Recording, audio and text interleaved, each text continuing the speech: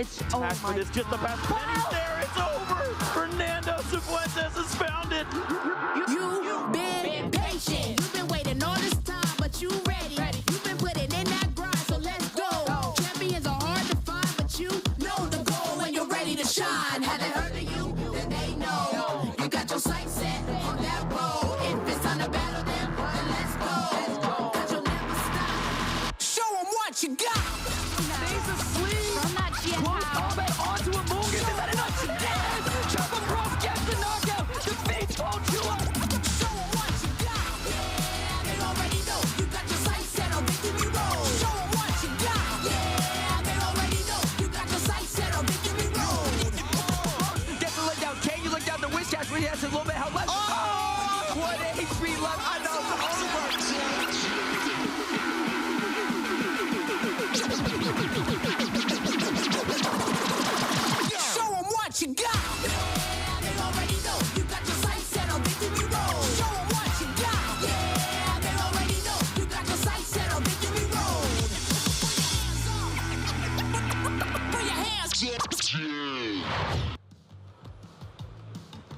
A new day is upon us, and a new champion will be crowned.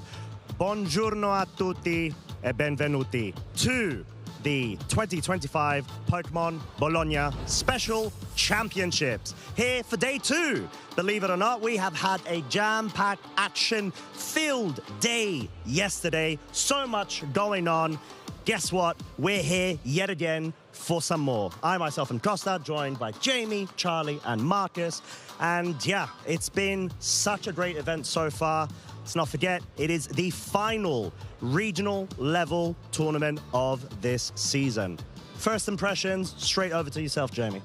Yeah, I was very impressed by the level of play that we saw yesterday. We were able to feature, well, I was going to say, regional champions that in their own rights from previous regionals, world champion as well we got to feature. Just really, really solid games. And I think a good mixture of what we would expect coming into this tournament, like these are expected teams, and then we got some really cool picks. Like there was a Portmont on stream yesterday. Yeah, there was. That was really, really cool. The Portmont really did make my day. But also we saw some real big upsets. You know, that last Swiss round that we commentated yesterday, Marcus Silva versus Matteo Ferrari, was actually Matteo Ferrari that came out on top. Marcus Silva, a multiple international champion. Just a changing of the guard, perhaps, right here in Bologna. Yeah, and that just shows how high the level of competition is here. Like having a player like Marco Silva being the #1 player in the rankings in Europe going into this tournament, not even making it to day 2. I mean, okay, arguably they were having maybe a little bit of fun with their Terrapagos Miraidon composition, but still, like, that just goes to show like how high the level of competitiveness is down here in Bologna. Yeah, especially for the final event of the season, at least on the regional level. We still have a couple of more events coming up, but give us a bit of a preview. This has been I would say a fantastic season thus far, all the way through from Dortmund, bringing it up to this week in Bologna, which of course will naturally lead into New Orleans North America Internationals. It's always just a little bit sad seeing all of that grey. But it just comes with so many great memories across the entire season. And we have to conclude it at some point. It is going to be today here in Bologna that we'll conclude over in Europe. But of course, we'll have the North American International over in New Orleans, which will lead into Anaheim, California for the World Championship. Can't believe it. Just a few months, well, Dortmund was in September, and now this is the 1st of June today, by the way. Happy 1st of June, everybody. Happy new month. Yeah, what, 9 or so months, and it's gone by so quickly. I think that if you're measuring out your year in Pokemon events, it really does go fast. And what kind of questions is a Rapidash like? Quick fire. Costa, back to you. Okay, back to me indeed. Thank you. I don't know how to take that, but I will try my best. I guess we're talking a bit about the hype going into the qualifications and whatnot. I think it's a good way to reestablish the championship points and how does one go ahead and qualify. Of course, first placement will get 350 championship points, but the direct invitation as well. Yeah, of course, that is what a lot of our players here are after, collecting those championship points, qualifying for the World Championships. As, yeah, for this season, and we'll see how exactly it will shape out, but for the first time in a while, we'll go with a set number of players from each region. And yeah, all of our players here, maybe some of them, they already feel quite secure regarding their invite, but then some others, they will really need to make a deep run here in day 2 of Bologna. But of course, it's not only championship points on the line, are there? You're so right, Marcus. It's not just those championship points, there's also those sweet, sweet, shiny booster packs available for trainers here at the Bologna Special Championships. And quite a few. If you didn't think that 72 was enough, then 108, that should see you right. Yeah. 100%. I mean, especially if you go ahead and you win it all, because you also get that direct invitation. But regardless, I think it's time for us to be able to recognize which trainers have been able to make it through to day 2. Of course, the results had been posted yesterday, but we do have this illustration where it goes ahead and shows us a bit of their current leaderboard status in the EU ranking system. Yeah, this is representing the position based on the amount of championship points they have acquired across the season. We can see Victor Medina there, #2 in Europe. Of course, we lost our #1 seed, Marco Silva, yesterday, failing to reach that all-important winning in. But we got the #2, we got the #3. Like, all these people on the screen should be feeling pretty comfortable until we get nearer that bottom right, because you want to feel secure in your invites. And if you've made it into day 2, then you've got a good good amount of championship points. So I wouldn't be surprised, actually, if everyone that we see on this screen has actually managed to secure that invite because of the amount of championship points they'd have made by getting into day 2. What's really exciting is, you know, there are names that are ubiquitous in the Pokemon scene that we've all heard of over many years, Wolf Glick, Marcus Harmon, or formerly Statter. But then there are names who are really starting to establish themselves in the scene. Teotihuacan Masso on the previous slide. Top 4, I think, at EUIC. It was top 8, top 4 at EUIC this year. And here again in day 2, they are really running through the rankings. Lewis Markle on the previous slide as well. Ruben Gianzini there, a Bologna Special Championships champion last year. Could do it again. Yeah, and I think this slide is going to be so important going into today because, yeah, a lot of these players that we just saw there, they are just outside of that top 75. So, yeah, with a good run today, they might be able to sneak in there and still get their Worlds invite in the, yeah, pretty much last opportunity here in Europe at least. And then, of course, it's also always great to see some players like, for example, Leonardo Bononomi, who hasn't played a lot of events, but who is a player who's very, very established. And they might as well just go all the way, take first place here, and then it doesn't matter. Maybe you're currently ranked 1,975th in Europe, but if you win the Bologna Championships today, then yeah, you will get that direct invitation to Worlds. Exactly that. But I'll tell you, 2 trainers initially that we saw have the best chances at the start of today. There were 2 undefeated trainers, of course, going 8-0. First off, we do have Giuseppe. So we have a lovely little illustration of what Giuseppe's run actually looked yesterday. Obviously, as we mentioned, 8-0, undefeated, all greens, all places, but very interesting team compositions as Giuseppe was rocking that Calyrex Shadow Rider and the Zama. So I wanna go ahead and say that, in my opinion, this was an absolute historic run. Not only because Giuseppe won every round, like that has been done before, and in fact we'll have another player at this event who also went undefeated yesterday. It's just how the math works out. But 7 out of Giuseppe's 8 opponents also made it into day 2. So usually, starting the day, yeah, you can expect to have maybe some opponents, I don't know, maybe they won't do as well, but Matteo, Giuseppe's first round opponent, they went 7-1. So Giuseppe was their only loss. And then the same thing happened also with Anthony. He also went 7-1. So yeah, it's just really, really like crazy to see how strong the schedule was, and Giuseppe not only having this really, really strong schedule, really strong opponents, but also defeating all of them. That is really, really, yeah, incredible to see. Yeah, and his team is something that I think we reasonably expected to see. The Shadow Rider and Zamazenta core. It was the most common restricted pair that we did see in day 1. We'll have to wait and see if it is going to continue to be that case in day 2. But if you mentioned that 7 of his 8 opponents made it into day 2, there were 3 there that had Shadow Rider Zamazenta as well. So that would have added to the numbers also. I think that the core of Incineroar and Rillaboom is quite established, and usually it's an Urshifu somewhere, but it seems like Giuseppe's going on that Amoonguss that had such a good showing in Portland just recently. I'd say there's also a fairly broad diversity of Pokemon that Giuseppe went up against there. It's not like we've got Incineroar on every single team there, or Calyrex Shadow Rider on every single team. So clearly, the team that Giuseppe is running is adaptable. It can work into various compositions. So hopefully, that will stand them in good stead for today.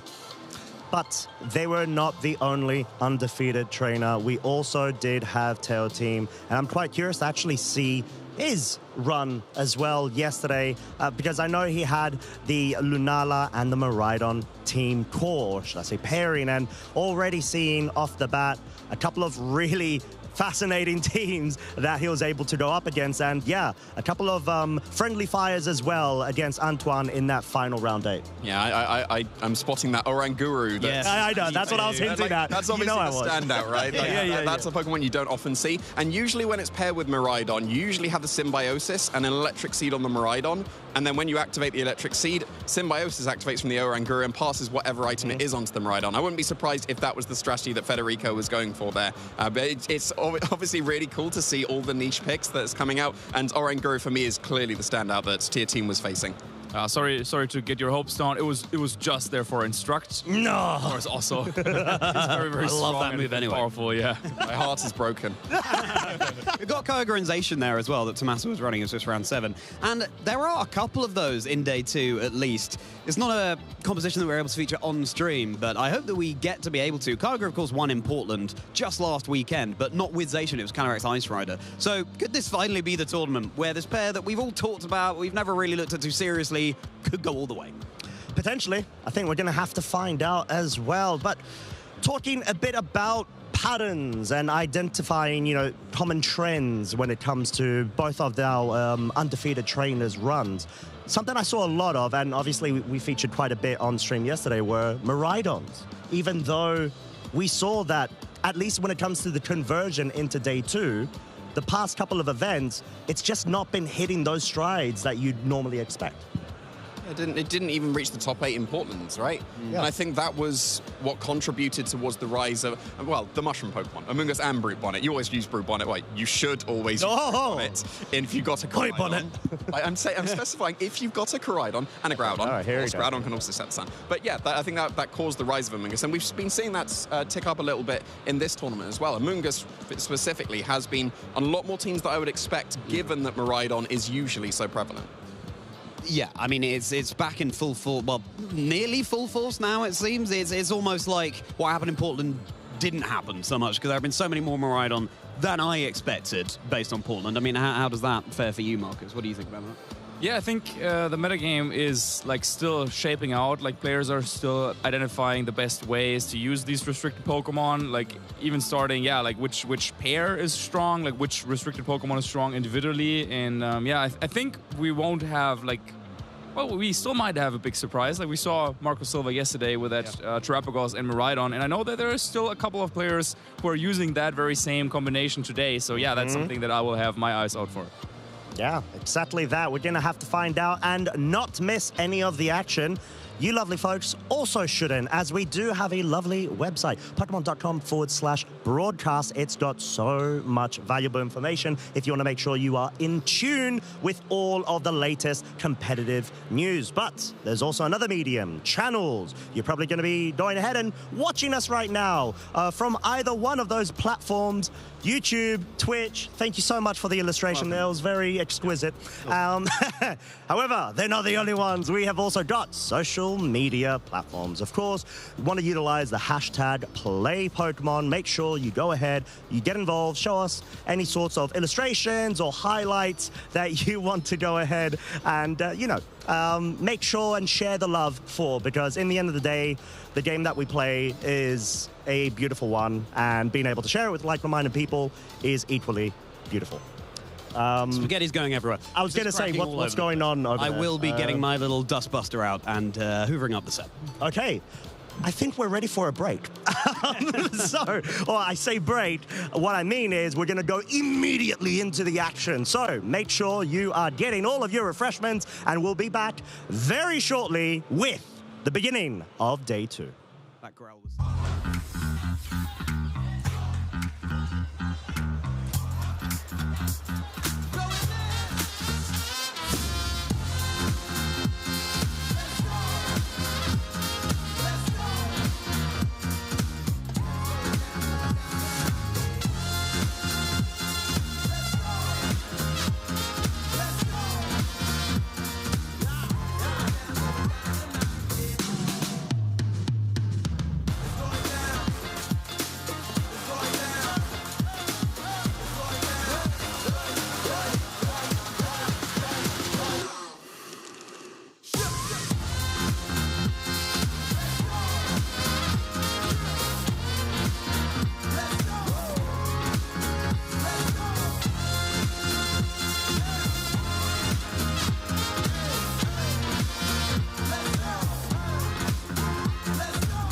This weekend, the 2025 Regional Championships are bringing the electrifying action of Pokémon Scarlet and Pokémon Violet to the global stage. Top trainers from across the world have gathered to compete for a share of over $125,000 in cash prizes, travel awards, and the all-important championship points that could secure their spot at Worlds 2025 in Anaheim, California.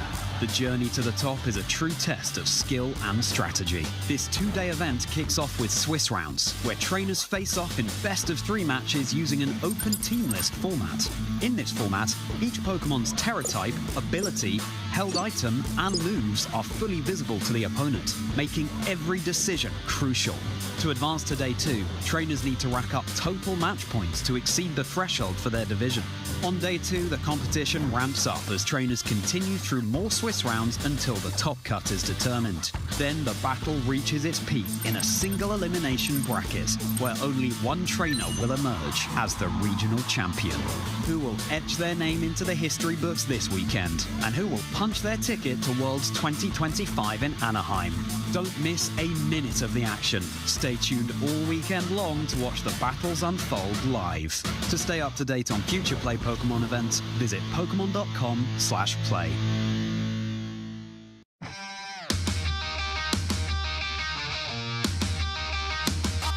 I train hard, go hard. I'm a real rock star. Got the fire in my veins, yeah, I'm a go far. I'm a maverick, havoc in my way. Hot stakes, and I'm dishing out moves. Time to step up through the plate, and I'll battle anywhere. Yeah, I'll step up anywhere. Name the place, and I'll be there. Anytime, anywhere. And I'll battle anywhere. I'll step up anywhere.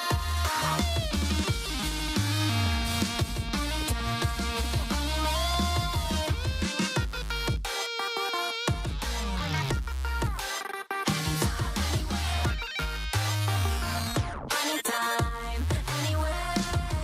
I'm a battle anywhere. I'll step up anywhere. And I'll be there. Anytime, anywhere. Anytime, anywhere.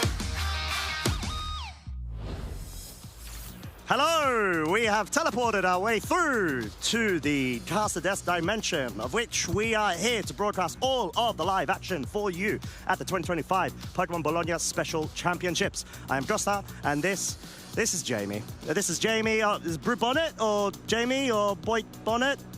What do you prefer? I don't know. Am I fusing with Brew Bonnet? You might be. Seems like it. the way I'm hard committing to Brew Bonnet is much better than Amoongus. You've literally Maybe mentioned so. it like, what is it, like 10 times ever since yesterday? You honestly have. I'm not even kidding. Like, Yeah, maybe. yeah, you have. And if I haven't, I need to reach that. Oh, you should. Oh, that's a good goal. Anywho, we are here for the second day of the broadcast. Like we mentioned, there has been so much action so far, and we are very much looking forward to seeing so much more. I would say a variety of different sort of team compositions, but then again, we've seen a lot of good stuff and a lot of different variations as well, leftovers, just becoming one of the most prominent items in comparison to at least previous regulation sets.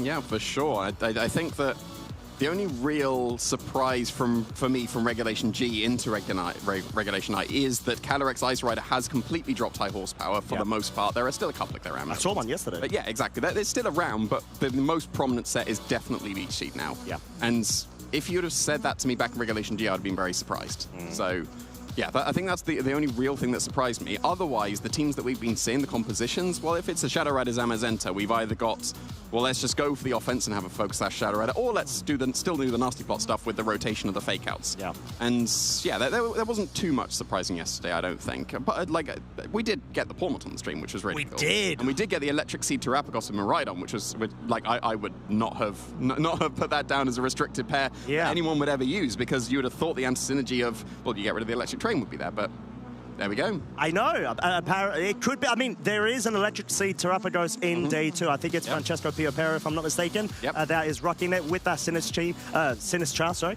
I think it's basically the same composition as we saw Marco in the final Swiss round yesterday, wasn't it? Yeah, there were a few Italians that did jump onto the Miraidon Terapagos squad. And then I think they put their personal preference on things. So there was a screen tail that we did see from Marco Silva in the final round of Swiss. But then some of the Italians that have clearly done the team building together maybe have Iron Valiant in that slot instead. So there were, the Miraidon Terapagos core seemed to be established between those at the team building Italians, and then they just put their own spin on it, which I think was quite cool. I want to pick your brain a bit around the exclusion of a grass type move on the Sinistry, but we're going to go ahead and find out. soon, as we're going to check through and see what the current standings are. Obviously, we weren't able to go ahead and feature the first round of Swiss today, and we've got confirmation. Now there's only one undefeated trainer, and that is Teo Team Maso, which of course did go up against Giuseppe. So we did have a bit of a breakdown of their runs just before on the couch, and Teo Team seems to have just come out on top in between this confrontation. Yeah, it would seem so. Both trainers had a fantastic run yesterday, and only one of them could emerge victorious. Teo Team being able to take down Giuseppe, so really, really nice showing here. And it's not an Italian that's currently undefeated as well. Given the sheer numbers of Italians that attended this tournament, there were 133. Yeah, exactly. And there was, what, 100 and something non-Italians. Yeah. So the fact that Teo Team is able to remain the only undefeated player is very, very impressive. Yeah, exactly that. And I think Teo Team has really done such a good job to represent all of the French community as well as all the French trainers as well. He's not the only one. We do have Antoine Gouillardet. It's the same team, right? That's the same team. Yeah. I think that's what we were talking a bit about with Marcus yesterday, sort of a French variation of this team comp where you've got the Grimmsnarl and the Ogerpon Half-Flame that come in favor of maybe like a Smeagol or... I don't remember the 6th slot. Do you remember the 6th slot? No, it's funny because I literally ran a very similar team at Uchent, and for some reason I'm blanking. But regardless, like, I mean, just having the synergy, right? Oh, it's Urshifu. Of course it's Urshifu. Of course it's Urshifu. Of course it's Urshifu. I was just like, where's my water type? But yeah, so just being able to see Antoine really rise to prominence when it comes to being one of a really good representative of the French region is so cool, because I met him many years ago, and we were just both starting off a bit, and then he just progressively kept on getting better and better. So it's really happy to see him have such a strong result. Yeah, but even in the top 5, there's the French players are outnumbered. You've got Adam Shafawi, there's there at A1 as well. Okay, so it's a slightly different team there. We still got them right on Lunala and the Rillaboom and the Incineroar, but Volcarona and Urshifu. So Urshifu's back there, it would seem. It's back. It hasn't been dropped by all the French players. I see you, Adam. But yeah, Volcarona, though, very interesting inclusion. I'm not sure of the item. Maybe it's safety goggles. It depends on what sort of like set it is. Is it a hybrid? Is it a full support? Is it just a setup full offense?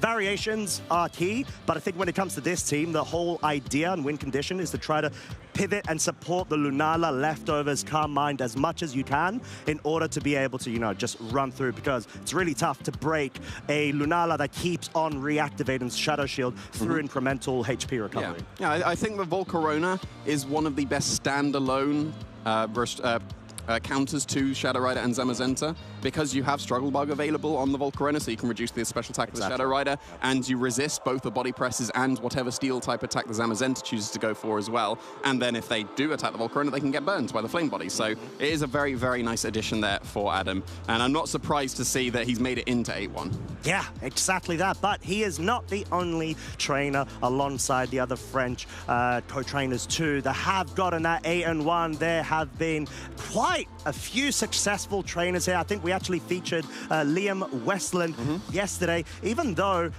if I'm not mistaken, he wasn't able to win on stream. Yeah, but he's won every other game. So, exactly. Yeah, so like, impressive. Fair play to you, Liam. Very well done. But then also Max Muzumechi, which we have actually featured in previous times. I've had the pleasure of interviewing him as well a couple of events back, and great guy, and really humble, but also really just trying to do the very best for himself. So I'm super, super happy to see him doing so well. And you mentioned about Francesco Pierapero being one of the Miraidon Terrapagos users, and it is at 8-1 still, so it does seem like he is going to be able to get some kind of success here in Bologna.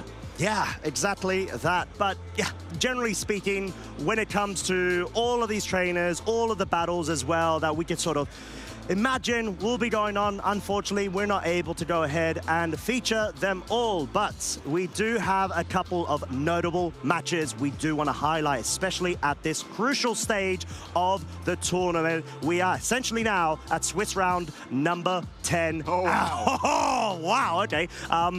Thank you, production. That is an amazing choice. We have got Francesco Pierapero versus Giuseppe Musico, which I don't believe we actually featured Giuseppe, if I'm not mistaken, yesterday, did we? So, no. Yeah, it makes perfect sense to be able to feature them here. Both at 8-1, so very, very good records. And we were saying about the Miraidon Terrapagos as a surprise, and we get to feature it once again here. And as I said, the Marco had the screen tail, but a couple of the Italians seem to value the Iron Valiant in that slot a little bit more than the Screamtail. Can do some similar things. It also gets Encore and Disable. We'll have to see what the actual moveset on the Iron Valiant is, but it can do somewhat similar things. But it does have access to so many tools, and that's why it's so many. Truly so many. Too many. It's got the it's got like the 4-move syndrome, doesn't it? Yeah. Like, I'd even argue the 6-move syndrome, just because, like you said, there's I'd argue the 16-move syndrome. Oh, hey, calm down now. There's close combat as well if you want to go on the offensive, but then you don't necessarily have to go on the physical offensive. You could go on the special offensive as well. There's Moonblast, and you've got a variety of other options too. But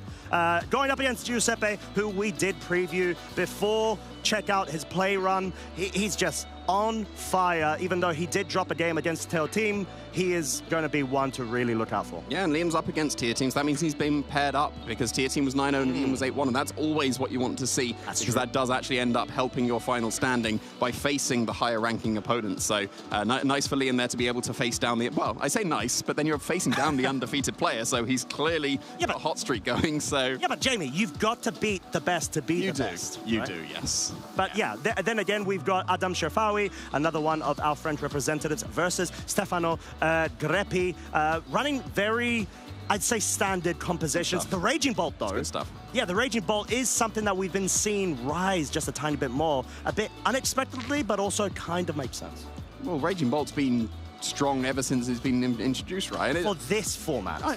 But it still seems strange that such a strong Pokemon in every single regulation it's been available for. Miraidon!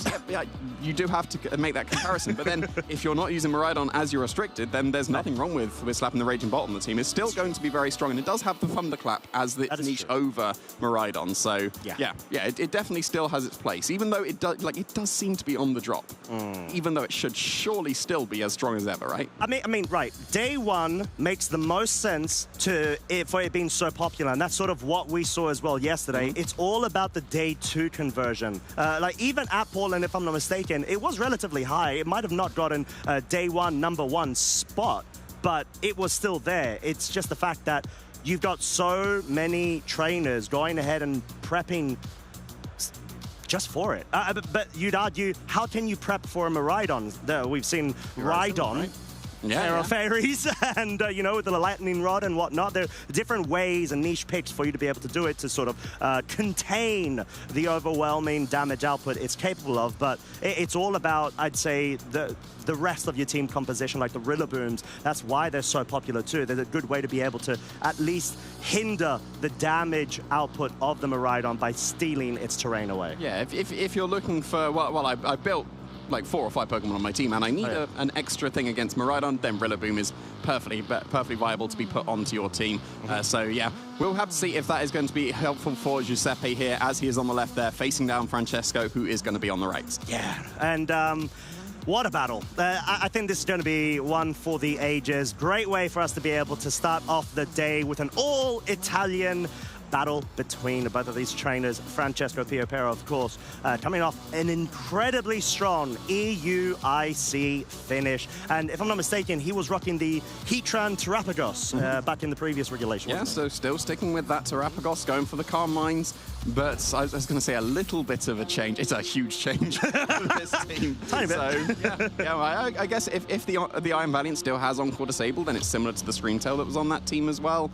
But yeah, the fact that there's a second restricted available has clearly changed some dynamics here. And there's a lot of Pokemon that was not on that original team that Francesco piloted to a lot of success. Yeah, and already just observing both of our trainers, Giuseppe was all smiling, all happy, he's all joyous, and you could just see how concentrated and focused Francesco is. He just wants to be able to find that zen moment before he goes ahead and flips his hat around. Yeah, and then he gets the fire typing as he turns into Zen mode. Hey. So, yeah, so we can see the accomplishments there. We've got a regional champion versus a regional finalist. Giuseppe was able to take the Stuttgart Regional Championship all the way back in 2018, so very, very experienced player. A little bit newer accomplishments from Francesco, but has really been emerging as one of the players to watch in Europe as of these recent seasons. Truly, not even of Italy, of Europe, because he is so consistent.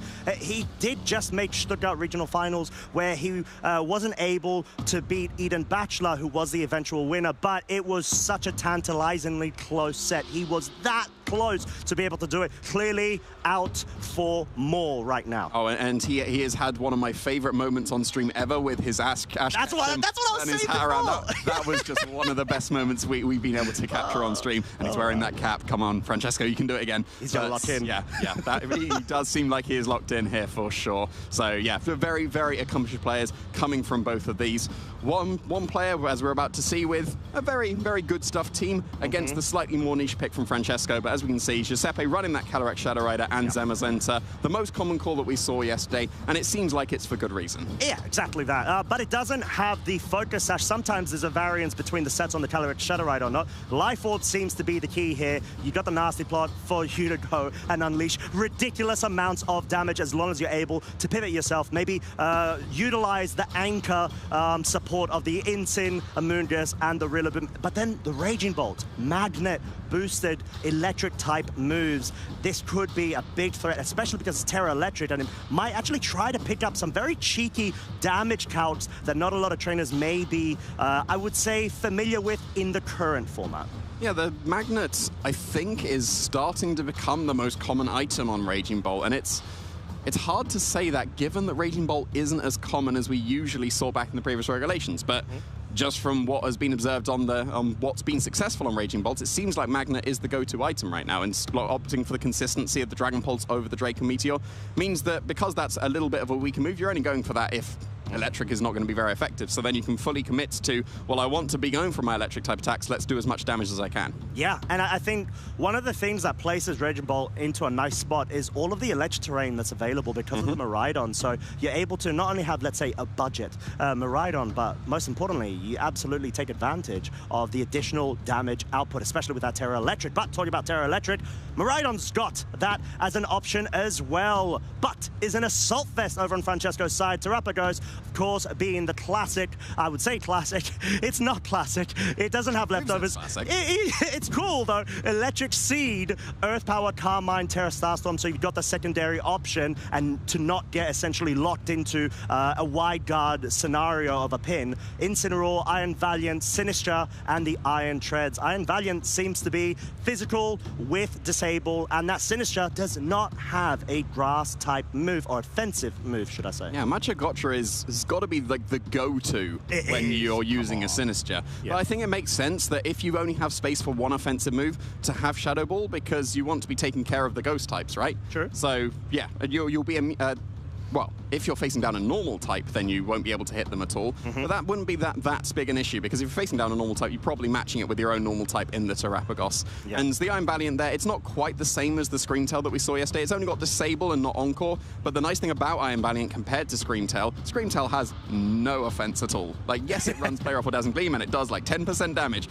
Close combat from an Iron Valiant is going to be doing massive damage here. Yeah, and I think for good reason. We're going to have to see, though, what our trainers are leading with as we've got game 1 of our round 10 stream match. Going to see Francesco rocking with double restricted Terrapagos, going ahead and getting into its Terra Shift form, whilst having Miraidon by his side. Electric terrain, sure, it's amazing. But on the other hand, Giuseppe's already led with the Rillaboom, and the Zamazenta's absolutely going to be able to have the grass terrain reign supreme. Yeah, but the Electric Seed activates before Rillaboom would overwrite that grassy terrain, so the Terrapagos, with this new item that it seems to be picking up here in the Bologna Special Championships, allows it to take on both these physical attackers a lot better. I'm really curious. I want to see a body press into that still Terra Shell Terrapagos with the +1. And I wanted to see it do 10%, because that's got to be the point of the Electric Seed, right? To be able to take on these physical attackers a lot better. There is Fake Out pressure available on the Rillaboom now, so you can go for the Fake Out to break the Terra Shell and then follow up with a body press into Terrapagos. Yeah. But note, the Fake Out is going to be stopping the Miraidon here instead. And interestingly enough, Miraidon has not switched out body press focus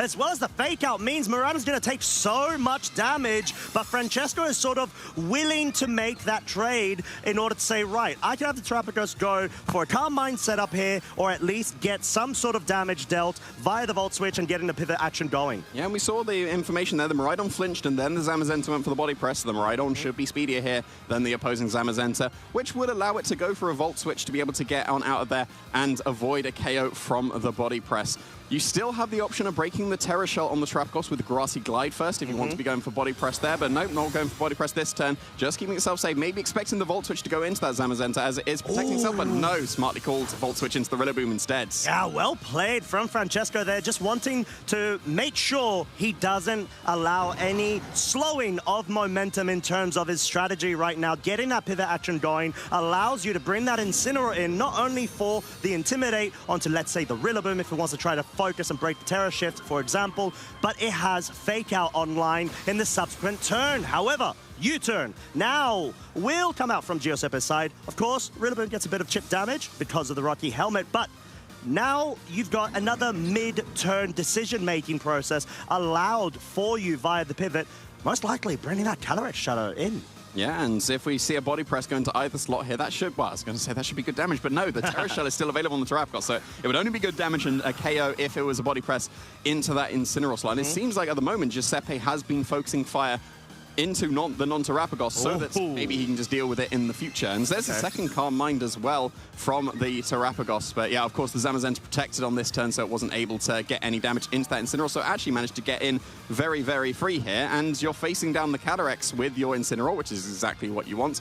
Maybe not facing down the Zamazenta, but it did just protect and would be prone to Fake Out. And it is Fake Outable. How many times can I say that across this weekend? And yeah, the Terrapagos is obviously in a fantastic position against this opposing Calyrex. The only issue is that if you want to be hitting that Calyrex for good damage, yeah, you got Earth Power, it's not going to be that great.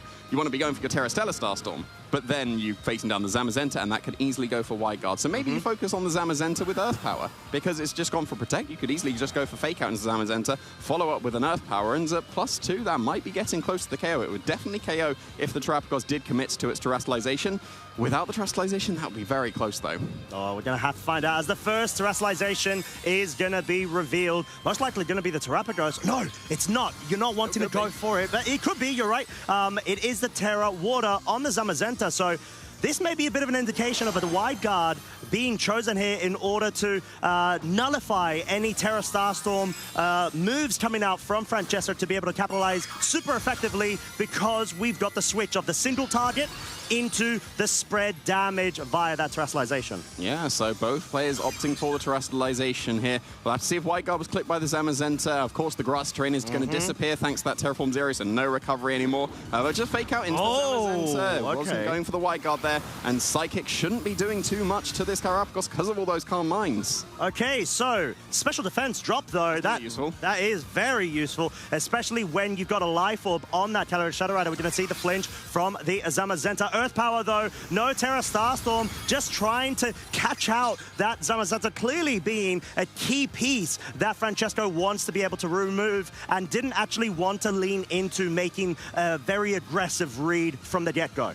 Yeah, that would have been so close if that would have KO'd if the Zamazenta didn't go for Terrestrialization, but then it does leave it very healthy here down in the yellow by going for that Terrestrialization. Obviously, it seems strange going for Terra in front of Terrapagos because then it turns the Terra Starstorm super effective, but able to call the fact that Fake Out and Earth Power was going to be the moves of choice for Francesco. So very, very nicely done there, use of the Terrestrialization for Giuseppe. Now you got the option of going for Body Press into either Pokemon. Incineroar would obviously be KO. There's no Terrestrialization available for it anymore. And that Special Defense drop means that it would actually do some more damage with the Psychic, but no, Astral Barrage has been chosen instead. Yeah, it has been chosen. Just wants to make sure it could get any sort of damage onto the Incineroar, maybe put it within range of being picked off for a guarantee with the Body Press, anticipating the Terrapagos on the defensive, but no, the Heavy Slam, maybe anticipating a switch in here. We will see the Rocky Helmet chip damage being dealt as recoil. Earth Power, though, going into the Zamazenta. Is it enough? It is from that range, thanks to the additional power-up of this +2 calm-minded Terrapagos. Yeah, taking care of the Zamazenta there very, very nicely, and the Incineroar's got away with it. It's just going to go for a knockoff.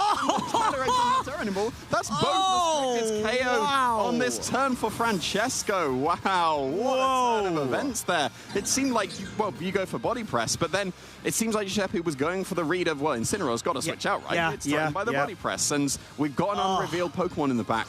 The attacks that Giuseppe went for, that's got to indicate that they were expecting either the Sinister or the Iron Valiant, right? Yeah. Because if it's the Iron Valiant, it's going to be called resisting the body press, so that wouldn't be doing too much damage. And then the Sinister would do no damage at all, so really committing to that. But no, Incineroar standing proud and taking care of, it's taking care of the calories. That is game. Giuseppe realizes that. Rillaboom and Incineroar come in, but there's nothing that can be done against this Terapagos that is +1 defense and +2 special attack, and it would just take the game. So Giuseppe realizes that, forfeits, and game 1 goes to Francesco. Yeah, what a way to be able to just absolutely push through. Initially, I would say with the aggressive pin scenarios where Francesco is like, okay, you either focus on my Miraidon or my Terapagos, at least I capitalize off of getting a very useful move off of at least one of my restricteds, just absolutely lent in to the Calm Mind setups and just focusing on the Zamazenta, not wanting to play around with any sort of reads. So trying to stay true in terms of the direct path for success. Giuseppe, though, tried to go a bit risky. Do you feel that was a case that Giuseppe felt like it was like the most appropriate thing to do? Like, what was his reasonings in anticipation? Just like the defensive switch up from Francesco. Is that it? Well, if you're expecting something like Sinister or Iron Valiant, the Astral Barrage and Heavy Slam does make perfect sense. Because if you go for the standard play of Body Press the Incineroar, that is a KO. The response is switch in a quad resistance or an immunity. Yeah. So it makes perfect sense to go into that read, and Giuseppe is a very strong player. He's a regional champion. Knows that Francesco is a very strong player. So it makes perfect sense to try and go for a read based on what you think would be happening here, which Sinister switch in, will recover the Terapagos and become immune to body press. So and this is expecting the defensive play from the Terapagos, the protect. A lot of Terapagos players do tend to play somewhat offensively, don't they? So it's usually protect the Terapagos. That's going to be with cycling Fake Out or getting redirection in. Sinister can go for that redirection. So, yeah, Giuseppe, obviously the reading didn't pay off there, but it would have absolutely done if something like the Sinister did switch in. It's true. And I think it's just clearly Francesco's got like a flow chart already in his mind in terms of, okay, well, this is what I need to do at this point of the game, and I just need to be able to absolutely go on the offensive with the Terapagos, get rid of that Zamazenta. The moment that I can do so, it unlocks the game. So I'm really interested to see how Giuseppe is going to try to adapt going into this game too. Most likely going to bring the same leads, but we're going to have to find out as Francesco is doing just that with double restricted, but there is indeed a switch up here. Rillaboom and the Amoonguss, so double grass types here, maybe wanting to have both Fake Out online as well as Spore. Yeah, Spore's going to be online immediately because, yeah, there's the Electric Terrain that's going to activate the Electric Seed on the Terapagos and get that +1 defense boost. But then here's the Rillaboom with its Grassy Surge that's going to overwrite that immediately. And now, both Pokemon are Sporeable, and I'm inventing all these words. So now with the Miraidon and the Terapagos, both of them can be spored, and the only way to stop that now would be switching in the Sinister immediately. But if you switch in the Sinister in the slot that was not being spored, well then suddenly that's going to lose a whole load of momentum. So I do like this adaptation from Giuseppe, being able to really threaten down just stopping Francesco in his tracks. Yeah, and I think something that we're very used to seeing is Terapagos having the substitute, which this set definitely does not. It's not being able to capitalize off of avoiding the spores because naturally you're thinking, okay, well, I've got Electric Terrain via the Miraidon. Why would I need that? Yeah, exactly. So, yeah, really nice adaptation for Giuseppe here. You've got to expect the Calyrex Shadow Rider and the Zamazenta should be waiting in the back. So going to be dealing with the Pokemon in the future. And speaking of the future, the Miraidon, it is going to be switching out here. That's the slot that the Sinister comes into. So was it the Terapagos that was spored? Oh, we're going to have to find out. I think this is a 50-50 if Francesco's going to be able to get that slot correct. U-turn, targeting down the Sinister. And yeah, most crucially, being able to get that pivot action going. And we can actually see Giuseppe has double restricteds in the back. Makes a lot of sense to make sure that you're able to essentially set up the board for either one of these threats to be able to focus down. Zamazenta is such a crucial piece for Giuseppe's strategy, not wanting to bring it out just yet because the Calyrex Shadow Rider is going to be able to directly threaten that Sinister as Calm Mind has now been set up. But the Spore Where is it going? Is it going to go into the Terrapagos or the Sinister? Oh, it goes for the Terrapagos. Well played from Giuseppe. Yeah, this is a much better start for Giuseppe now. The sash was broken on the Sinister, so it is completely open to this Astral Barrage that could be coming out. You did get the Calm Mind on the Terrapagos, so it is going to be taking on the Calyrex a lot better. But this is a very good opportunity for the Calyrex, if it wants to go for the Nasty Plots as well, so that it can bypass the special defense boost that's come out from the Terrapagos. The only issue it has to contend with is that the Sinister does carry Shadow Ball over the much more common Matcha Gotcha. So you do need to consider something like Rage Powder if you are going for Nasty Plot. You don't need to Rage Powder at all if you're going for the Astral Barrage, because that would threaten the KO on the Sinister. But if you do want to start setting up, you got to consider something like the Rage Powder to keep that Calyrex safe. But actually, no, it wouldn't even make a difference. Sinister's a grass type, so it wouldn't make any difference at all. So surely there's not going to be an opportunity to go for the Nasty Plot here, because the Shadow Ball is really threatening down this Calyrex. Oh, but the Sinister, I think this is going to be an Incineroar switch in here in anticipation of no. Oh, no, it's a Miraidon, actually. So I guess it makes sense. You've got the Assault Vest is going to be able to sponge up that damage a bit more if we do see Giuseppe go on the offensive. It is Life Orb, let's not forget. And the Amoonguss actually switches out. It's going to most likely be for the Zamazenta, because you want to be able to have that immediate pressure available to threaten down the Terrapagos. You want to deal as much damage as you can now that it is still asleep. What a nasty play right there. +2 in special attack. And Giuseppe's right. Okay, I see your Assault Vest. I raise you a Nasty Plot, though. Yeah, very nicely done there from Giuseppe. That was the Calyrex completely open to the Shadow Ball, but correctly predicting the Sinister did want to switch out. It makes sense to switch in your Assault Vest Pokemon in the face of an Astral Barrage, because it would have been able to sponge it up quite nicely. But yeah, getting that free Nasty Plot, very nice. And is now +2 against the +1 special defense of the Terrapagos.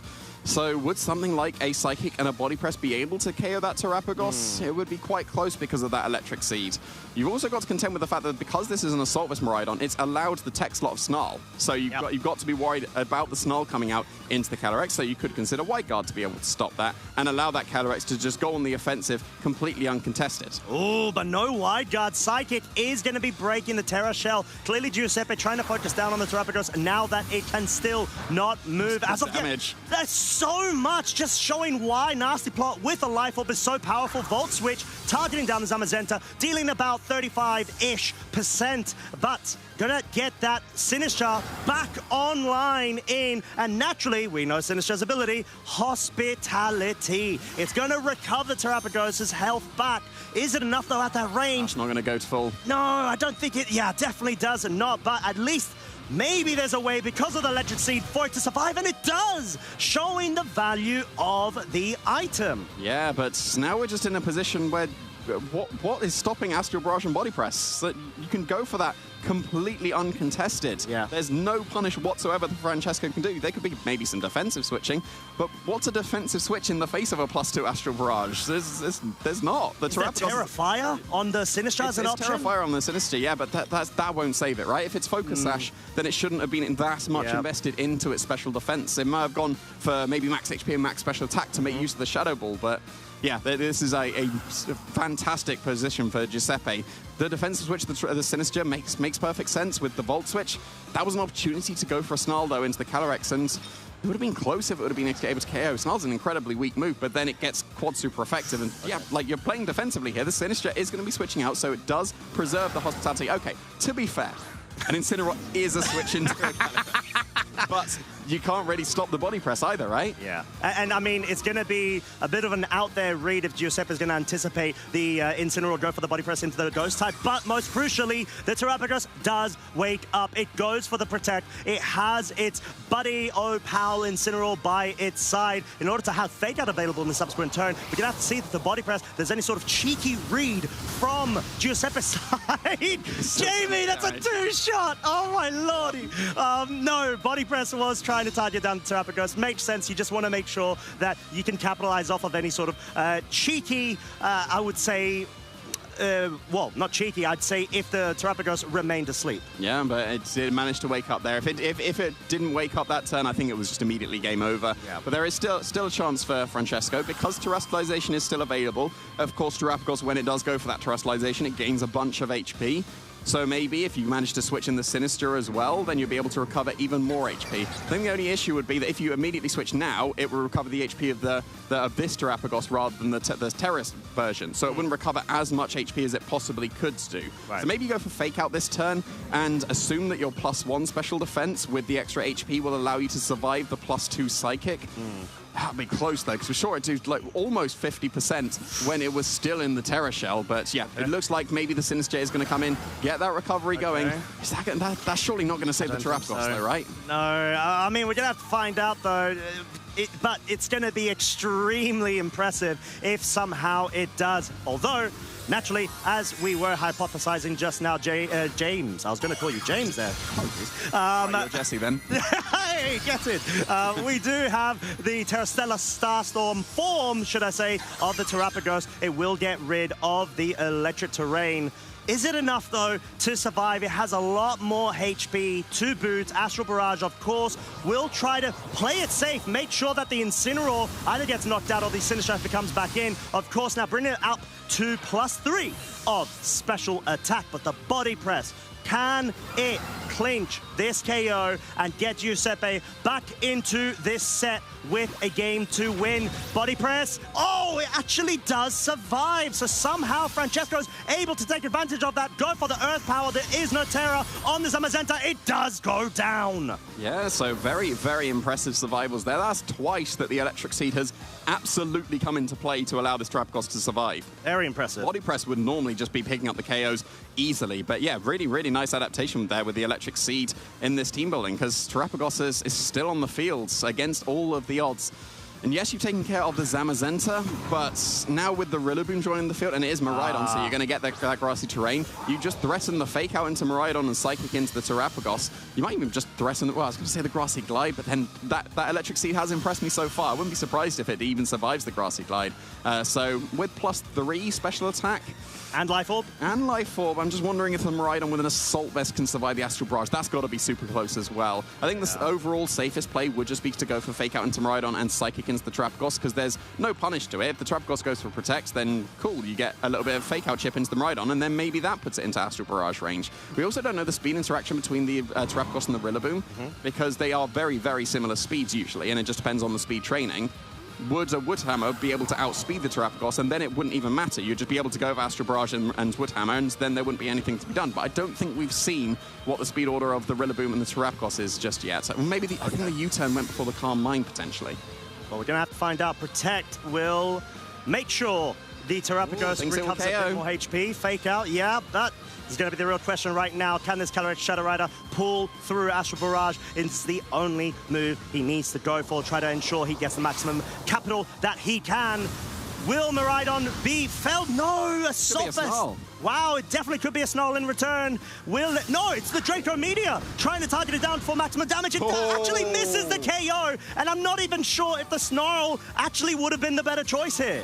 Yeah, well, that would have been quad super effective, but then Draco Meteor's still got to be stronger, right? Because the Snarl would have been spread damage and then quadrupled. Yeah. And I don't think that matches the 50% boost on the Draco Meteor, but I think that the very key thing here is that the grassy terrain put that Calyrex out of one more Life Orb KO, because it takes 17 damage here, and it's now back up to 22. So yeah, you get to launch off another attack while still surviving this turn. And you've got the choice again. Do you go for Astral Barrage to KO the Miraidon, or do you go for the Psychic to KO the Terrapagos? Yep. I think it depends on how confident Giuseppe would be that the Rillaboom could outspeed the opposing Terrapagos. So, because if it does, like I've said, Astral Barrage KOs the Miraidon, Woodhammer KOs the Terrapagos. Even from this range, the Electric Seed won't save it from Woodhammer. So we'll have to see what the speeder interactions are going to be between both of these. With Incineroar switching in, that's surely still not going to allow the Terrapagos to survive a Woodhammer, right? Well, we say that, but then again, this Terrapagos has survived some pretty big, crucial hits thus far from a body press Zamazenta that you definitely would have expected it being able to do so. Astral Barrage, talking about attacks that you wouldn't expect to pick up the KO. This Astral Barrage absolutely cleans house onto this Incineroar. Was at +3, now at +4 of special attack, even with the Life Orb bolstered. And yeah, at this point, like you said, Jamie, the Rillaboom Is it going to be able It's to outspeed? faster, It yeah, does. it's It's faster. Can it pick up the KO? It doesn't pick up the KO. It survives on a slither of health. Terra Starstorm will be coming out. Double target, both into the Calyrex as well as the Rillaboom. Can it pick up the Rillaboom? Definitely not, but most importantly, the Calyrex is definitely out, leaving the Amoonguss and Rillaboom in electric terrain as Miraidon comes back in. I'm so impressed by this electric seed. I was skeptical. Like when you told me the pairing of Miraidon and Terrapagos, I was so skeptical. Look how much this electric seed has put in for the Terrapagos. It survived 2 body presses from the Zamazenta. He was able to recover back with all that hospitality, and then was still able to survive that Wood Hammer. Wood Hammer's such a strong attack. Yes, it was intimidated, but that's still so strong. And now I'm not even sure if Wood Hammer out of terrain is able to KO this Terrapagos. Like, you still got the Amoonguss facing down both of these Pokemon, and like surely if the Wood Hammer and then the Pollen Puff would go into the Terrapagos, that would be enough to KO. Like I think that Giuseppe still has enough purely because the Rillaboom is able to outspeed the Terrapagos, and because there's no more recovery. The recovery is for sure gone now because the electric terrain's on the field. And I think that Giuseppe probably still has enough in the tank here. Okay, Drake Ramita needs to pick up the KO here from Francesco's side. It does not on the Amoonguss, and it's going to be able to survive. And Miraidon, most importantly, is going to be at -2 of its special attack. Woodhammer clearly being the focus on the Terrapagos, as we saw the speed interactions in the previous turn. Pollen Puff. Very nice play from Giuseppe. Wants to make sure the Rillaboom either gets outside of range of a Draco Meteor or recovers any Draco Meteor focus into its slot. Yeah, and based on that damage that the Amoonguss took from the Draco Meteor, a -2 will still get it if it does about the same amount of damage. No double protect here. So is the Rillaboom able to KO this Terrapagos? It's been so impressive with its defenses. Not going to KO the Amoonguss this turn with Draco Meteor. Very smart protect there. Oh, but it was Electro. Okay. Instead. Going for the crit, most likely. We're going to have to see if it's going to be able to... what is that, 24 hit points, I think? But yeah, Woodhammer, most crucially, there we go. It can pick up the KO this time round. And even with the grass terrain no longer being on the field, which is, impressive for this Rillaboom against such a bulky Terrapagos as we've seen. But I don't see a scenario where Francesco's going to be able to navigate around a 2 versus 1 against so much sustainability in both the Amoonguss and that Rillaboom. Yeah, the Miraidon's already -2 as well because of that earlier Draco Meteor, and it will be able to pick up the KO on this. Okay, very well trained Amoonguss. Like, look at all these survivors. Like, okay, so you can see how well experienced both these trainers are, right? Yeah. And one of the things is how to train your Pokemon. Yeah, exactly. Both have clearly done it very well. That Terrapagos is perfectly trained. So is this Amoonguss that survived on 1 HP. It doesn't matter. Even if the Amoonguss got KO'd there, the Rillaboom would still win, and Giuseppe is now able to take this game as Francesco locked in the forfeit. But yeah, wow. I'm so, like, even though the Terrapagos lost that game, I'm so impressed. I mean, well played from both of our trainers. And yeah, clearly, as we can all tell, Jamie was not a believer. He definitely now must be after seeing that Terrapagos' ridiculous amount of bulk. But regardless, Giuseppe has been able to achieve his goal, his current short-term goal, get that game 3. Was able to do it to such a great extent. He led with the Amoonguss and Rillaboom and did finish up that game 2 with them both. So, do we feel going into this crucial game 3, any change-ups, Giuseppe most likely going for what worked, or is there any sort of scenario of an adapt to an adapt? I think that bringing the Amoonguss was incredibly important, just getting that initial spore, because Terrapagos was able to Carmine twice, completely uncontested in that first game, and then that allowed it to be too strong and unbreakable. Just getting the 1 Carmines, we saw that even with the Psychic from the nasty plot of after the master plot of the Calyrex, that was doing really good damage, and that was a really crucial turn as well, right? Sinister, if it went for Shadow Ball, I think that was just game over immediately, but it makes perfect sense to switch out the Sinister when Astral Barrage is so obvious, Giuseppe going that 1 step further. But we saw in both games, Giuseppe was willing to make those reads. Heavy Slam and Astral Barrage into the Incineroar that didn't switch. He was willing to make those reads. It didn't work. And yet he was still willing to make the read after a failed one in the first game that was so punishing, because again, that +2 was incredibly important on the Calyrex. Yeah, so the question is, will Francesco be able to try to maybe switch things up? Do you feel like there's any room indeed for like an Iron Valiant or an Iron Treads? Because part of me is thinking maybe Treads. But then it's still awkward. Well, you usually assume that an Iron Treads has got a speed boost, right? Right. And that would allow it to outspeed both the Calyrex and the Zamazenta. The speed boost obviously coming from the Quark Drive, the Miraidon concept. But then that would... It has Ice Spinner, by the way. Oh, wow, that's really It does. But then you're getting rid of the terrain a lot of the time with Terrapagos terrestrializing anyway. And there's the opposing Rillaboom on the field, and that would just get rid of the terrain as well. So I'm not sure that Cyan Treads really has a place here. I think that the Pokemon that are being brought are correct, but at least the order has changed this time. It's not Miraidon getting that Electric Seed immediately on the Terrapagos. Instead, it's going to be Incineroar for both of these trainers, with Zamazenta facing down the Terrapagos. Yeah, a bit of a cat fight and a, I guess, dog and a turtle fight. But yeah, no double restricted lead from Francesco, which already differs from Game 1 and Game 2. And we do actually see the Incineroar over on Giuseppe's side move first. And most likely, going to be faster, but then again, you never know with Incineroars how they can be trained. There may be certain speed benchmarks that both trainers have identified in trying to hit. So do we expect a cheeky fake out into one another in terms of the Incineroars, anticipating to be the faster one? Well, if you see on Giuseppe's side, he's got the Covert Cloak available on the Incineroar, so there's not going to be a fake out mind game between the two Incineroars. So I wouldn't be surprised if there is just that fake out into the Zamazenta. Well, it kind of has to be the fake out into the Zamazenta, right? Because Body Press is threatening down both of these Pokemon. The Terrapagos hasn't got its Electric Seed just yet. So even though it would be a not very effective hit on the Terra Shell, well, that could be broken by a fake out as well. So like fake, and this is the Incineroar switching out from Francesco. So if there is a fake out and Body Press into the Terrapagos, yes, the Electric Seed is going to activate because Miraidon was what was switched in, then that could be incredibly dangerous. So I wouldn't be surprised if the Terrapagos is also protecting here. Yeah, so clearly a board momentum sort of play, wanting to anticipate the fake out. Actually going into the Incineroar as a precaution, or at least a Body Press. But the fake out... Protect! Whoa, wow, going into the Terra Shell, we'll be able to break it, and this opens up the Terrapagos to a Body Press focus. No! Wow. But Francesco was able to at least read the focus of the Body Press into the slot, most likely picking up the KO on Incineroar, but because it's a Miraidon now, it is able to survive, but it's not going to survive a follow-up, although it is going to be faster. Yeah, I think this is a very, very solid position for Giuseppe, purely because you can very safely just ignore this Terrapagos if you opt to go for Parting Shot. Yes, it can Calm Mind, but then that would be completely neutralized by that Parting Shot. You still get the special defense boost, but that wouldn't really matter when you're facing down the Zamazenta. I think it's important that on Francesco's side, the Miraidon still outspeeds, because if it didn't, you Body Press that Miraidon slot and then something's going down, and even if the Sinister comes in, well, the Sinister coming in would restore that Terra Shell, but I don't think that's too important at this point. That was a big swing of momentum already for Giuseppe, because you've already done half damage to that Miraidon. Yeah.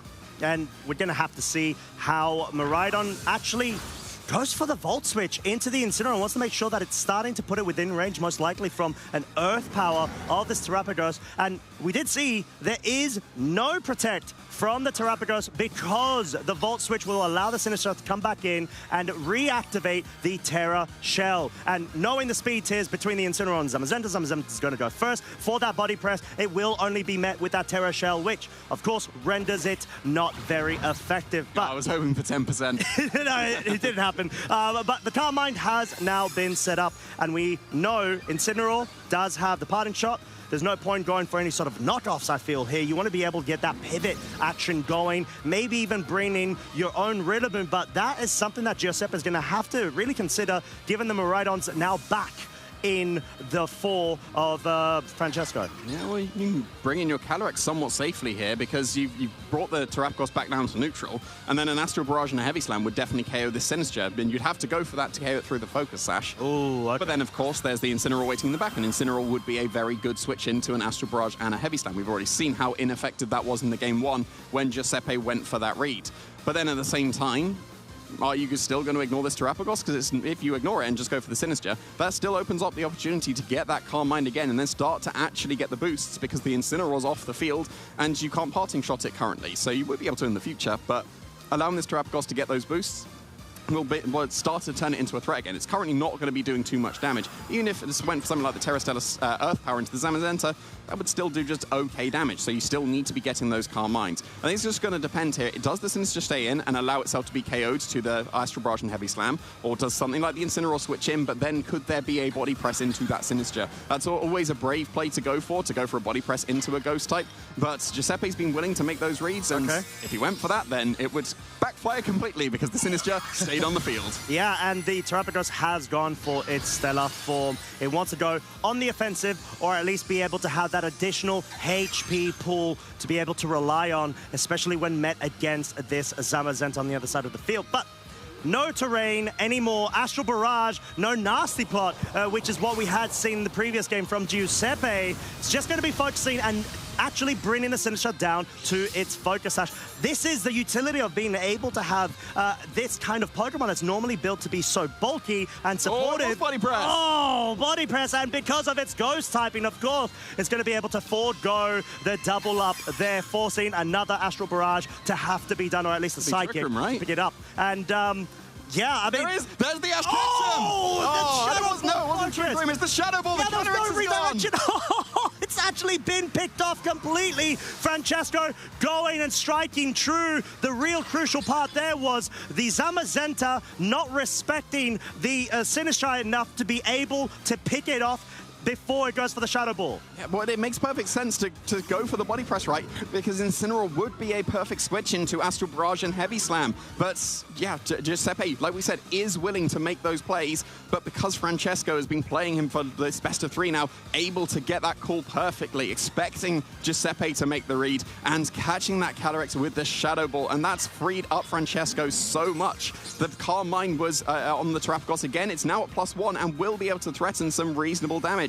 And at this point, you've still got the Sinister around. You can preserve it if you want to and switch into the Incineroar. And you've got to consider another body press into the Ghost-type Sinister now. But that didn't work out last time, and we'll have to see if what's going to happen with the Zamazenta. Because do you Heavy Slam to KO the Sinister, or do you body press to KO the Incineroar? And that was the play last turn that Giuseppe didn't end up getting correct. Yeah, this may be a bit of an indication of the play that Giuseppe has gone for. A bit more on the defensive, brings in... He did it again! Oh, no!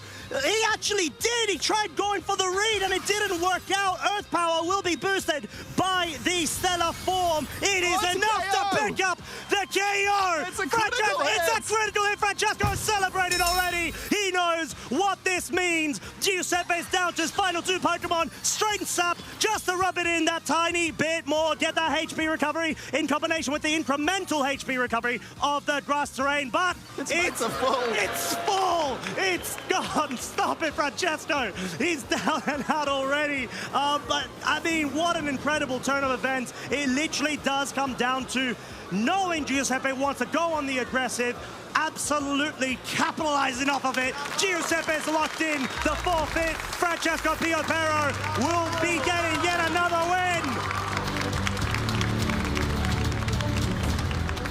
I would like to take this opportunity to sincerely apologize to Electric Seed's Terrapagos.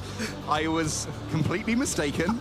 You are an absolutely viable set, and I think that's been absolutely proved. That was so impressive. Yes, Francesco had to play absolutely brilliantly to be able to take that, but yeah, wow.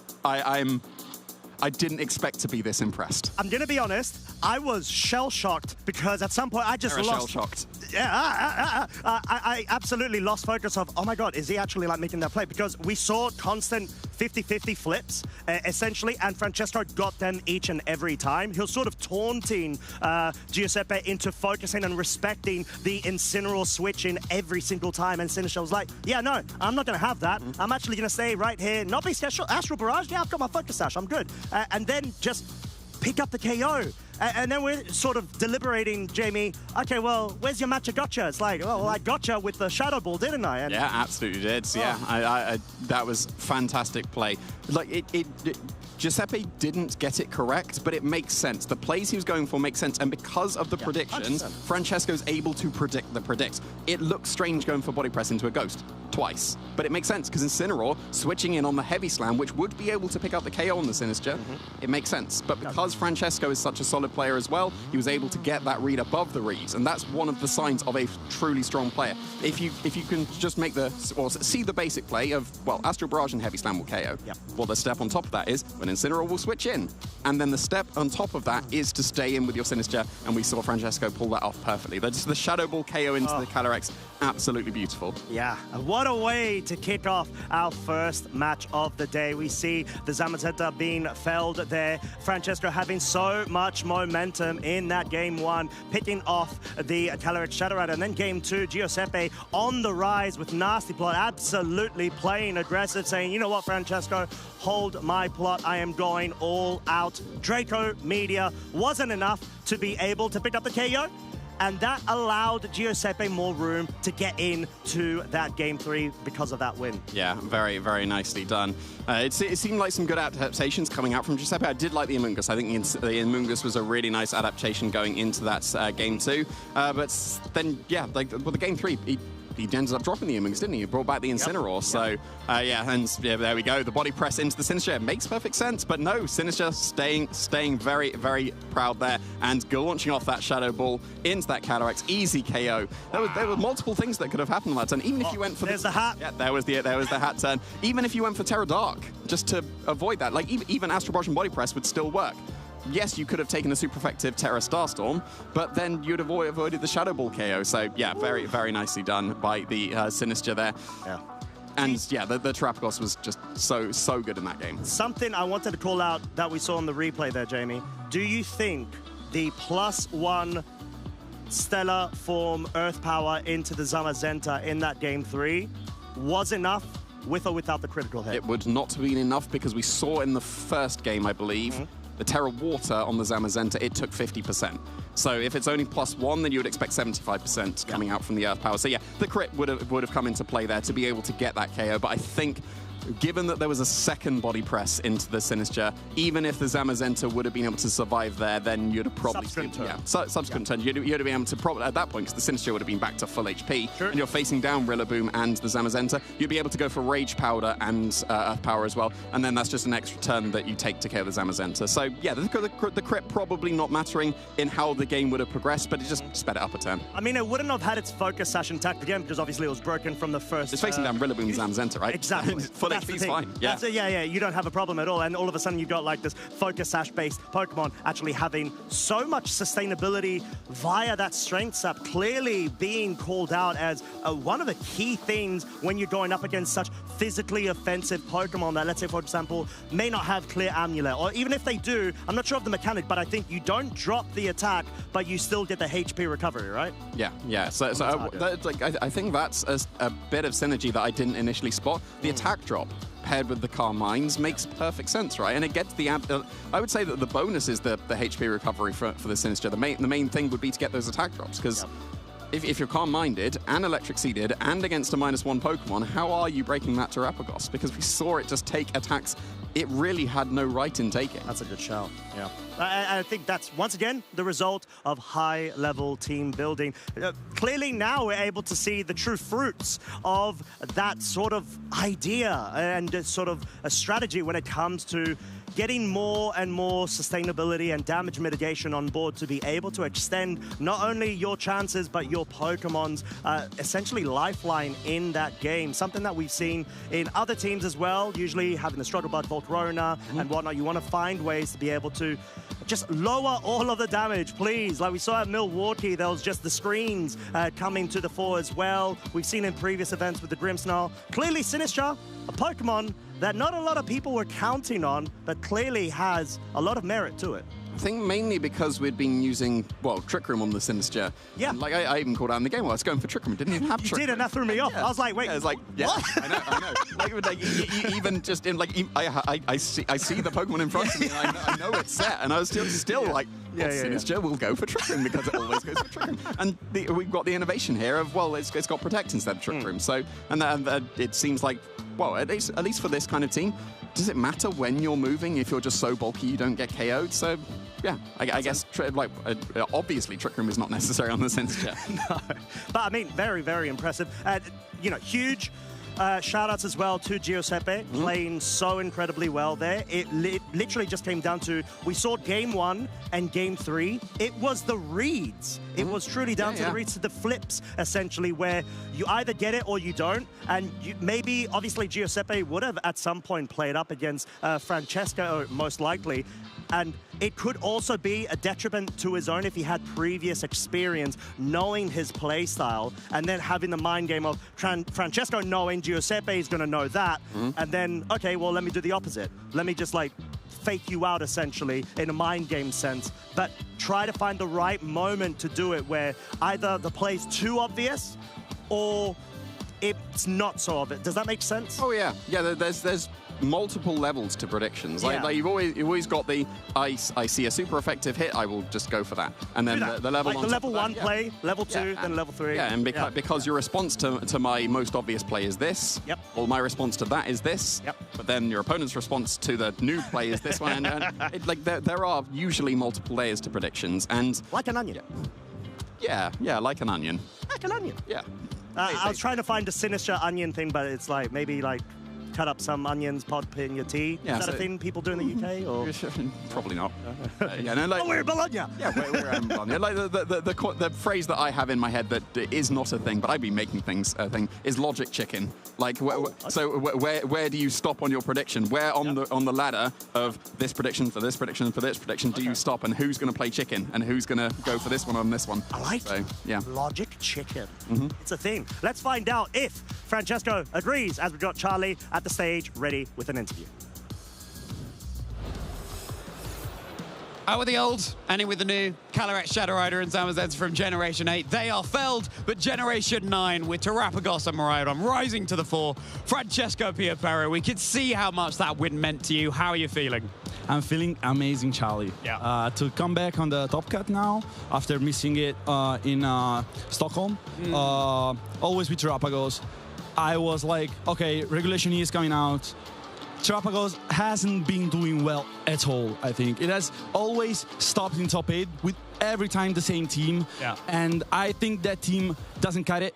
And I was kind of lost, but I said, if not me, who else is going to bring Terrapagos to the top? Exactly. A Pokemon you brought to EUIC as well, I believe, yeah. But you believed in it, you believed in the turtle, and it's serving you well now. Really, really exciting. Always. We saw how much you popped off in Game 3 on a certain play that was made. Talk us through what was going through your mind then. Okay, so after playing Game 1, I think it was a very dominated game. Yeah. We had a very, very nice game too, where Giuseppe adapted really well to my lead. Actually, he counter-led my Miraidon Pagos lead, and he got the Spore, right? Because I could have gone for a Protect, go for whatever on the other slot, and then come back with the Miraidon, and that would have put me in a really nice spot.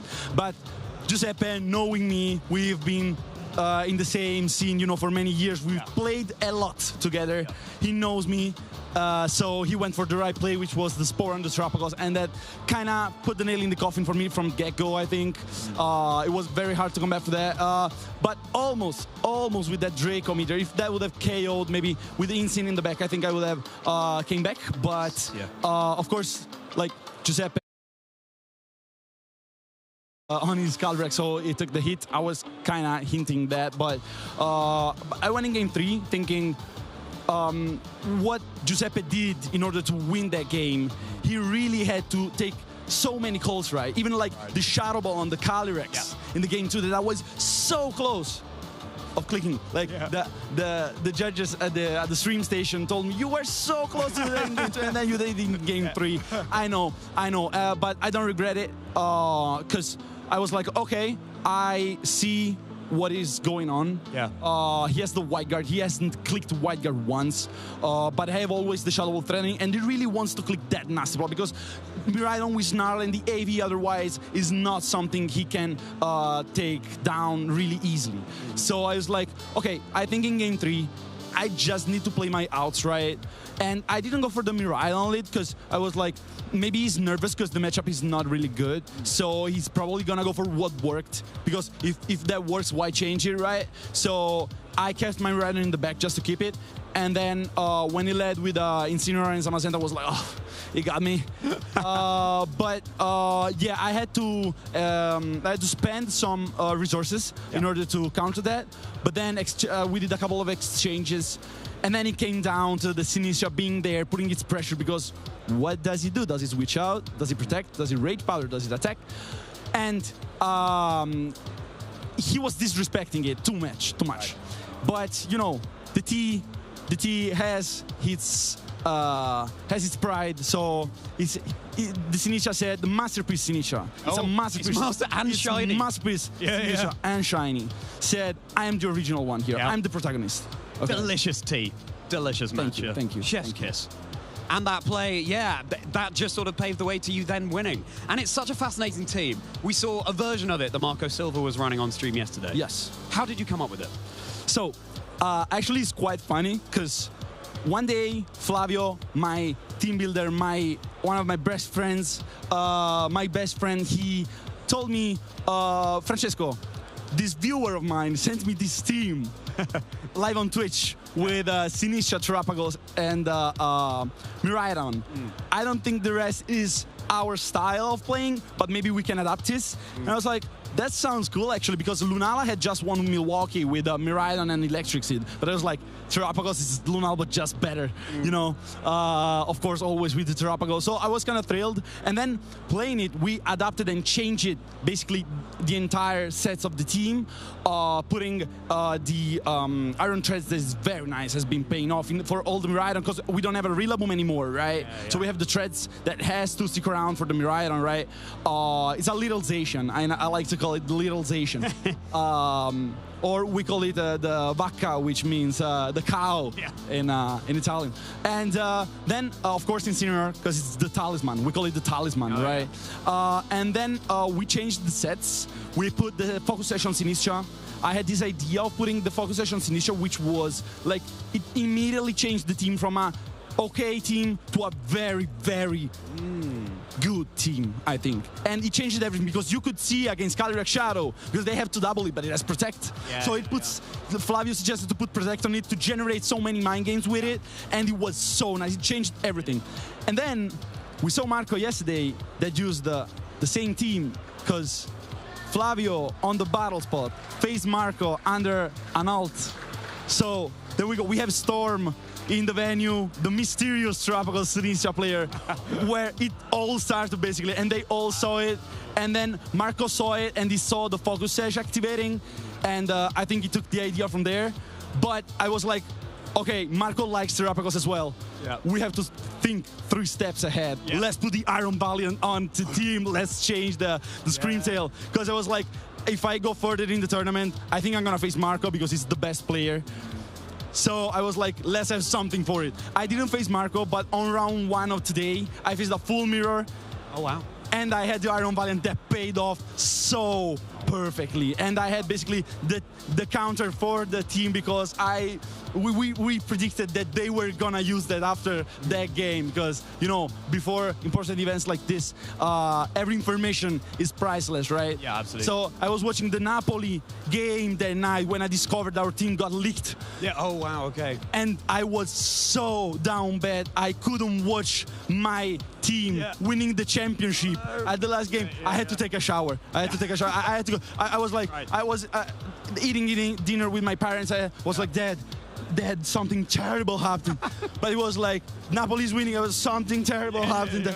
So I went to take a shower, came down. Napoli won the championship ultimately, so I was very happy. But I was at the same time very worried. So we had to think quick for a solution. Now, nothing is done because there's the rest of the tournament to be played. Yep. I'm happy about the consistency, but it's not over, you know? So there's nothing really to celebrate. Yeah, well, speaking of that, Francesco, pairings are up now. So we'll let you get ready for your next game. I just want to quickly give you a personal thank you, because I talked to you before about the physical Regieleki Gigantamax Blastoise team that you're out in. The Blast, always a turtle. Made so many dividends for me. Another turtle. Another turtle. Exactly. Just very quickly, any shout outs that you want to give? Yes, I want to shout out Flavio that built this team with me and helped me during my very, very busy days to get time for testing and all the stuff. It was, I couldn't have done any of this without it. He's not in day 2, but he's supporting me. He woke up at 6 this morning just to come with me at the venue, and I have to thank his help so much. Then all my team, Team Aqua, of course, all the staff that is supporting me, and my family, Luigi, my brother, that is here with me, Andrea, my other brother, that is at home watching, my parents, and then Salvatore again, Alfredo, Francesco, all the people watching at home. I may be forgetting someone because it's kind of a nervous moment, but my parents, of course, because they invested in me, they believed in what I was doing, and this year, finally, I could have a worthy, results to pay them off. More than worthy. We're so excited to see how the rest of the competition goes for you. And speaking of that, we'll let you get ready. We'll get to our Swiss round 11. That was just the first round of the day. There's so many more thrilling games to come. Hi there, I'm Anna Prosser. We're just outside the competition floor of the Pokemon North America International Championship, and I'm here with Gumi in the Play Lab. Gumi, what is the Play Lab? It's a nice, easy, 3-step streamlined process where players can learn of all ages, all experiences, how to play the Pokemon trading card game. What are those 3 steps? So we've got Pokécatch, we've got Attach and Attack, and 30-card demo decks, which they all get to take home. That's exciting. You're holding something as well. What's that? So this is a little research folder. It's got little baby steps throughout the whole process. So you can benchmark with little stickers or keep it all as a souvenir. So if somebody is just coming to the competition for the first time and they're trying to get involved, this is the place to start? Oh, absolutely. I highly recommend it. And I love about this is that we have family members of all around, all generations. So I love seeing grandparents play with their grandchildren. Well, that's so exciting. If somebody is like, I don't know if I'm going to be good at this, or I don't even know whether I belong here, what encouragement would you give them? I would say take a first step. You never know what, trying something new can do, and bringing on new experiences can open new doors for further opportunities and grow your community. I love that. And who knows where it could take you next, all the way maybe to the top here at the Pokemon North America International Championship.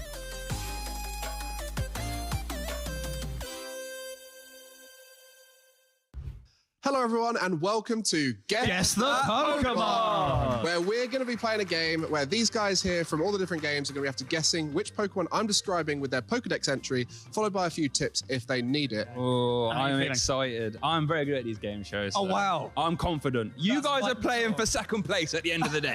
That's what I figured when I entered this competition. Okay, guys, it's a common sight around fishing ports, and it's known to rescue people and help fishers carry what they caught. Floatzel. Straight away. Congratulations. VG on top to start things off. That's a good one. Floatzel. Wouldn't have guessed that in a minute. You guys hadn't even processed what I'd said yet. No. I also completely forgot everything already. I was going to go Pelipper. Could have been a Pelipper. Know your Pokedex, guys. What can I say? Golly, wow. 1-0 down already. Weren't expecting that. To be fair, I was surprised how quickly it came to my mind.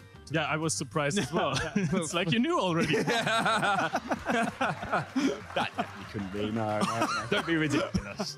I promise. I did not. Okay. Okay, guys. Okay, here we go. Next Pokemon. Hiding in their shadows at night, it absorbs their heat. The chills it causes makes its victims shake. Trevenant. No? Phantom. Oh, wait, how many guesses do we get? We can have a few guesses. Just fire them at me. Gengar. I wanted... Is it? It's Gengar. Hey, back in the race. Point to TCG. I'm just keeping it entertaining for you guys. You know what I mean? You know what I mean? First to 2, can't just actually get 2 in a row. Okay, So- Shane. Okay, you've proven yourself, Leo. You're still... Leo's just here for the vibes. I had a good guess. I mean, Anyway, yeah, you went for a crazy I thought ghost it type, might- right? I thought it might be Trevenant, to be fair. Trevenant made sense. Yeah. It did. Okay. Yeah, we've had a lot of Gengar entries over the years, though, as well. So, Yeah, I mean, true. Fan favorite, Gen 1. A lot of people like Gengar. Yeah. But we have seen a lot of Trevenant in Pokemon GO so far in the last season. Okay. So that's why my mind was at Trev.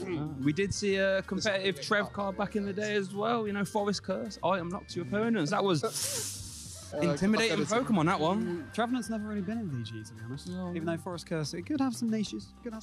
Right, Pokemon 3. The cheerful spirit of its trainers gives it power towards its psychokinetic energy. It spins and dances when it's happy. Bronzong. Claydol. Spoink. Oh no, some good guesses though.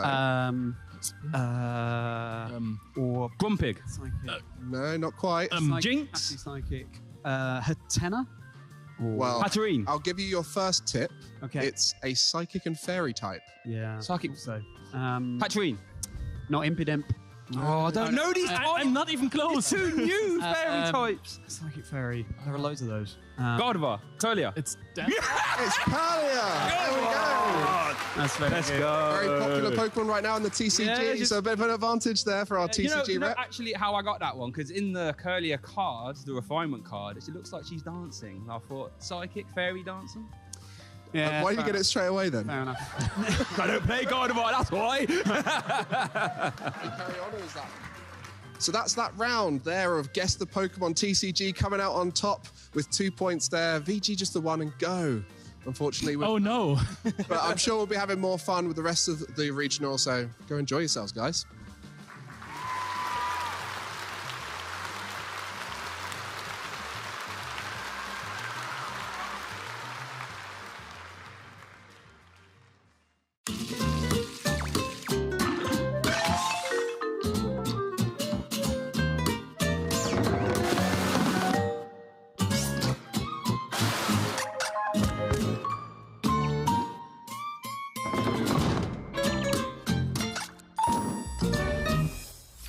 Did you know that the way that you tell the difference between a turtle and a tortoise is that a turtle has flippers and a tortoise has feet, and Terapagos has feet, so it's definitively a tortoise.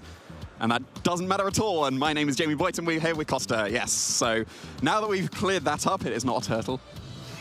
What are you doing?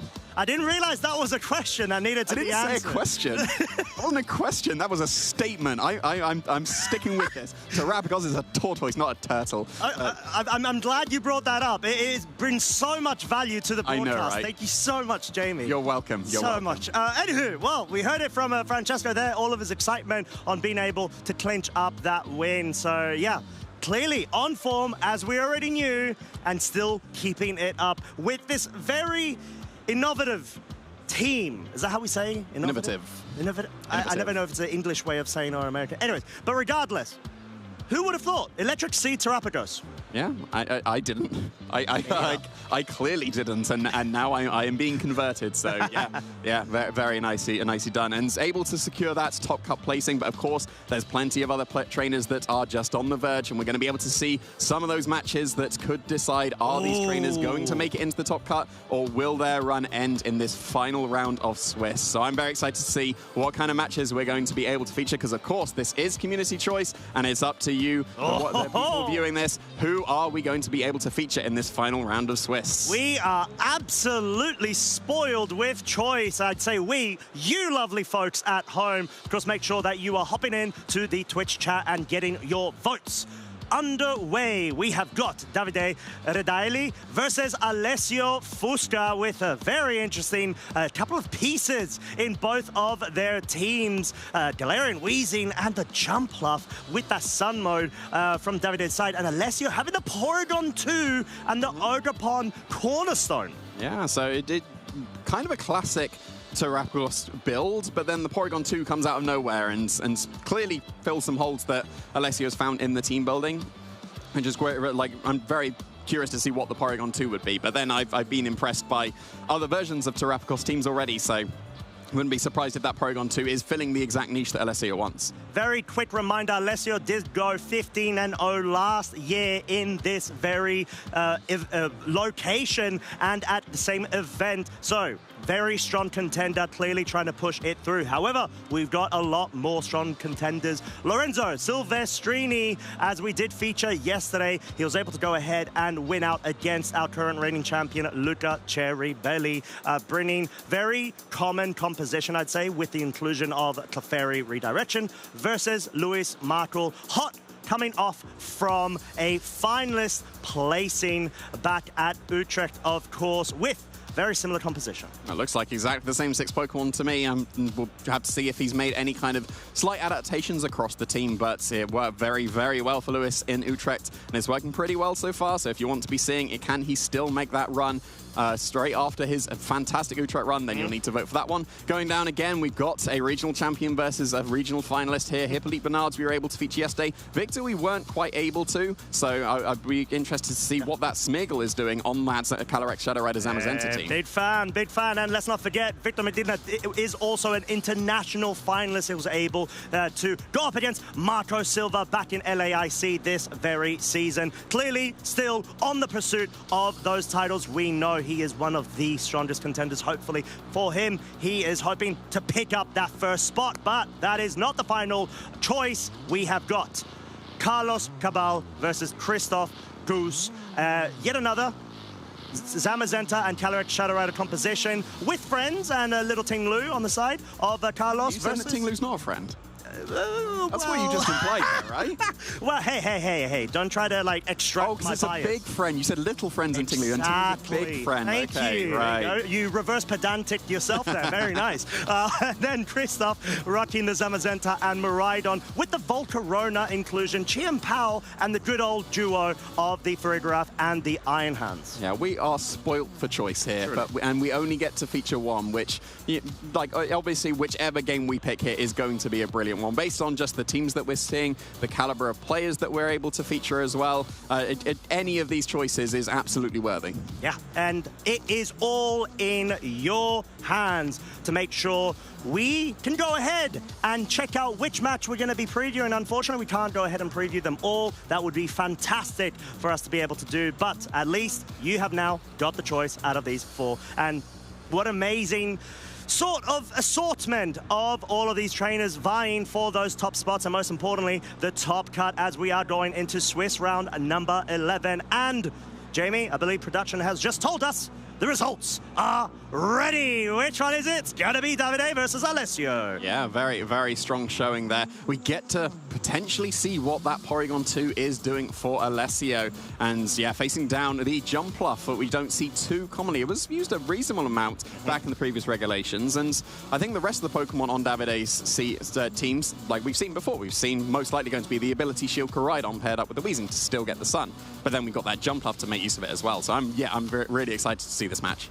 Yeah, and then Alessio, as we mentioned, he's always on form. He's very consistent trainer, great guy as well. Bringing the Porygon 2. So you've got 2 normal types already on Alessio's composition, obviously being shared by the Terrapagos and the Porygon 2, but I'm sure both of these Pokemon function in entirely different ways and have, of course, different roles. Porygon 2, something that we've seen go ahead and pick up international championships. If I'm not mistaken, last season we did see it clinch up with the EUIC by Niels Dunlop. So I'm very curious to see how it actually converts into the current meta.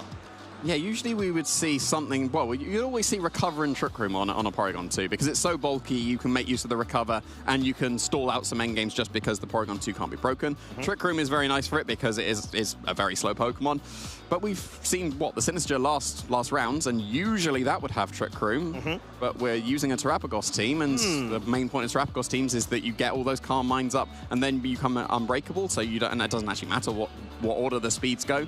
So maybe the Porygon 2 has dropped Trick Room. We'll have to see. It's not Ally Switch, is it? It won't be Ally Switch, no. I don't think it gets it this It doesn't get anymore. Got it in the previous generation. There's only a couple of Pokemon that get it. No, I fell for that. Like, you said couple and there was 3. There's more than a couple. There's a few Pokemon that get Ally Switch. There are indeed. But I mean, we're going to have to see and find out.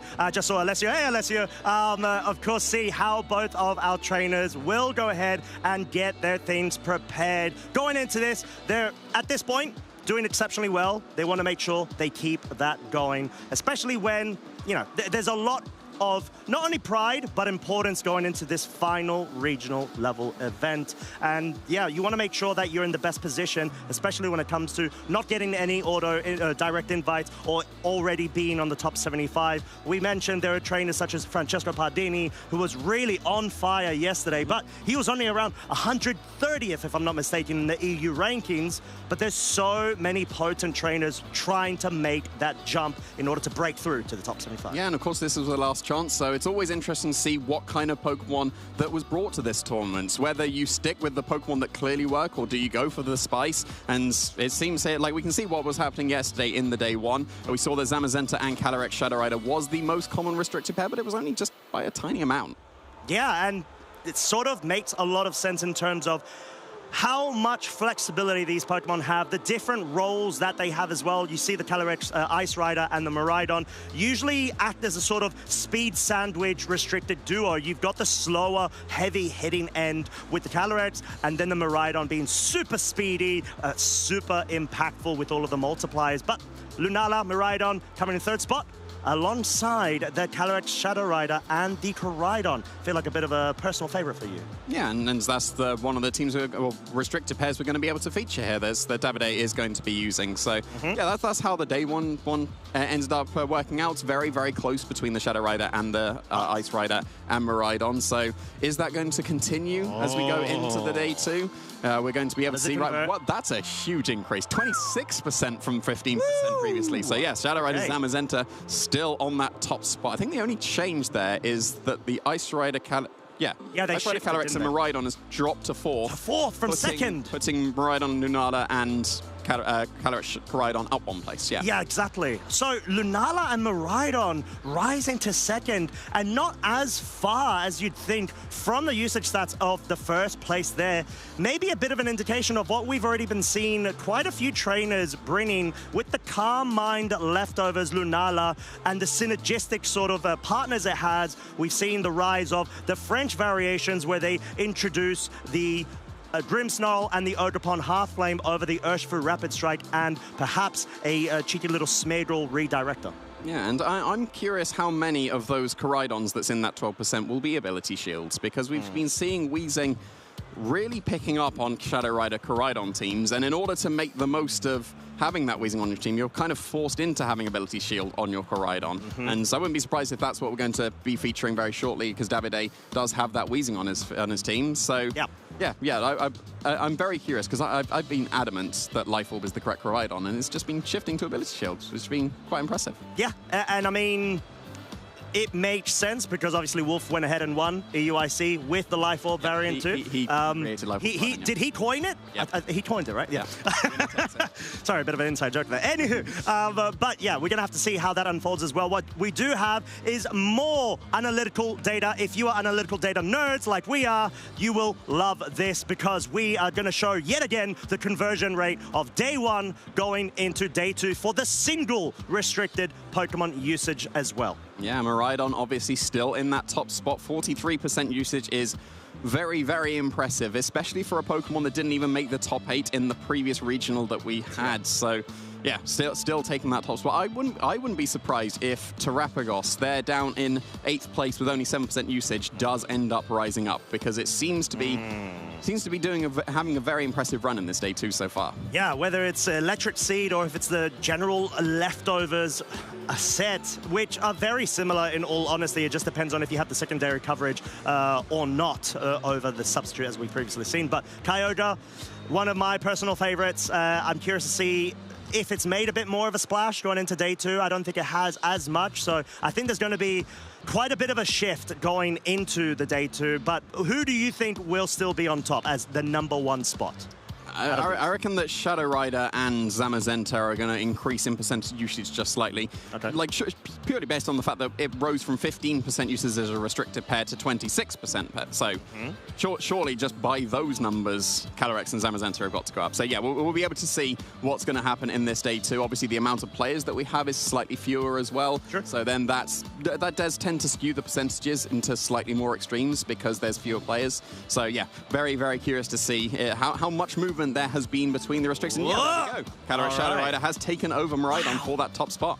45.8% as well is that is very, very steep. But Miraidon obviously not trailing back too far, 37.5. Zamazenta is in 3rd spot, still remains to be the case as alongside the Lunala. Koraidon has increased, and I'd say Calyrex, Ice Rider, Kyogre experiencing drops. The Terapagos hasn't actually shifted at all, even though that's part of its gimmick of, terra shifting.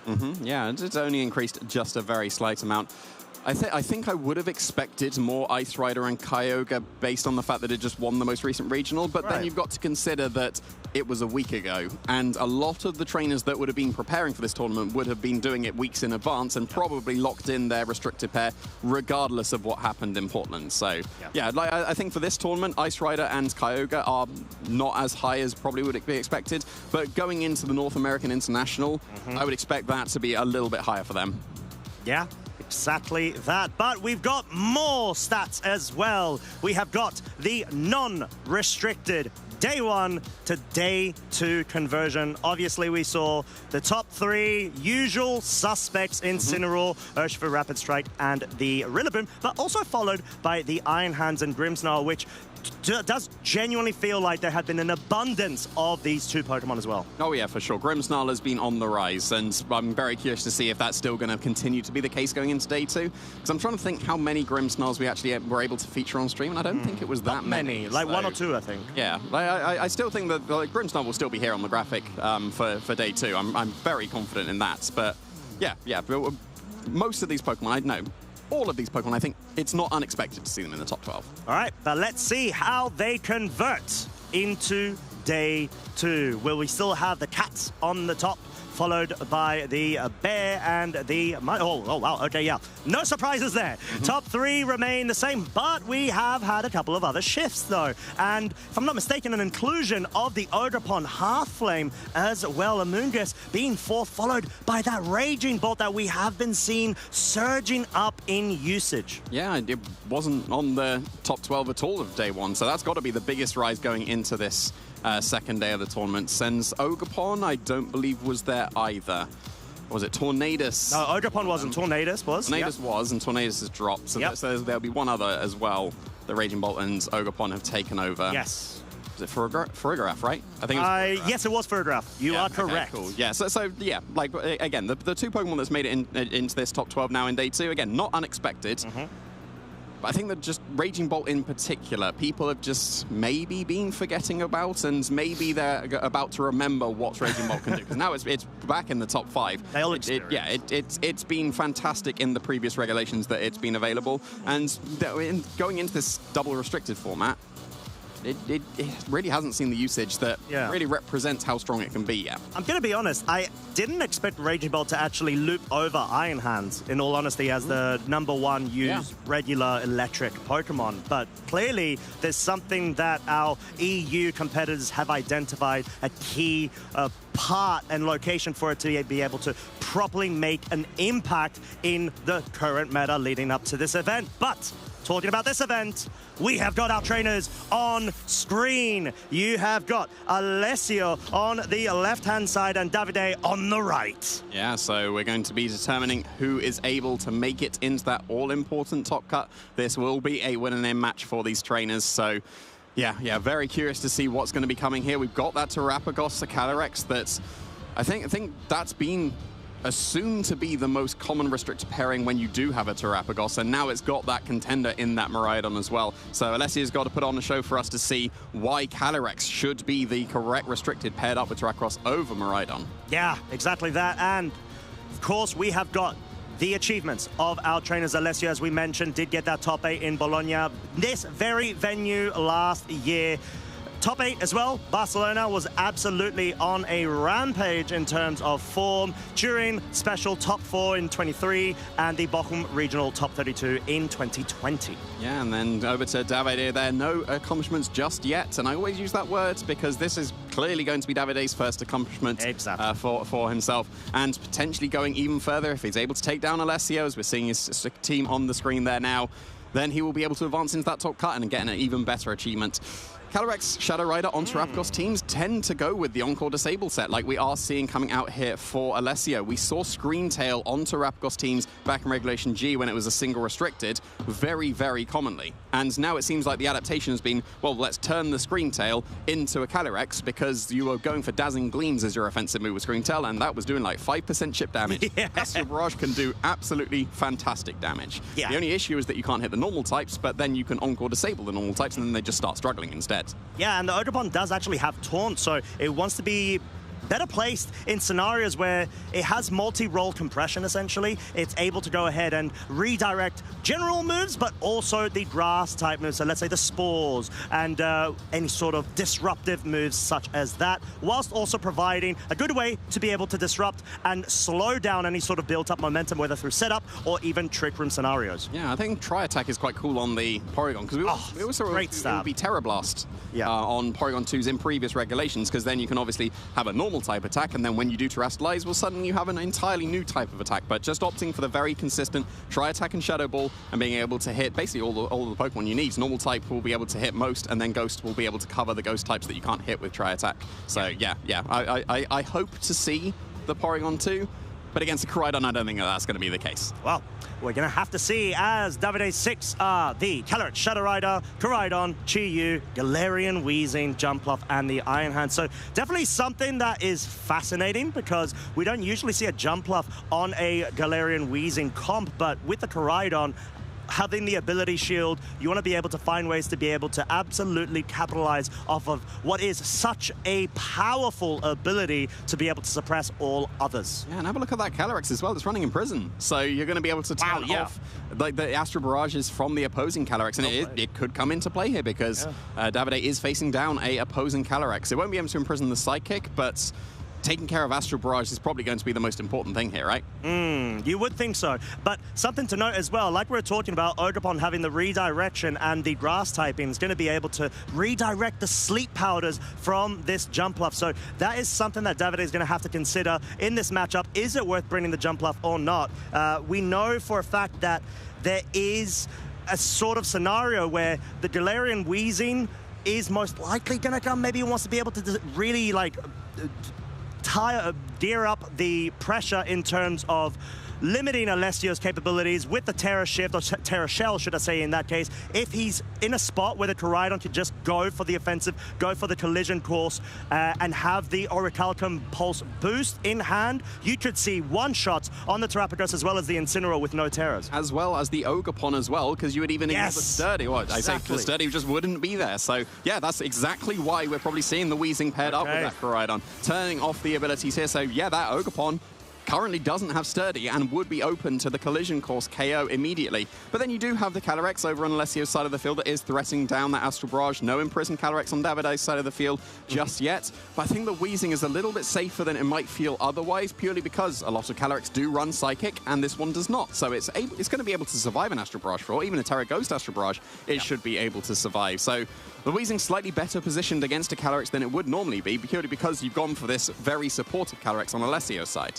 Yeah, and it sort of opens up the realm of Davide trying to go on the full offensive. Like we said, the Astral Barrage is the only offensive move on this Calyrex. And at this point, I think if you are Davide, you want to be able to start getting that disruption going ASAP, get those KOs as soon as possible, and maybe open up the board to allow your own Calyrex Shadow Rider to start sweeping from the back. Yeah, potentially. We'll have to see. You could always just go for a safe double protect to see what's going to be happening as well. Well, the Calyrex is going to be going for the protector, so the Ogerpon better be following suit, otherwise it's open to a collision course. Yeah, there we go. There's a spiky shield. So if a collision course did go into that Ogerpon, it would be taking a little bit of recoil damage. Yeah, you just want to be able to scout out, essentially, and it's a good way to be able to sort of gauge the intentions of your opponent in terms of the targeting, and most importantly, get a bit of chip damage, because that is exactly what Spiky Shield does on contact-based moves. Gunshot, clearly the focus on the Calyrex as well, wanting to not only break its focus sash, but put it in a spot where, like we said,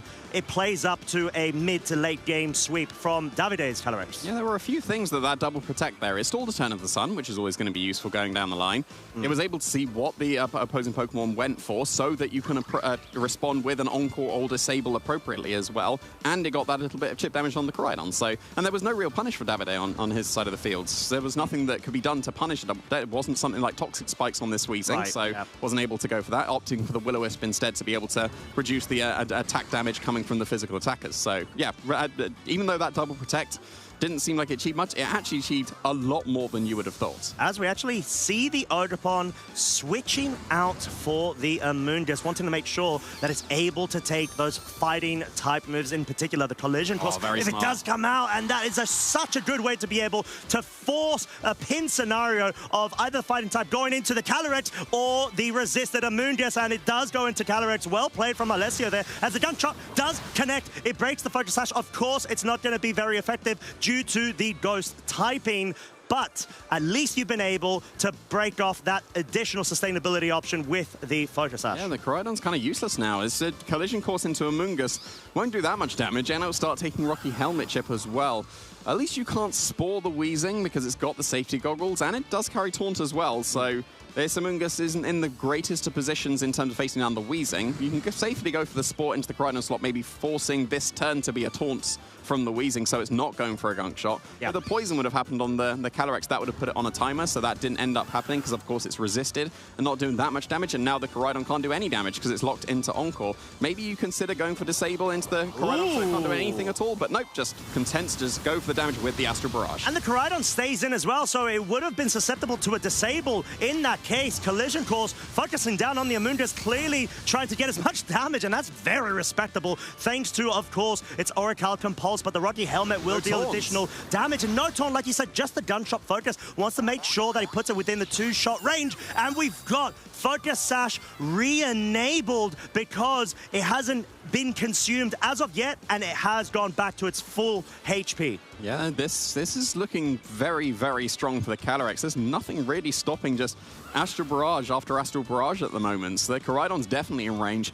Based on the damage that the Weezing took, it's probably still in range because it took about half, so it will be very close if that's going to be able to do the amount of damage again.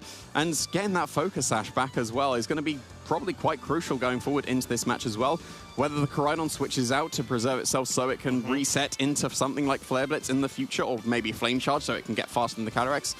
I don't know, it's taken so much damage at this point that I don't think it's really going to be able to get that opportunity, so it might be worth just sacrificing here. But then if you do that, then you end up giving a Grim Knee boost to the Calyrex. Okay, so the Amoonguss actually switches out, and something to note, because the neutralizing gas was still in effect, the Regenerator would not have procced for the Amoonguss switching out. Terrapagos has been brought back in right now, for the first time, should I say, but the Astral Barrage is being unleashed. It's going ahead, and of course, picking up a double KO there. Whether neutralizing gas was in effect or not, that will not stop this Grim Knee from allowing Alessio's Calyrex to go up to +2 special attack. Yeah, it's going to be threatening a huge amount of damage. Now, you've got to assume that there's the Calyrex Shadow Rider waiting in the back for Davide, and that is carrying the Focus Sash, so we'll be able to sponge off at least one attack. And the Iron Hands is the other Pokemon that is going to be joining the field. It makes sense to bring your double fighting types when you are facing down against a Terrapagos, but that's so much momentum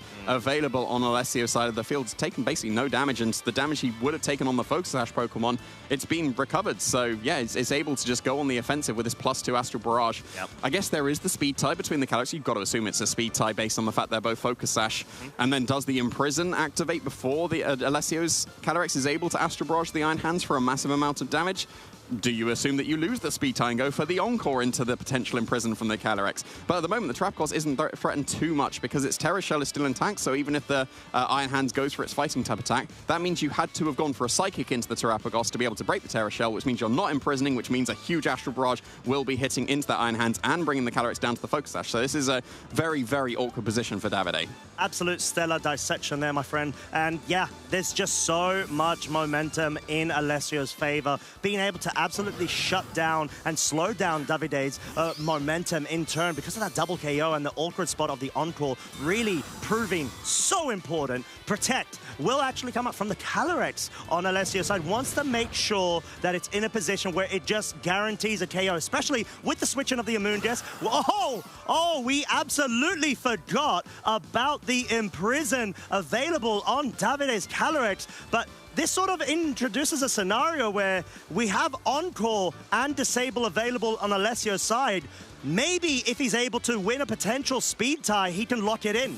Yeah, but the Iron Hands did just go for Fake Out as well, so there's nothing really wrong with going for Encore into that into the Iron Hands because the Terrapagos is switching in, and then it would be immune to this Astral Barrage. And because the Pollen Puff brought the Focus Sash back for this Calyrex, and Davide's moved first and will bring this Calyrex down to its Focus Sash, even though it already took damage in this game, which is a really, really cool interaction. And now this leaves the Calyrex free. Most likely, yep, there's the Encore into that Fake Out. The Iron Hands is useless, and the Calyrex on its own probably won't be able to break through this Terrapagos. Yeah, well played to be able to play a bit more safe, but have further insight in terms of what makes the most sense, risking the speed tie or guaranteeing the Encore lock onto the Iron Hands and getting that rotation going. Now that, of course, the neutralizing gas is not in effect, Regenerator has been activated from the moment that the Amoonguss switched out. It will be able to have a lot more HP when it comes back in. Yeah, absolutely will, and that means it will probably be able to survive the attacks that's coming out. Maybe a Psychic will be able to KO it.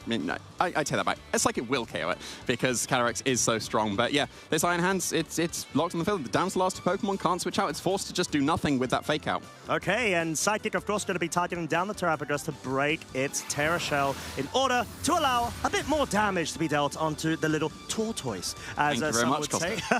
Calyrex going for the disable into the Calyrex on the other side on Davide's field. Maybe hoping to try to lock it into the Astral Barrage, but no, Psychic was able to get essentially used and avoid that lock intermittently, as the Calm Mind has now been set up.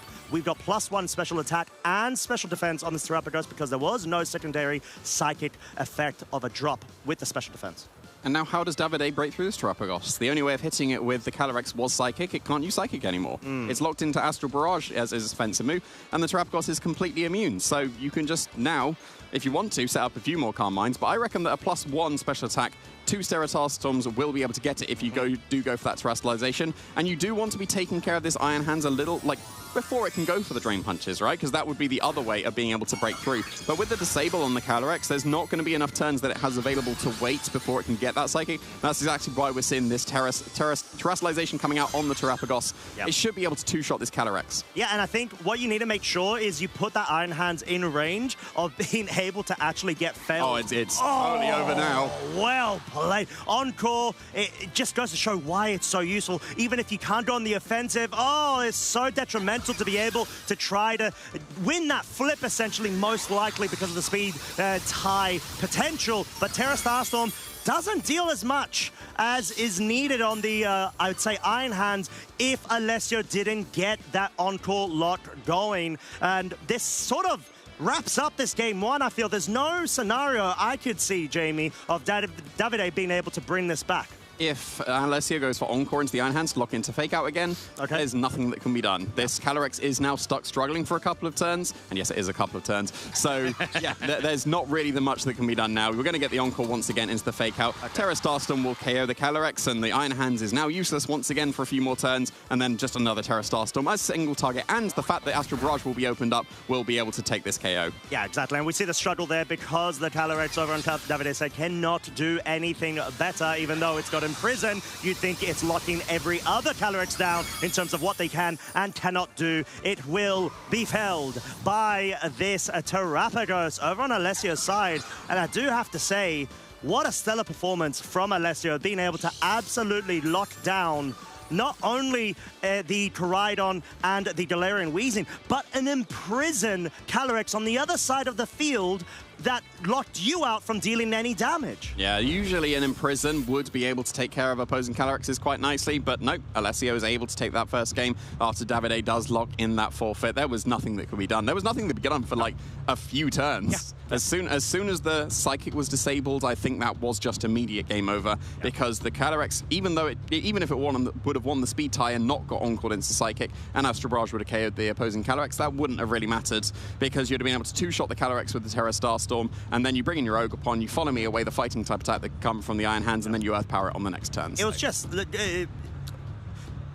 I would say, just one after another consecutive pins in terms of disruption. The fact that you're able to lock the board to this point where Davide doesn't really have that much of a choice is going to have to force him to really recalibrate at this point. Maybe even the leads, because it just felt like Alessio was in the driver's seat most of the game. The only scenario where Davide had a bit of hope in my eyes was the Imprison, but then again, the fact that Alessio was able to force the Encore Disable strategies absolutely just run amok.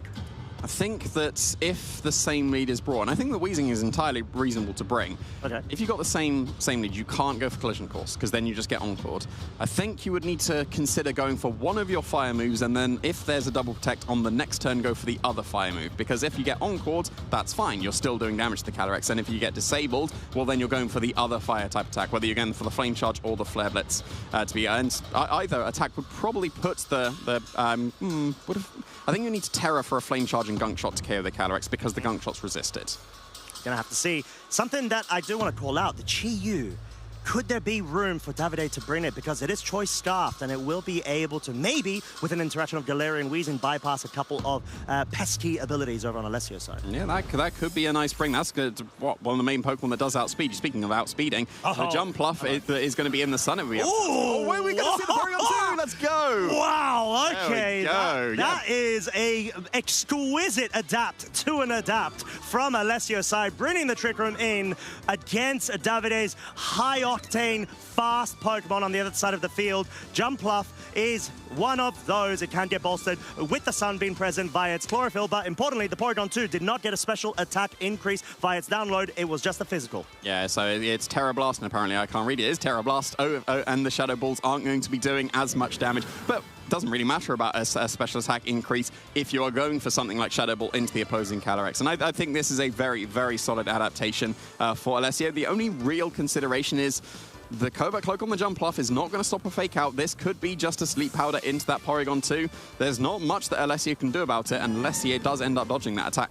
Yeah, exactly that, because the Incineroar could be a way to be able to switch in a Force Safety Goggles user, but the Porygon 2 is essentially just a sitting duck right now, as it does get put to sleep. The Sleep Powder, of course, does connect. However, the Incineroar can still move. This is not a clear Amulet Koraidon, which means it will fall subject to the Parting Shot, dropping its attack down already, which is such a good thing you want against such an offensive Pokemon, especially when you get that free pivot movement going. Yeah, Collision Course having its secondary effect of being even more effective against a super effective hit.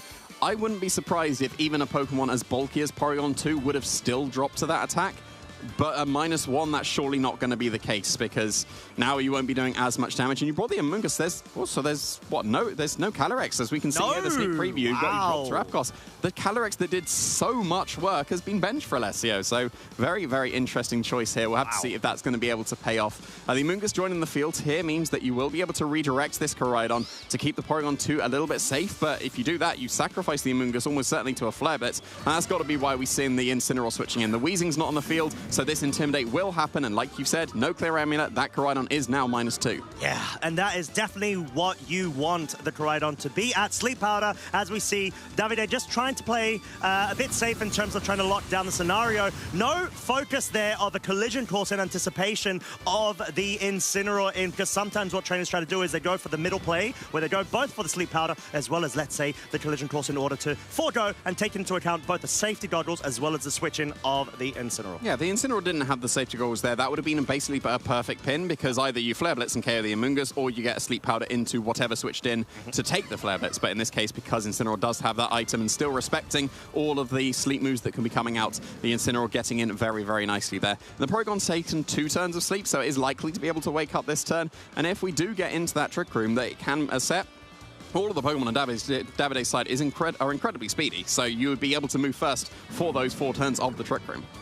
Yeah, but already an interesting scenario where we've got Alessio having, I would say, at least a damage mitigation advantage. Sure, there's the Sleep Powders that you need to be wary of, but maybe that's what this Porygon 2 is going to try to do, try to get that Trick Room set up, as the Chi-Yu is indeed revealed to be the 4th Pokemon from Davide's side, clearly opting in for the Sun mode. Rage Powder online, getting that redirection, making sure that the Chi-Yu does not fall short of either getting its item knocked off or additional parting shots, or at least drops of its special attack. And Porygon 2 is still asleep. It's not able to move, but it's not exactly in, I'd say, the worst spot, but this Chi-Yu, Jamie, it's in the sun. It's got Overheat. It's got Beads of Ruin. There's a lot of different multiplies and avenues of damage output.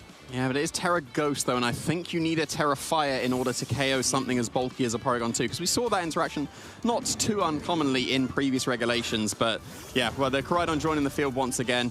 We've got that Orichalcum Pulse, but the Sun was already on the field. So yeah, Heat Wave, not an Overheat, because Overheat still wouldn't have quite done it into the Porygon 2. That was still incredibly respectable damage to both of these Pokemon. It won't be doing as much damage in the future, though, because there is that Parting Shot once again. Yeah, and the Porygon 2 does have an increased chance of waking up this turn. It's guaranteed. It's taking 3 turns. It is 3rd turn. Yeah, perfect then. I think that's a great opportunity for you to be able to bring in I'd say either the Amoonguss or the Terrapagos, clearly a good shouts either way. Terrapagos, you go on the setup path, and Amoonguss, you go on the disruptive path. But once again, you need to factor in the Jumpluff being able to switch in as an option to one of the two slots over on Davide's side to be able to forego the Spore focus. And yeah, we do see the Trick Room after, of course, the Porygon 2 did wake up from the turns of sleep. Yeah, and I think if the Porygon 2 would have got a special attack boost, with the Beads of Ruin helping, I reckon that just a neutral Terra Starstorm and a Terra Blast would have been able to pick up the KO. But when you got the attack boost, that's probably not going to be the case. You could consider Terra Flying Terra Blast, and that's super effective into the Crydon. But then that's a big commit. Yeah, and since the jump off. Yeah, but that would be a big commit, sacrificing your Terra on the Terrapagos that almost certainly every single game wants to be going for that Terastallization. So you maybe want to just consider switching an Incineroar once again, because getting an Intimidate on the Crydon that is ability shield and can be intimidated is always going to be a good thing. But yeah, the Chi-Yu is switching out as well. So that means that for sure the Crydon wouldn't have gone down to a double up of Terra Blast and Terra Starstorm because the Beads of Ruin is no longer on the field. Yeah, and this may be such a good switch in from Davide's side. Given how powerful this Chi-Yu is under the sun, Alessio definitely doesn't want to take that heat on, essentially, so he could easily be focusing with an Earth Power into it. However, Terrapagos has gone into its stellar form. Terraform 0 will mean the sun is no longer in effect as Koraidon says, you know what, I'm going on a full defensive and I just want to protect. I do not want to get felled. But Alessio looks like trying to go for the focus into the secondary slot, anticipating the protect. Was hoping to try to see maybe even a Calyrex switch in there or the Chi-Yu remaining, but the Jumpluff, nice switch up. Yeah, we saw a cover there where with the Shadow Ball that would have been able to break the Focus Sash. I say break the Focus Sash, bring the Calyrex down to its Focus Sash. Yes. And then the cover of the Earth Power in case the Chi-Yu stayed in, because surely a Shadow Ball and a Terra Stella boosted Earth Power would have been able to get that Chi-Yu, but then the Jumpluff is the correct switch in there. And Alessio did get away with it, because if that would have been a collision course into either Pokemon, that would have been absolutely huge damage, maybe even a KO, because it wasn't intimidated. And it still isn't. That was the switch out of the Porygon 2, but it's Amoonguss joining the field. Yeah, and Amoonguss is a good way to be able to be immune, essentially, to any sort of cheeky sleep powders, but it's just going to be the redirection for now from the Jumpluff. This Terrapagos had not gotten any Calm Mind set up just yet, going for the Terra Starstorm just to deal chip damage and whittle down Davide's Pokemon. Jumpluff just being able to survive. They do tend to be trained a bit more bulkier. Collision course now going into what was the Porygon 2 and is now the Amoonguss. Will be getting a bit of recoil damage via the Rocky Helmet. What a lovely little switch in there from Alessio's side. And now all of a sudden, you've got that secondary slot, the Koraidon slot, locked down for Spores. Yeah, you absolutely do. There's not much that can be done about that. The collision course would have gone to the Terrapagos. Again, huge damage and maybe even a KO with the secondary effect of even more damage coming out from a super effective hit. Because, yeah, the Incineroar didn't switch in on either of those turns to be able to potentially get that Intimidate on the Koraidon. But we're still stalling out the Trick Room turn, so there's another Protect from the Koraidon. Yeah, if I'm not mistaken, that... Oh, no, of course, it wasn't a double Protect. We saw a collision course in the prior turn, just wanting to play a bit more safe here. Guaranteeing Spore cannot mess about. The Terra Starstorm, of course, going to pick up the Jumpluff at this point. Davide, his job right now is to try to make sure the Trick Room does expire and any sort of, I'd say, Focus Sashes on the Calyrex aren't broken in the back, and any sort of damage, just generally speaking, aren't incurred, because you want to try to rotate the board state in order to go for max offensive damage. The Amoonguss, of course, is susceptible to those fire-type moves, and Calyrex does have the Protect, so nice way to be able to further stall things out. Yeah, but then you'd be able to... You have to take a sleep somewhere, right? And the Koraidon slot, unless it goes for the double Protect, that would be very, very risky, because if you get it, that's very, very big value. But if you fail it, then you're probably going down to the Terra Starstorm, and even if you don't, you get Spored, and then you have to take a mandatory turn of sleep. So this would still be incredibly awkward. As soon as the Koraidon's been taken care of, the Terrapagos will be freed up completely. And on this turn, you have to choose, is your Koraidon going for a double Protect? And if it gets it, that's massive. But if it fails or just goes on the offensive, then it's going to be kind of useless for the rest of the game, whether it's KO to the Terra Starstorm or just a Spore. And if you switch in the Chi-Yu on a potential Spore, then it would go to sleep and be guaranteed to stay asleep. But no, Davide has chosen no double Protect attempt, guaranteed sleep on the Koraidon. Yeah, I think it was a wager of which mode do you prefer, the Koraidon with the Chi-Yu or the Chi-Yu with the Calyrex.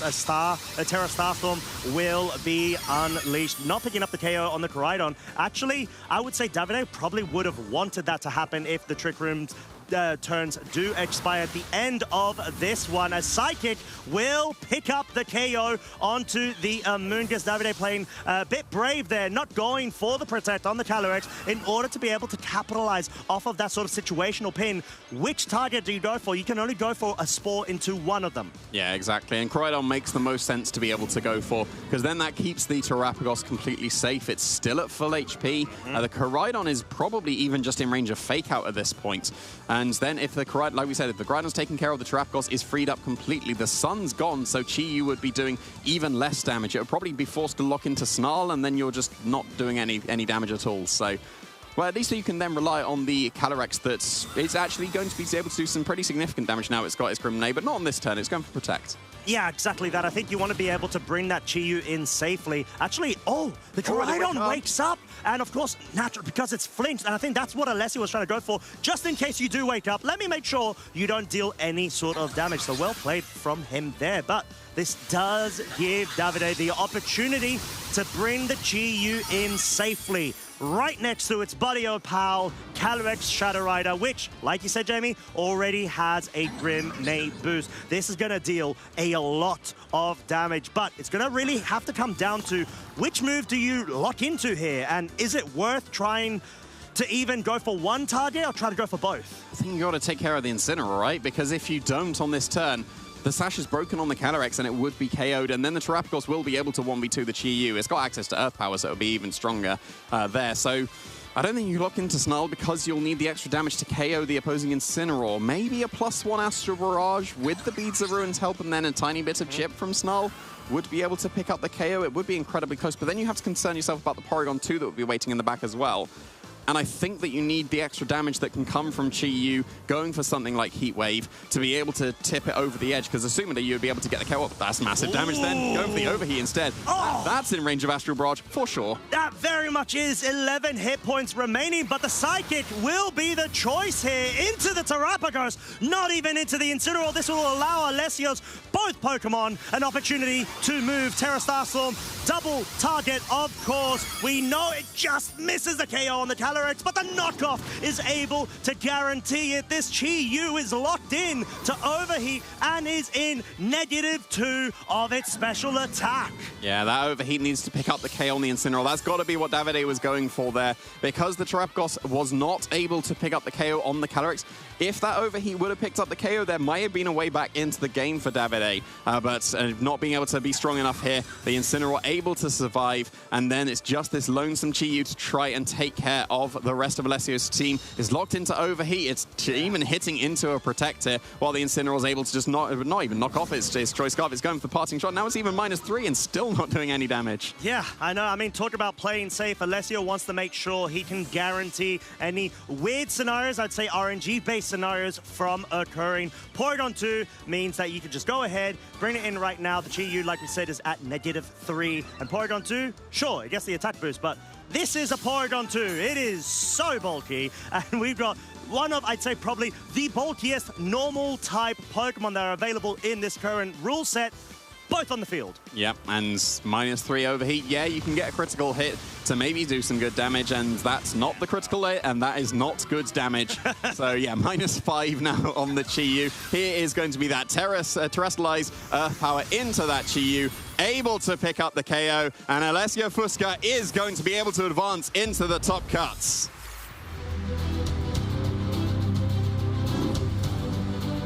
There you have it. Alessio has been able to clinch this match and set to an OEC. Both of our trainers lovingly embracing one another. Of course, you can tell that, you know, sure, we're competing at like one of the biggest stages, generally speaking, going into North American International Championships, but we're still comrades. We're still one another, friends, mates, no matter how intense things get. And Alessio just able to show an absolute masterclass in not only going with, let's say, the innovative, I'd say, to an extent. Innovative. We established. Every time. Encore disable of the Calyrex mode into the Trick Room Porygon 2 immediately after. Yeah, and I'm very surprised that Alessio ended up benching the Calyrex. That seemed to do so much work. Even in the face of an imprisoned Calyrex, it was able to put in the work with that Encore Disable strategy, completely switching it up. And like we saw here, like the Iron Hands was completely locked down as soon as it went for Fake Out. When the Koraidon went for Collision Course, that was also locked down. And then here's the Porygon 2 as a completely separate strategy. And you would have thought, like, look at the 4 Pokemon that Alessio brought. Koraidon's good against every single one of them. Yep. And yeah, Alessio played well enough that we're able to get into that Trick Room, able to slowly whittle away at that Koraidon. As soon as Koraidon was felled, I think that was just game over.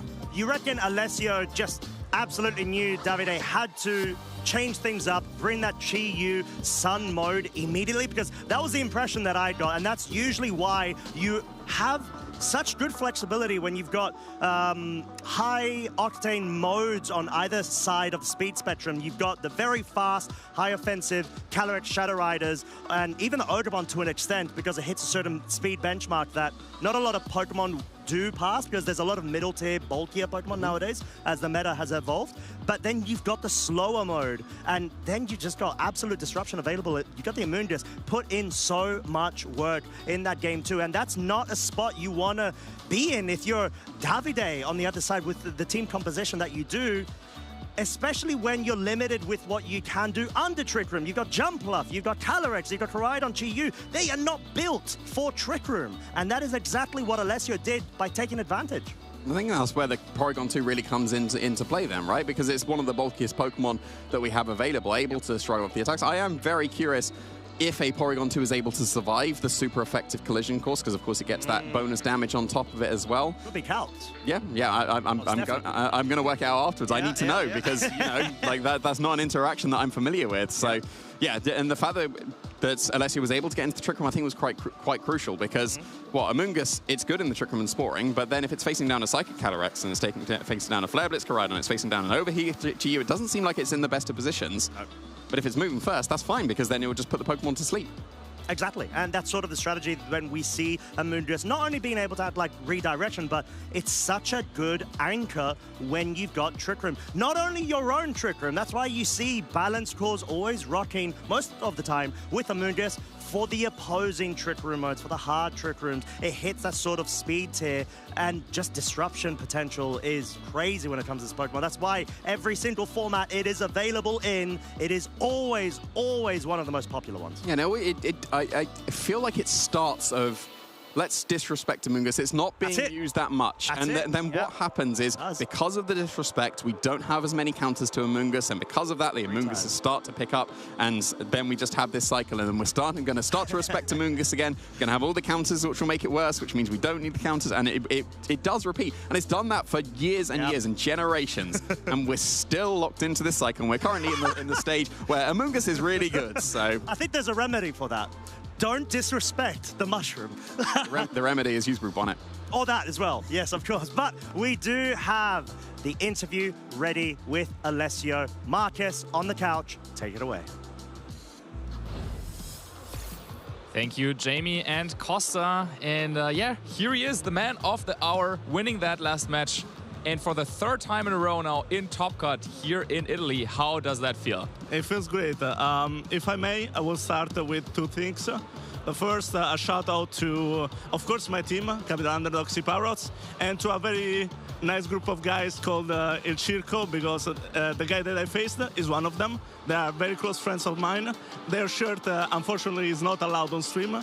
He asked me if you ever face on stream to wear my jersey. So that's why I had the Capital Underdogs jersey, and it's been a pleasure to face him. He's a very good guy. They are all good guys, and the first shout out is to them. Very quickly, a second one to Leonardo Bonanomi, a friend of mine that I've been very, very lucky against in round one. I would not be here without that victory, and I wanted to shout out to him because he's a great player. He didn't deserve to be an X3 that way. Yeah, I wanted to say that. Yeah, usually we do shoutouts at the end, but, well, good to get that out of the way already. So we can analyze the match now. Yeah, it's nice, of course, as you said, like playing a high-stake game like this, right? It's a win and in.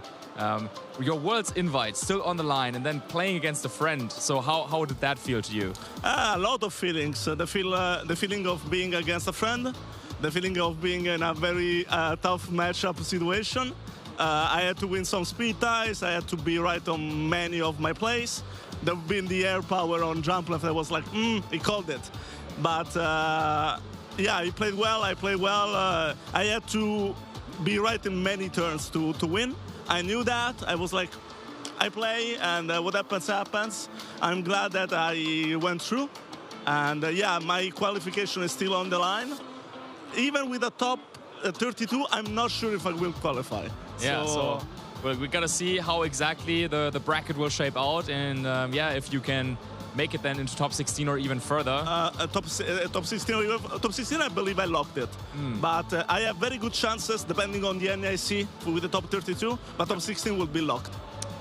Wow, yeah, then of course a lot on the line here for you, but so far you were able to deliver. Of course, we've seen you last year with this historic run, also with the Terrapagos team and the Comfy, for those of you at home who remember that. I'm used to play Terrapagos with Encore the Pokemon, and this team is not mine, it's made by Giulio Tarlau and Davide Carrer, teammate of mine in the Capital Underdogs, and they did a great job. I just changed very few things, like quick things, but it's a great team. It suffers a bit of Zamado, and I had to dodge it a bit, but it was very good against everything else. So I was like, I try to avoid it. If I face it, I try to eventually come out of there.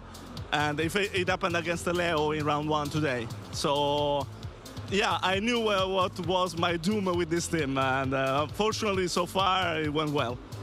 Yeah, one key piece, I would say, in that matchup, or at least in the first game, of course, was that Calyrex Shadow Rider really disrupting your opponent with Encore, Disable, even kind of really locking out both Iron Hands and the Calyrex of your opponent there in this end game. So this is a set, of course, that we didn't really see in any of the previous regulations, because then Calyrex Shadow Rider was more a damage dealer. But now it's really only here to mainly support the Terrapagos. So how did that work for you in this team? It worked well. It's very strong against many things. Of course, it's limited offensively speaking, because you don't have Psychic. If they have Watt Guard, you cannot attack them. You can put pressure with the Disable, the Encore, but you cannot really attack them. So it's a sort of glorified Screamtail. I would use Screamtail if I had a 7th slot, but I don't have it. So Calyrex has to do jobs here. Yeah, and it did that job so fantastically. That yeah, also, in game 1, yeah. I won a couple of speed ties, and I lost a speed tie that allowed me to be in a very good position. It's part of this regulation. I prefer the regulation G, if I have to be honest. But if I have to play by these rules, I play by these rules. Yeah, and then also the casters were maybe a little bit surprised, because then in the second game, you of course decided to not bring Calyrex Shadow Rider. So just last question before you gotta go prepare for your next match. Like, why did you decide to change things up so drastically, now bringing the Porygon 2 and playing under Trick Room all of a sudden? Because I can do either things. It depends on how my opponent leads. It depends on many things. It's one of the thousands of coin flips that involve this regulation. So yeah, I was like, maybe leads in another way, not with Jump Bluff, because it didn't bring it, and I can be in a good position. It brings Jump Bluff, so 3 turns of sleep. Okay, but I knew that it's a very passive situation for him. He just has one Pokemon. If I keep Intimidating Cycle, Among Us, I can deal even with infinite sleep turns, and that's what happened. Yeah, and of course, it worked out in the end, and you now get to advance to Top Cut. So congratulations on that. You. Well done, and of course, then good luck in your next round. Yeah. We will get ready to set up the bracket, figure everything out, and we will be back with another interview momentarily with another one of our top players as we're preparing for Top Cut. So don't go anywhere.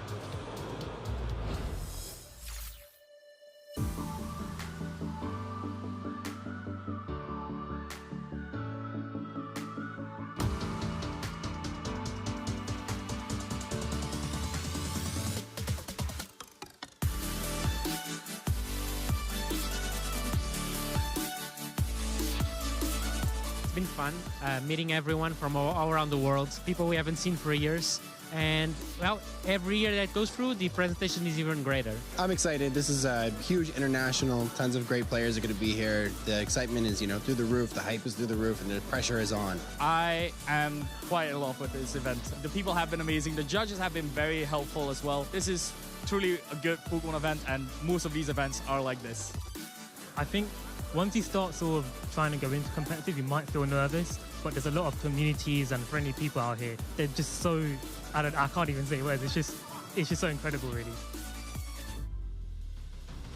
What an incredible play so far. This Ice Punch connects, and now a swap out, a little combination play, a Blast Burn on a low health Stunfisk for the 3-0 sweep. All hail Tonton Batsus and his Shadow Charizard. He is your European International Champion 2023.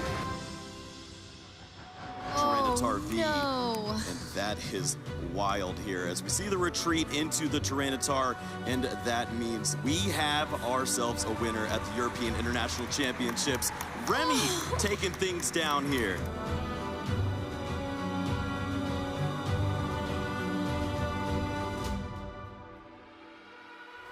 This is going to be a pretty fun one. Use these energies, retreat this Pokemon, and you have plenty to choose from as you load up for the Brainwave here. You can take a huge knockout, and that's going to be the game as we see Rune take down the European International Championships. I think we're here, Joe. The Arceus goes into the discard pile. Drapion goes into the active. Alex is double-checking the weakness. Weak to dark? Yes, he is. Down goes Boss's orders, and Alex Szymanski breaks the curse and takes home the European International Championships.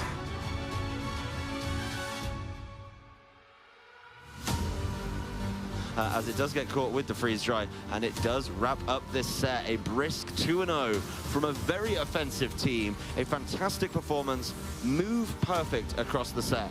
Pietro is going to be your junior division international champion. Now, Stomping Tantrum in response, doesn't need much, takes down the Fluttermane, and Kylan has just his Amoonguss against a multitude of Pokemon available for Mattia. And Mattia is our 2023 European International Champion.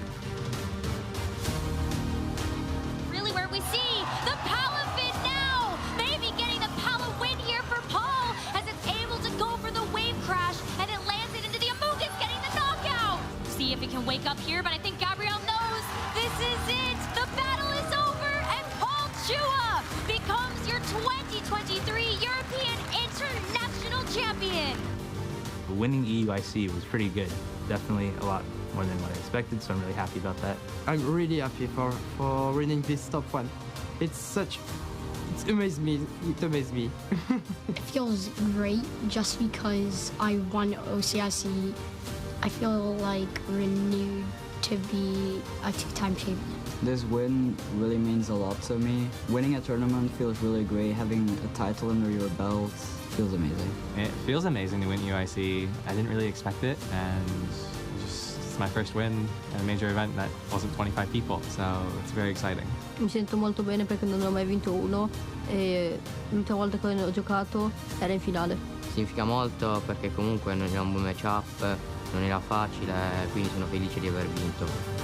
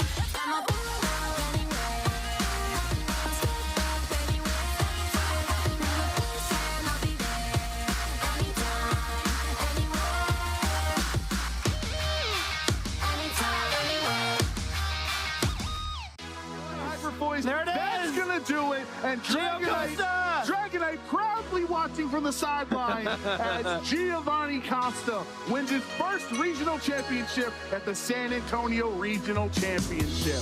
I got into Pokemon when I moved to Los Angeles in 2015. I was looking at a way to make friends. I was like, oh, I like Pokemon, let me try this so I can make friends, and then just been playing ever since.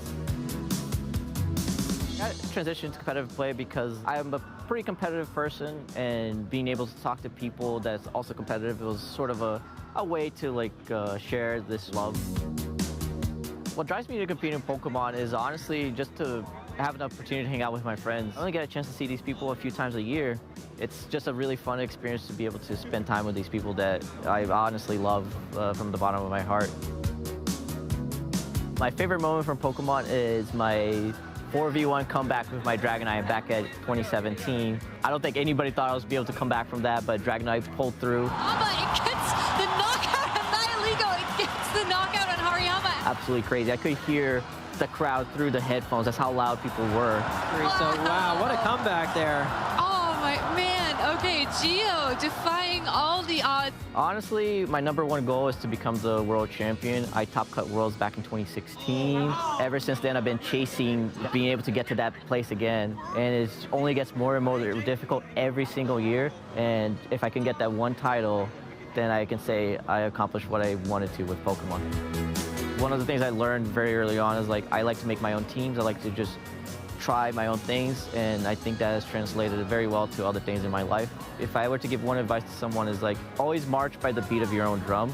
Do what you think is right, and I think you'll be successful no matter what you do.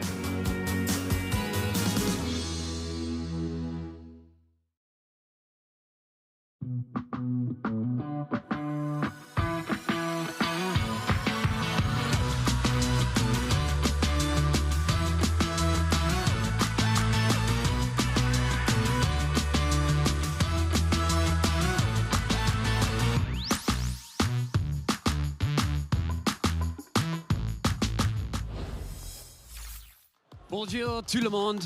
If Team Masso is not a name that you know already, you're going to know it very soon. Top 8 at EUIC this year, 10-1 currently in the tournament, the #4 seed, and only their second season of competing. Team, you're absolutely blazing a trail in Pokemon. How do you feel?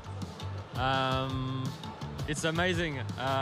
When I started the tournament, I was like, if I make day 2, I'm happy, but I never be in 7-1, and start the day 2 in 8-0 was unbelievable. It's such a phenomenal achievement in itself. No matter where you go from here, I hope you can feel very proud of yourself, très fier. Yes. Also, you didn't have a team until Friday. Yes. So the day before the tournament. Yes. How did you decide? It's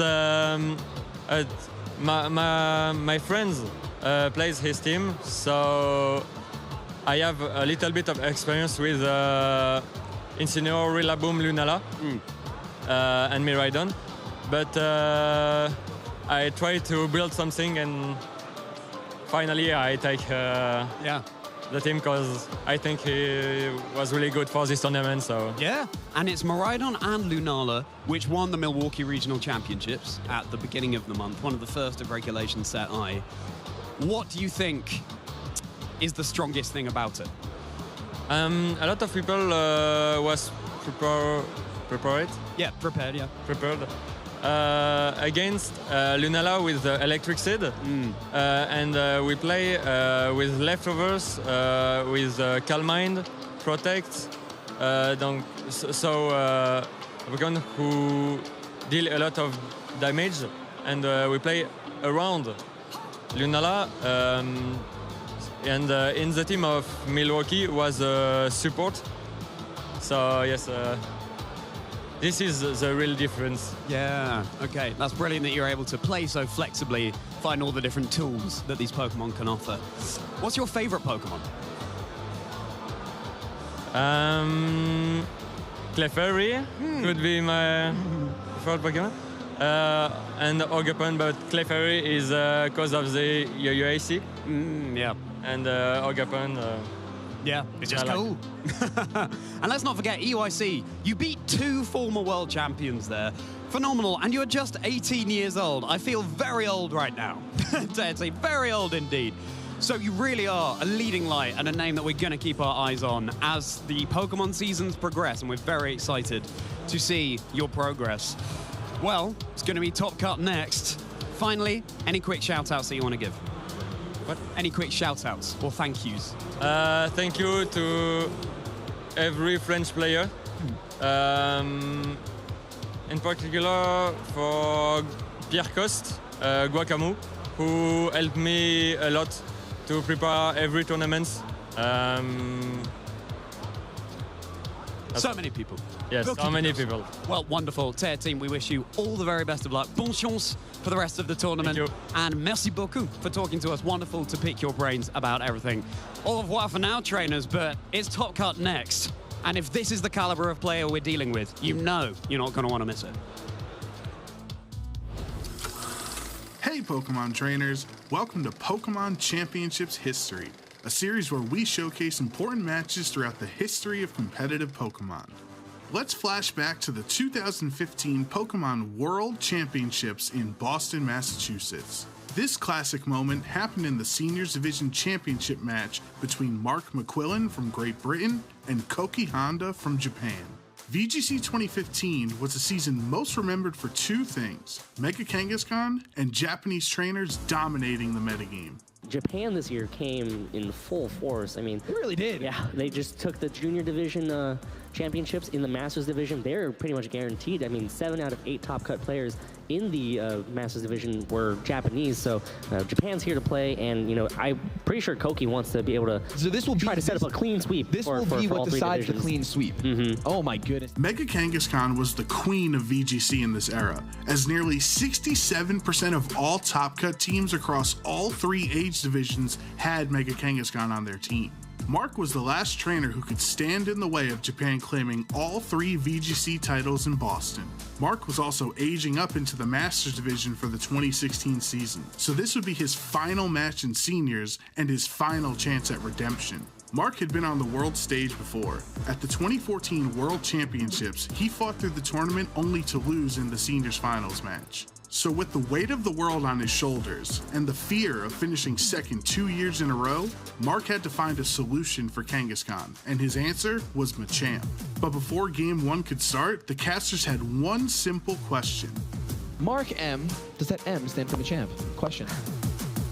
Mark felt incredibly confident in this matchup. He even winked at the camera when he correctly predicted a Landorus switch-in. Cresselia disrupted much of Koki's game plan by setting up Trick Room and skill swapping away key abilities. When it was finally knocked out, it was time for the crowd favorite to join the fray.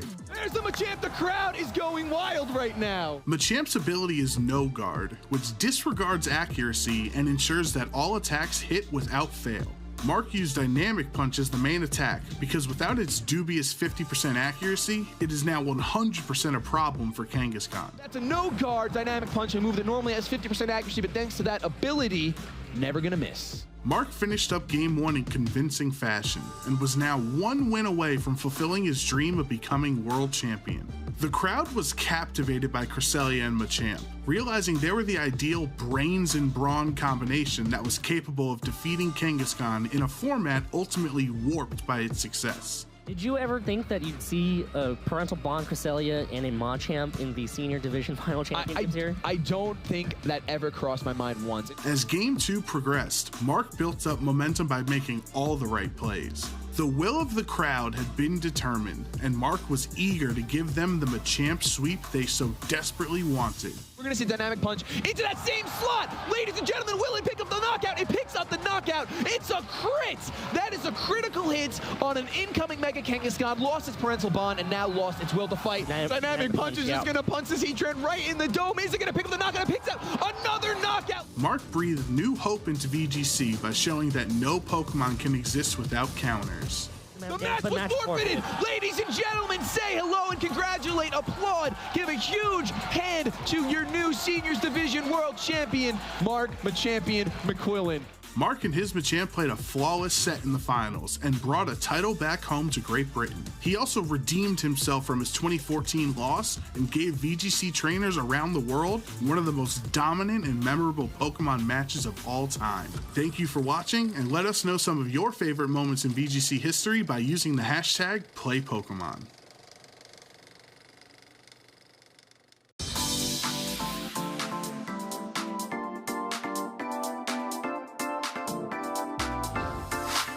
Between tournaments, I make sure that I can get a lot of rest and recover after the tournament, and as well as taking time to do lots of practice.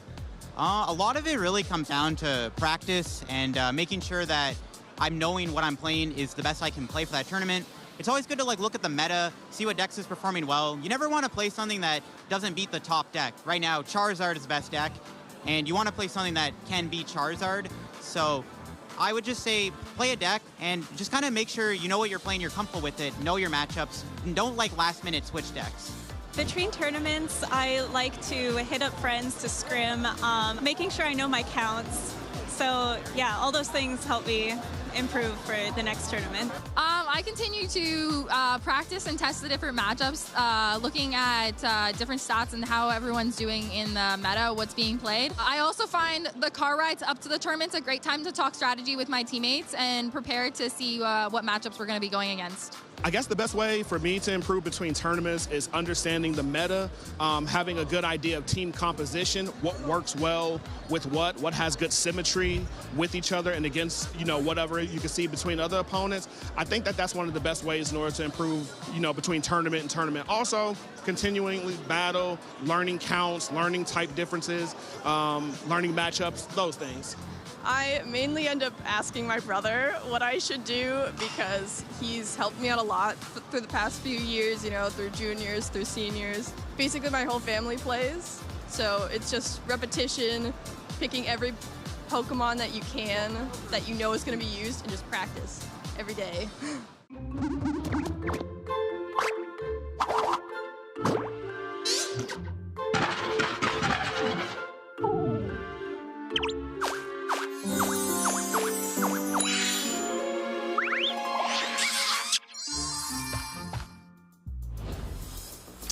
Marcus, what do you call a four-sided turtle Pokemon? A four-sided turtle Pokemon? Enlighten me. Squirtle. Welcome back, trainers. We're nearly getting into our top cut here at the Bologna Special Championships.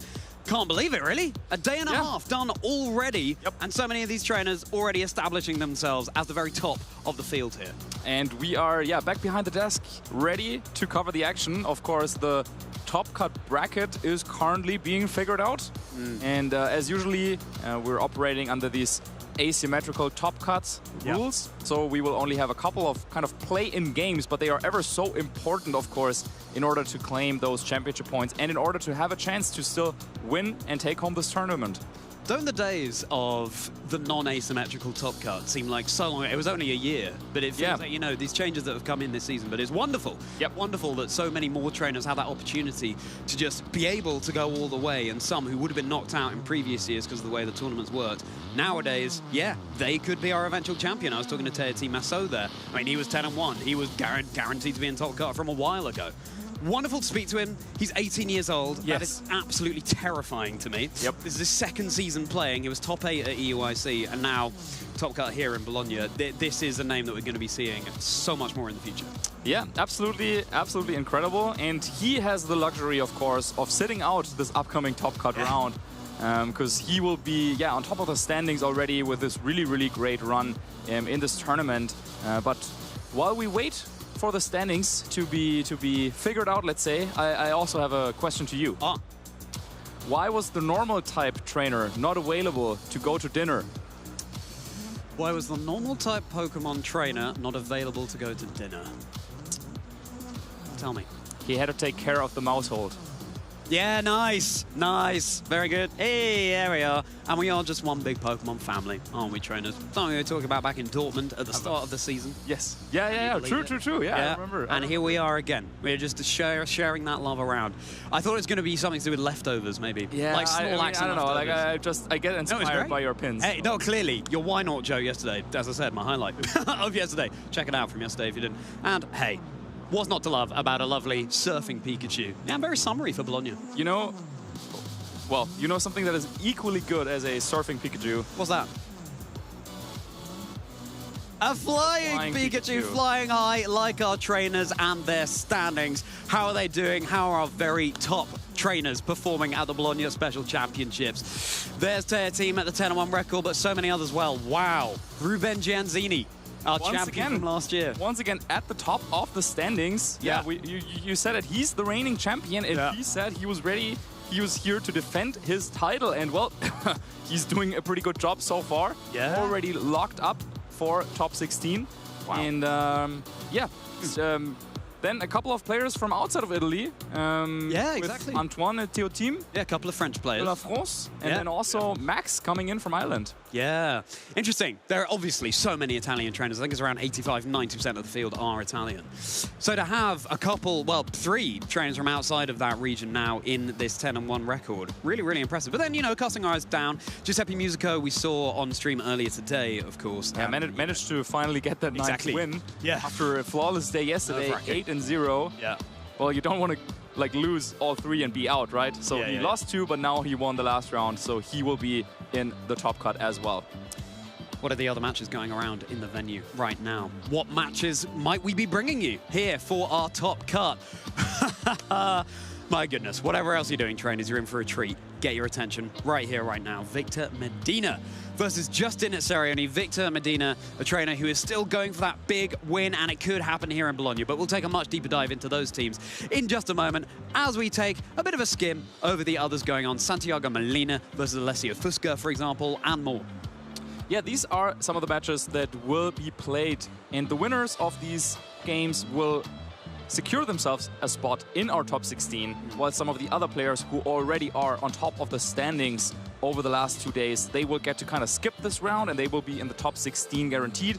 But anyone with a record of 9-2 or better over the 2 days that we had will be placed in this top cut. And yeah, those lucky trainers, they get to play another round of Pokemon. Yay! Thank you for that explanation, Marcus. Yeah, very well summarized. Can get a little bit knotty, but that's how it works. Porygon 2 there. We have the Zacian and Kyogre from Jacopo as well. A combination that, yeah, there are a few of them out there in the field. It's not one that we had our eyes on too much, even though Kyogre won the Portland Regional Championships last week. That was paired with a Calyrex Ice Rider, not a Zacian. So we'll see how that's able to perform. Volcarona being run by Christoph Goose as well. This Zamazenta Marauder, you know, there are elements of this that remind me of Joseph Ugate's team that was doing so well for them in Regulation Set G, the Miraidon and the Volcarona there. Frigoroth 2 as well, of course. Raging Bolt, it's a Pokemon that we've seen popping its head up above the precipice a couple of times so far in Bologna. Of course, most players are going to be angling more towards the other very powerful Dragon Electric type in the Miraidon, but if you're not running that, then maybe Raging Bolt plugs a hole that you have, and Francesco and Matteo on both of those teams not running the Miraidon, and Raging Bolt is filling that void instead. Yeah, absolutely. So many great electric and dragon types around. I remember when I was a kid, that typing combination wasn't yet discovered. Yeah, exactly. One of that combination. I was always like, oh wow, like that's gonna be so cool. Now we got 2 of them. Yeah, and we've got 2 trainers, and they're ready to go on the stage. Victor Medina, you could call the potentially the favorite in this scenario, the opponent, more the underdog, I guess that's better nomenclature for that, just because we don't know them so well. But we saw it yesterday. Matteo Ferrari came out and beat the current #1 in terms of championship points, Marco Silva. Marco Silva no longer in the competition. Upsets have been abounding, just like they did last year in Bologna. I don't know what it is in the air in Italy here, but something is causing these trainers to maybe play in a way that they weren't expecting. Cannot wait to bring this absolutely fire match to your screens, trying to work out what that tiny plush is that Victor's opponent has, Justin, but we'll have to get that confirmation soon. And once again, I feel like it's the old tale. It is a player that might not have as many achievements, but is very, very familiar with the community because, yeah, Justin, he likes to go to these events and he likes to kind of work as a photographer. That is what he likes to do. He's doing the community a great service, sharing impressions from these events with people around the world. But he said, well, I've absorbed so much of the greatness of these players, I can already also do it myself. And they have proven before with a fantastic top 16 at the Stockholm Regional Championships. And then they were like, well, you know what? Like, maybe I can actually play as well. Yeah, exactly. And, yeah, to that point, making it onto the stage. And yeah, another chance to make it into the top 16, maybe even further. And then on the other side, yeah, Victor Medina, one of our most accomplished players on the circuit. Right, Charlie? LAIC finalist in 2025. That took place around November, I believe, trainers, in 2024. The 2025 season, though. Top 16 Stockholm, that's a much more recent achievement for Justin. So maybe the wind is behind them, wind in their sails. Could be. Let's see. And speaking of sails, there's Lunala, the wings spread wide, with Koraidon and Incineroar, Fluttermane, Raging Bolt, and Rillaboom. So it's a setup Lunala, no access to Trick Room here, just the Calm Mind. If you let it run away with itself, then it really can sweep. Fairly fast-paced here, all the more so because Fluttermane can reduce the speeds of the Pokemon on the other side. You have priority moves in Grassy Glide and Thunderclap as well. So Justin really hoping to get the jump on their opponent. You haven't really seen this exact combination of 6 Pokemon before, but it looks very strong. Like, all of those are very strong Pokemon, and Calm Mind Lunala is a Pokemon that has really been making some waves or some wins or some, I don't know, or like the wings can do a lot. It is doing quite well, but a lot of the players, of course, from France are using that. So Justin has found another way of using Lunala. It's not paired with Miraidon, but yeah, taking some support from the past here. Koraidon coming in, Terra Fire, Flare Blitz, Flame Charge. We know it. It is very, very powerful and supported by some of the evergreens of VGC with Incineroar, Rillaboom, and that Raging Bolt and Fluttermane. Love the way of putting it. The handshake has happened. The team lists have been exchanged. These guys are friends, but for the next 15, 20 minutes or so, they're putting that to one side. They're getting their Pokemon trainer caps on. They're turning them backwards as they study each other's teams. Victor taking a little bit of an inhale as they study that team sheet. Calyrex, Shadow Rider, Zamazenta, Incineroar, Raging Bolt, Smeargle, and Rillaboom. So, Calyrex, another very, very fast Pokemon, a special attacker. Zamazenta, a physical attacker. You do have that flexibility over on Justin's side as well. This is a team where Zamazenta, you know, can be really quite tricky to remove. It's a very defensive Pokemon. Pokemon that maybe Justin wants to be able to focus on. But with Smeargle there, going for wide guard, blocking any spread moves, Follow Me, becoming the center of attention, Spore, putting things to sleep. It's a pesky normal-type Pokemon, riding off the back of your normal-type joke before there, Marcus. Let's see if it's going to be the star of this show. Yeah, Helping Hand Incineroar on these Calyrex Shadow Rider teams, something to watch out for because, yeah, increasing the power of Calyrex can lead to some KOs, and we all know what happens when Calyrex gets some KOs, of course, with Grimnay getting some additional boosts. But yeah, Victor Medina currently ranked 2nd place in Europe. Can he maybe even overtake Marco and finish the season as #1 in Europe? That's what he's playing for. And then Justin, on the other hand, already had one fantastic result this season, is looking to add another one. The leads are going to hit the field, trainers. It's our first Top Cut game here in Bologna. It is going to be Smeargle alongside Calyrex, Shadow Rider, Lunala, and Incineroar over on Justin's end. All right, so already this is saying Victor wants to go for a setup plan potentially, but one really important interaction is the Calyrex Shadow Rider over on Victor's side. It is Terra Dark. Now, Lunala has Ghost and Fairy type attacks available, so it could be either a Moongeist Beam or a Moonblast, and already on this first turn, this could be so important. Do you try and predict the Terra? Do you maybe even go for a Fake Out on your opponent's Ghost type restricted Pokemon, expecting the Terra? So already this first turn will be very, very important. Stakes couldn't be higher, and it's just game 1. The responding Terra, though, coming out from Justin's end as well. Calyrex Shadow Rider has become a Dark type. Lunala is about to embrace the crystals to become a Fairy type.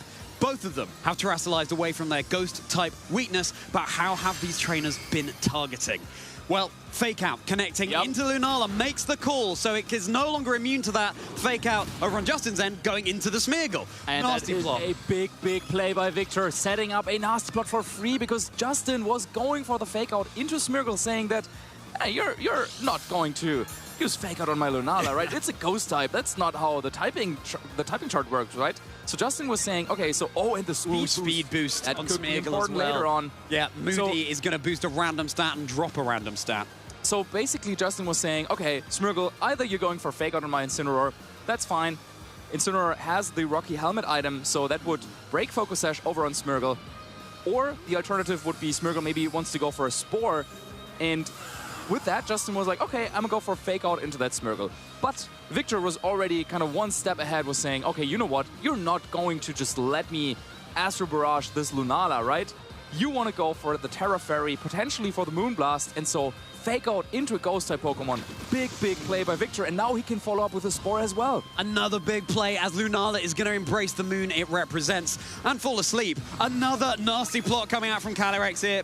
It's about to get snowballing. It's not an Ice Rider, but it's now +4 in its special attack. You do have your Shadow Shield back with Lunala, thanks to the leftovers, healing off the Fake Out hit. Critical hit, knockoff, probably didn't matter there. Smeargle, not the bulkiest Pokemon. It is down, but you could very much argue that Smeargle has done its job already. Oh, absolutely. It bought a free turn for Calyrex, which now is able to go for another nasty plot. This is also reminding me a little bit of the Utrecht finals, where we also saw a Terra Dark Calyrex kind of going off the rails there with those boosts. But now Victor has all... Yeah, he has the board position, and even though Smeargle went down, that means Victor can bring in another Pokemon, can bring in Incineroar. This could go for a Fake Out onto Lunala to break the Shadow Shield, and then the follow-up would definitely KO it. Alternatively, of course, also you can just go for a Fake Out into Incineroar, but with that Terra Dark on Calyrex, Incineroar cannot really hit Calyrex that well. So yeah, that Calyrex can feel quite safe. And I feel like, yeah, Fake Out into Lunala and Astro Barrage, and I feel like Victor is in a fantastic spot. The Incineroar only has access to Dark-type moves over in Justin's side, so yeah, can't do much damage to this Calyrex here. Seems like a very tiny Incineroar over on Victor's side, but that doesn't mean a helping paw can't come out. Astro Barrage going to be boosted all the more. Cannot wait to see how much damage it's going to do. Might be resisted onto Justin's Incineroar, but it's still going to do a ton like we saw in yesterday's championship. How much will it do? The Shadow Shield still intact. It's just going to be enough for the double one-hit knockout. Yeah, Victor showing that he knows his damage calculations, knowing that even with Shadow Shield active, you don't need to go for the Fake Out like I suggested to break it. Instead, you can go for the Helping Hand, and whatever comes in will take even more damage from that attack. And now sharply rising the special attack once again. I got bad news for Justin. It's as high as it can be, that special attack stat for Calyrex Shadow Rider for Victor. +6. Doesn't go beyond that. Can they just sweep through? It seems so. I mean, with Fluttermane joining the fray here, the Calyrex is just going to be super, super fast. The Fluttermane is holding Focus Sash, but, you know, you've still got an unrevealed Pokemon for Victor here as well that can deal with that.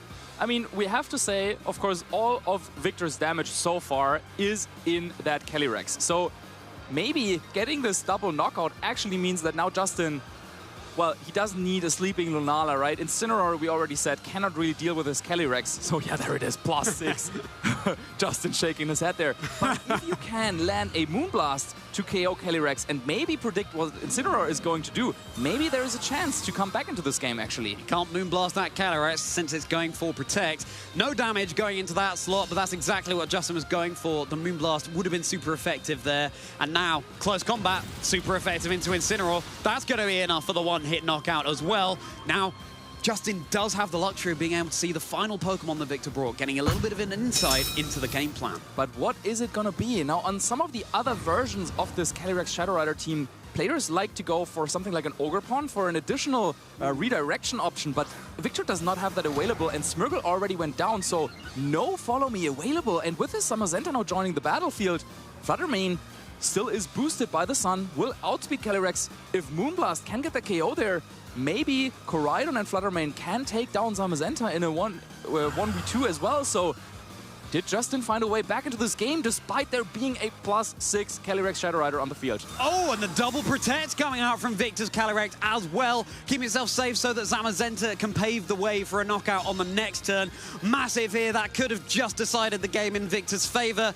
Moonblast once more. Super effective close combat into the Zamazenta. Wow. It's hanging on at about 1/6 of its HP thanks to the defense boost it got from the Dauntless Shield ability. Same cannot be said for Koraidon, dropping its defenses, being all softened up here and losing some health to boot. Body press just going to be enough to secure the KO. But once more, still, Fluttermane has the Focus Sash active. if Moonblast gets the KO on Calyrex, Zamazenta can only bring it down to Sash, and then Fluttermane could get the KO on Zamazenta the next turn potentially. So is this a comeback despite the double protect? And how is Calyrex going to take it? No, the Calyrex is going to go down. Super effective Moonblast. The Horseman that has been so crucial for Victor in this game has returned to its stable. Now we turn our attentions to the dog, the hero from Galar. Heavy Slam, going to be super effective into Fluttermane, bringing it down to Focus Sash. Of course, that item means that Fluttermane can take at least one attack and remain on the field. How much damage is going to come out the next turn from this Moonblast? Will it be enough to secure the KO? The trainers are locked in with the moves they want to go for. Connecting into the Zamazenta. Yeah, Justin's done it with 1 HP in a dream. Justin Cherioni has been able to secure this game one just when it seemed like it was all over. Wow. Against a +6 Calyrex Shadow Rider, Helping Hand, Life Orb, Astral Barrage, getting this double knockout. But Justin knew that from there on, with Koraidon and Fluttermane, he had the exact 2 Pokemon that he needed. I think any other combination would have lost the game for him instantly. But with that, with the speed boost on Fluttermane and with the terrestrialization already committed over on Calyrex on Victor's side, all of a sudden he kind of had it locked up. It looked like Victor was running away with the game, but yeah, very well identified by Justin. And yeah, now Victor has got to think about, well, I should not have allowed this double KO to happen. But then, yeah, how do you want to play any differently? This is really tough to foresee. But yeah, with those 2 Pokemon, with a Focus Sash, with a fast Koraidon, it seemed like Justin knew exactly where he needed to target, and even the double protect could not stop him. The value of the Focus Sash in Regulation Set I. The power level is high with 2 restricted available for each trainer, 2 legendary Pokemon, very good stats. But as long as you're taking 1 attack, remaining on at least 1 HP, it means that Pokemon can act. 1 HP, infinitely more than 0. Perhaps for Victor, I mean, it was getting up to +4, and then it was the Grimnay boost on a double KO that got it up to +6. But the +4 was so nice as well to be able to sweep through Justin's team. Got to be able to somehow bait out that Focus Sash and break it sooner so that Victor can go for the sweep that they're looking for. Can we ask Jamie Boyd at one point about the infinitively more than 0? Infinitely more than 0. Yeah. Maybe that's true. Enlightening us about Terrapagos. His calculations. Yep. Maybe he has something to say about that as well. But anyway, it is game 2. Victor has to come up with something because this is an elimination match. If Victor loses this game, he is out of contention.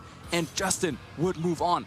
It's the same leads for both players. Yeah, very interesting. We often see the trainer who wasn't successful in the previous game switch something up, but no. Calyrex and Smeargle once again. Victor deciding, okay, same Pokemon, but maybe I'll go for a different play that you might not be expecting. And now we have the mind game of this Fake Out again, Marcus. Yeah. Do you terrestrialize into the Fairy type and make yourself vulnerable to the Fake Out? And is Victor going to call it? Let's find out. Yeah, it worked so well for Victor in game 1, and I'm still thinking about what really went wrong for him, because he got the call correct on turn 1, using Fake Out into Lunala, got the free Nasty Plot, and then he also got the call correct, or he got the double protect later on, and he still lost. So this must not feel well for Victor at all. And this time, okay. So you now cannot fake out that Smeargle. It's become the Terra Ghost, immune to normal type moves. If Incineroar's targeted into that slot with Fake Out, it's not going to do anything.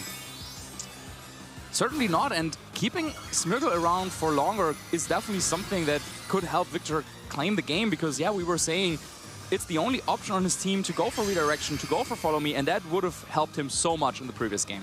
Fake Out was going down into that Smeargle, but it's become the Terra Ghost. It's not going to be able to do anything. Astral Barrage now, at least you've Terra Fairy'd your Lunala, and you haven't faked out with Smeargle. Taking it really, really nicely, but is it going to be a cheeky Spore coming out from this Smeargle now? Yes, it is, but it's targeting into the Incineroar instead. Rocky Helmet, not the safety goggles, so it certainly is vulnerable to sleep. Yeah, I was going to say, that would have been so risky, leaving the Calyrex open for potential knockoff, but yeah, he was saying, okay, it's not going to be a Moonguy's Beam, instead Terra Fairy Moonblast will bring Smeargle down to 1 HP thanks to the Focus Sash now over on Victor's side. But yeah, a very risky play to open up this game too, because yeah, had that been Moonguy's Beam into Calyrex, that would have just knocked it out right away and probably would have ended the game on the spot. So a risky play by Victor, but it's paying off to some extent, as now Smeargle could go for another Spore into Lunala, and potentially Calyrex might want to go for a Nasty Plot. Now in this game, Smeargle got a boost and a drop to its offensive stats, not speed. So that's not going to impact anything too much. Smeargle can't really do any damage apart from that Fake Out. yeah, Smeargle there to support, but the question would be, even if you put everything to sleep, of course, at some point, Justin's Pokemon will be able to wake up. So do you want to risk that? Nasty Plot is coming out. Incineroar, try to go for the fake out the previous turn, so has a guaranteed turn of sleep this turn. So yeah, it feels safe to just go for the Spore and Nasty Plot for victor. Lunala keeping itself safe from those spores that could have put it to sleep. Incineroar taking its turn of sleep. Of course, the Calyrex much safer in the face of all of that Dark-type damage, given the Incineroar taking a cat nap. But that could be it. It's only the one mandatory turn of sleep that you have to take. Another boost to its attack. This Smeargle is so offensive, but it can't use it in any way. Yeah, now the question would be, well, we saw how much damage Helping Hand +4 Astral Barrage did on the Terra Fairy Lunala in the previous game. So I have a feeling that Helping Hand +2 Astral Barrage would get the knockout on Lunala, and then you might even be able to also get the knockout on Incineroar. So we would enter kind of the same game state as we had previously, but the difference would be Calyrex is not terrestrialized and Smeargle is still on the field. A double protect attempt from Justin there, but it's not going to go their way. Follow me from Smeargle as well, so any moves coming out from the Incineroar are going to go into that slot rather than the Calyrex. Big Astral Barrage here at the +2 into the Incineroar and the Lunala. It's going to be enough just for that double knockout, even though the Incineroar resisted it. Yeah, didn't even need the Helping Hand there. I'm almost wondering if Victor would have liked it if one of those two Pokemon over on Justin's side would have yeah, survived that hit. Because now, yeah, we're entering the same kind of situation as in the previous game. Of course, if you're rooting for Victor, you gotta hope. Oh, and the speed There's boost. The speed boost this time. Massive. This could be massive if it can outspeed Fluttermane, even in the sun. But anyway, what I was saying is, once again, Justin gets to enter the same board position with Koraidon next to Fluttermane and can potentially take two knockouts quite quickly. So the question is, of course, which Pokemon does Victor have in the back? Is there something that can deal with this threat that he, of course, now had to expect coming out from Justin? Fluttermane does have the speed boost. It will be the speediest thing on this board state. Smeargle is still stuck around here, and it could just put another thing to sleep and be able to get that sweep going. Victor, you've got to assume that it's one of the other restricted Pokemon in the back. That Zamazenta there too. Doesn't like facing down a Koraidon, so I wouldn't be surprised if that is public enemy #1 for Victor right here, removing that Koraidon as fast as you can. And we have some mind games going on because there could be a Wide Guard or Follow Me coming out from Smeargle if you try to play around a potential Icy Wind or if you expect Shadow Ball to be coming out. So this isn't that straightforward. Justin even thinking about close combat there for a second. But yeah, what is he going to do? Okay. Looks like he's gone for a immune close combat into the Smeargle. It's not going to do any damage. It's going to be Wide Guard instead, so that speed cannot be reduced from Icy Wind. But no, just a Shadow Ball into Victor's Calyrex Shadow Rider. It's going to take double super effective from that Ghost-type attack. Calyrex has been felled once more. Now Victor can switch something else in from the back. Is this the pathway that Justin needs to be able to get into this game? The close combat certainly won't be helping matters. This time a defense boost, dropping the special attack, so the Smeargle is still really, really speedy. Yeah, huge play there by Justin. This was kind of a coin flip. Is Smeargle going for Wide Guard? Is it going to be Follow Me? But Justin called it perfectly. Didn't capitalize, though, and take out Smeargle as well. Instead, fishing for a switch there with close combat. Now, that means Smeargle is still around, and Fluttermane will have to spend a turn getting rid of that Pokemon. And this could open, yeah, another turn, potentially, for Victor. We saw in the previous game close combat not quite enough to get the knockout on Zamazenta, but it was dropping the defenses, allowing Zamazenta to get a knockout on Koraidon right away. So now, yeah, Justin, I think, thinking about, okay, maybe I can go for the combination of Flame Charge and close combat instead, which would give my Koraidon a boost in speed and would also ensure that it does not go down to body press as easily like in the first game. Yeah. Do you go all in on the offense and soften yourself up, or do you just go for something a little bit, it's a little bit less hard, keep yourself safer? Of course, Flare Blitz deals recoil damage as well, so it's another way of softening yourself up. And now we also have the mind game of the Wide Guard or not again, and the Ice Wind or not again. Zamazenta keeping itself safe. Is Smeargle going to go down here with the Moonblast just targeting into Victor Zamazenta? What is Koraidon going to do about this situation? Smeargle acting first, thanks to its speed boost, and Koraidon is now just snoozing. The Zamazenta so much safer now. yeah, this was such a risky play by Justin. He could have gone for a Moonblast or Shadow Ball into Smeargle, but instead decided to double up into Zamazenta, saying that, well, whatever Pokemon is in the back next to Smeargle, you won't have any damage output if I can get rid of Zamazenta. However, with the boost that Smeargle had acquired previously thanks to Moody, outspeeding Koraidon meant that, yeah, well, that play wasn't going to work if Smeargle is going for a Spore, and that is what Smeargle did. So all of a sudden, it feels like, yeah, the dynamics have changed once more, and now, once again, yeah, Victor, with this boosted Smeargle, cannot really do too much, but yeah, it will start sporing as well, and it feels like there was an opportunity there for Justin to claim the game after this amazing prediction with Shadow Ball, but now it's back in Victor's side. Yeah, that Smeargle just got another boost to its speed from Moody at the end of that turn. It's now +4, even faster than it was before. Koraidon does get the one-turn wake-up. Flame Charge, finally able to remove this artistic Beagle from the field. A speed boost over on Koraidon's side to boot, and now it could be what Justin needs to sweep. The Smeargle's down. There's no option to Spore anymore. Zamazenta feeling a whole lot more threatened.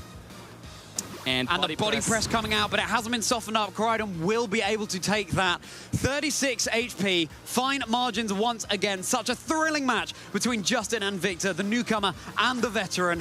Victor's going to have to win this one to be able to take us to a Game 3. Yeah, and we could have been in the same spot, but with Koraidon, I guess, at max HP, had Justin just gone after the Smeargle previously. But, well, maybe the speed boost on Koraidon can help here a bit. However, now, yeah, Incineroar joining the battle, so that is the 4th and final Pokemon for Victor here in this case. Yeah, you could go for a Fake Out, of course, into Koraidon, which might not quite knock it out, but maybe gets it into range of another Life Orb Recoil chip. However, of course, it seems very obvious. However, with how Justin has been playing those last couple of turns, I mean, yeah, it's really, really tough to call anything here at this point. Fluttermane protect the previous turn. Do you really want to go for a double protect attempt here? No, okay. Not going to go for the double, just going to go for damage. No Fake Out. Good for a good amount of chip here. There's no Fake Out, and the close combat connecting into Incineroar. That's just going to secure the knockout there. And now all eyes on this Zamazenta. It could be Victor Medina being knocked out of the Bologna Special Championships in our top cut. And the Italian Justin Cerioni on home turf going all the way as the body press enough to secure the KO onto the Koraidon here. Now it's just Fluttermane versus Zamazenta. The Moonblast, that's going to be a 3-shot onto the Zamazenta, but it's got its Focus Sash intact. Oh no, maybe a 4-shot even. Got its Focus Sash intact. Once again, how's it going to go? Yeah, that is exactly the question. Is this a 3-hit knockout from this range? Can Moonblast do more than, 33, 34% of damage? Oh, let's find out. Another Moonblast. Yeah, it should be a 3-hit knockout. Heavy Slam is going to bring Justin Fluttermane down to the Sash.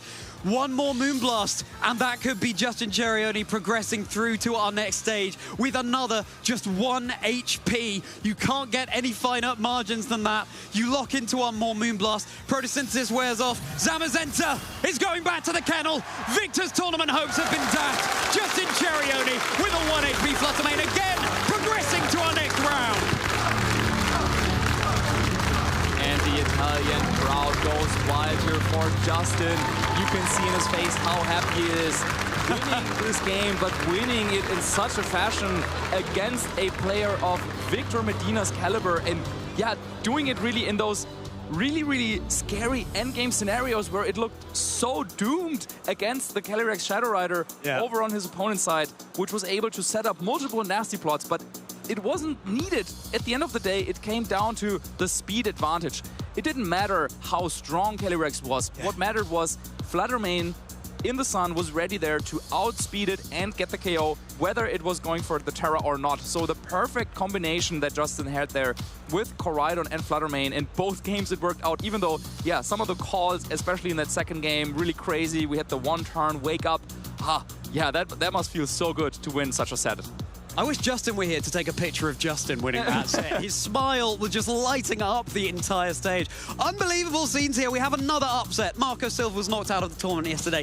Victor Medina knocked out of the tournament today. And I think they were both in 2-0 victories as well. So these trainers really know their game plans. They know how they need to neutralize these big threats in the metagame. My goodness. Bologna was exciting already, and it just got even more so.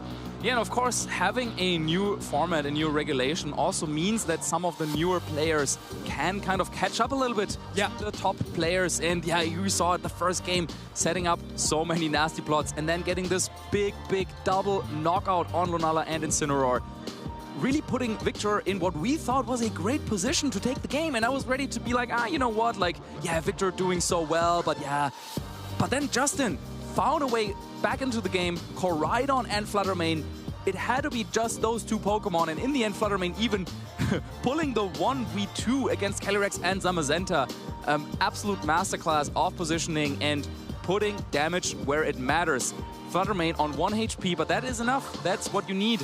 And then going into the second game, we kind of saw a repeat of the first game. Once again, Calyrex getting a big double knockout, but then Justin calling out perfectly that it was gonna be Wide Guard and not Follow Me, getting Shadow Ball off on Calyrex. Big knockout, and that was what started a comeback for Justin in that second game. Keeping the Fluttermane in the back and keeping that sash safe was so crucial for Justin here. Having the sash broken, and we could well have been going to a game 3 here. Of course, the wake up on the Koraidon, really massive there too. Just, yeah, the way the Fluttermane have been trained to be able to get rid of that Zamazenta in 3 hits. That big congratulations over on Justin's side of the field. Wow, he's got to be feeling so fantastic here. A top 16 in Stockholm just equaled that record here, but can they go even further? Maybe we're just going to have to make our peace with not having as many photos from these events anymore, because maybe we'll be seeing Justin competing a whole lot more. Yeah, and you know what? I mean, if Justin can play like that in the upcoming rounds as well, he might be the player to, yeah, claim the title, go to Anaheim, and all of a sudden, yeah, find himself in a completely different role than at some of the previous tournaments. But wow, yeah, that was really, yeah, an upset, another one, yeah, that we definitely were not expecting. And Victor, yeah, he's got to wait a couple more tournaments until finally he will get his very big win. It's going to happen, Victor. It's going to happen. We believe in you. I like the idea that Justin, having taken all of those pictures of players at these tournaments, you know me, Marcus, my background as an actor, maybe he studies the pictures of these trainers and their focus, just tries to embody that, tries to get that flowing for himself, and that will help get into the mindset. Who knows? But whatever he's doing, it's working here at the Bologna Special Championships. Justin Cherioni progressing through to our next round here, our top 16. It's such a stacked field out there. There are so many more incredible matches to come. So, our rank 1, Marcus Silva, eliminated yesterday. Yeah, oh yeah.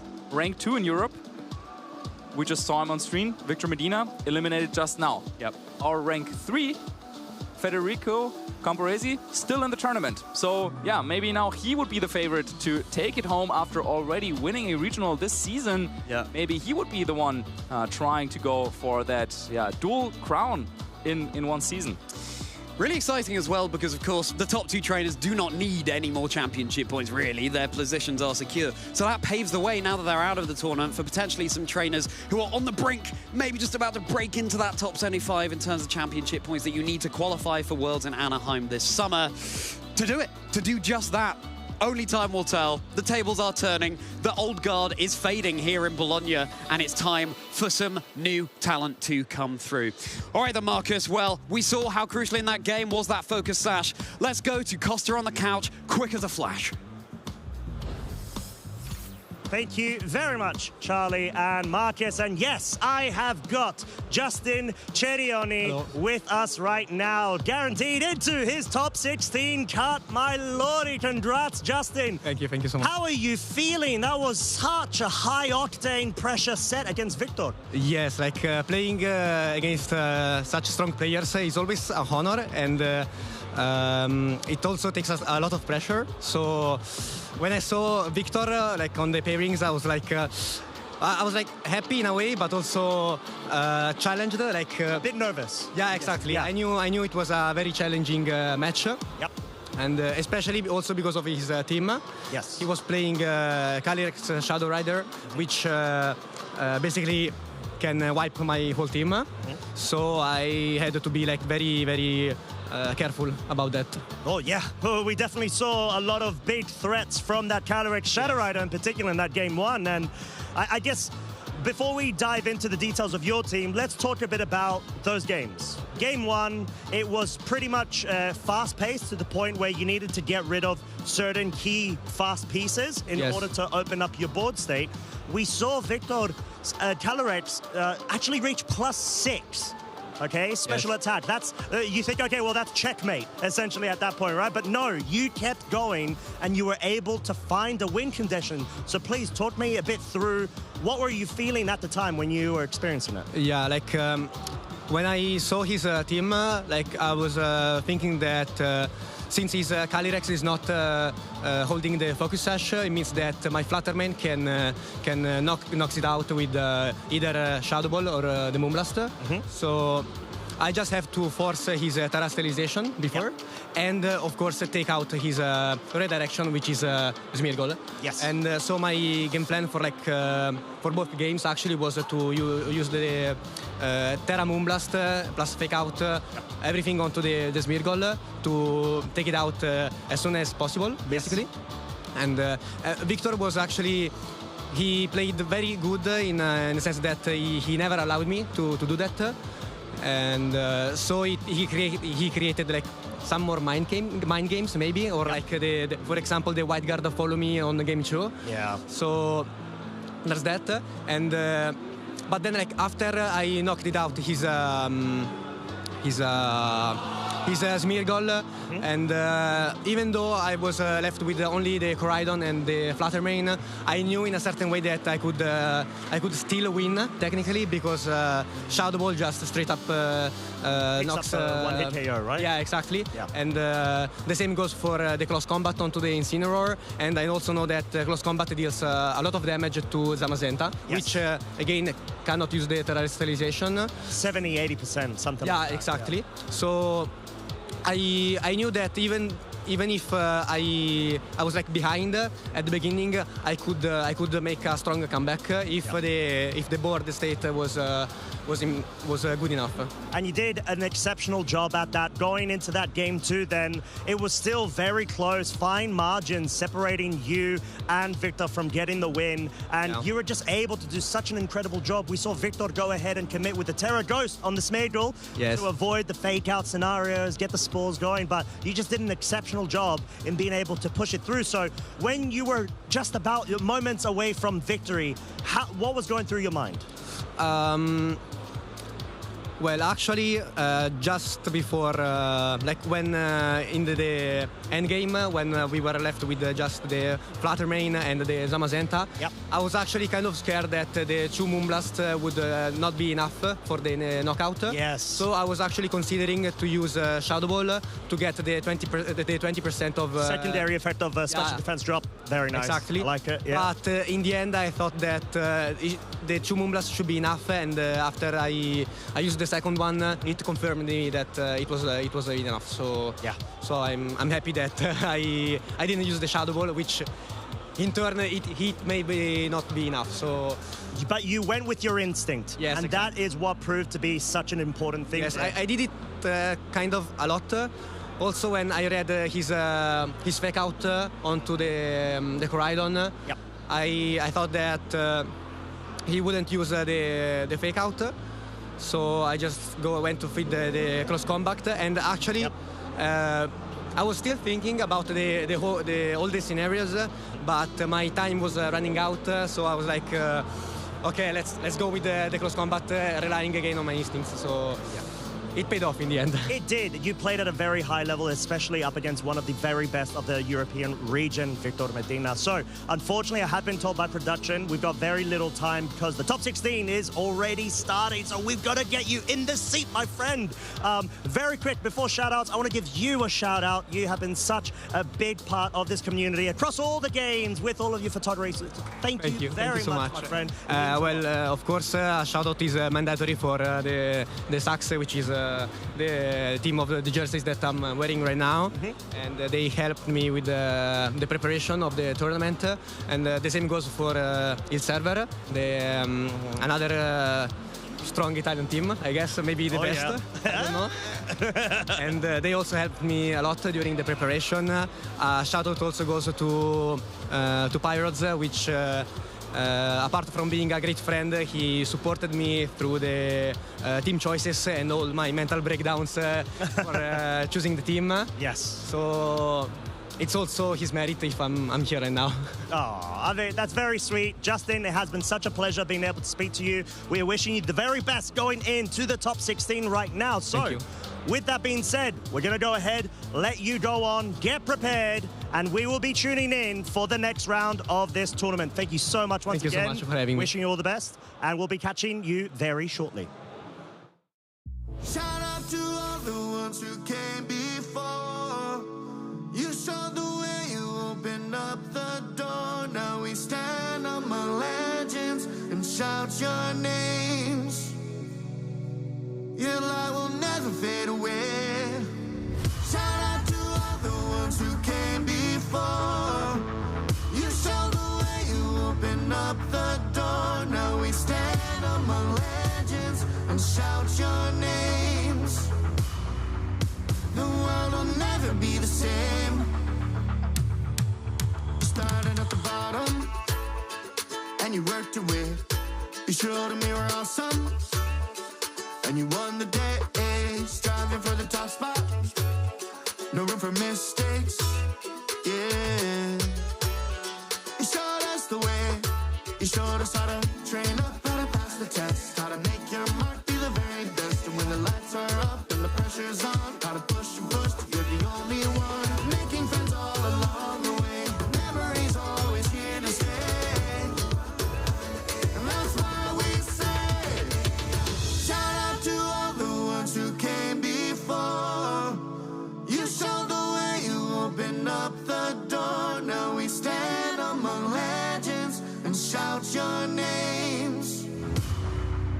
The world will never be the same. Now we have our champions, they've joined the best.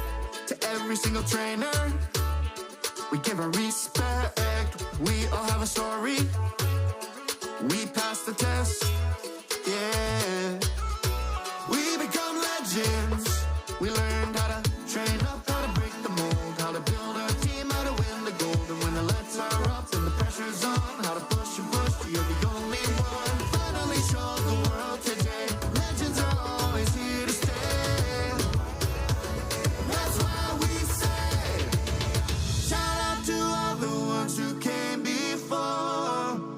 You showed the way, you opened up the door. Now we stand among legends and shout your names. Your light will never fade away. Shout out to all the ones who came before. You showed the way, you opened up the door. Now we stand among legends and shout your names. The world will never be the same. Never be the same. So here's to you, here's to you. The ones who came before. And all I know. So here's to you, here's to you. The ones who came before.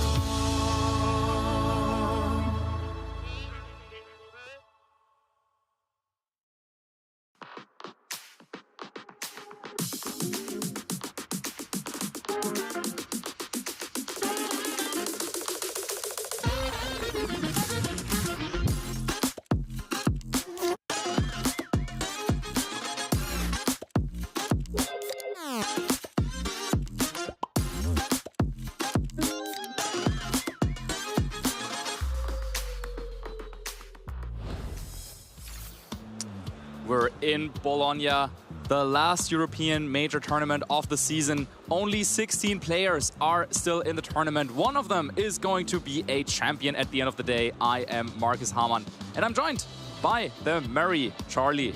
How are you doing after this last game? Marcus, The intensity here, the action, and the upsets. So many fantastic names that have just been knocked out of the competition. Real fast-paced, that last game, and I'm still catching my breath, and I'm sure it's going to be another absolutely incredible match coming up next. But I was just thinking, as you're introducing us there, Marcus, we need a name. We need some kind of Caster Geo name. It's kind of hard with our names. You know what? The one I came up with only works with your Merry Man. Merry Man. Yeah, Merry Man. Well, I guess, yeah, Merry Man. With two N's on the end for your surname. Because, you're no longer Statter. I was going to be like Merry Stat. Get Merry Stat, you know? But while we muse on that, let's take a look at how the competition's doing. Well, I'm married now. You're true, yeah. You're married. We'll workshop that one, traders. So that's how our top 16 is looking. Ruben Gianzini, the winner of this very event, this time last year, still out very top there, going up against Santiago Molina. Yeah, I think we saw that yesterday. Yeah, we definitely saw both of those trainers. Okay, well, that's incredible. And Jeffrey coming over from France as well, Miguel Paquete, Francesco Piapera, we talked to earlier. You mentioned Federico Camporese, number 3, in terms of the championship point standings just now. And then Taya Team, I had the pleasure of speaking to earlier as well. Just saw Justin winning that previous game. Lorenzo, oh my goodness, the names just keep on coming, don't they? Yeah, we got Max there, a player who has also had a really good run in Utrecht. Now going up against Justin Cerioni, who we just saw on stream. And yeah, if you go down the list, Stefano against Sebastiano, Matteo against Antoine. I think still 3 French players in there with that Calma and Lunala composition that is kind of, one of the stories of this tournament. But then there's also 2 Italian players still in there with the Miraidon and Terrapagos duo. A lot of action and a lot of great matches to be played. And then, after that, we'll move into top 8, into top 4, and into the finals. So it's my favorite part of the tournament always, to kind of see, okay, what if this person wins? Like, they would go up against this team composition, like who has the matchup advantage there? And just so many great games. But why don't we have a look at what some of our players are running in a little bit more details with some of our notable matches in this top 16. Yeah, what are we going to be bringing to you? What other matches are going on? How are the teams going to be matching up? Do we still have any Zacian Kyogre running around out there? Because there's certainly some progressing through to our top cut. Okay, going to be Taya Team Masso, player I had the pleasure of speaking to earlier, on an absolute tear at the moment, top 8 from EUIC this season, going up against Christoph Goose, running this Volcarona team with Miraidon and Zamazenta. Really interesting composition, but that's just the match we're going to be featuring. There are so many others going on in the venue right now. Yeah, the 2 Terrapagos Miraidon teams there, Francesco and Sebastiano, and they are in fact slightly different as well, as Sebastiano will be bringing Urshifu, while Francesco has Iron Valiant. It wasn't on my bingo card going into this tournament. Maybe some of the other teams, we got the Calyrex Shadow Rider and Zamazenta compositions there. Lorenzo Silvestrini, regional champion from the previous year, against Giuseppe, another regional champion from a couple of years ago. That is also going to be an incredible mirror match there. But yeah, we will focus on Teo Team against Christoph, Zamazenta and Miraidon against Lunala and Miraidon. The Generation 9 Pokemon from the future. Is it going to be lighting a path all the way to the Grand Finals after it wasn't even in the top 8 of the Portland Regional Championships last weekend? It's certainly having a stronger showing here in Europe. Maybe an indication as to the different kind of playstyles, which is interesting because people tend to say that in NA it's more about the fast-paced offense, which is very much what Miraidon is, but nowadays, of course, Miraidon tends to run the Assault Vest far more, making it bulkier. People are saying that. That's generally the playstyle in NA tends to be, people say, fast-paced offense, whereas it's bulkier and stoolier here in EU. Yeah, like the Incineroar, Rillaboom. I mean, I guess you'll see them around the world, no matter where you'll go. You will maybe catch an Incineroar every now and then. But these trainers, they're right here at the Bologna Special Championships, and they're getting ready to go on stage. A sleeping Dragonite there. I wonder if it can feel it coming in the Dragonair to Dragonite, as Phil Collins would say, as Emolga is there providing some friendly support over on Taya Team side of the field. Maybe a preference pick. Who knows? With a couple of Ditto posing as Espeon and Umbreon on the table there as well. Now, Christoph, not a player we're so familiar with here, but Taya Team, as we say, on an absolute tear. Now, I have played in a lot of tournaments, of course, over the course of my career, but I'm pretty sure I played against him in Stockholm at the regional championships, and he was the one who knocked me out. Ah! I am pretty sure, yeah, he was using Miraidon, Volcarona, Grimmsnarl, and that is also similar to what he's using today, so I might have to go look at my notes here, but I think that I'm a little bit familiar with him. And on the other side, Teo Team, you had the chance to talk to him a little bit earlier. What would you say, like, how was his confidence level, like his body language? How did you feel? Is this an upcoming champion? I think he could be. I think it could be. He seemed very level-headed. He was just focusing on the match at hand. He's only 18 years old. This is only his second season competing. And keep your eyes on this name, trainers. Tier Team, Masso. Also, Utrecht Special Championships, top 64 there. And Christoph, as you mentioned there, Marcus, Stockholm top 16 as well as Dortmund top 64. Both of these trainers, that was in the previous season, both of them pretty new to the scene and both of them squaring off against each other. Really, really wonderful to see some new talent coming to the fore. Cannot wait to see how Christoph and Tier Team approach this match. Absolutely, and yeah, if we take a closer look here at Christoph's team, it is indeed Miraidon Volcarona. Once again, yep, that is the exact same Quiver Dance Volcarona set with Giga Drain and Fury Dance that knocked me out in Stockholm. But no Grimmsnarl to be seen. Thank you, Charlie. No Grimmsnarl to be seen this time around. Instead, it will be, Zamazenta and Jianpao. A little bit more offensive. And now finally you can really say it.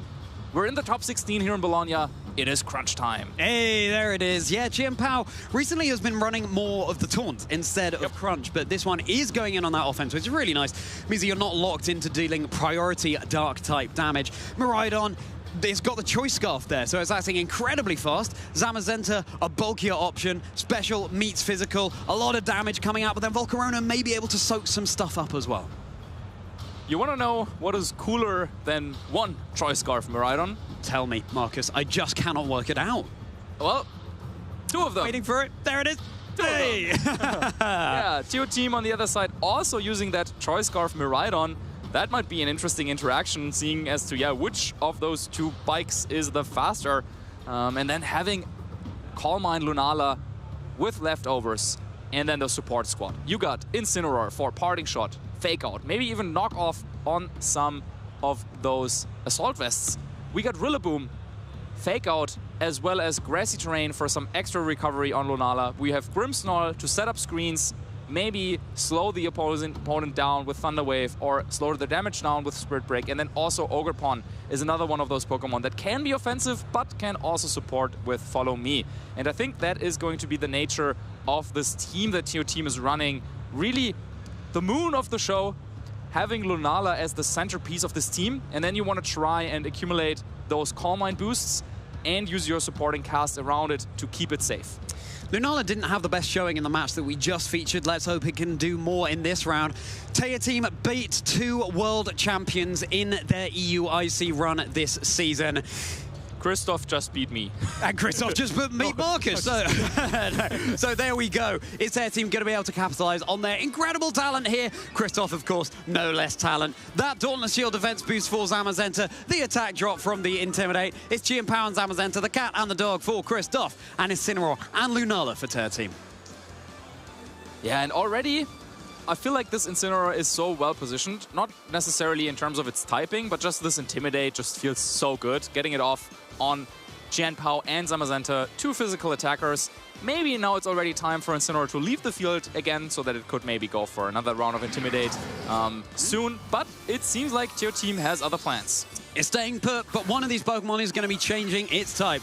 Lunala is going to be embracing its Fairy Terra typing. Overwhelmingly, the most common Terra type for Lunala that we've seen this weekend in Bologna. It's now vulnerable to a Fake Out, but of course there's no Fake Out over on Christoph's side. It's just on Teo Team's. Zamazenta flinching, Icicle Crash coming down into Lunala, fishing for a flinch. Is that going to happen on the Lunala? Oh. Yes, it is. So whatever Teo Team was locking into, and looking really disappointed about that there too.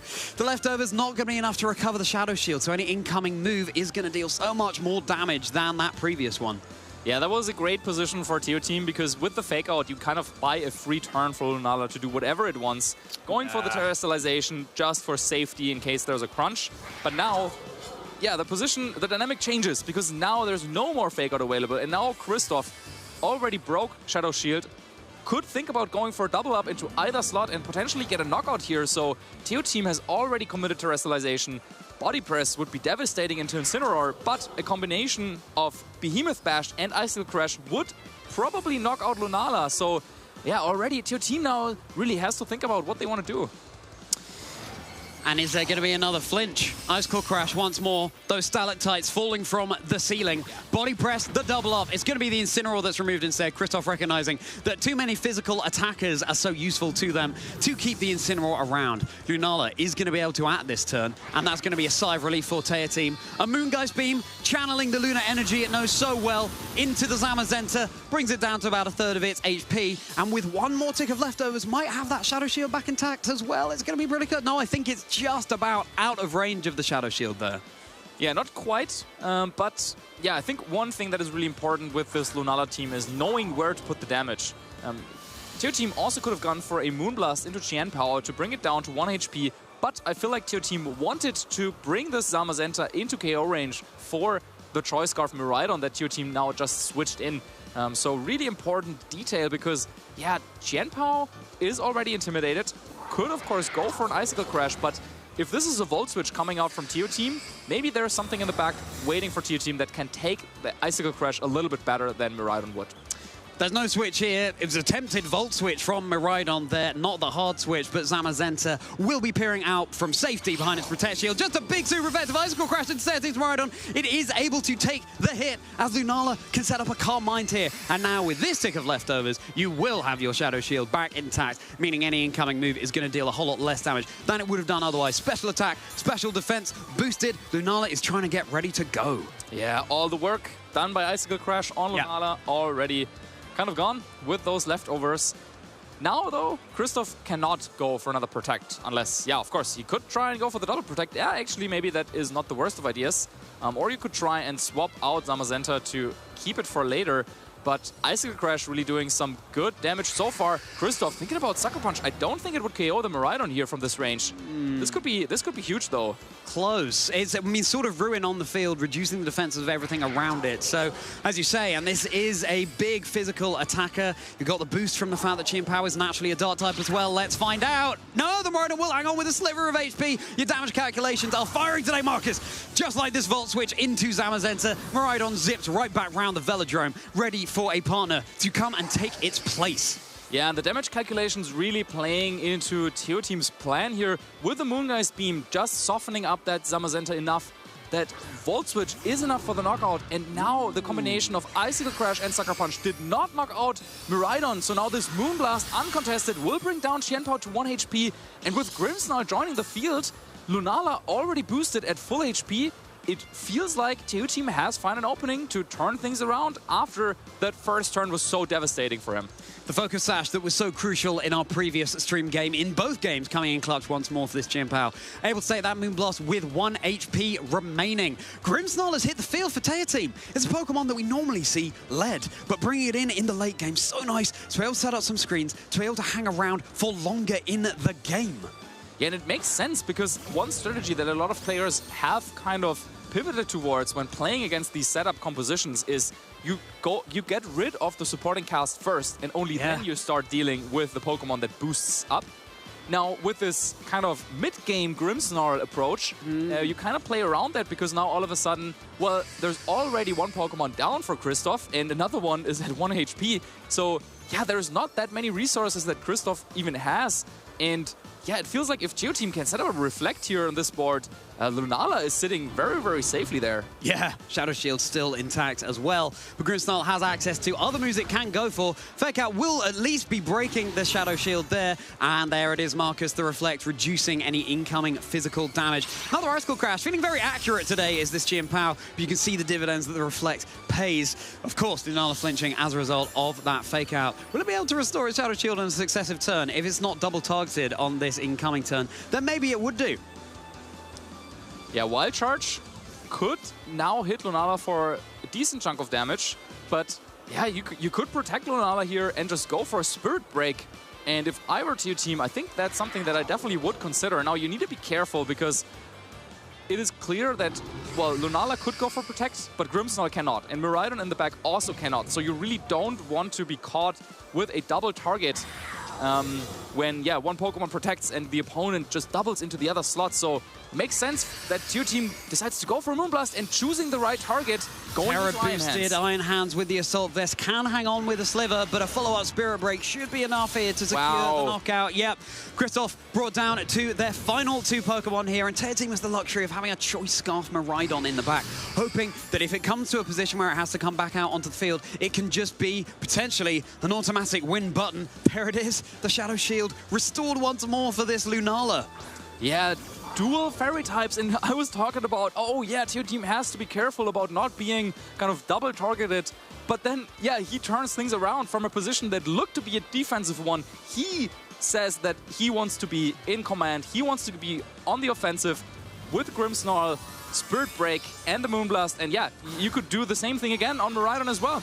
Miraidon is going to go for its Terra Electric. It's just going all in on the offense here with the electric terrain set up as well. Its damage cannot be ignored. How much will the Bicycle Beast be doing? Chien Power's attempting a double protect there. It's on just the 1 HP. Light Screen coming out from the Grimmsnarl to mitigate now the special damage from Miraidon as opposed to the physical that could come out from Chien Power. Here it is. It couldn't be any stronger unless it had those choice specs, but it's Choice Scarf Miraidon going for the Electro Drift into the Grimmsnarl. That's still going to be enough for the knockout. But Chien Pao failed the double protect, so what will Lunala do? If this is a KO into Chien Pao, that would be huge for Tear Team. And it is targeting down that Snow Leopard, just the 1 HP, and done and dusted. Miraidon still stuck on the field, but of course Tear Team still has their Miraidon as well. You've spent the Terrestrialization on your Lunala. The Miraidon is going to set up the electric terrain once more. It expired at just the right time. So just the 1 HP on that Miraidon as well, of course, Marcus, having been able to take the attack in the previous turn. So, you know, Lunala is still sitting relatively pretty here. Yeah, absolutely. Now, Kristoff, I thought, had a nice idea there. If you can get the double protect, then in this position, there would have still been a Chien Pao there that could have gone for a Sucker Punch on Miraidon, but now, turns out, Miraidon over on TOT's side is faster. Electro Drift for the perfect accuracy, even if it's not super effective, will still do a decent chunk, and Electro Drift boosted by Terra, boosted by electric terrain, but certainly enough to secure the knockout on Miraidon for sure, even through the screens. But how is Lunala going to be responding? It's no longer threatening super effective damage. Miraidon has dropped its dragon typing. It's pure electric now, going for its signature, the Moongeist Beam, connecting into Kristoff's Miraidon with the Shadow Shield intact. Oh, it doesn't even come down to that. Miraidon just going to go down this turn. The Carmine boost coming in huge. Tear Team Masso proving why they are such a rising star in the Pokemon scene, taking this first game. Yeah, Tear Team absolutely a rising moon. There we could go. say there in our scene, and yeah, really kind of showcasing a game plan that I didn't really think about too much. So I was also using this Calm Mind Lunala team for a little bit now in my own practice. And I always kind of disregarded Grimmsnarl, because typically what would happen is you lead Grimmsnarl and Lunala, the opponent would maybe try to, like, I don't know, fake out and attack into the Grimmsnarl. Maybe you would get up one screen, maybe you just like drawing a lot of attention and buy like a turn or two for Lunala. But then, yeah, Grimmsnarl never really felt like it was pulling its weight on those on that team composition. But seeing how Tear Team uses Grimmsnarl in the back, a very clever way that probably also caught Kristoff off guard, who was maybe expecting something like the Rillaboom to be waiting in the back. But Tear Team saying, you know what, you want to play with electric terrain up? Yeah, let's do it. That's fine. I don't mind. I don't need to bring my Rillaboom into this matchup. And yeah, it really worked quite well. And Lunala still at the end of the battle at full HP. I think that is kind of the story of how it goes sometimes. Yeah, like Kristoff tried to play around the Lunala for most of this game, tried to focus down on the partners, but yeah, you cannot let Lunala get too comfortable, especially when screens are being set up, when it gets a couple of Calm Mind boosts. It is just so powerful that you need to have an answer to it at some point. So spreading out damage on both slots maybe is not what Kristoff needed to do. Yeah. Maybe for the second game he will try to be like even more like focused on eliminating the partners of Lunala. But then you also need to have something that can take care of it in an endgame scenario, and I feel like Miraidon is not the right Pokemon to do that in the very end game. Lunala and Incineroar hitting the field once more for Tear Team. Unsurprising it worked so well, but it's also going to be the same leads for Christoph in the Zamazenta and the Chien Pao too. So clearly, even though that last game didn't work out for Christoph, thinking that maybe the strategy, the moves they selected weren't the right ones to go for, and maybe, as you say, Marcus, it's just going to be instead targeting down the Lunala. But actually, it seems like Christoph was again going for that Incineroar there. Yeah, I think the turn 1 from Teo Team was just so safe. Like, I don't really see any reason for them not to go for the same thing again, because unless there's a Farigiraf that could be waiting in the back and you want to try and predict that. And this is, I guess, what Teo Team wanted to, saying that, okay, well, if there is a Farigiraf switching in, this could be a priority block and body press into Incineroar. So yeah, makes sense to switch out Incineroar here, expecting the adaptation from your opponent. The Miraidon would still take big damage from that, and, you know, Ice Cold Crash not so likely into that slot, but could be a risk that Christoph was going to take, but instead it is threatening down big double super active Dark-type damage into Tear Team's Lunala. Is it going to terastallize away from that weakness? It certainly seems to be. Lunala once more becoming a Fairy type. Yeah, makes a lot of sense there from Teo Team. Doesn't want to take any of the Dark-type attacks. And I think, yeah, with Lunala being the centerpiece of this team, it really doesn't make too much sense to delay Terra for too much, because eventually you will want to terastallize it. Crunch, though, still doing a little bit of chip with a critical hit through the Shadow Shield there, not getting that defense drop though. And, wow, Body Press doing a ton to Miraidon though. Yeah, an indication that this Miraidon isn't as bulky as some of the ones that we've seen before.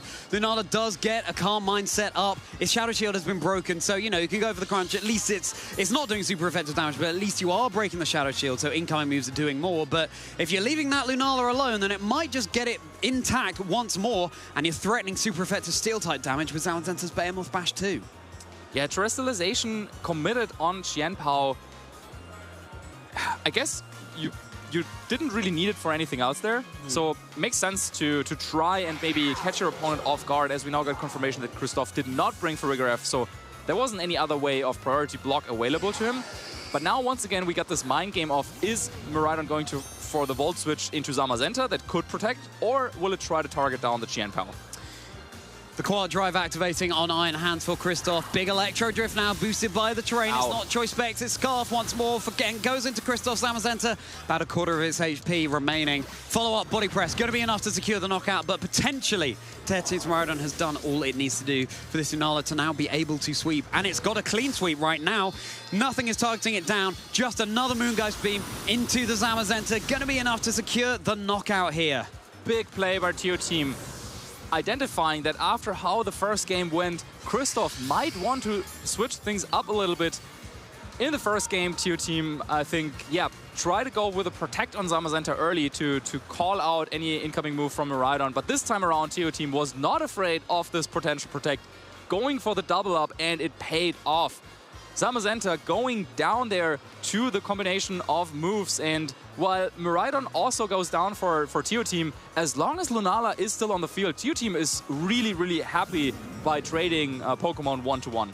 Another fake-out Pokemon rejoins the fray here in Incineroar. Both of them staring each other down from across the field. The Iron Hands for Christoph. Miraidon here once more. And again, the Miraidon for Christoph cannot protect. So it's a fairly guaranteed flinch there. But then your Iron Hands could flinch the Incineroar. So, yeah, who's going to be flinched? Lunala's also able to be flinched. Flinch, flinch, flinch. It's all going around, flying around the field here in our Masters Top Cut in Bologna.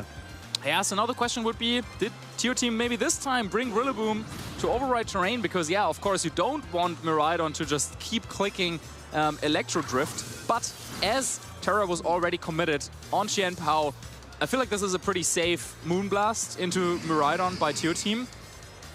Interesting to see, of course, also the speed interaction here between Iron Hands and Incineroar. Iron Hands getting the fake out first. It was acting first. That means it's been trained more in its speed as a Moonblast connects into Chien Pao. Still enough to be able to bring it down to its focus. Sash is now a Ghost-type Pokemon. It's a cat that might have 9 lives, still hanging around on the field on the 1 HP. Special attack drop doesn't matter. And look at that. Once more, Lunala back up to full HP. Its Shadow Shield is intact again. That could just be what Tear Team needs to now sweep through the rest of this game.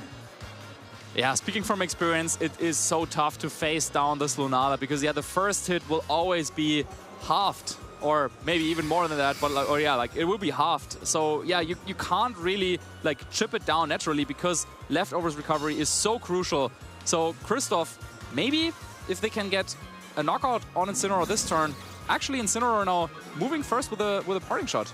Yeah, so Iron Hands isn't going to be hitting as hard as it was before. Now TEA Team, we're going to see the reveal of their final Pokemon that they brought to this game. TEA Team has to win this to secure the Masters Top Cut game. Christoph would have to win in order to take us to a Game 3. Grimmsnarl was lurking in the back, oh so cheekily again. Drain Punch, really decent damage there, but on this next turn, you can so easily set up screens with your Grimmsnarl. Exactly the win condition and the board state that TEA Team was angling for in the previous game.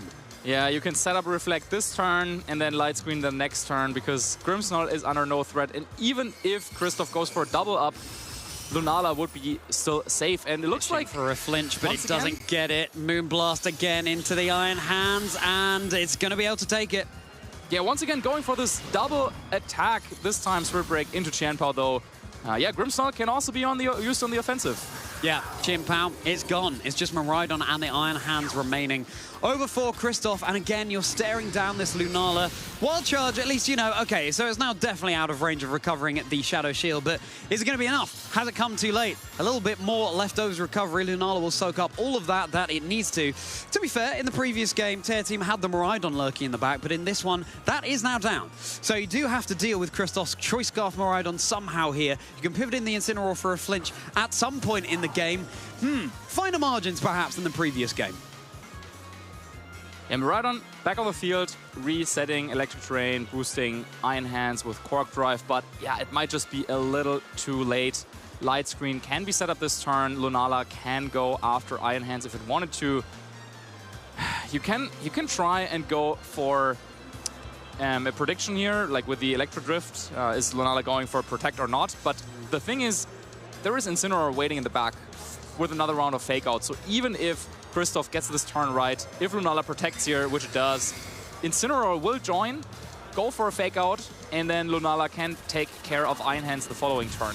Electro Drift into the Grimmsnarl, and it wasn't actually a screen being set up there, just the Grimmsnarl going down. So Incineroar is going to come in and provide that active fake out. That means that the Grimmsnarl must have been going for an attack, maybe trying to secure the KO onto the Iron Hands with a Spirit Break, so it's just the Miraidon left on the field. But as it is, TEA Team wasn't able to get the value out of their Grimmsnarl that perhaps they needed. Yeah, maybe that is a little bit risky. Now, I don't know how much exactly Electro Drift will do to Lunala, but I guess, yeah, if it was outside of range, like if it needed a critical hit, then it doesn't matter if Light Screen is up or not. But, well, now it seems kind of telegraphed. You go for a Fake Out into Miraidon, you get the knockout on Iron Hands. You could also think about doubling into the Miraidon, though. Fake Out and Moonblast might be enough to knock it out right away. Yeah, potentially. Left with the Iron Hands on the field. Where did TEA Team target?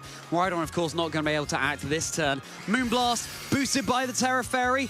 Angling towards Miraidon. Should be enough to secure it. Here it is. Miraidon goes down. It's just the Iron Hands left on the field. It's a bulky Pokemon, but that HP bar has seen better days.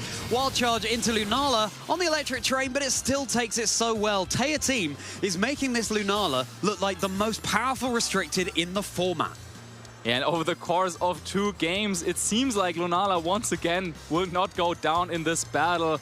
TEA Team, yeah, once again going with the same 4 Pokemon, playing so well, and finally Moonblast will knock out Iron Hands. The finishing blow, Iron Hands is down. TEA Team Masso is progressing even further in this competition. Well done, TEA Team, showcasing why they went undefeated so long. 10-0, only losing the last round there in the end, but now with that, claiming their spot in the top 8, just like at EYC, and maybe this time around they can go even further. TEA Team gave us a masterclass there as to how to use that team. It just made it look so dominant, made it look like Christoph didn't have any options available to them. It was maybe looking a little bit dicey when the Grimmsnarl went down without really getting any value out of it on that turn, but no, you just had that fake out, targeted down the Miraidon, super effective, Moonblast into that slot. Terra had been spent elsewhere, so the Miraidon was weak, whereas in the first game it was Terra Electric, so it wasn't taking super effective. Then it's just the Iron Hands, which is a bit of a sitting duck, a pretty slow Pokemon there on the field and such low health as well. Well, beautiful. I'm so excited for TEA Team's future, but I'm also so excited for Christoph's future as well. There's so much rising talent here at Bologna. yeah, second top 16 in this season for Christoph also must feel really great for them. I don't know where exactly they are in terms of championship points, but this with the top 16, of course, there's a couple of points to be gained here. And yeah, this might just be what they needed to go all the way and maybe qualify for Worlds. Yeah, we'll have to find out very shortly if Christoph's been able to do that. But yeah, that's it now. If you're knocked out of this tournament, if you're not going to the North America International Championships, just a couple of weeks away, then it's your last chance for Saloon for those points. So how's it looking, Marcus? Yeah, actually, I just checked. Yeah, Christoph a little bit too further down. They maybe needed to go a little bit further, but so their run will end probably for this season. But of course, there will be another one coming up. And yeah, they played it quite well there, but TU Team was able to get the calls right there, doubling the Zamazenta, getting rid of Zamazenta first. I feel like TU Team kind of had this rhythm down of when to take which KO, when to maybe take the game slow, and when to go on the offensive and get some knockouts. Really enjoying that. The music was so well timed with the electro. Just was like boom when the boom happened from the electricity. That Miraidon hanging on through the sucker punch that we saw. Were you expecting that, Marcus? Do you expect that TR Team Sonala has a little bit of defensive training there to be able to take the sucker punch, or do you think it would have done it naturally? The Miraidon? Where Miraidon, no, Miraidon took the sucker punch and still hung on with the sliver. Yeah, it looked like, to me, it looked like it would be outside of range of sucker punch, since Qian Pao was at -1.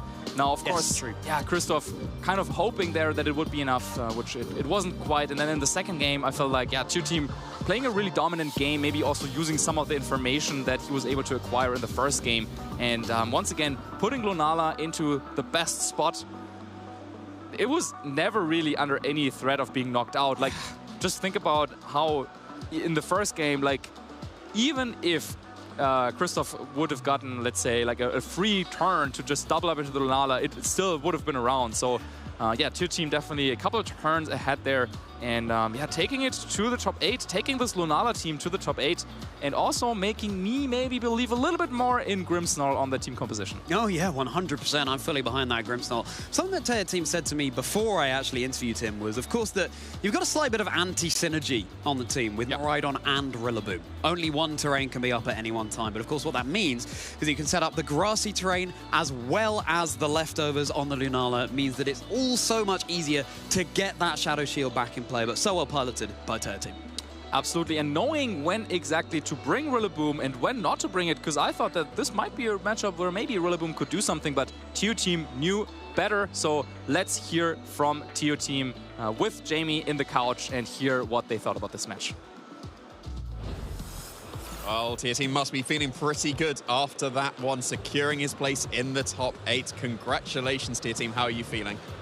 I'm feeling incredible after this best of. I was like, I'm on stream. I gonna lose 0-2 like the other time, but yes, it's a really good day for me. Yeah, you had a very, very good Swiss rounds, going that almost undefeated, and now into the top 8 with a really cool pairing. You've got the Miraidon and Lunala. So, what made you choose those two as your restricted Pokemon for this tournament? Because I don't know, we was like we need a Pokemon who deal a lot of damage, who's fast as possible, and yes, it was like Lunala is a really good call for this these tournaments like Utrecht, like here. And yes, we put the scarf on Miraidon for a matchup against Calyrex Shadow, for outspeed him, for dealing good damage. Yeah, and it was doing very good damage and taking the good damage as well. It was able to survive the intimidated Icicle Crush and Sucker Punch in that first game. What were your thoughts when you saw that the Miraidon actually survived that attack? I was like, I can't switch out because of body press or Behemoth Bash, and I was like, I could survive, I think, but I was really not sure. Yeah, no, it was very, very impressive. And in the second game as well, it was in range of Sucker Punch. Qianpao would have picked up the knockout, but you stayed in, very brave, and caught the Qianpao switching out. So that was also a very fantastic play. So what made you decide to stay in the face of the Sucker Punch? He looked, and I think in the game one, I switch in. No, I switch in. I stay in, but he think he killed me with a Sucker Punch. And this time, it's sure I die from this Sucker Punch. And yes, I don't know. I don't know. Sometimes you have a vision. The opponent goes to switch in and switch out, and yeah, just your instinct tells you that that's what they're going to do. This is the play, and it absolutely was. Congratulations once again for making it into that top 8. I don't want to take up too much more of your time because you've got that quarterfinal to prepare for. So just before we conclude, are there any shout-outs you want to give to anyone watching or here at the venue? Is there anyone you want to say thank you for? Thanks. Like I said in the interview, to Pierre Coste, Guacamu, who helped me to prepare my tournaments, and at all of the French community, Adam Cherfaoui, Hippolyte Bernard, every players in the French community. Excellent, and congratulations once again. We're not going to hold you any longer. You've got a top 8 to get ready for, and so do we, which we're going to be cutting to very, very shortly. Hey Pokemon trainers, welcome to Pokemon Championships History, a series where we showcase important moments throughout the history of competitive Pokemon. I'm Jake Muller, and I'd love to take you back to the World Championships in 2015, the year Mega Kangaskhan claimed her biggest victory. But first, we need to go back one more year to 2014. Pokemon X and Pokemon Y introduced Mega Evolutions to competitive Pokemon, and Mega Kangaskhan dominated the metagame throughout the entire season. However, when the 2014 World Championships rolled around, Mega Kangaskhan fell to the wayside, failing to make a single appearance in top 8. Although Mega Kangaskhan surged back into the metagame as we moved into the 2015 season, its place at the top became crowded thanks to the introduction of even more Mega Evolutions from Pokemon Omega Ruby and Pokemon Alpha Sapphire. As the World Championships loomed, the community wondered whether Mega Kangaskhan would once again be pushed out of the metagame by a high presence of Pokemon that could counter it. Anticipating this, many players from Europe and North America opted not to include Mega Kangaskhan on their teams, fearing history would repeat itself. Japan, however, had something else in mind. Just 2 months prior at the Japan National Championships, Shoma Honami claimed first place with an early version of a team structure that would come to be known as Chalk, which featured Cresselia, Heatran, Amoonguss, Landorus Therian, and Mega Kangaskhan.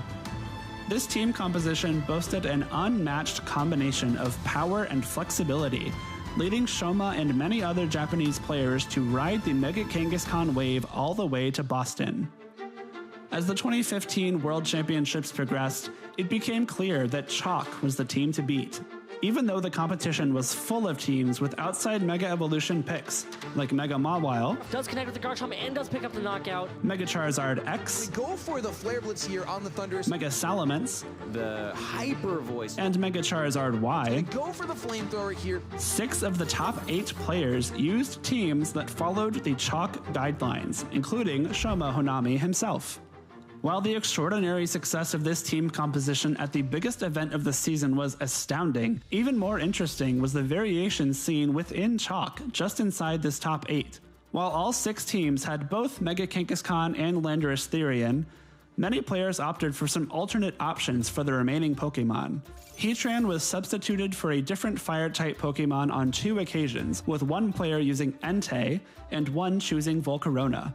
The 6th Pokemon on the team ranged from Thundurus to Aegislash to Tyranitar to Scrafty. Sylveon made an appearance in place of Cresselia in one instance, and one player even gave up Amoonguss to run both Aegislash and Thundurus. The 2 teams in top 8 at the World Championships that did not make use of Mega Kangaskhan were both defeated in the quarterfinals.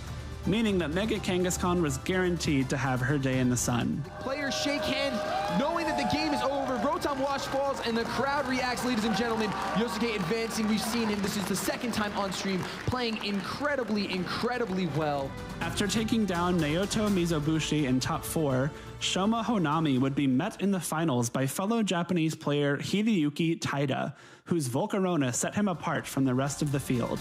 Oh my god. He's done. We get a medic in the field. The championship match was a back-and-forth affair. Shoma won Game 1 thanks to consistent damage output from his Landorus Therian and clever use of disruptive attacks like Thunder Wave and Swagger. And here we go. Will it be able to hit through Confusion is the question. No, it hits itself. Huge. Shoma very excited. But Hideyuki turned the tides and even the score at 1 game all after his Pokemon broke through Confusion on crucial turns. A lot on the line for these two trainers. Almost $20,000 in prizing here as it hits through with a big Shadow Sneak, and I think that will pick up the feint here on the Thundurus. It is definitely at this point looking like Hideyuki's taking it to a Game 3. In the deciding game, Shoma made expert use of Heatran's defensive utility and offensive power, proving that the original Chalk Fire-type Pokemon was still #1. Should do a ton here. Oh my gosh, picking up the feint on Hideyuki's Pokemon, as well as catching the burn, activating the weakness policy there, but the burn is absolutely huge, and it's only a matter of protects before this one is over. Fittingly, Mega Kangaskhan re-entered the field right before Hideyuki conceded defeat. Shoma's decision to stay true to his run to the Japan Nationals title with the original components of the Chalk team composition paid off as he became the 2015 Pokémon World Champion. Shoma Honami is your 2015 Pokemon Video Game World Champion. Thank you for watching, and let us know some of your favorite moments in VGC history by using the hashtag #PlayPokemon.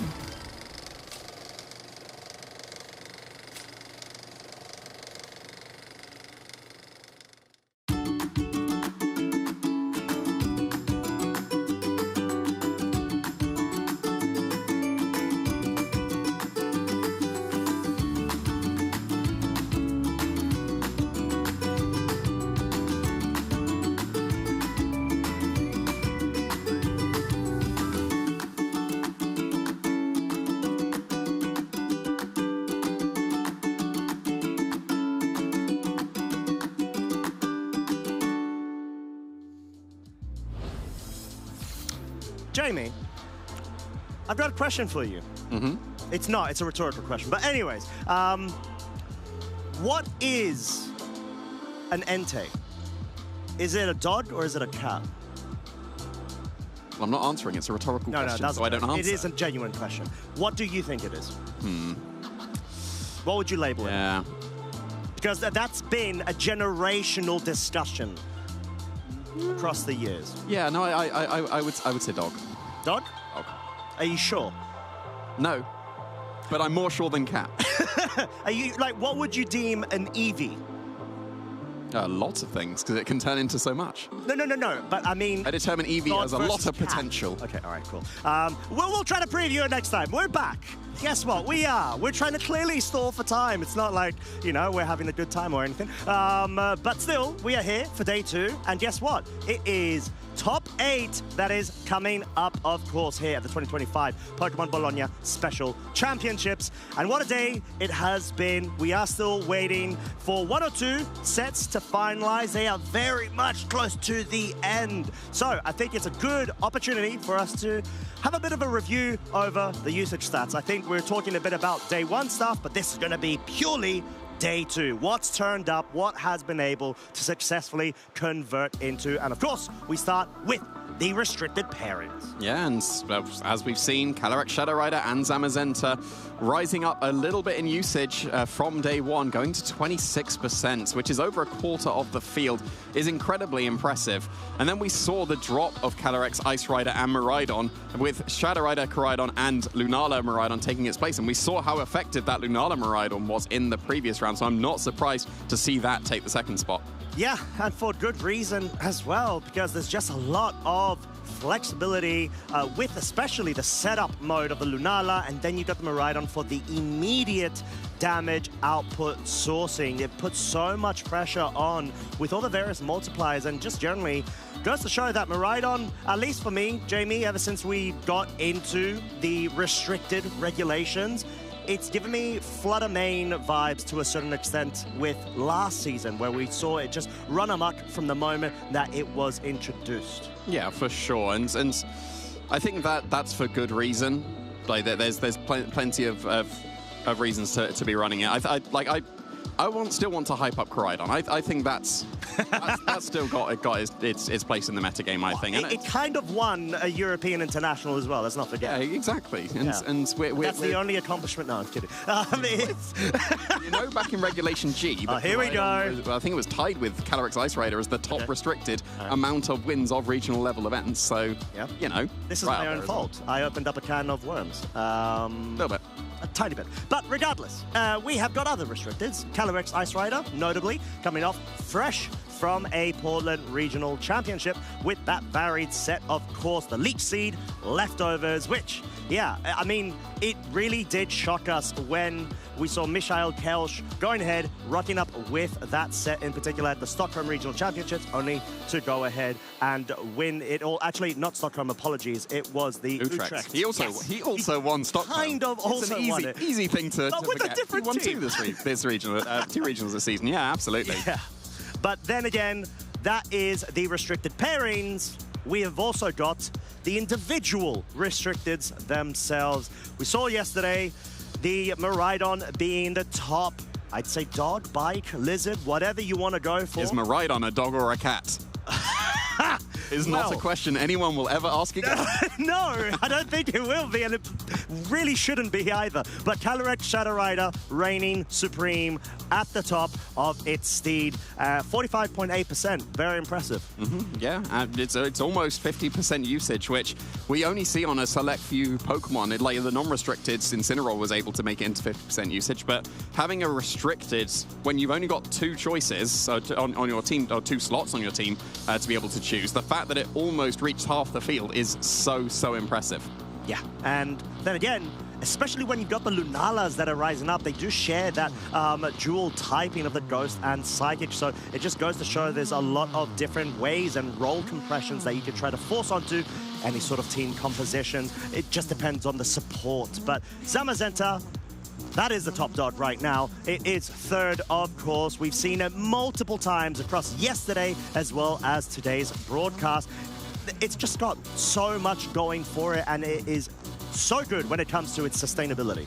It seems like it's only really being paired with the Shadow Rider and a little bit of Miraidon as well. I don't think there's been too many other pairings of Zamazenta. I think there was at least one Kyogre Zamazenta that was doing significantly well yesterday, but otherwise, you're seeing it paired with the top restricted, and that's why it's going to be so similar in percentage usage with the Calyrex and the Miraidon, because they are clearly going to be the best pairings for it, especially the Shadow Rider and Zamazenta. The synergy is just so good there.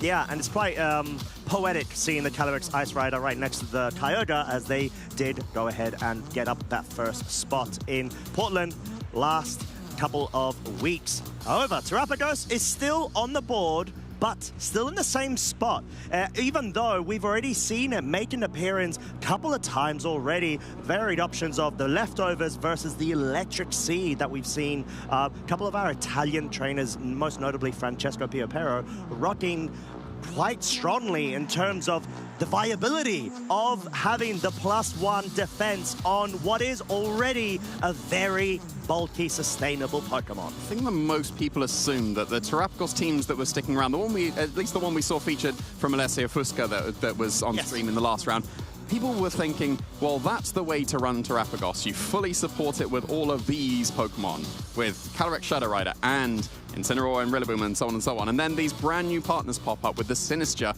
putting in so much work for Francesco when we saw on stream. The Electric Seed is an innovation over the leftovers to just really add to the bulk, and we saw that come into play as well. Just able to survive so many hits that it absolutely had no right doing. talking about supportive Pokemon, what usually is the glue pieces of a team composition, we have got the top 12 of Day 2 here. Of course, Incineroar, Urshifu, Rapid Strike, and Rillaboom, like we have always said, the usual suspects, but Amoonguss, Raging Bolt have been able to rank up, especially when it matters in this Day 2, and we have seen it quite a few times. Amoonguss, like we've discussed, Jamie, so much relevance in terms of whenever it's present in a format, it's always going to be present. Yeah, it always fluctuates in usage, but seeing the 30% usage here in the Day 2 increasing from Day 1, usually when a Pokemon increases in usage going from, like, percentage-wise from Day 1 to Day 2, you know it's in a good place in the metagame because it was overall very successful. Like, for example, the Raging Bolt increasing in usage, where it wasn't even in the top 12 in the Day 1. That's just showing, again, that is a very strong Pokemon that maybe some people have disregarded in their team building because we haven't seen it as often, but like, over a quarter of the players that were able to make it into Day 2 are using that Raging Bolt, and it's still finding success. Yeah, and we have actually seen a bit of a change from Day 1 into Day 2 conversion. The Ogerpon Half Flame, as well as that Raging Bolt, making their way through in favor of the Farigiraf. And if I'm not mistaken, no, it wasn't Volcarona. Go on, you got this, Costa. Oh, no. Oh, no, I'm drawing a blank. It's Tornadus. Yeah, of course, it's Tornadus. Yes, I've completely forgotten about it because I do not remember seeing it this weekend. But hey, poor Tornadus. But regardless, we've got the rise of the low-budget, let's say, Miraidon, Electric, and Dragon. Whilst with the Ogerpon Half Flame, the Grass and Fire typing is such a unique combination. Yeah, it is for sure. Poor Scovillain. Oh well, we'll never see Scovillain, except maybe it's got it. Not on the top 12. And not in the top 8 either, which we are able to have a look at now because our top 16 will be concluding and moving on into the quarterfinals. We've already been able to see that Tier Team was able to advance into that top 8. We're going to see very shortly who is going to be joining him. Yeah, I know. I'm so ecstatic in terms of what we've been able to see from our trainers thus far. And, ooh, we got a bit of a breakdown from the top 16 branch lines as well. Ruben Gianzini, our current reigning Bologna Special Champion from the last season, is still in, up against Adam Shefawi, one of the best French representatives we've ever had. Yeah, very, very impressive to be continuing with the run back, potentially back-to-back insane regional level champion as well. We've seen Francesco Piopero with that very innovative Electric Seed to Rapagos with the Miraidon. And facing down Tier Team, who's been putting on such a performance and obviously was able to take that top 16, advancing into that top 8. Yeah, that's going to be an absolute fire matchup between both of them. But we've got our third top 8, which is going to be Max Musumeci versus Lorenzo Silvestrini. We did see Lorenzo. We already know, previous champ. Of course, if I'm not mistaken, it was Stuttgart the previous season versus Max, which we know is no stranger to high standings in terms of positions. We've had multiple chats with him.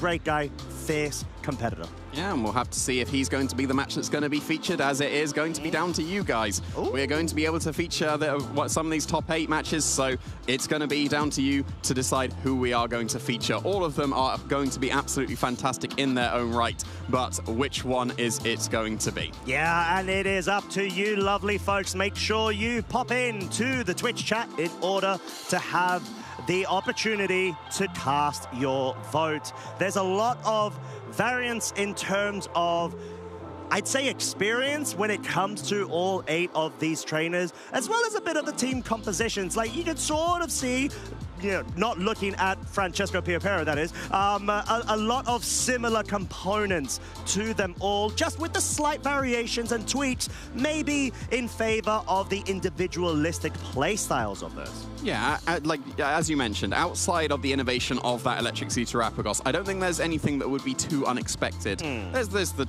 like tech slots of, well, there's the Volcarona coming out from Adam instead of something like the Half Flame Ogerpon, which we see just one place down on Tier Team seed. We see the Clefairy coming out for Lorenzo as one of the redirection Pokemon. Again, like Ogerpon is probably the most common redirection Pokemon with access to Follow Me, but Clefairy is doing an absolutely fantastic job for Lorenzo there as well. Yeah, exactly that. But then, of course, there is the Stefano Greppi versus Matteo Velata, yet another Italian all-around battle between them both. Very similar team compositions with a couple of key piece differences. And yeah, I think being able to see all of these Italian trainers come to the fore right now and have such great representation is so key here. If I'm not mistaken, and my math is not horrible, it is 5 out of 8 of our top 8 trainers who are indeed Italian. You remember the conversation that we had with our fellow casters of how many Italians do you reckon will make it into that top 8? And we both said 5. We did? Oh, wow! And I thought I saw a smoke from you. So yes. We are the correct pair here. We get absolutely nothing. But we were correct. And that's all that matters. So yeah, amazing. Obviously, all of these matches are going to be fantastic. We've got so many cool teams here. Like I do think that out of these, obviously Francesco's is the standout in uniqueness and innovation coming into this, but all of these would be fantastic in their own right. Yeah, exactly that. And a reminder, if you haven't already, please go ahead and cast your vote. There's a lot of different exciting opportunities that we can definitely see from any one of these matches. And let's not forget, they're all vying now for that title. One of these 8 trainers is going to be crowned your Bologna champion in just a couple of hours. Yeah, there's going to be some of those trainers that I think will be incredibly secure in their invites because they've been successful across the season and have acquired quite a few championship points, and then the amount that they've got from this top 8 will almost certainly secure their place there. And I think there's going to be a couple of those trainers that probably were out of the range. There were some names that I didn't recognize and might be lower down the championship rankings and therefore need that win to get that direct invite. Yeah, to get that, exactly, because that's still an opportunity. You've got essentially what is a 1 out of 8 chance from here on out to be able to just essentially win it all, go for that direct invitation. So we're going to have to see what you lovely folks have been able to choose as the 2 out of 4 top 8s, or at least I believe the 1 top 8, if I'm not mistaken, that we will be featuring. But do you feel like you get a bit of a vibe on what the community is going to go for? Without any caster bias? Without any caster bias, I would say just purely because of the potential back-to-back run, Ruben would make sense, or like all of them make sense as a pick, but I think the fact that it's the back-to-back potential that people might want to see more of the run, that if it were to come to fruition. Yeah, well, we're going to have to find out exactly now as the results are indeed ready. Who's it going to be? It's going to be Francesco Piopera versus Teo Team Masso. Teo Team, if you thought you had a bit of a break, guess what? You're back on the stage, my friend. Yeah, and we're going to be seeing that very, very cool team coming out from Francesco once again. I think it is the most innovative team coming out from this top 8. There's some really, really cool text that we just don't really see too often. Like, the Sinistcha is a Pokemon that gets access to redirection, and you probably see the Ogerpon, or the Clefairy, or the Amoonguss, and so on over the Sinistcha. But the fact that it gets that Hospitality paired with that Electric Seed Terrapagos, it really put in work when we were able to feature Francesco earlier in the Swiss rounds. Yeah, I think it's going to be a fascinating matchup, in all honesty, because you're essentially going against, if you're from Francesco's point of view, going up against that synergistic Lunala, Miraidon, Fire, Grass sort of core, where you've got so much sustainability options via the support of the screens, of the redirection, of the double fake out, as well as pivot tools available to you. They sort of really enhance the staying power of the Lunalas, which of course do have the leftovers Calm Mind set. So we've seen Teo Team show us a masterclass. He's going to have to bring his A game yet again in order to get into the semis against Francesco. Yeah, you were saying about the staying power of the Lunala. In that top 16, it came onto the field turn 1 to Terrastalize, and then just was sat there the entire game, just getting a Calm Mind and then launching off really powerful attacks, and there wasn't really much that Christoph could do in that case. So it worked out very, very well for Tier Team there. But then if you've got the Calm Mind Lunala and it's being matched by a Calm Mind Terrapagos, then that's potentially a lot more of an awkward position for the Lunala, because you'd be, well, the Terrapagos would be immune to the Moongeist beams, so you'd be forced to go for the Moonblast, and in order to do the most amount of damage possible, you need to go for the Terra Moonblast, but then suddenly, oh no, it's super effective Terra Starstorm going to be able to hit you as well. So I think this is going to be a lot more of an awkward matchup for the Carmine Lunala. In the previous match, it was able to just sit on the field and it would be perfectly fine. But the point of the Terrapagos and the Lunalas on both Francesco and Tia teams respectively, you're supposed to Carmine and sit on the field. Yep. And if you're both doing that, then you're almost in a stalemate. So I think it might come down to the supportive cast to be able to break through those Carmines and really give the edge to the Pokemon. Like, I'm not going to be surprised at all if we see Lunala Terrapagos led for both players. Yep. Go for some Carmines. Yep. How are we going to best support that? And I guess there is sort of an angle where you could see the Miraidon actually being brought in as well for that. I'd say immediate damage. We know it's choice stuff. It's not choice specs. So it doesn't have that additional 50% multiplier added into the damage count mix. So is there a way that you can position a board where Miraidon maybe can even go for snarl spams to a certain extent to be able to lower the damage output of the Terrapagos? That would be very useful for if you've got Carmine versus Carmine, then you'll effectively have, well, Carmine versus only a special defense boost, and then you'd be increasing the attack power that you've got, whereas they wouldn't. So then you'd get the edge there. So Snarl could absolutely come into play for this Miraidon, and it's a tech move that we've been seeing pick up just a little bit on Miraidons, especially the ones that drop Terra Fairy and therefore drop Dazzling Gleam because it wouldn't be strong enough. And then you've got this entire slot that is completely free, and it does end up being Snarl most of the time. Oh yeah, and there's so much reason to be able to run it, especially when you're running into what is such a dominant Calyrex Shadow Rider usage stats meta at the moment. We've seen it. It was top horse today. I think yesterday it was just Miraidon, obviously, right? So they've just been going back and forth individualistically. But yeah, Miraidon, like you said, if there's ways for you to be able to not only have a very strong anchor in terms of damage output, it's having that Snarl adds a lot more variety, especially when it comes to sort of the damage mitigation sort of meta that we've entered the past couple of weeks in comparison to the high octane, hyper offensive that we have been observing at the start of the current format. Yeah, I think the fact that both Miraidons have Snarl in this matchup, I think I'd give the slight edge to Francesco purely because it's the Assault Vest variant of the Miraidon compared to the Choice Scarf. And if you commit to Choice Scarf Snarl, you are snarling for the rest of the time that you're on the field. Whereas if at any point you want to say, well, okay, something else can happen now. I've done my snarling. Let's Volt Switch out of there. That's an option that's available because you're not Choice as we normally see on Miraidons. Even if you were Choice Specs and had Snarl, then you wouldn't have that flexibility. You'd be forced into the Snarls as well. Whereas with the Assault Vest, yeah, again, you're not getting the damage boost that Choice Specs give you, but neither was the Choice Scarf variant. But then the flexibility, I think, might be quite useful for Francesco, because Snarl will be important, almost certainly will be important, but then the flexibility of, well, now I Volt Switch, and here's something else to support. I was going to say, so in a way, like you said, it's a bit of an awkward matchup because there's so many similar elements to both of these team compositions. The only difference is sort of a couple of the casting support, right? And the different roles, but they're sort of like-minded, essentially. I guess Francesco does have a couple of, I'd say, more niche tools available to him. You know, Iron Treads, for example, Choice Banded, we know it does so much damage, but it doesn't feel 100% comfortable going into at least the Incineroar, Rillaboom, Ogerpon sort of core. So that may be, in my opinion, perhaps like a Game 2 or 3 adaptation sort of pick that Francesco has available to himself. Yeah, potentially. It's one of the best counters that we do have to Miraidon. I was going to say, usually you get a speed boost to outspeed a Miraidon, but obviously there's the Choice Scarf on the Miraidon, so even the speed boost that's almost certainly going to be on the Iron Treads as we commonly see, that won't help. But then what does the Miraidon do, though? You can't do anything back, Iron Treads, exactly. Because it resists both of its attacks, so... That's what I mean. Yeah, exactly. Yeah, so it's sort of like an awkward situation for, I guess, both to an extent, but Iron Treads obviously still having that super effective typing against the Miraidon, especially because it can't Terra outside of its weakness to ground. But yeah, we're going to have to find out. Our trainers are getting prepped and ready. And yeah, I think at this point, with your tournament run on the line, especially given the fact that it's the final regional level event of the entire season, is going to be tough.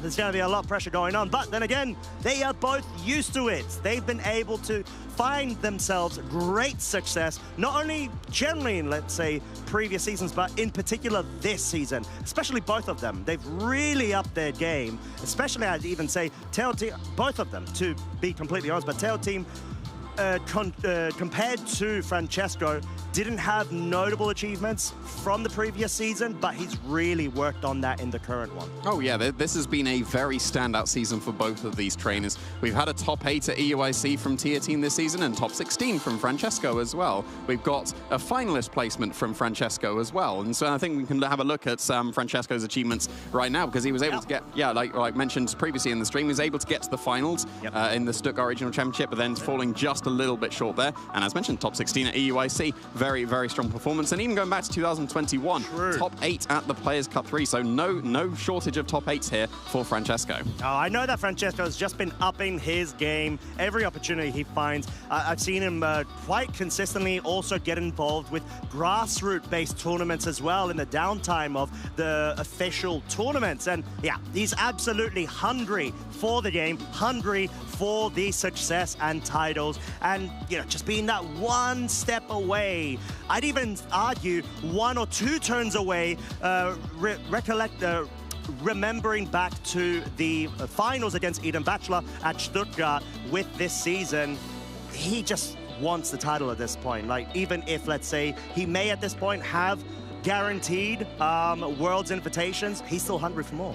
Yeah, I wouldn't be surprised to see Francesco on that podium at the end of the tournament, given his previous accomplishments and just how well he's been playing this entire season. But as we said, Tia Team has been having an absolute standout season, and I think Marcus was saying on stream, Rising Star is a very appropriate way of referring to Tia Team, because as you can see, all the accomplishments of 2025 this season, but look at that, top 4 at the Stuttgart Regional Championship, which I think they've been so, like, Francesco and Tia Team, they did top 16 and top 8 at EUIC, and then top 4 in the finalists, the Stuttgart Regional, and now they're top 8, like facing down each other in this Bologna Special Championships. Yeah, fantastic season. As you can see, if every accomplishment is from one season and it's filled out, you've had a good season.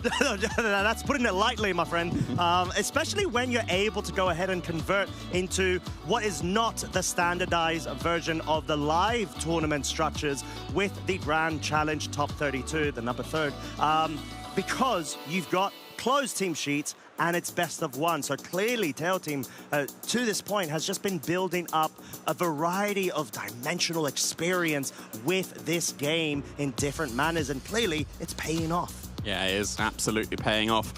Getting to that top 8 is no small feat, and just only one of these players is going to be able to make it to the top 4. And I think that it's entirely fair to say both are absolutely deserving of that top 4. Oh yeah. Who's going to be able to make it? Oh, we're going to have to find out as we got Francesco on the left-hand side and Tail Team on the right. Both of them are focused. We've seen Francesco in a previous stream match as well, just going and finding his Zen mode a bit. And I'm waiting for the Darmanitan joke. Psychic type this time. Oh, is it Psychic type? Okay, lovely. Yeah, it was Galarian the first time. Now it's regular one. You know them. Perfect. I love the conversion. Yes, and Tail Team just a bit more relaxed at the moment, still refined and collected, just trying to probably go through the steps of how to tackle this matchup. Yeah, you've been able to see how both of your opponents have played the teams. Like, obviously you have the information of what teams they're running, but now you've seen them on stream, and I think that, well, Francesco was willing to make very risky plays with the Sinister, leaving it in when it could have taken Astral Barrage and Heavy Slam. So Tia Team is almost certainly aware that Francesco is willing to make those kind of plays. When Tia Team was on stream, I don't think there was really too many reads. There was one read. Left the Miraidon in on the potential Sucker Punch. So, yeah, so both players very willing to make reads here. Yeah. But are they going to be factoring that into the play? Oh, we're going to have to find out. We are going to revisit the 6 of our trainers, starting off with Francesco and the stellar Innovative? No? That was even worse. I think it was worse. The amazing creative. Innovative. Yeah, that word that I'm clearly blanking on. With the Iron Valiant, Sinistra, Iron Treads, Incineroar, Miraidon, and Terrapagos. Do you feel like there's any room for the Iron Valiant? Let's be real here. I think that, if I recall, Francesco, when he was being interviewed after his match, he was saying that in the mirror, and of all things, there was apparently a mirror, that the Iron Valiant was really, really useful in that. And it's somewhat similar. You're facing down a Calm Mind Lunala. If you manage to, for example, disable the Moonblast that can come out, then the Lunala cannot touch the Terrapagos anymore. So and against the Miraidon as well, Ironman is usually pretty good because it will get the booster speed and outspeed, but nope, not this Choice Scarf Miraidon that Tier Team's running. Exactly that. Terra Electric as well, just to have an additional multiplier in the damage calc mix. Lunala, like we said, the common Calm Mind Leftovers Terra Fairy set. Incineroar, Ogerpon, Half-Flame, Grimmsnarl, and the Rillaboom. So many options in terms of supporting your restricted. But the question for me personally to you, Jamie, is do you bring both restricteds or just lock in with one? And it's not rhetorical this time, right? It is not. It's not rhetorical. I can confirm. Okay, I think that both restricteds definitely do have a place here, mainly because the main centerpiece is going to be your Calm Mind restricted. And then your Miraidons both have Snarl, and you want to be able to mitigate the Calm Mind. So both restricted, I wouldn't be surprised at all to see coming into this match. I think it just depends on what some kind of supports you're prioritizing, because both of these teams are Calm Minds. Miraidon's pretty strong as well. Here's the rest of the team that's supporting. And I guess, to be fair, the Iron Treads isn't really considered a support Pokemon. It's really there to do the damage, especially with the Choice Band, and usually it's a very good counter to Miraidon, so that could absolutely come to this match as well. Yeah, exactly. It is a sweeper and a board enforcer, as we do have the leads. Make some noise, everybody. We've got our first top 8 matchup. Tail Team on the right-hand side with the Incineroar and the Lunala versus Francesco's Incineroar, as well as the Miraidon. You should always make a note of which Intimidate goes first whenever an Incineroar is led, and it was tier teams that went first. So it depends on what you prioritize, whether your Fake Out wants to go first or your Parting Shot wants to go second. So now that we've got the Intimidates revealed, you know that you can pretty safely, on tier team side, go for Fake Out into the Miraidon and not have to worry about potential Fake Out into the Incineroar. Do you consider going for the Terrestrialization immediately with the Lunala? Because then you get to turn yourself into a Fairy type, and then the knockoffs won't be doing as much damage, but then it becomes Fake Outable. And that's, I think, maybe getting close to the 10th time I've said it. I'm going to see if I can finish that off by the end of this stream. It's definitely past the 10th. I'm pretty sure at this point, Jamie. But still, yeah, I think this kind of does force a scenario of, does Francesco go on the defensive or just lock in? But we've definitely seen his playstyle not wanting to, let's say, avoid playing chicken. He's all for inviting it into this scenario, as there are no switch outs. Tail Team does indeed go for the Terra Fairy, glorious as is. Bruciapello, in other words, Fake Out going into the Miraidon. Will be flinching it for the remainder of the turn, as we just have a raw Moonblast going into the Miraidon, which, of course, it's going to be weak to, but because of the Assault Vest, it tanks that. Yeah, that was very, very impressive from the Miraidon there. It would have been in range of another one, but there is the Parting Shot from the Incineroar. And now the Lunala is going to be significantly weaker. And if you bring in your Terrapagos, then you're going to be coming in at neutral, and already you've got a step ahead of the other Calm Mind Pokemon that you will be facing down. And you've also immediately forced the Terrestrialization on the Lunala, so here comes the Terrapagos. It's going to get its Electric Seed going, so even the knockoff from the Incineroar on tier team side of the field won't be doing anything really at all. And then you've got the step ahead, because you're still at neutral. You do need to be getting the Calm Minds to really be doing the damage, but you will be doing the damage, especially so because the Lunala has gone for its Terrestrialization. You don't even need to Terrestrialize your Terrapagos. You can go for Terra Starstorm now into that Lunala as a normal type Terra Starstorm, whereas you couldn't have done that if you didn't force this Terrestrialization immediately. Yeah, exactly that. And the fact that this is going to be so based on resource management is key here, and Francesco at the moment hasn't utilized his Terrestrialization. Like you said, he doesn't have to, as he does just that. Terrapagos stays in its current form. Volt Switch gets that pivot action going. Incineroar, on the other hand, will now experience a -2 to its attack. But most crucially, you're going to have Fake Out available for the subsequent turn, as the first Calm Mind of this game has been set up. Lunala, +1, special attack and special defense all around, followed by, yep, you guessed it, the Tortoise. Terrapagos going for its own Calm Mind. And I wouldn't be surprised if we're just going to be seeing, yep, there we go, there's the Parting Shot once again. So back to neutral we go for all the Calm Minds. At least we got +1 special defense for both of them. But yeah, you're not going to be able to do too much damage with that mitigation. And now that the Incineroar's come in on Francesco's side of the field, I was going to say that you'll be able to go for Fake Out pretty safely, but here's the Rillaboom for tier team, which should have a faster Fake Out than the Incineroar. Yeah, and at this point, he's going to be able to get rid of the Electric Terrain, of course, and further promote HP recovery. And this is one of the key strategies when it comes to this Lunala composition, especially with the leftovers, to re-enable the Shadow Shield. Fake out onto the Incineroar, not going to be able to move this turn as the Moonblast will be coming out. Bruto Colpo onto the Incineroar, dealing a substantial amount of damage as Calm Mind has been yet again set up on the Terrapagos. Yeah, that might be crucial damage on that Incineroar because it's been flinched this turn. It was going for a parting shot into that Lunala. Be close if that's in range of another Moonblast based on the damage that it did. If you're not confident in that, you can follow up with a U-turn from the Rillaboom, which it almost certainly wants to do regardless. You want to be pivoting into your Incineroar to get the fake-out pressure back. But then the benefit of, well, at least for Francesco, of Tier Team going on the offensive to try and take care of the supporter pieces immediately means you are now +1 compared to the opposing Lunala. You managed to get that Carmine completely for free on that turn, and now that you're a step ahead of the Lunala once again. Yes, as the Moonblast yet again is going to be coming out, just trying to prioritize. Pick up the KO, it does! Pick up the KO! That critical hit clearly coming into effect there, and this is sort of one of the key things when it comes to tackling such a sustain-based team composition. You want to start breaking down those pieces of support over time to limit what the opponent can do and get, for example, those switches activated or not, or any sort of synergistic bring-ins or fake-out for subsequent turn sort of strategies. Yeah, but it's not going to be fake-out coming to the field for Tier Team on this turn. It's Miraidon instead. Okay. And again, Tier Team seems to be prioritizing get rid of the supported pieces, but that means that you're not going for Calm Mind. Now the Francesco's gone for yet another Calm Mind of his own. He is now +2 compared against Tier Team's still neutral Lunala, and will be at what, +3 special defense at this point? I think that's been the 3 Calm Minds coming out from the Terrapagos. So it will be able to take on this Miraidon very comfortably as well.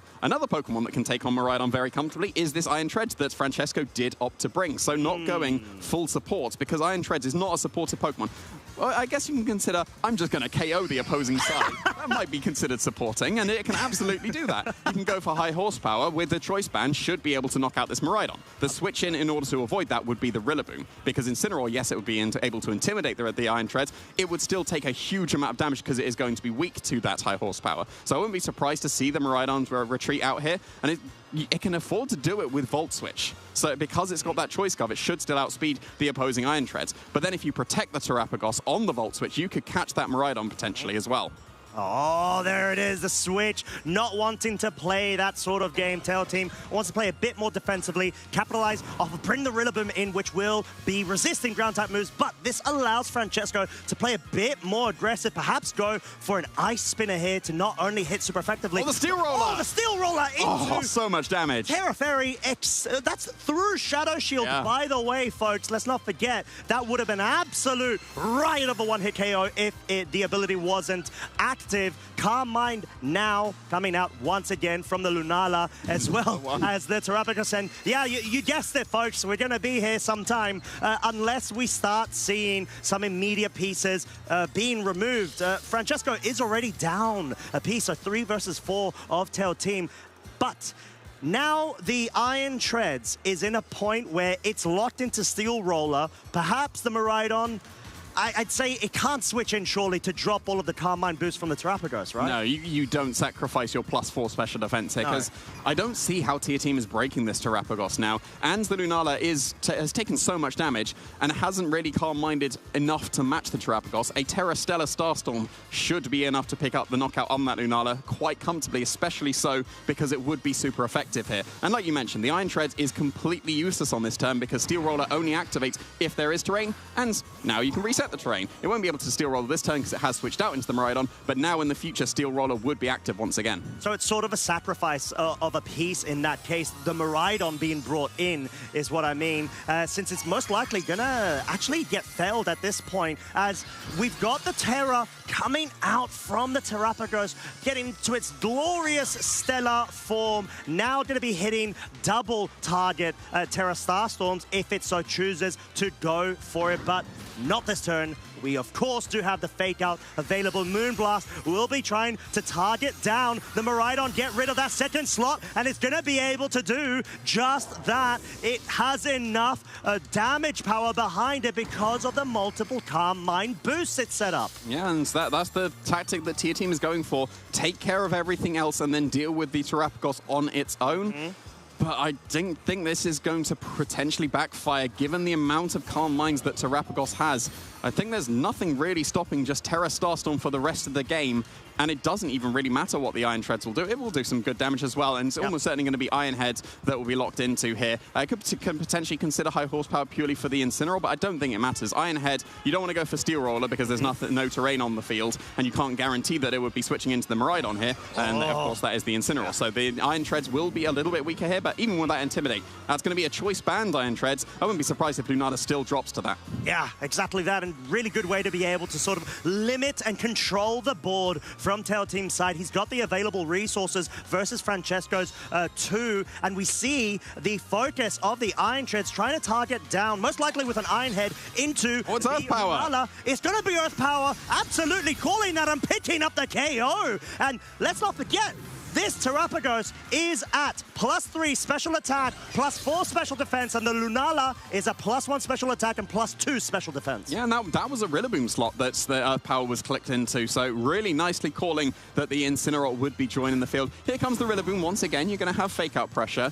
With the boost that the Lunala's got, I wouldn't be surprised if a Moongeist Beam is able to pick up the knockout on Iron Treads, because its special defense is something to be desired. So a fake out and a Moongeist Beam into that slot might be able to pick up the knockout, but then you just completely ignore this Terapagos. And I've said from a couple of turns ago, I don't see how this Terapagos can be broken through outside of some critical hits now, because it's got so much special defense. The Lunala and the Miraidon will not be able to break it. You've got that Electric Seed from however many turns ago active, so the Rillaboom won't be able to do the damage it needs to as well. And the Terapagos is still so healthy that even this fake out is going to stop the Iron Treads, so you have to go for the Terra Starstorm to be able to KO this Lunala. And a Moongeist Beam's probably going to be able to pick up the knockout. We'll see. But then you still got to break this Terapagos somehow. Exactly, as the Lunala does just that. +1, of course, going to guarantee onto what is a relatively glass cannon. Iron Treads the KO. Now, Terra Starstorm in reverse is going to be able to get a revenge KO onto this Lunala. It is a +3 versus the +2 of the special defense of the Lunala. Does pick it up, forces a 2 versus 1 scenario. Rillaboom alongside the Miraidon versus Francesco's Soul Tortoise, the Terapagos. I'm very glad that you're committing to, yes, Terapagos is a tortoise, and that's the only thing that matters in this match. But yeah, here comes the Miraidon. It's going to overwrite the grassy terrain once again, so Rillaboom, that would have been doing more damage than the Miraidon, because it would have, as we can see, thank you very much, Francesco. You are +1 defense and +4 special defense, so the physical attacker would have been able to do more damage, but then by running this Miraidon and Rillaboom on the same team, you're going to have situations where you overwrite the terrain you would have actually probably preferred. I think at this point it's just going to come down to, will this Electro Drift pick up a critical hit? Oh, let's see. Tail Team has to pray and hope, and his answers will not be, or requests will not be answered, should I say, as the Woodhammer hoping for another critical hit there, just in case at this point. I don't think you're going to be able to pull it back as the Terra Starstorm +3 special attack. Rillaboom's been damaged. The Miraidon has not. It's able to survive, but it is on its own. Is there a way Tail Team can break through this Terapagos? There is one. It's a critical hit. Let's find out. Is it going to go through? It is! Foster, how could you? What did I do? I am so sorry, Francesco. Way out. The Terapagos was so set up, and the only way through at that point was the critical hit, and at the absolute final moment, the Miraidon pulls through for Tier Team and wins this first game from the jaws of defeat. I am so sorry, Francesco. It's all your fault, Master. I will take all responsibility. I am so sorry, but Tail Team had to play to his outs. He did just that, Francesco. Francesco absolutely had the control of the mid to end game throughout the entirety. Unfortunate there, but then again, this is sort of discussion we've had with Marcus as well yesterday around these team compositions. There is a solid weakness because of the amount of sustainable turns and strategies go with it. You are more and more susceptible to critical hits and RNG effects. Yeah, and the more turns that you have, the more likely a critical hit will come through. That's just how maths works. Can confirm, I'm a maths teacher. So, yeah, but on the very final turn as well, that's got to sting the most, because that was the only way through. And I think that the strategy that Tia Team was going for, as we identified quite early on, given the fact that he neglected to match the Carmines, was KO the rest of the Pokemon, deal with the Terrapagos on its own. But Tia Team lost a lot of resources in order to KO the other 3 Pokemon. And then because the boosts were just allowed and allowed again and again on the Terrapagos, it had to be a critical hit, and it had to be at the final moment, just like it was. Yeah, and what a way to go about it. I mean, to be completely honest, Francesco is absolutely taking this into his stride. He knows it's a part of the game. He's just absolutely laser focused on how to tackle this game 2. It really seemed like he was in control of that game 1. Most likely going to try to opt in for a very similar, if not the exact same, strategy, as we've got the leads once again. Incin and the Miraidon versus Tail Team's Incin and the Lunala. Looks like it might be exactly the same strategy, because that's exactly the same leads once again. So are we going to see the terrestrialization immediately from this Lunala? Because, of course, Knockoff is threatening that Lunala, but then you did see that Francesco on the first turn instead wants to prioritize the damage reduction, because if you go for the Terra Fairy, the Knockoff is kind of useless. It will get the leftovers at least, but then just being able to reduce the special attack, that's the whole point of these Carmine versus Carmine restricted matches that we have. Who can boost more often, and who can be able to get above the opposing one? Because if you get the Carmines going before the opponent, or at least you're matching them, then you'd be on the same level. But if you're prioritizing just the damage like we saw for Tia Team, then suddenly you're going to get boosted further and further. Yeah, stage differential aggregate is such an important part of this matchup between both of these very like-minded team compositions, as we do have the Miraidon hard switching in, not even wanting to try to risk a fake out going into that slot to prevent a board shift and advantage in the subsequent turn. As Francesco has identified, bringing the Iron Treads in right now will be able to give so much more momentum after the fact that the Intimidate is no longer in effect unless we see a parting shot from the Incineroar. Yeah, and it definitely could be. We've seen the fake out in that first game to stop the Miraidon, and we are seeing a fake out again, but this time into the Incineroar. So correctly identified there for Tia Team. That means that nothing's going to happen for Tia Team on his side of the field, except he's going to be able to get this massive Moonblast to do almost half damage to that Incineroar. Yeah, and that is a very tough thing to do. Just goes to show the amazing special attack.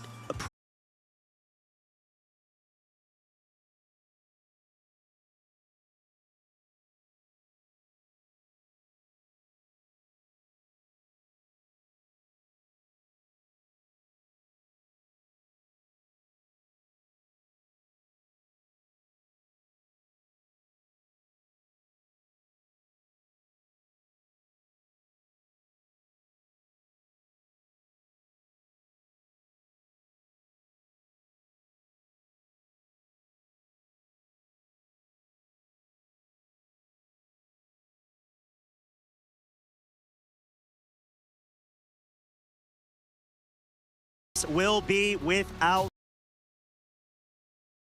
meantime what important pieces power into the Incineroar, or if you're fully expecting the Lunala to attack that turn and not protect, then you'd be going for the Steel Roller. That turn and not protect, then you'd be going for the Steel Roller to get the most amount of damage possible. I guess you could consider Iron Heads, because it does also have that flinch chance. It would be doing almost half the amount of damage the Steel Roller would be doing, but because the Shadow Shield would have still been intact for the Lunala, you wouldn't be able to pick up the knockout with either attack, and then you'd be able to get that flinch chance potentially on the Iron Heads. But I think that the high horsepower, and obviously the Rillaboom could have switched in on the high horsepower. The fact that the Incineroar stayed in and got KO'd, that gave Francesco, well, it's taken away one of the supporter pieces while still having the entire Terapagos ready to come in at neutral compared to the -1 of Lunala. Yeah, exactly that. And we saw much momentum or staying power momentum the Terapagos was able to assimilate during that game 1. And yeah, we're just going to have to see how this does unfold from here on out. Of course, like we mentioned, the match is currently under review still. So hang in there, folks. We're on the edge of our seats as well. I mean, we don't even have seats. We're just standing right now because we're that invested and into this set between both of these two terrific trainers. Yeah, it's been fantastic so far. And obviously a very thrilling end to the game 1. Yes. Which ended up coming into fruition. It's still his fault. I feel so guilty. I can't explain how guilty I feel. Oh, yeah, my Lord, of course. The one thing that can happen here that would win this game for TSE. Hey, it's my job to call out the win condition, okay? Yep, it is. But still, I agree. But yeah, we're going to have to see how that does play out. At the moment, I mean, both of these team compositions in this sort of matchup affair with the different flowcharts, like no matter how much you flowchart this, it requires a lot of adaptive thinking on your feet during the moment as well, with all of the incremental mid-turn positionings of, let's say, the pivot moves like parting shot, U-turn and whatnot stuff, and volt switch, sorry, because you've got so much pivot potential. There's so many different sort of branches you can check down the path for depending on what the current board set is, and that's why it sort of doesn't make it a clear, I would say, win, loss, advantage, disadvantage, because there's so many things that could go on at any given time. Yeah, I wouldn't consider what we saw in that game 2 that there would be a flow-charted strategy for either of these trainers, because the game 2 started off completely differently to the first game. The hard switch of the Iron Treads and then catching the Incineroar with that high horsepower was completely different to that first game. Like we saw the Fake Out go into the Miraidon in the first game, and went into the Incineroar in the second game. So both trainers are able to adapt on the fly. These teams, though the Calm Mind's whatever restricted, usually Terapagos and obviously Lunala can do it as well. The strategy is usually, we'll set up the Calm Mind and get a pivot into something else that can do another bit of support, and then Calm Mind again, and then get some more support, and so on and so on. And that it does lend itself more to a flowcharty kind of play style. But I think that both trainers, while having that kind of team that opens itself up to a flowcharty kind of play style and showing that they are able to adapt their game plans on the fly based on the opponent they're facing, I think that's a clear sign of why they were able to make it into that top 8, just showing their adaptability here. Exactly that. And yeah, like we said, both of our trainers are very well versed to this higher level of competitive play. And yeah, top 8, it's tough. It's really tough, man, when you have to go up against such a fantastic trainer on the other side of the table, especially given what is on the line. This, like we said multiple times, it is the final regional level event. The next level or high level tournament we're going to be seeing is North American International Championships in several weeks, right? And then it's Worlds. So you want to make sure you lock in, you're able to get that invitation, if not the direct invitation, and completely bypassing the top 75 ranking. Given the fact that the Miraidon Terapagos team has made top 8 and could potentially still go further, how many do you think we will now see in North America in the international? That is a fantastic rhetorical question. Just an Italian thing, or are we actually going to see it pick up a lot as well? I don't know. I mean, I hope so. I think that's the best answer I can give, but we're gonna have to find out. Maybe have a chat with a couple of our friends across the pond as well into the build-up of it. But yeah, I guess going into that then, how would you path out at least the remainder or the next couple of turns of that affair in the game 2? Let's say we mentioned Incineroar knocked out, gone. Instantly, is there a clear advantage, disadvantage? What are your thoughts because of that piece? Well, assuming that the Rillaboom was still in the back. Assuming the Rillaboom. We didn't actually get confirmation of what that Pokemon would be in the back. Then, well, the Terapagos would be able to come in for Francesco's side of the field while still at neutral, and the Lunala had -1 because of that parting shot. That already, again, like we saw in the game 1, gives Terapagos the advantage. As soon as you're at least +1, wherever it is, -1, +5, whatever, as long as you're at least +1 ahead, then that gives you the advantage. The Terapagos will have the advantage over the Lunala. and especially so because the Incineroar was taken care of immediately on Tier Team side. That takes away Parting Shot on Tier Team side, so all of the Carmines will definitely stick on Francesco's side, whereas the Incineroar is still around on Francesco's side. At whatever point it comes back in, it can still go for the Parting Shot to Lunala. We also have the Miraidon still available on Francesco's side of the field that can just spam the Snarl. And then that's still, again, -1 again, +1 with Carmines. And then you're going to be able to get the advantage because you're just staying ahead of the other Carmine Pokemon. Yeah, essentially, you need to make sure that you're ahead of the curve, essentially, every single time in order to be able to win it out. I think we sort of mentioned like a differential stage aggregate, essentially, if you really think about it, because like you said, you need to make sure you're always 2 to, I'd even say 3 turns ahead. Make sure you can out-damage. And, you know, obviously RNG is a factor that you need to consider because of the amount of staying availability between these team compositions, and the main pieces being those 2 setup restricteds of the Terapagos and the Lunala on the other side. Yeah, for sure.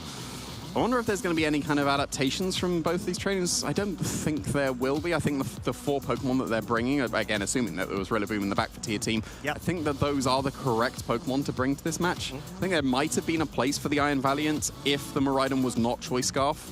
But because it is Choice Scarf, you've got to assume that Miraidon, because it is naturally faster than Iron Valiant by a noticeable amount, you would train your Choice Scarf Miraidon to outspeed something like the Iron Valiant. So I think, it would have had a place in this match, because if you got disabled on your Iron Valiant, and if you disable the Moonblast from the Lunala, you win with Terapagos against the Lunala, because suddenly you only got Moongeist Beam, and here's a normal type. So, and you do, to be fair, also have the secondary effect of Moonblast potentially getting special attack drops, right? And that just builds up over time the more uses that you essentially execute, right? And you would potentially have Spirit Break to reduce special attack. That is true. I don't know. Iron Valiant, I think, has its place, but I also think that Iron Treads has already proved its worth as well. And I think you can't really drop the Incineroar, because that Parting Shot, to be able to drop the Carmines from the opposing Lunala, I think it's too important. Yeah, I mean, we are going to have to find out very shortly, but for right now, what we will be doing is taking a very short break in order to go ahead,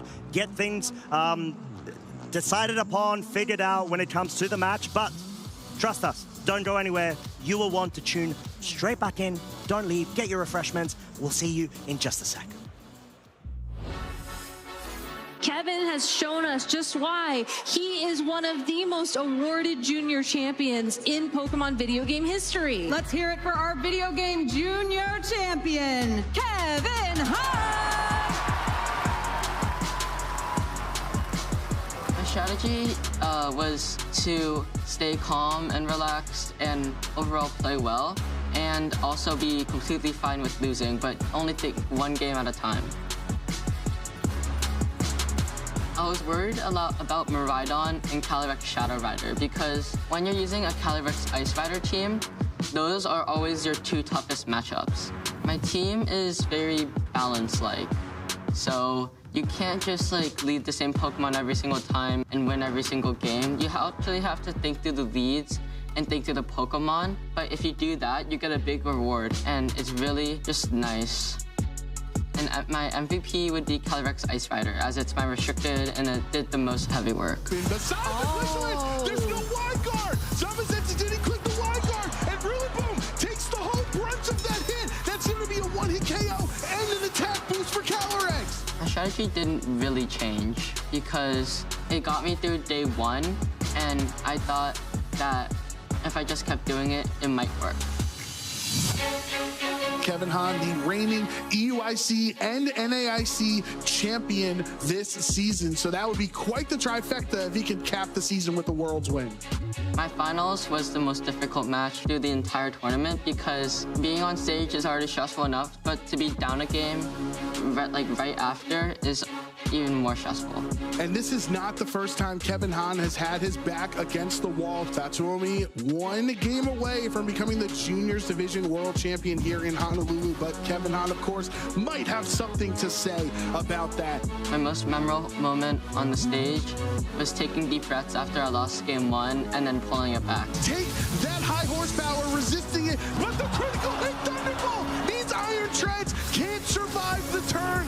As soon as one of the last turns in game 3, my Draco Meteor hit the Iron Treads, I knew I had won because it always knocks out, and I have Calyrex Ice Rider to beat the Rillaboom in the back. But with a Calyrex Ice Rider waiting in the wings, will it have enough in the tank to take all 3 of these KOs? That's the forfeit, and Kevin Hahn throughout the season has proved he's the best junior in the world, EUIC champion, NAIC champion, and now world champion in the juniors division for the Pokemon video game.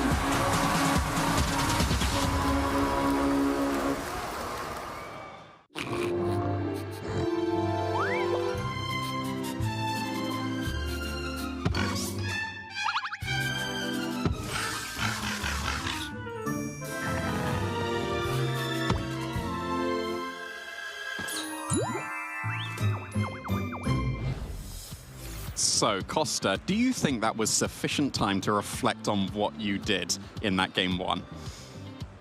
Commentator's curse coming through in the critical hit. I still haven't heard like a proper apology from Costa. You haven't?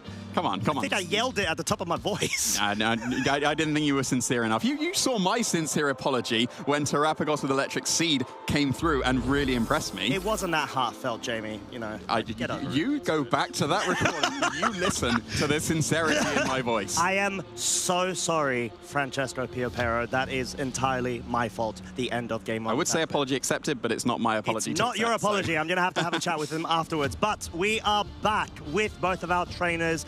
There were a couple of technical difficulties, as of course we all did see. But what we are going to be doing is that game 2 has now been classified by the judges as a tie. We will be going into a game 3 right now. Currently, as it stands, Teo team is 1-0 versus Francesco. And like we said, this is going to be a new game. Yeah, brand new game, so the players don't need to go with exactly the same moves that they were going in that game 2. And we saw the adaptation going into what was that game 2. I wouldn't be surprised if there are going to be future adaptations as well.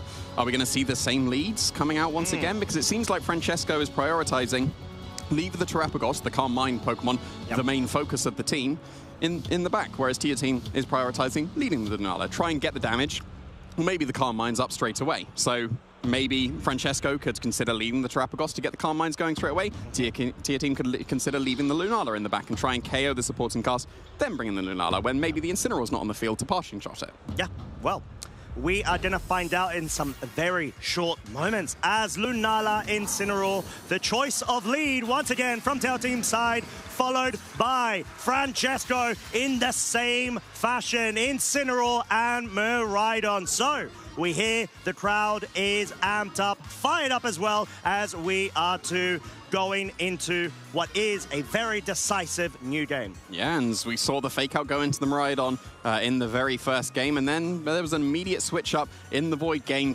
into the Iron Treads as well. Are we going to see something very similar? Because if you go for fake out into the Incineroar and the Iron Treads will get in for free, then that would be fantastic as well. But no, there's no hard switch here. It's fake out into Incineroar instead. This gives the opportunity for a Volt Switch potentially into the... not even a Volt Switch. That's going to be the Snarl. And Francesco's going to call the fact that the Terra Fairy hasn't actually been activated on the Lunala and gets a lot more buck for its utility of Snarl there whilst getting a special attack drop. And this is sort of what we were talking about, Jamie, being able to control the setup potential of the Lunala, getting those stages on +1 special attack and defense, now just having the special defense. Yeah, and that's Shadow Shield broken and actually like notable chip down to the Lunala, because the chip is notable purely because you always want to be able to get the leftovers back to the Shadow Shield if you can help it, and that's like, what, 3 turns worth of recovery to be able to get up to that? And that's assuming that you just don't take any damage, which, if you're going for Snarl once again, you'll absolutely take the damage. And now there's the potential of the Parting Shot once again, for both of these Incineroars. But the priority is getting the Parting Shots onto the Calm Mind Pokemon. The Miraidon, it can switch out whenever it wants. It's got Volt Switch. If it gets Parting Shotted, oh no, I'll Volt Switch next turn, it's fine. Whereas the Calm Mind Pokemon want to stay on the field as long as they can and make use of their boosts. And now the Lunala is +1 special defense and back down to neutral because of the Snarl, and going for its Terrestrialization, so the Snarl, if the Miraidon did stay on the field, which it did, wouldn't be doing as much damage to it. Yeah, exactly that. And with its Shadow Shield, it gives you even more motive to be able to go for the Terrestrialization, as Snarl does indeed come out for a second turn in a row, now bringing the Lunala down to -1 at the moment until we see another Calm Mind. Bring that back up to neutral. So sort of like we said, trying to control the damage output resource of this Lunala from Francesco's side. He's doing a great job about it too, as the parting shot will target down the Miraidon, but at least with how it's currently being utilized, that's not going to matter, although generally speaking, it's Miraidon. It's always capable of a huge amount of damage, even if it is an Assault Vest variant. Yeah, so it's going to be always the Miraidon joining the field here, not the Rillaboom that could be waiting in the back as well. And the Incineroar is yet to move on Francesco's side of the field, and that is a parting shot, but it wasn't into the Lunala. That's going to be able to catch the Miraidon on the switch in, so now that won't be as effective as doing the damage. So that's going to leave this Lunala at neutral. It's been able to match the Snarls with 2 Calm Minds, so it's a plus. It's got a bonus. It's got +2 special defense. Yeah. But now, in the previous couple of rounds that we saw, the Lunala was at -1 when the Terrapagos joined the field, and that already gives the Terrapagos an advantage. Yeah. And yeah, it looks like we're seeing the Iron Treads come in instead, because if you bring in the Terrapagos at neutral compared to the Lunala at neutral, but also +2 special defense, the advantage is with the Lunala. But now you brought in the Iron Treads, you're threatening the high horsepower KO into this Miraidon. You're threatening the Steel Roller KO, and maybe even Iron Head KO, given the Shadow Shield's broken, into this Lunala as well. So now you've got to play the guessing game on tier team side of the field. This Iron Treads is going for high horsepower into the Miraidon or Steel move into the Lunala. And if you can catch the correct slot with the Intimidate from the Incineroar, that would be very, very beneficial. And it looks like it's the Miraidon switching out here. All right. So, wanted to be able to bring that Rillaboom in. Grassy terrain right now to have Fake Out available in the subsequent turn, but not even the Incineroar, so anticipating or trying to cover for a ground-type super effective move into that slot, hence why you want to be able to bring that grass-type resist in combination with the protect of the Lunala Volt Switch, just to make sure it locks down a guaranteed slot of getting that pivot action going from Francesco's side, and also covering for a focus of the Miraidon on Tail Team's side into his own. Yeah, and Incineroar's going to be able to come in here and get that Intimidate onto the Rillaboom as well and match the potential fake-out pressure that the Rillaboom would be putting onto the field. We'll see what the follow-up of this Iron Treads is going to be. It's going to be, well, it's a Steel move. And Iron Head, I believe. Okay, cool. So yeah, having a Steel move into that Lunala, which it is still very much threatening down. I think that the Rillaboom switch and Protect was the most safe play that could be gone for, because like we said, it was going to be Steel move into Lunala. Protect stops that. Or it was going to be high horsepower into the Miraidon, and Rillaboom was just that as well. So I think that was overall the safest thing that tier team could have done. And now with the Rillaboom on the field facing down the Incineroar, you've got the faster fake out. So you can just go for fake out into whichever slot you want very, very comfortably. But because the Lunala is now a fairy type, you could just be matching fake out. So fake out into the Iron Treads, fake out into the Lunala, and then we're at a neutral turn. If you don't go for fake out with this Incineroar, then you're probably taking a lot of damage from the Moongeist Beam into this Iron Treads. We saw at neutral it was able to survive that, but at +1 it was not able to survive that. But this Lunala is still at neutral. It's had 2 Calm Minds, but there's been 2 Snarls on it as well. So the Iron Treads will be able to make it through this turn if there is going to be a fake out, and it looks like that's what it's going to be. Exactly. Flinching the Iron Treads, not making it move a muscle as Calm Mind now bolstering up +1 special attack in the Lunala's favor, whilst having that +3 in special defense just means that you're really setting yourself up quite nicely to be able to take all of this pressure from both of Francesco's restricteds. You know, they're mainly special offensively based, and at this point, you're really setting yourself up quite nicely with having that residual HP recovery via the grassy terrain of the Rillaboom. But now that Miraidon's coming back in, Tail Team may be tempted to get yet another board state switch up, maybe get that Rillaboom back out and either bring the Incineroar for the fake out pressure as well as the Intimidate, or the Miraidon too. But it's a bit tough because does Francesco target the ground type move into expecting a hard switch or a pivot switch from the Rillaboom? Yeah, it's going to be a little bit awkward here, but I believe that looks like the Shadow Shield's back. So I was saying that it needs to be on the field for a few turns, and it was. So, so it was able to get, and it was the only attack that would have gone into it would have been that Iron Head from the Iron Treads, and that was protected on that turn. So yeah, back to the Shadow Shield we go, and that means that this Iron Treads won't threaten the KO on this Lunala. And now that it's got the speed boost as well, because the electric terrain's back on the field, you can't go for something like a Snarl or a Volt Switch to break the Shadow Shield into the Iron Head, because now with the speed boost, the Iron Treads would have been moving first. But it is definitely moving first here if it's going to be retreating. And now, finally, we're going to get the Terrapagos once again for Francesco. Yeah, you want to be able to make sure that the Incineroar doesn't get any sort of damage dealt onto it over time. And the Terrapagos, like we mentioned, it is the electric seed. It's going to have a lot more physical defense, especially, but the Snarl in combination allows for the Lunala not to run amok of having the differentials between the stages right now. Brings it back down to neutral for it to only say, you know what, I want to go back up to +1, please.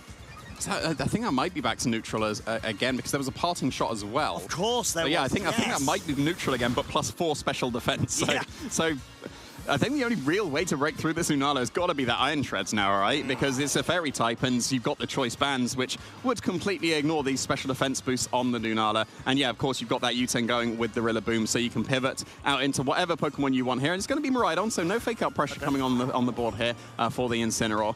You're going to be able to threaten down something like a Draco Meteor into that Miraidon now, because I guess the Iron Treads could be a switch in, but we've seen how little special defense it actually has. Even the neutral Moongeist Beam brought it down to the red, doing absolutely massive damage. And if you want to Terrastallize away from something like the Draco Meteor, then you have to sacrifice your Terrastalization from the Terrapagos to put it onto the Miraidon. And you want to be going for the Terra Stellar Starstorm in the face of the now Terra Fairy Lunala because you want it to be super effective.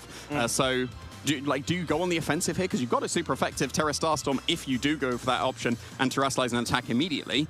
But the downside of attacking immediately is, well, you don't match the Calm Mind. And currently, we're at neutral completely at Terrapagos and neutral special attack and +4 special defense. So in order to actually do some proper damage with the Terra Starstorm, you do need to consider starting to go for those Calm Minds with the Terrapagos, maybe go for some Snarls to, again, match the Lunala. But if you went for the Snarl, you were open to the Draco Meteor that could still be coming out from this Miraidon, and Miraidon's not going to have any of that. Incineroar's coming in for Francesco. Yeah, you're going to be able to have Fake Out available immediately after this turn.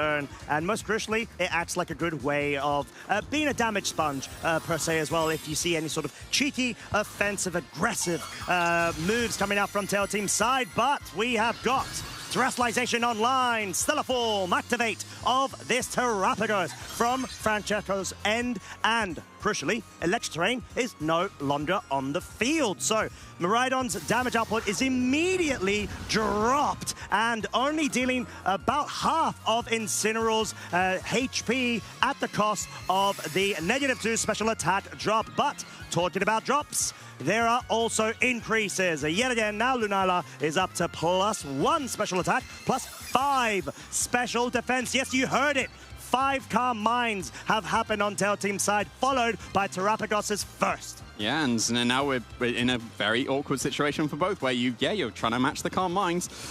But Lunala is so specially bulky at this point that even the super effective Terra Starstorm won't be doing too much damage.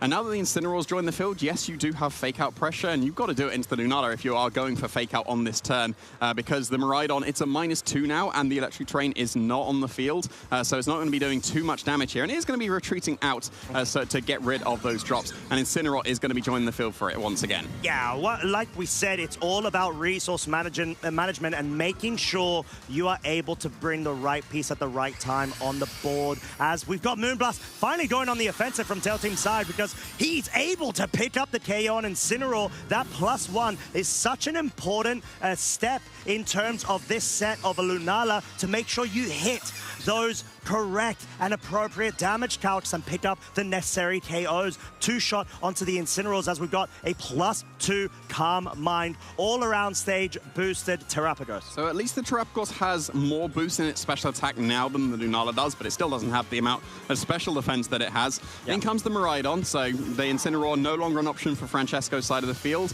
Didn't even go for anything like the Fake Out, just did drop to that Moonblast. But now you've got the Fake Out pressure available on Tier Team's side of the field. You can go for Fake Out and Moonblast into this Miraidon. There's not really much that can stop that. You'll probably be able to survive at +1. We've already seen the Miraidon tank a very impressive Moonblast from it. And yeah, I was going to say the Iron Treads could be a switch in for that, but no, it's not going to be. The Miraidon is going to flinch to that Fake Out. Yeah, exactly that, as Moongeist Beam is going to be following suit immediately after, going for the Miraidon there, not even wanting to perhaps mess around with a defensive switch up there, dealing consistent damage. And talk about damage, Terra Starstorm at +2. It's going to deal a lot of damage onto the Incineroar, guaranteeing a KO in the subsequent turn if the focus is there. However, the Lunala absolutely tanked that like a champ. It did have Shadow Shield available as well. Yeah, but even based on that damage, it's going to be able to shrug off even a Shadow Shield Broken attack into it as well. Going for the Moongeist Beam there to cover a potential Iron Tread switch in, but based on the damage that Moongeist Beam did, I think that Moonblast would have been able to pick up the knockout on that Miraidon, because it did just about the amount of HP that it had remaining in the Moongeist Beam damage. So maybe a little bit of a missed opportunity to go for the Moonblast, but it makes sense to cover the switch into the Iron Treads as well. As soon as you've taken care of this Miraidon, then the Iron Treads is going to be locked into the field and going for whatever attacks it wants. And if you can just maybe protect your Lunala, switch out into your Fake Out Pokemon, Fake Out Moongeist Beam will take care of it, and then the Terapagos is finally left on its own. And that's mainly the playstyle, or at least what Tier Team seems to be going for. KO the Pokemon around the Terapagos and eventually be able to deal with it. Whilst at the same time, Francesco's win condition, I think, is keeping that Iron Treads healthy in the back in order to be able to checkmate that Lunala after having its Shadow Shield broken, which is going to be a tough ask, given it's a 3 versus 4 scenario. Not ideal for Francesco. It is not. Volt switch into the Rillaboom. That means that the Iron Treads is coming straight back in. It is going to be susceptible to getting KO'd if we do see any sort of focus targeting into that slot. Terra Starstorm, though, is going to be moving first. Of course, there is the Protect on Lunala side, but because the grass terrain and the leftovers combine in terms of having more HP recovery, I'm pretty confident the Shadow Shield will once again be enabled. Yeah, and the Lunala's been boosted here. We saw neutral Moongeist Beam was not enough, but any kind of boost on this Lunala would allow it to KO this Iron Treads with Moongeist Beam. Yep. I don't see any punish here at all to a Fake Out into the Iron Treads, stop the Steel Roller from being able to do the massive damage to the Lunala, and then follow up with the Moongeist Beam, because the only switch in is that Miraidon, which we've already seen. The amount of HP it would be taking, well, that's going to be KO'd to the Moongeist Beam. And even if you're able to KO this Rillaboom with your Terra Starstorm, you just sacrifice it at any point, bring in the Incineroar, and go for Fake Out a Moongeist Beam into the Iron Treads. Because, like, that's the only proper way to be able to break through this Lunala very quickly here. And I think that Francesco's recognized that the Iron Treads is super important to break through this Lunala. You've got to preserve it, even though you're almost certainly sacrificing your Miraidon here. Yeah, and you do have the secondary win con effect of the flinches as well to rely on when it comes to the Iron Head. And as we can see, Tail Team really wanting to focus down on that secondary slot, goes for the Fake Out into what was the Iron Treads, and now is the Miraidon. Double up means it has been KO'd, leaving Francesco down to his final 2 Pokemon versus Tail Team's currently 4. But the Terra Starstorm will be able to make that change, as I would normally say if the Rillaboom get KO here, which it really didn't. Yeah, it just survived. And look at the damage, like the Lunala. You're just not breaking through it quickly enough. And now you've got a very safe Protect and either hard switch to Incineroar or U-turn with the Rillaboom. It just depends on which Fake Out Pokemon you prioritize keeping more. You're going to sacrifice one of them this turn, because the Rillaboom is on such low HP, it will be KO to whatever kind of attack. I think the safest play for Tier Team would be the hard switch, because if there was a play of, well, I'm going to protect the Lunala and try and sacrifice the Rillaboom here, then you could get into an awkward position where you don't actually KO the Rillaboom. But I guess if you U-turn the Iron Treads, that's guaranteed, because you can't even protect away from that, because it is choice banded. So yeah, either U-turn into the Iron Treads and protect, or switch to Incineroar and protect, should overall be the safest way for this Lunala to take care of the Iron Treads, because regardless of what happens, whether Rillaboom is KO'd or is switched in, Incineroar is KO'd, then the Fake Out and Moongeist Beam will be able to happen to the Iron Treads once again. It looks like the Rillaboom is going to be able to sacrifice itself here. Yeah, and you can see that Francesco was really trying to figure out which move to slot into. Oh, not even as faster. No, U-turn actually coming out first onto the Iron Treads, but regardless, Tail Team always had the guarantee of having a new Pokemon in that slot by the end of this turn, whether through a KO being dealt onto the Rillaboom or having it hard switch out. And the Incineroar now back onto the field will be able to drop the attack of the Iron Treads and also take this damage, get KO'd, allow Tail Team to either bring back in the Rillaboom, have Fake Out pressure available, go for the double up onto the Iron Treads, or if he wants to experiment around with the Miraidon, but I don't see any reason to bring Miraidon here. It's got to be Rillaboom. Oh, it's got to be Rillaboom. The whole point of these couple of plays, by thinking ahead, is you go for Fake Out and Moongeist Beam, and Iron Treads is KO'd. There is nothing it can do about it. And by going for that U-turn and protect, that's what was guaranteed here. In comes the Rillaboom, even though it's at such low HP, and it will be KO'd to the Terra Starstorm on this turn. It will have done its job. It will go for Fake Out and stop that attack from the Iron Treads. going into the opposing Lunala. Another thing to consider as well, that's half of the Terra Starstorm's gone. So you've got to be able to KO this Lunala. Like, Earth Power won't do it. No. You will not be able to break through this Lunala with the Earth Powers. It's got to be the Terra Starstorm. So yeah, there we go. There's the fake out. This will be a follow-up Moongeist beam to be able to KO the Iron Treads. And then will the Terrapagos be able to do it itself? Yeah, exactly that. It will be, of course, targeting down the Iron Treads. No room for error. Timer as well, but the Iron Treads does get KO'd. Most importantly, even with the timer in hand, Tail Team does still have the advantage. The only way to do this is with a critical hit through the Carmines of the Lunala. Oh my god, Jeremy's done it! He's trying to do it for Francesco! No, not quite. You're the one that's cursed. I am so sorry. Rillaboom is now down for the count. No critical hit on the Lunala there. And like you said, Jamie, I think that really would have been the out, in all honesty. The fact that you've got, if I'm not mistaken, is it a +2 special attack to Terrapagos? Yeah. Probably with the critical hit advantage or additional boost, bypassing the special defenses, that surely would have done it because, of course, it has Terrasilize. It is super effectively weak to this Terrapagos up. But now we have got the endgame scenario. Tail Team bringing in that oh-so-healthy Miraidon with the electric terrain. And yeah, this is absolutely looking tough for Francesco to bring back. Yeah, you're almost certainly going to see Tier Team take as much time as possible on this turn, because you've seen there's 2 minutes remaining in the game, and he is 2 Pokemon to the 1. You can go for Snarl with Miraidon. We're going to see the Miraidon almost certainly lock into Snarl, because then it will put the Terrapagos at only +1, and even something like an Earth Power, it can go for the Earth Power KO to attempt into the Miraidon. I don't think +1 will do it. Because your Choice Scarf on the Miraidon, you're afforded a load of actual bulk investment, because you don't need to invest completely in speed. So I would expect this Miraidon to survive something like a +1 Earth Power, and then if you're going for that, you're not damaging the Lunala at all. And we've only got, like, what, 2 turns left in this game as well, because as you'll see, T-Team is taking the full amount of time, and will probably do so in the end game as well. And yeah, there's the Snarl, down to -1 for Terrapagos. Yeah, exactly that. You want to be able to position your Lunala to be able to pick up the KO. Going for the Moonblast does have a secondary effect of potentially dropping the special attack even further, which we do not see come into play. Earth Power, now a Stellar boosted as well. Yep, not enough to pick up the KO on the Miraidon, as we have the indicator at the top of the screen. 55 seconds remaining of this game. Tail Team has the HP advantage, and the fact that Miraidon didn't go down there means he would have most likely been able to wrap this up. Yeah, and based on what's happening, there was 7 seconds left before the 45, so we are going to have one more turn here. Yep. And it's got to be Terra Starstorm from the Terrapagos. It's forced to be Snarl from the Miraidon. It will be almost certainly going to be either a Moonblast to get the damage into the opposing Terrapagos, or Protect if Tier Team is confident that the amount of HP that the Lunala currently has will be enough to take him through. I think that attacking here is probably the most optimal, because you've got +5 special defense compared to the +2 special defense of the Terrapagos. You're surely going to be doing more damage to it than it will do to you, but you've got to consider as well the Terra Starstorm will be super effective as well. And it looks like Tier Team is confident that the amount of HP, especially after the leftovers Lunala will have, will be more than Terrapagos at the end of this turn. Yeah, and additional chip damage as well via that Snarl that's able to connect. 148 hit points remaining on the Terrapagos. And yeah, it's just going for the damage and needs to make sure it picks up the KO onto the Miraidon and hope it has enough HP in the bag. Right. But the bar is so much too high. It's too high right now. We know Terrapagos has a vast pool of HP. We're going to have to find out. The game is about to go ahead and give us the indication who has won this game in 3, 2, 1. We're going to see the time run out, and we can confirm Tail Team Muscle has progressed through to the top 4.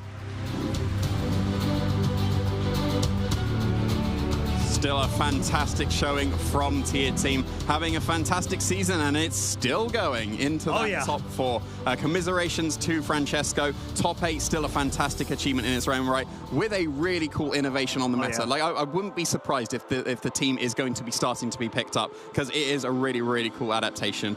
But Lunala is the Carmine Pokemon that takes the win here over the Terrapagos. Yeah, and in what fashion as well, making sure that it always has its support Pokemon. It's like essentially essentially the queen piece of Teo Team's team composition. You just want to make sure that even though you've got a second restricted, it was purely acting in a supportive role throughout all of the games. They're both as well for Francesco's side too, but then again, it just comes down to whether you're able to give it enough room and air to pick up the KOs it needs to, but most importantly, have that sustainability that we've seen from both of the Terrapagos and the Lunala. Yeah, well, the sustainability comes from all the Calm Minds, and if you're allowed 5 Calm Minds, that's a lot. That's a fair point. Like, you're not breaking through with any special attackers anytime soon. Like, yeah, that was some decent damage there in that first game, but that was because the Terrapagos had the edge over the Lunala. It was Calm Minding more than the Lunala was, because Lunala prioritized, let's just get some KOs and allow the Terrapagos to Calm Mind, and then,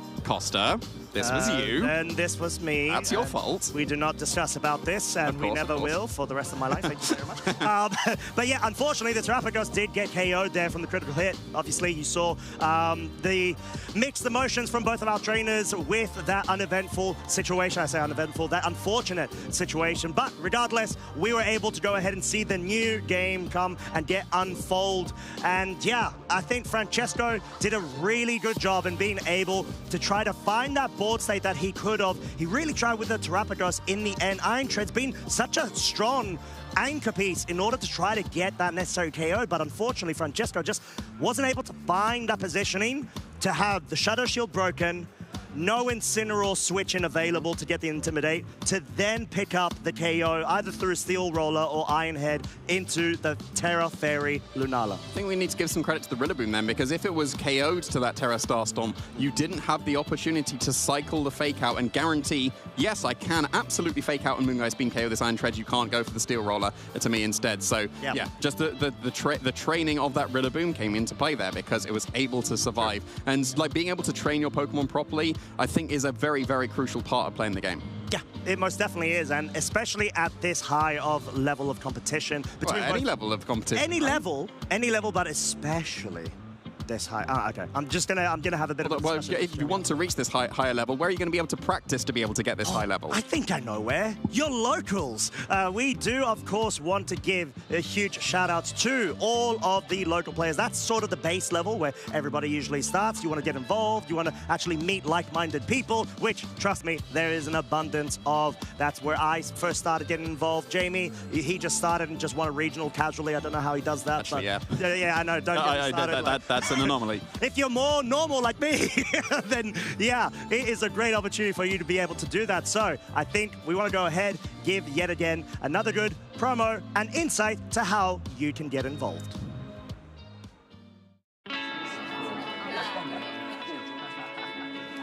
Hey, do you want to play? Yeah.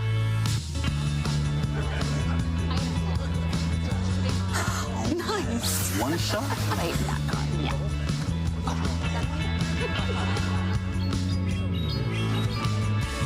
I'll use twin cannons. Great game, guys. Bye. See you next week. Come play at your local Pokémon League. Yeah, as Costa mentions, the local scene is a fantastic place to meet new people, make new friends, practice ideas for the major tournaments. And yeah, I've been able to do that plenty of times. I think I've already mentioned on the stream, I thought I was being super innovative when I went to my local scene with the Leech Seed Calyrex that no one was using, and then everyone started using it. So yeah, if you want to test out any ideas that you potentially have, then you can scan that QR code. And I think I asked yesterday, are you able to scan the QR code on a computer? Oh, and I had no one tell me. Oh, we requested for a hashtag play Pokemon as well. I'm still curious. If you are currently watching on your computer, can you just scan the QR code on your computer, or do you need to take out your phone? Because if you're on your phone, then how do you scan on your phone? So, yeah. Peeps at home, please let us know. Please do. If you don't, we'll try to find out as well at some point after. I am very, very curious. But yeah, that was our top 8 matchup between both Francesco and Teo Team. Of course, Teo Team being able to advance. So what we're going to do is we're going to go ahead, get everything ready for the next stage of this tournament, the top 4. Get your refreshments. We'll be right back. Hello, Pokemon trainers, and welcome to Master of Choice, the game where I, Charlie Merriman, as the Master of Choice, ask our 2 wonderful contestants, Ben Kiriakou and David Partington, to present me with 2 alternatives for me to choose from. And today, we're going to be debating between Ursaluna and Blood Moon Ursaluna. So, who's going to be representing who? Well, I'll be taking Ursaluna, Charlie. I'm definitely a fan of the originals. Okay, and David, that means? Well, it's got to be Blood Moon Ursaluna. Okay, then. It's very potent in its ability to do so much damage at the moment, and especially on the special attacking side as well. As opposed to Ursaluna, which is more on the physical side, which is very prone to intimidates and reflects and all the physically bulky Pokemon in the format. Ursaluna Blood Moon doesn't care about all of that, pushes straight past it. Yes, interesting. Ben, what do you have to say? Having the ability Guts is really my response to that, David, because, yeah, okay, it can be intimidated, but it's got its own way to power itself up with the Flame Orb and Guts ability. That gives it so much power, but also boosts the power of its Facade, which is a double boost to its offenses. And, you can intimidate it as many times as you like, but eventually it's going to knock out that Pokemon doing the intimidate, and it's going to be able to break through any team. Question is, David, do you have the guts to come back to that? Well, Charlie, yes, I do. Using my little insight that I've got and Ursaluna Blood Moon's Mind's Eye, it's very useful, particularly to be able to hit ghost types with its normal moves, which is something that Ursaluna cannot do. So Flutter Mane comes in, which is on a lot of teams at the moment. Use the move Blood Moon, it's gone. What is your mind's eye saying there, Ben? What do you have to say to that? Well, certainly, the Flutter Mane can be switching in on something like a Facade, but because of its physical prowess and the Flutter Mane's inability to take physical attacks, it doesn't need all of that power. It doesn't need the big Blood Moon, which you can only use once in a row. You can use Facade or Headlong Rush as many times in a row as you like, and that's still going to be able to knock out a Flutter Mane very easily. Probably the most prevalent ghost type we have. You can use Headlong Rush multiple times in a row, but then you are lowering your defensive stats, whereas Blood Moon Ursaluna doesn't so much have that problem. Well, indeed. And speaking of stats as well, that is something Ursaluna Blood Moon can do very well, is boost them. So Calm Mind is a set actually we've seen a lot of with Blood Moon Ursaluna as well, that does boost up its already very high special attack, and its slightly lower special defense, which is on the lower side, but it can patch it up with that said Calm Mind move, which is really effective. So suddenly its slightly lower defenses are just astronomical on both sides, and with all the damage behind it on top of that. Ben, I'm giving you the final word here. Anything you want to respond to? Well, I would prefer to just have the special bulk in the first place, to be able to switch it in, because, when you've switched it in, it's still going to take those moves before you get those boosts. And Ursaluna can really tank those hits and be able to do that, but it can also raise up its stats with the Sword Stance, which is much faster at putting offensive pressure on an opposing team. Okay, well, there you have it, Pokemon trainers. Ursaluna versus Blood Moon Ursaluna. Ben and David have done all they can to convince me, and now it's down to me to make a decision. So, David very well argued with Ursaluna, a range of items that it can use, and of course being a special attacker as well that can hit ghost types, that's really nice. Ben, very well argued for you as well.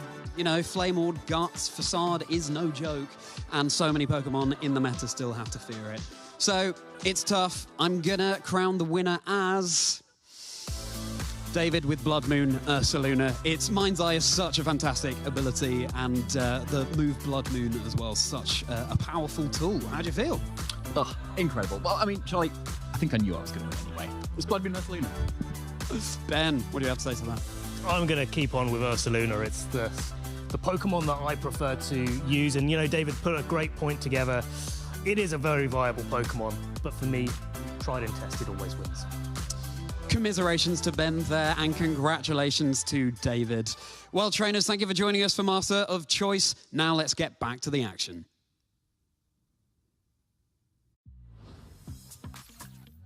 Hello, my name is Fefsi, and I'm a professional Pokemon VG player. I started playing after seeing a video of Sejun Park on YouTube, where he famously got first at the World Championships in 2014 with his Pachirisu. And when I saw this in around 2016, I was hooked. One of my favorite Pokemon is definitely Lapras. When we had Dynamax back in 2020, it was just incredible to set up screens, prepare the late game, and I think G-Max Lapras is definitely first on my list. My motivation to compete is just to get better time at time, see friends, have fun. Yeah, just have a good time. a player I look up to has to be Wolf Glick, but also Marcus. Both of them have been so consistent over the years. Just being as, or nearly as good as them, or trying to be as good as them is a goal of mine, and I always strive to become better. Favorite part about the Pokemon community has to be that we all have our different lives. Everyone has work, different issues in their lives, but coming together here because we share the same love is just inspiring.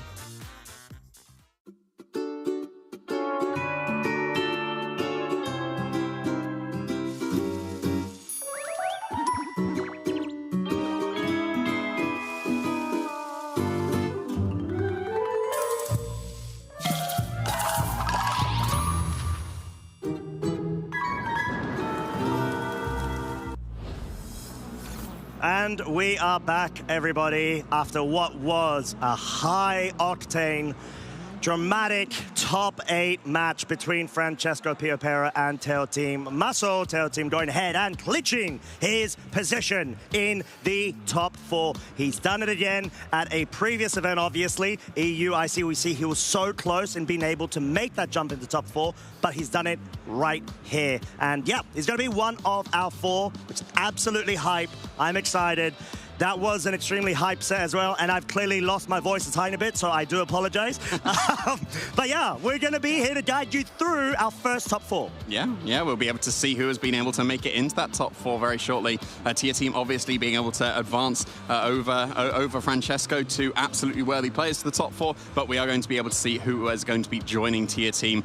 We do have confirmation that it is still Ruben Janzini into that top 4, potentially getting that run back, as of course, Ruben Janzini was the Bologna Special Champion in 2024, and it's just a couple of games, and yes, that is the correct use of couple of games away from the championship once again. Okay, so are you moonlighting as an English teacher as opposed to I have actually taught English before.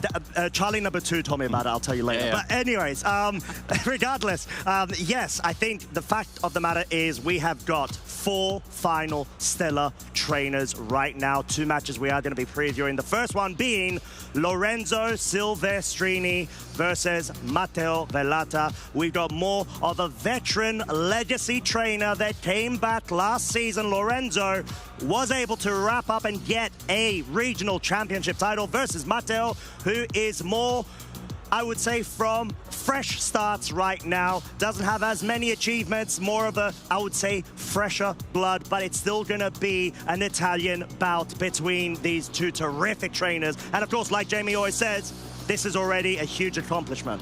Top 4 is absolutely a huge accomplishment for sure. And as mentioned, it's not unexpected to see 2 Italians facing off, given just the sheer numbers and the sheer quality of the Italians just in the first place as well. You can see there that Matteo will be on the left and Lorenzo will be on the right. So we were able to feature Lorenzo earlier on in the stream, who was able to take down our current reigning world champion in Luca Ceribelli in a very, very impressive form. And the thing I was most impressed by, I think, was the Clefairy that he has been rocking up with that would be considered, I think, at this point as a niche pick, but it was really, really effective in that game. Oh yeah, 100%. It just goes to show why it is such a viable Pokemon, especially with its support options it has. You know, it could go for different routes, generally speaking, but both of our trainers are laser focused, laser locked in as well. Lorenzo on the right-hand side, seeming like he is having an absolute ball of a great time. He's pumped, he's ready, he is 2 matches away from becoming a 2-time regional champ. Yeah, and Matteo is a couple of games away from getting his first as well, so going to be very interesting to see what's going to be happening between these 2 trainers. We do have a Calyrex Shadow Rider Zamazenta face-off here, so we're guaranteed to have that restricted duo in the final. Of course, it was the most used restricted pair in day 1. It became even more used as of the first place in the day 2, and will be guaranteed a place in the final. Exactly that, as we have got both of our trainers, Matteo actually tracking back ever before to 2016, getting the top 16. They both have. Italy national. Oh my God, they've got they both go shared back. experience. Look at that. Shared once again. How many was that? 9 years? difference from then to now, yeah. Congratulations, you can subtract. Thank you so much. I hope to get an A from that. But yeah, 2024 Orlando top 32, as well as Dortmund regional top 64 into the current season with the Sevilla top 64. So clearly Mateo taking a bit of a break, but coming back ever so strong in terms of his performances. Yeah, very, very impressive results in this recent season. And somewhat matched by Lorenzo, but of course there is that standout of back in the previous season we did have. He was able to take the regional championship win in Stuttgart. A very, very impressive run there, and being basically matched by the performance here in Bologna. It's been incredibly impressive. Like, even performing on stream to take down a world champion is setting you up for success, and he's finding a lot of it here. Yeah, exactly that. And Lorenzo, Stuttgart regional champ, he is vying for that second title under his belt. But we have got Mateo's 6 Pokemon, like we mentioned, Calyrex, Shadow Rider, and Zamazenta, basically face-off between both of our trainers, but accompanied by the Incineroar, Chien-Pao, Amoonguss, and the Raging Bolt, Magnet Raging Bolt. Sure, it's not Zap Plate for style points, but it is still effective enough with the Terra Electric. It is extremely powerful of a piece when it comes to certain matchups. Yeah, we can argue which is better, Zap Plate, it's yes, Zap Plate, or Magnet later on. Let's focus on the trainers right now, because like Raging Bolt has been picking up, right? We saw it break into the top 5 of usage in the day 2, and therefore it's no surprise to see it make its place here in the top 4 as well. With the electric booster item seems to be the most common way of running Raging Bolt, at least in this regulation, and we didn't really see that much at all in the previous regulations it was available. It was always booster energy or life orb, but just prioritizing going for the electric type damage and not concerned about boosting the dragon type damage. And yeah, we can see here, we got the Magnet once again on this Raging Bolt that's in the top 4 as well. Yeah, exactly, and they are both essentially mirrored Calyrex Shadow Rider sets, Life Orb, Astral Barrage, Psychic, and the Nasty Plot options with the Dark Terror. So going to be a couple of mind games when it comes to the positioning and setup of this Pokemon. But Raging Bolt, yet again, Magnet boosted, of course, Zamazenta, Terra Water, actually, with the Heavy Slam, Incineroar, Ghost Terror, classic. Rocky Helmet, it does have Flare Blitz options. And the Clefairy, like we were just talking about, Jamie, the Redirector option as opposed to Mateo's Amoonguss. Yeah, so there's very, very similar elements to both of these trainers' teams. Obviously, there's going to be the Calyrex, Zamazenta, Incineroar, and Raging Bolt that are similar, and then you've got the Redirector of the Amoonguss or the Clefairy, and then the difference here is going to be between the Chien-Pao and the Rillaboom. You got double Fake Out available, which is very classically paired with a Nasty Plot Calyrex to be able to get that cycling of going for Nasty Plot and Fake Out, and then Protect and Pivot, and then Attack, and so on and so on.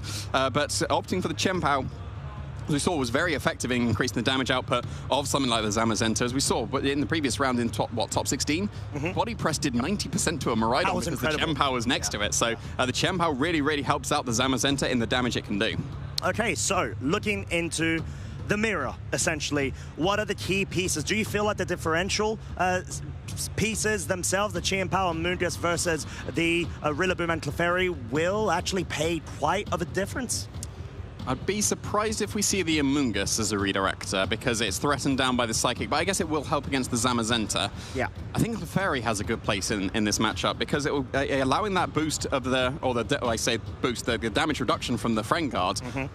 That could be quite impactful in this game, especially because you offer the redirection as well. But I was about to say, I wouldn't be surprised if we see Incineroars come to this match.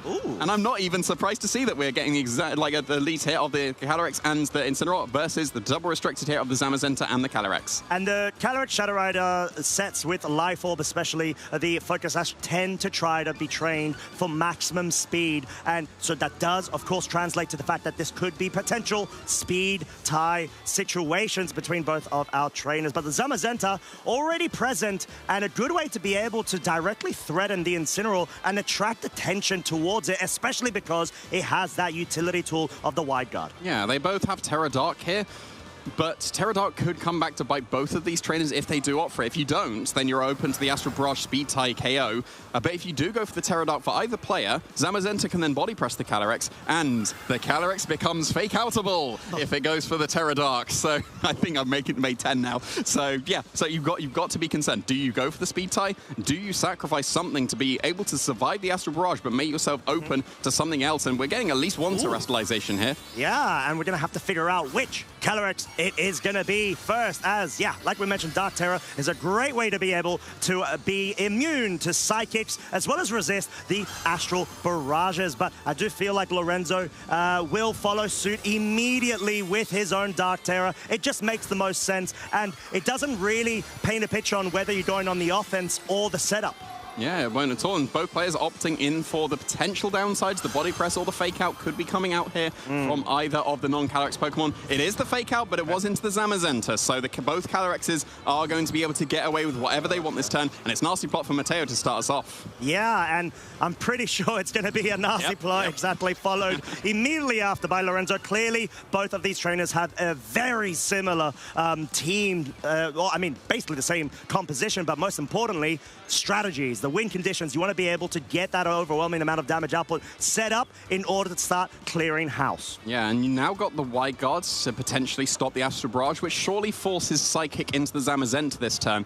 And with the Life Orb and the +2, it will be quite close if the Zamazenta is able to survive. I'm not sure it will be able to survive that attack because of the Life Orb boost as well, but we're not going to find out this turn. It's just a very safe play from Lorenzo, protecting that Calyrex on this turn. Okay, this may essentially introduce the Incineroar slot, either getting that parting shot if it somehow survives, which I don't think is going to survive any sort of double up here, especially after that kind of damage, +2 special attack with the Life Orb boost as well, guaranteeing basically a 2-shot onto the Incineroar, followed up by the body press. But what Lorenzo is my feeling here trying to do is get that free slot in, maybe even the Clefairy redirection online and start going for the damage. But Wide Guard is still available on the Zamazenta. Yeah, absolutely is. And it's got to be in range of Psychic now that there was a bit of Rocky Helmet as well. But yeah, it's not Clefairy, it's Zamazenta apiece. So that makes sense. We're in exactly the same position for both trainers, right? You've got to contend with Wide Guard, so you can't go for Astral Barrage if the Wide Guard is clicked. Therefore, you're going to go for Psychic into the Zamazenta, which means you're not going for Wide Guard, which means you can click Astral Barrage. And that's the obviously awkward mind game. But when we're going to have a restricted pairing like this with the Shadow Rider and Zamazenta, if you got both of them on the field and they're both Terra Dark, then it's just the guessing game. Are you going to Astral Barrage as you Wide Guard? Are you going to Psychic as you don't Wide Guard? And just who's going to get the better end of it? Yeah, and it's not even just like a 50-50 because there are 4 pieces on the field that are capable of going for either the offensive or defensive play. We're going to have to see how it unfolds. Just Mateo going for the defensive, purely defensive, of the Protect. Doesn't want to get subjected to the Psychic that is trying to target it down with a Life Orb. I'm not even sure if it's able to pick up the one-shot because it did get some chip damage, but the Astral Barrage, like you said, will deal so much damage, barely missing the KO onto the Zamazenta, able to survive with the Slither of Health. But the true point of this interaction is Lorenzo picking up the KO onto Mateo's Calyrex with that body press, really paying fruition to why you bring the Zamazenta into that scenario. Yeah, I think that Lorenzo surely got the better end of that because the Calyrex has been KO'd and you still have your entire +2 Calyrex available for Lorenzo's side of the field. You did trade a massive amount of HP on the Zamazenta, and that's going to be a range of Thunderclap now that the Raging Bolt's joined in the field, and surely the Calyrex is in range of Thunderclap as well. So if you go for Thunderclap into the Calyrex, then you can obviously Nasty Plot or Protect to avoid that. But then it might come down to the speed training of the Zamazentas. Obviously, the Zamazenta on Lorenzo's side of the field being in range of body press. It's going to be very close if the Zamazenta on Mateo's side is. You don't pick up a KO on a Zamazenta from full HP, but you've taken a bit of chip. So that would be very close if you are going to be in range of that attack. And also just the speed training. Who's going to be the faster Zamazenta? Who prioritize more bulk and sacrifice the speeds to be able to get that survivability? Maybe the Zamazenta on Lorenzo's side of the field is slower because it was able to survive that +2 Astral Barrage. Oh, but Calyrex wanting to respect the potential of the Thunderclap from the Raging Bolt. It's going to make sure it is able to absolutely avoid it, as it does seem like Mateo was trying to target it with it. And the Zamazenta from Mateo's side is going to be able to outspeed Lorenzo's and pick up the KO. Already bringing Lorenzo down to his final 2 Pokemon versus Mateo's 3, which have a lot of health at the current moment. Yeah, and it had to be that Clefairy, otherwise the Thunderclap would still be threatening down that Calyrex, and it would be completely pinned. But now you've got the Clefairy on the field, you can go for Follow Me, and Thunderclap cannot hit that Calyrex. That will free it up to go for a Psychic or an Astral Barrage once again. Astral Barrage is clearly the most optimal play, but you've always got to contend with the Wide Guard. And because you've got Wide Guard available, you're going for Psychic into Zamazenta. And because you're going for Psychic, you don't need to go for Wide Guard. And because you're not going for Wide Guard, you go for Astral Barrage. That's how this works. Please paint us a picture, Jamie. If any of my students are watching, if I say that art is my weakest subject, then they're going to start laughing. Better if you're watching. Well, but I mean, that's a really good way to be able to dissect the different paths and branch lines both of our trainers are going to have to take into consideration going into the final turns of this game one. No Wide Guard, Astral Barrage. Surely it's enough to pick up the KO on both the Raging Bolt and the Zamazenta, absolutely wiping Mateo's side of the field. Yeah, and that's got to be game for Lorenzo now because, yeah, the Life Orb is going to affect this Calyrex just a little bit more, but it's still plenty healthy. It's going to be able to launch off a super powerful attack. We've been seeing Incineroar, that is joining the field, take half damage from just the +2 special attack Life Orb one. Yes, this is Assault Vest on the Incineroar. This is now going to be a single target Astral Barrage. You could consider going for the Helping Hand as well, but I don't think you should just in case you don't KO. It's got to be Follow Me here. So I was going to say, like, Helping Hand would probably get it, but the safest thing to do here would be able to go for Follow Me, but actually, no, not even here. Yeah, Double Protect to be able to scout out the Fake Out first. Yep, of course, because that could have done some significant chip damage. Maybe Critical Hit Fake Out would have got the Calyrex. Potentially, yeah. Yeah, because the Clefairy's got no attacking moves, it wouldn't be able to take care of this Incineroar. But now, yep, you got through that turn of Fake Out. It's got to be Follow Me and Astral Barrage twice to win now. I think it has to be. And at this point, Incineroar is just hoping to somehow survive. But even then, the redirection is always going to be available. Clefairy is, of course, so healthy, and you're not going to be able to get rid of it in one shot. So allowing the Calyrex to go for a double up, even if the Incineroar can survive, let's see if it can. It shouldn't be enough, but it is, because that is how powerful. Oh, wow, okay. So Helping Hand would have done it for sure. Guaranteed. But yeah, regardless, I still feel like it was wrapped up for Lorenzo. The fact that he was able to survive for one more turn with the Life Orb recoil there is key. Yeah, there we go. The perfect answer to Assault Vest Incineroar is Calyrex Shadow Rider. Oh, wow. Okay, that's a statement and a half. Well, you just saw it knock out in one shot, so surely Calyrex is the best one. Should have said a +4 setup Life Orb. Single target. That was implied, surely. Well, let me just check the log. But regardless, I think Mateo really started quite strongly, I would say, in that game one. It did seem like it. And he did have the Raging Bolt available for the Thunderclap priority, which was really nice. But Lorenzo being able to get that decisive KO with the body press onto the Calyrex from Mateo's side means that the main juggernaut piece in order to wall break and sweep was no longer available. The fact that Lorenzo preserved the Clefairy redirection support in the back was so key. Yeah, that Clefairy needed to be the back Pokemon. Otherwise, Thunderclap had the Calyrex pinned. Yes, you could have gone for like Nasty Plot and Protect and fail a Protect to be able to avoid the Thunderclap. But it would have been a perfect pin. Even if it would have been a Fake Out waiting in the back, then you just Protect, and then you Thunderclap again, and then you'd have been sorted. So yeah, the Clefairy, I was super impressed by the Clefairy yesterday on the day one Swiss, and I've been very impressed with it today. It was the thing that locked up the game for Lorenzo because he was able to take care of the opposing Calyrex very quickly. We saw the downsides of the Pterodarks come into play, but because the body press went into the Calyrex on Mateo's side of the field to pick up the immediate KO, but that didn't end up happening for the Calyrex. It was allowed to stick on the field with its +2 Nasty Plot that it got immediately on that first turn, and then was able to just run riot.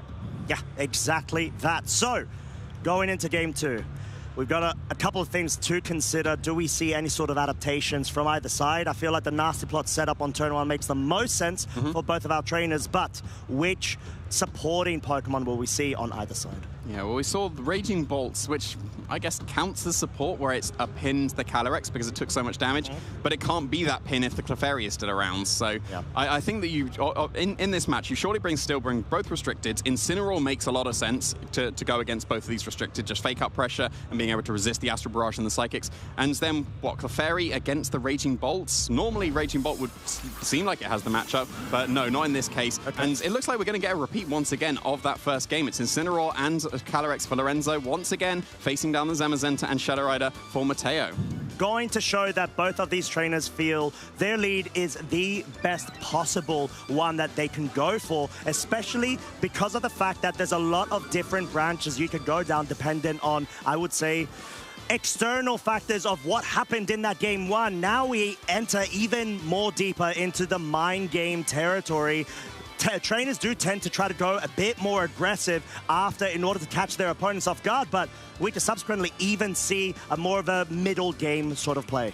Yeah, there's no safe play from both of these leads here because we've already mentioned the downsides of going for the Terra Dark. You kind of need to go for Terra Dark in the face of the opposing Calyrex because otherwise Astro Barrage is an easy KO and then suddenly you probably won the game on the spot. So you're almost forced into the Terra Dark so that you can get it, but no. And neither terrestrialization there. That Calyrex was not fake out of all. Oh, Mateo absolutely caught Lorenzo off guard there, although the nasty plot has been set. Oh, he's gone for the roll! Astro Barrage absolutely getting rid of that Calyrex. My lordy, Mateo, teach us more. What a way to be able to approach this turn one of game two. Like we mentioned, you either go offensive or you go home, and Mateo chose the first. Well, this is just going to be a double KO, right? This is the so that is significantly better for Mateo, let's That's definitely a word. Yeah, that's quite good. Wow, okay. An immediate Those double KO, and especially on the Pokemon that was the biggest issue in that game one. Yeah. I think that worked out quite well for Mateo. Just a tiny bit. It's sort of what we were just talking about. The additional layers of mind games. It looks very simple on the surface level, but when you go a bit more deeper, you factor in previous experiences of that prior game. It just adds a lot more thought to it, and clearly Mateo absolutely taking advantage of that. Both trainers, though, did not commit with their Terras. No, they didn't, and I don't think that matters this Yeah. There we go. Wow. We don't see it too often. And in the semi-finals of a special championship as well, but there it was, forfeit on turn two. The game was over for sure. It was. But yeah, you don't very often see the turn two forfeit. Wow. I mean, there's no point to continue it. I mean, Lorenzo obviously acknowledging, right, okay, I got caught out a tiny bit there, even though... Tiny bit? Tiny bit. A little bit. That's also a word, Jamie. That's what you've been teaching me, right? But still, the fact that Lorenzo was like, okay, you got the better side of that flip, but let's go back to the drawing board and probably play this game again. Yeah, well, imagine that if Lorenzo also went for the Astro Barrage. The Calyrex moved first. It's literally a speed tie. Well, yeah, it's always going to be a speed tie. And yes, the Zamazenta did not go for the white guard. So if Lorenzo would have gone for the Astro Barrage that turn, he would have got the better end of it. He'd still lost the Incineroar to the body press, but he'd have taken care of the entire Calyrex, and that would have been absolutely massive for him. But I don't want to say greedy, because the nasty plot still makes sense. If you're expecting the opposing Pokemon, the opposing Calyrex to nasty plot as well, you don't need to use your terrestrialization that turn. So that's what Lorenzo was going for there. Because the +2 was so influential in that first game, it makes sense to try and get it again, but was not given that opportunity. It does feel like Lorenzo tried to go for the middle play there in respecting the Zamazenta, body press focus, as well as the Astro Barrage, picking up the KO onto Calyrex the moment that he didn't maybe want to go for the fake out in that scenario, but that absolutely did not work for him. So genuinely, Jamie, at this point, I feel like we might actually see a very on-the-edge sort of aggressive play from both of our trainers. Do you think it's worth risking a speed tie and not committing with a Terra from both ends? It depends if we still see the same leads, especially so because you could potentially go for the white guard on the Zamazenta, and that would out-prioritize the fake up because they've got the same priority. And then, well, actually, no, we're not going to see the same leads. We're not going to see the same leads, but we're going to see the same leads because there's going to be the Shadow Rider and the Zamazenta in this true mirror. Oh, yeah. At least we've seen the Zamazenta move first on Mateo's side of the field, so that theoretically gives him an edge, but how many times have I said, if you go for wide guard, you should probably go for psychic. And if you go for psychic, you should probably not click wide guard. So, but there's no safe play. No, there really isn't. You have to commit. Like, the point of this is, you have to commit. My opponent is or is not going to click wide guard, is or is not going to terrestrialize, and you have to fully commit. There's no mid-ground when it comes to this mirror. You have to fully commit. You have to body press the Calyrex if you think it's going to Terra. You have to Astral Barrage if you think there's no wide guard, and you have to psychic or or nasty plot if you think that there's not going to be a wide guard. So yeah, there's no safe play here. When we've seen that Mateo is willing to just immediately Astral Barrage and neither player responded with the terrestrialization. Like, there's no safe play here at all. Just fully commit to what you expect your opponent to do and absolutely commit to the response to that. Okay, here we go. 25% apiece of a situation from happening with all the different interactions. Dark Terror is one of them on one of the Calyrex. We're going to have to find out very shortly if it's going to be joined by a second one.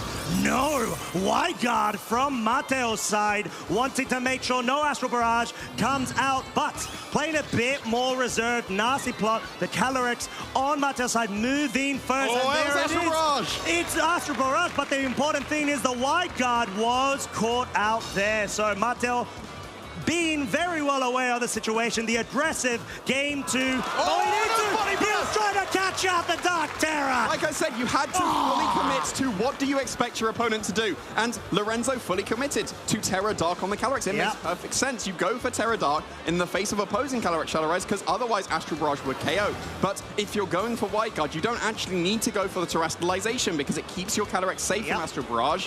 So why would you Dark Terror if that is the play you're going for? But yeah, Mateo getting the better end of that. Lorenzo's play makes sense. Like, don't get me wrong, Body Press at Go seems strange. It makes sense because going for Terrestrialization in the face of Calyrex also makes sense. But Mateo got the better end of that and now gets a free Nasty Plot boost and has seen that Lorenzo has used Terrestrialization. Now you can go for Body Press straight into that now Dark-type Calyrex as well.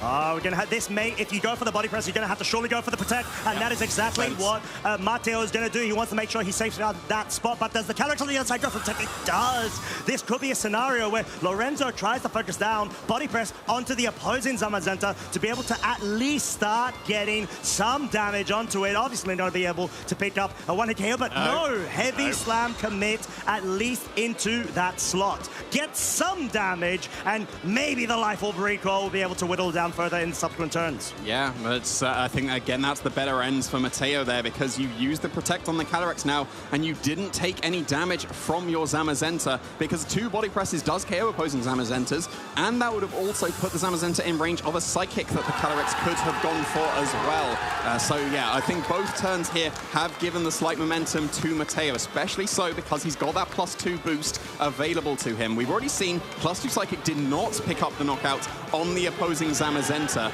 so you won't quite be able to pick up that knockout if that is going to stay the same. But now that the Protects have been used on the opposing Calyrex, I wouldn't be surprised if we see Body Press once again, especially so because Mateo's got the faster Zamazenta that we've already seen. Dark Terror now online for the second Calyrex, that being Mateo's, ready to go on the offensive. There is essentially a 4-way scenario that could go down here depending on which moves each Pokemon goes and locks in to Protect on Lorenzo's side. Not going on the offense this time round. Astral Barrage, no Wide Guard, by the way, means a lot of damage onto the Zamazenta, guaranteeing a 2-shot from that range. Question is the Body Press gonna try to focus down on the Calyrex? Can you go? We know there's no Wide Guard. There it is. It's able to absolutely throw it back into its cheeky Pokeball. Yeah, very nicely done there for Mateo. That Calyrex was such an issue in Game 1. It was definitely not an issue in Game 2, and it's been taken care of very, very comfortably in this Game 3. You did take a significant chunk of damage on your Zamazenta and a notable chunk from the Calyrex as well. The Zamazenta took enough damage that it is for sure in range of Body Press now from the opposing Zamazenta. But I think that just the fact that Mateo's is faster means that he would be able to get a Body Press off first. There is the adaptation. There's the Raging Bolt. So you are going to be able to threaten with Thunderclap potential as well. And you've got the Magnet boost on top of that. But Calyrex is still reasonably healthy. I don't think that's going to be in range of a Thunderclap.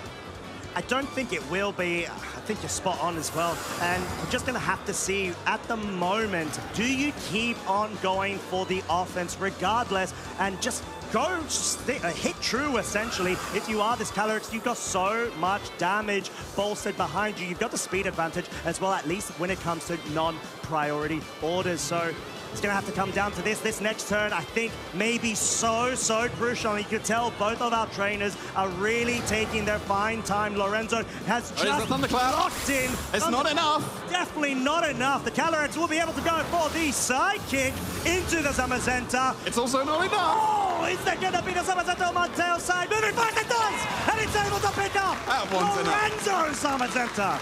Yeah, there we go. Zamazenta taken care of. I guess he still has Thunderclap available, and now the Calyrex is for sure in range of that attack, and it is going to be the Clefairy, so the Incineroar was left on the bench for Lorenzo, but you've got to completely rely on this Raging Bolt to take down the entirety of Mateo's team. Clefairy has no attacking moves. You have to get the damage done from the Raging Bolt. I don't think you're going to be able to do it here. You've got the potential of massive damage with Astral Barrage. That forces the Thunderclap into that Calyrex, but then you can follow it with a Heavy Slam to do massive damage to the Clefairy. And then you'll have the entire other two Pokemon that's waiting in the back for Mateo. This is just such a huge advantage for him. Yeah, there we go. The helping hand to try and get some extra damage, because Raging Bolt's got to do all the damage now. You've got to make the read. You've got to get the read. And the Protect from the Calyrex means there's a defensive adaptation. Oh no, there's a second Protect actually. Lorenzo not wanting, or should I say Mateo not wanting to be able to risk it. And actually, because of the text right there, we don't get confirmation which target Lorenzo was trying to focus down on, since both of Mateo's Pokemon went for Protect. It's got to have been the Zamazenta if you're going for Helping Hand, right? Because, yeah, the Zamazenta won't be in range of Thunderclap, but it's got to be in range of a Thunderclap that's being helped by a Helping Hand. I think the double Protect there is mostly to try and scout out from a Protect from the Clefairy, because you need the Clefairy to help the Raging Bolt here, because you've got no damage available on the Clefairy. It needs to stick around to help that support on the Raging Bolt. So it makes sense to go for the Protects there, because, yeah, that's exactly what Mateo was trying to catch. Because the double Protect happened on Mateo's side, that was now the potential of the Protect on the Clefairy instead. And there's the Thunderclap KO into that Calyrex. Very lovely play from Lorenzo, absolutely showing he is not out just yet. He has got his final two Pokemon versus the three. Oh, Protect! Focused on the body press with the Raging Bolt, ignoring the Clefairy, not even trying to... There's the Chenpao. What? What an absolute adaptation here. Maybe acknowledging the Raging Ball potentially coming through. Yeah, very, very nicely done. It's got taunts. This Chenpao usually has just attacking moves. You can taunt this Clefairy very, very safely here. You got the Focus Sash, so you're not concerned. Even if the Raging Bolt goes for Thunderbolt this turn, you'll be able to survive very nicely. Yeah, there's the failed double Protect. And as we've already mentioned multiple times, Clefairy has no attacking moves. It's now taunted. It's going to be struggling for the rest of the game. Oh, it will, and so will potentially Lorenzo's lifeline in the remainder of this tournament, as Mateo Velata is being able to go ahead and progress through to the finals. Sure, we are going ahead and checking out the remainder of this game. It's going to happen, but we already know the result. Mateo Velata, your first finalist. What an explosive back and forth that we had there. That's just the awkward situations of Zamazenta and Shadow Rider. And what do you do? Because there's so many options available. There's no 50-50. There's like a 10 times. That's what I mean. There's so many things that can go down. Because we saw, like, Lorenzo body pressed a Ghost type.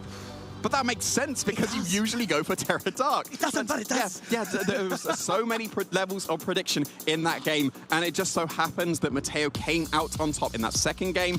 That was just the turn 2 forfeit. You got it very right.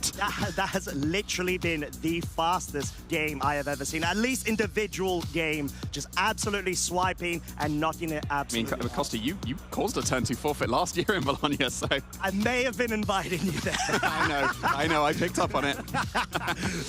But regardless, I think Mato going ahead and locking in to his first finals is absolutely incredible. He has come back from 2016, 9 years later. Top 16, by the way, as we saw, Italy National Championships, where Lorenzo was there too. And he's able to go ahead, best Lorenzo in order to get his shot for the title. Yeah, and we saw there was the Terra Dark immediately in the first game. It makes perfect sense. But then there's the downsides of you are now body pressable. I've got another one in, nice. So yeah, and then the Calyrex goes down to, obviously that's going to be KO'd here. The Zamazenta being able to survive Psychic was quite big. I think based on the damage that we saw into the Zamazenta on Mateo's side of the field, I don't think it was as bulky as Lorenzo's, because you can see there, well, the Astral Barrage is able to clean it up quite nicely. But I think we saw in one of the games games where the Astral Barrage did about half to the Zamazenta, and that means that +2 would have been able to get it. And yeah, there we go. I said before, Calyrex Shadow Rider, the best Incineroar counter. Even Assault Vest cannot save you. But then it was single target critical hit +4, so yeah, ignore what I just said. But yeah, and then we saw, obviously, this I was going to say game 2, like just one turn. That's it. That's all it was. That's all that was needed, apparently. For Mateo to be able, you can see the joy in both. Mateo's face is amazing. But yeah, they sort of knew what they were signing up for. Mateo was able to push through and get that game 3 in order to be able to lock his position into the finals. What an absolute reverse sweep from Mateo in a high-octane fashion. Yeah, it was very good. I think the Raging Bolt was a very reasonable adaptation for Lorenzo, because you saw there, it was able to get that Calyrex with the Thunderclap, but the damage had absolutely already been done there. I think it was quite funny to see, yeah, the Clefairy's been taunted, and we'll be able to deal with this Raging Bolt in a little bit, because it's going to have the frame. Oh, it's gone. Okay, cool. Game over. It makes sense. It makes so much sense to go for that play, because you get one of your 2 moves guaranteed on. Yeah, because if a Clefairy gets the Protect to stall the taunt, then the Body Press goes into the Raging Bolt, and if it goes for the Follow Me, you have guaranteed the taunt into the Clefairy. So yeah, it was basically a perfect pin that Mateo had in that end game, and it just comes down to the predictions in the start. I think this has got to be the most volatile restricted pairing in terms of the predictions, right? Because there is no safe play. There is absolutely no safe play. So and I mentioned before, you got to fully commit, and Lorenzo did. Lorenzo fully did. Yeah, like it makes sense. The play he made makes sense if you are saying you are going to terrestrialize the Calyrex and you're going for Nasty Plot. That's the play that Lorenzo was calling out. And there's no safe way of saying, oh yeah, you're definitely going for this. So you have to make that prediction. And it's obviously a sign of a very strong player of Lorenzo. Going for a Body Press into a Ghost type is a very, very solid play. Like, don't take that out of context. but it does make sense. Yes. Don't clip that one. But yeah, but it is the sign of a very strong player.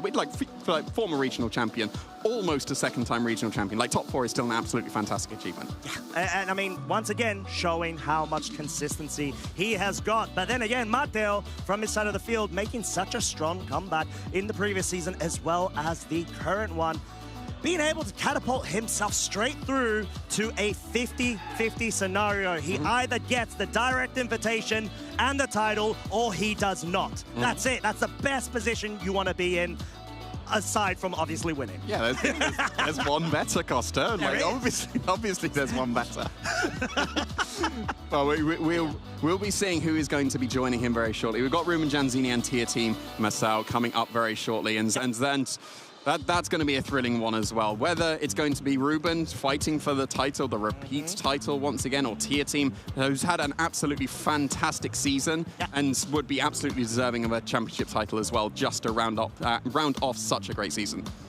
But of course, we do have one more semi-final that is getting prepared. It has been such a fun experience throughout this entire weekend. We saw a lot of upsets, but a lot of success stories, a lot of breakthroughs as well from some of our younger trainers too. And this is it. We've come up now to the final second set. But before then, we have got Mateo ready with Marcus for an interview. Wow, what a match. Definitely, I don't know. I mean, with the Calyrex and Zamazenta mirror, I feel like it's always like kind of a toss-up. You don't really know what's going to happen. Is it going to be like a long, drawn-out game? Or is it going to be a turn 2 forfeit like we saw in that second game? So how do you feel about that? Honestly, really excited. Like I was saying, like I've been knowing Lorenzo for forever, at least 10 years now. I knew he was going to bring this team. I kind of like, during team building, I considered using his team. So we met a lot of times during locals. So it's kind of that matchup that you have really, really tested. But it's like you said, it's always a 50-50. And yeah, game 2, I really... You went for it, and it worked out. yeah, but I mean, if I hadn't known Lorenzo, I would have never done that play, because I had his voice in my mind telling me, no, Matteo, look, at locals, no? Look, fake out on the Ghost plus Nasty Plot is always the safest play in this case. I was like, you know what? Oh, you know what counters that? Just going for Astral Barrage, just going for Body Press and taking 2 KOs. Yeah, but of course, if he just attacked. Okay, we would have been talking about another story, and we would look foolish. But yeah, so yeah, that's it. Yeah, but now you are sitting here, and you already claimed your spot in the finals. So I had a little look back in the history books, and we also saw it in your accomplishments. So both Lorenzo and you finished in the top 16 of Italian nationals in 2016. So that is, yeah, quite a while ago. Yeah. But now it seems like a couple of years ago you started going to more tournaments again. Did you like take a break a little bit? Yeah. Like when I went to university, so I started more or less in 2015-16. So I feel like I didn't have too much time to play. But then, you know, COVID struck, and so I was like, you know what, I'm gonna go back. Now that I work, I have more, let's say, free time during the weekend and stuff. So I said, why not? And I met this incredible group of people, like these Paldea Ruins, which are my friends. And now, like, it's a pleasure because we meet every time. And, you know, I kind of lost the passion for Pokemon because of the people. Like, I was missing the people. Now that I have a group like this, a group of friends, like also Lorenzo, which is kind of a rival, but very good friend, that's what makes it for me, let's say. Yeah, that's awesome to hear. And now looking at your championship point count, I feel like you might already be now qualified for the World Championships. Have you played a Worlds before? No. So it would be your first, right? Yes, that would be my first World, and it was like my goal the whole year. It was to try to qualify. I knew I had to do a blast in Bologna because like the competition is so harsh, so many good players. Like I was looking at the standings, and below me, like just maybe 5-10 points below me, there were a lot of good players, and I was like, okay, even if now, like Friday I was qualified because I was in top 75, I said, no, either I have a blast or it's gonna be harsh, but... Yeah, and now you probably have it. So a very last short question, because then of course we got to play a finals, or well, sure. you have to play a finals. Sure. I don't. I get to commentate it though. Tio Team and Ruben, that's the other top 4.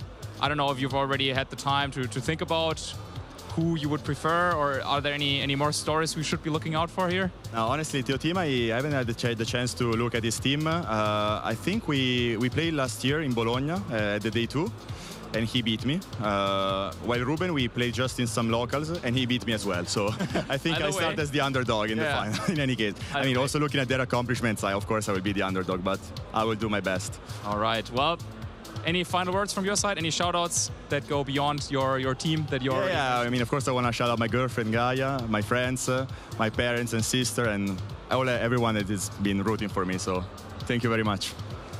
All right, now it's time for you to maybe take a seat, get comfortable, and just as our viewers at home, because, yeah, we have another top 4 coming up.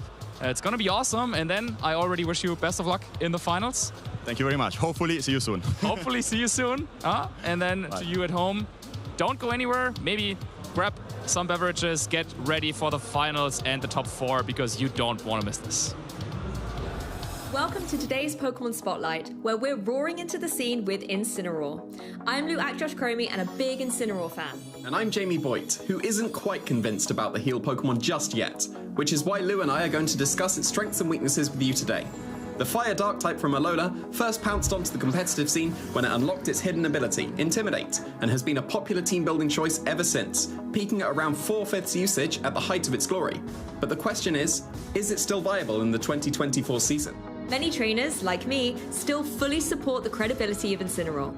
Having the Intimidate ability, and thus able to lower the physical attack stat of physical attackers like Chienpao, Ogerpon or Rillaboom, gives Incineroar an advantage as soon as it switches into battle. It might be a solid ability, but with greater use this season of Pokemon like Dragonite and Entei, with the Inner Focus ability running around, and the prevalence of the new Clear Amulet items on teams, it's not as easy as it used to be to drop those attack stats.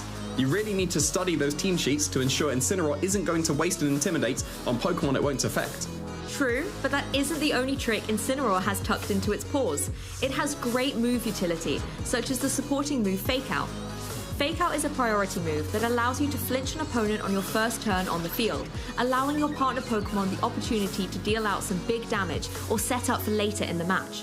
Once again though, Fake Out is not unstoppable, as new items like Covert Cloak and abilities like the aforementioned Inner Focus stop Pokemon from being flinched, again preventing Incineroar from being able to shine. Additionally, a lot of Pokemon run Ghost Terror in order to prevent Fake Out from connecting at all, so you have to be careful.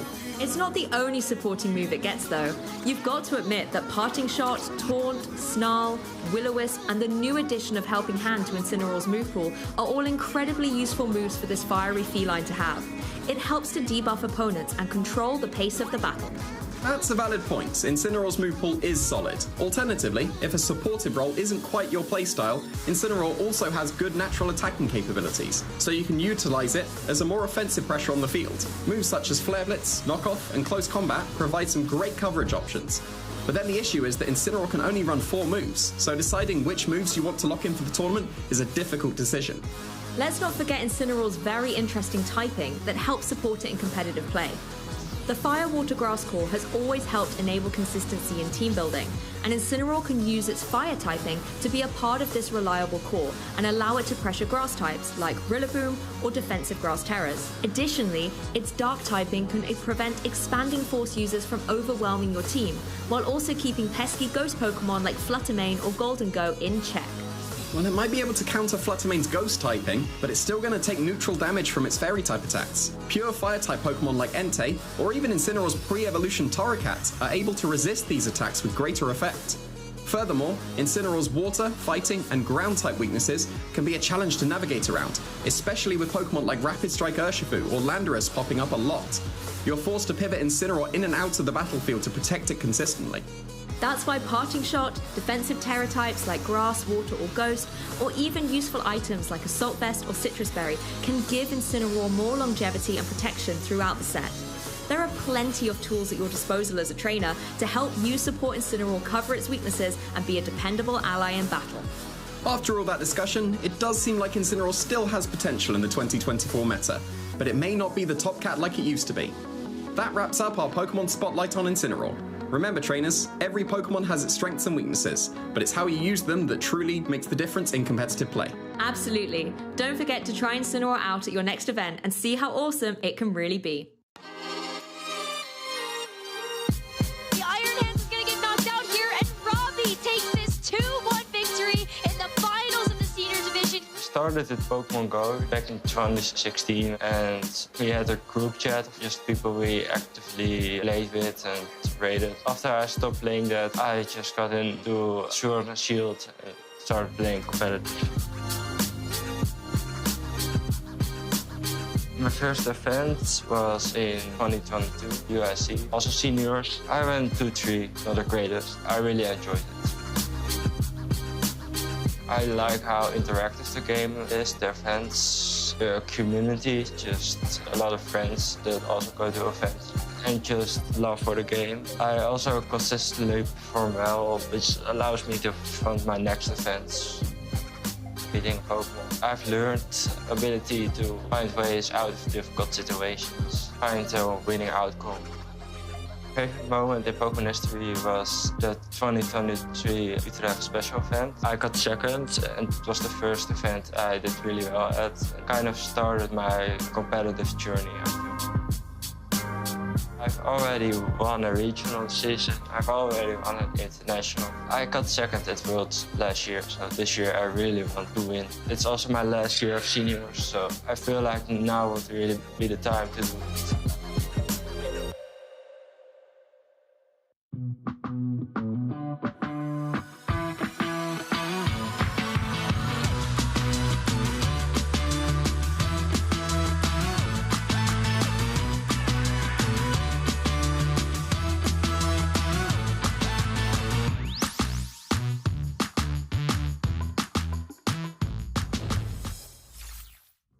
Of champions being taken down thus far. That's exactly what we just saw in that previous top 4 game. Lorenzo Silvestrini, previous Stuttgart regional champion, has been felled by Matteo Vallata, progressing through to the grand finals. That leaves one more top 4 match to come, and it's the winner of this event last year versus top 8 at EUIC, and someone who's been on such a tear, Ruben Gianzini versus Teati Masso. I am Charlie Merriman. I'm joined by Marcus Harmon. Marcus, what do you think? Yeah, Ruben coming into this event saying that they are ready to defend their title. And of course, well, everyone kind of wants to defend their title, right? But it's very, very rare that we actually get to see some of those repeat victories, especially 1 year apart after so much time has passed, after it's a different rule set and everything. But yeah, Ruben still very, very strong, fought their way through the bracket to still be here with us in top 4 now. And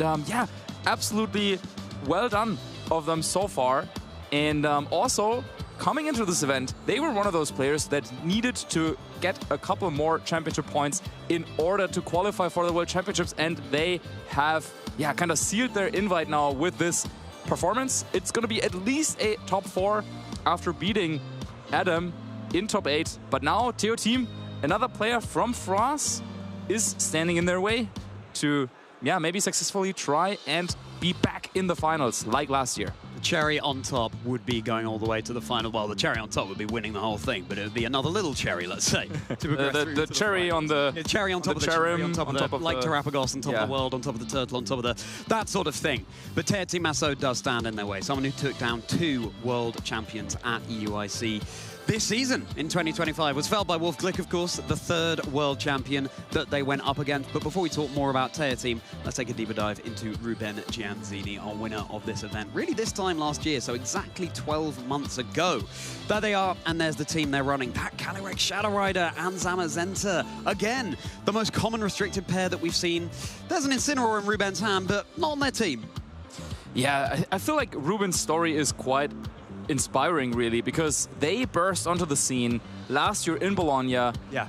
They came here with one of the most, like, or with a really refined Calyrex Shadow Rider team that was maybe a little bit ahead of its time at the time, taking down the tournament, but then they kept innovating, or they kept trying to perfect this Calyrex Shadow Rider team.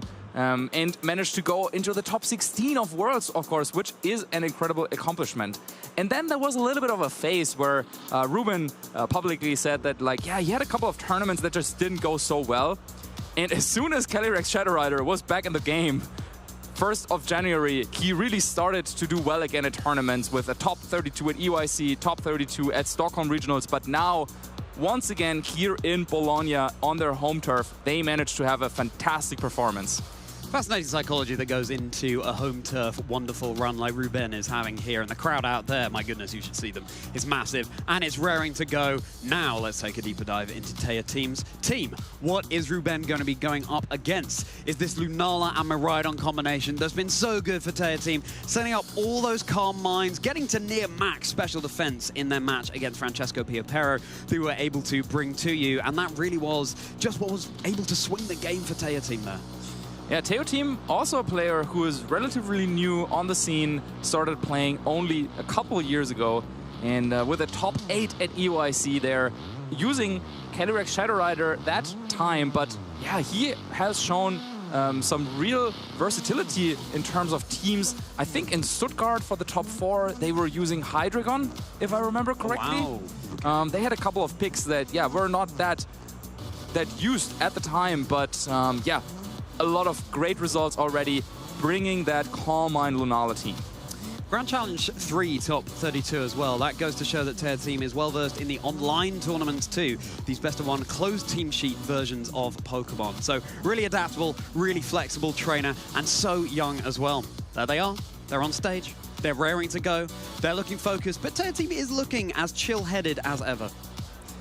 Yeah, for both of them, of course, this would be a great deal. Teo Team still looking for that first win. Has done really well at a couple of events prior. Top 4 at Stuttgart would be their best result to date. Well, of course, you could argue which one's better. Top 8 at EUIC, top 4 at regionals. But anyway, Ruben has done it already. The crowd favorite here, bringing the Jirachi.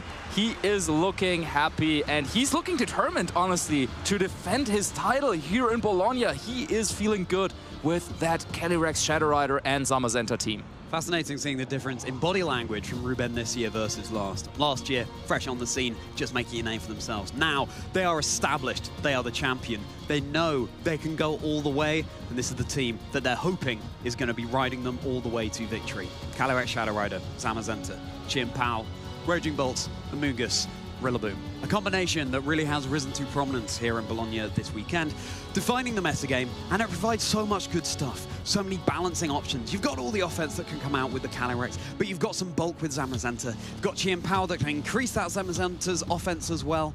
But then you've got Amoonguss to redirect, threaten putting things to sleep. You've got priority with Rillaboom striking first, trying to shut down Thea Team's team. It's a really tricky combination, but if anyone can overcome it, it would be Thea Team.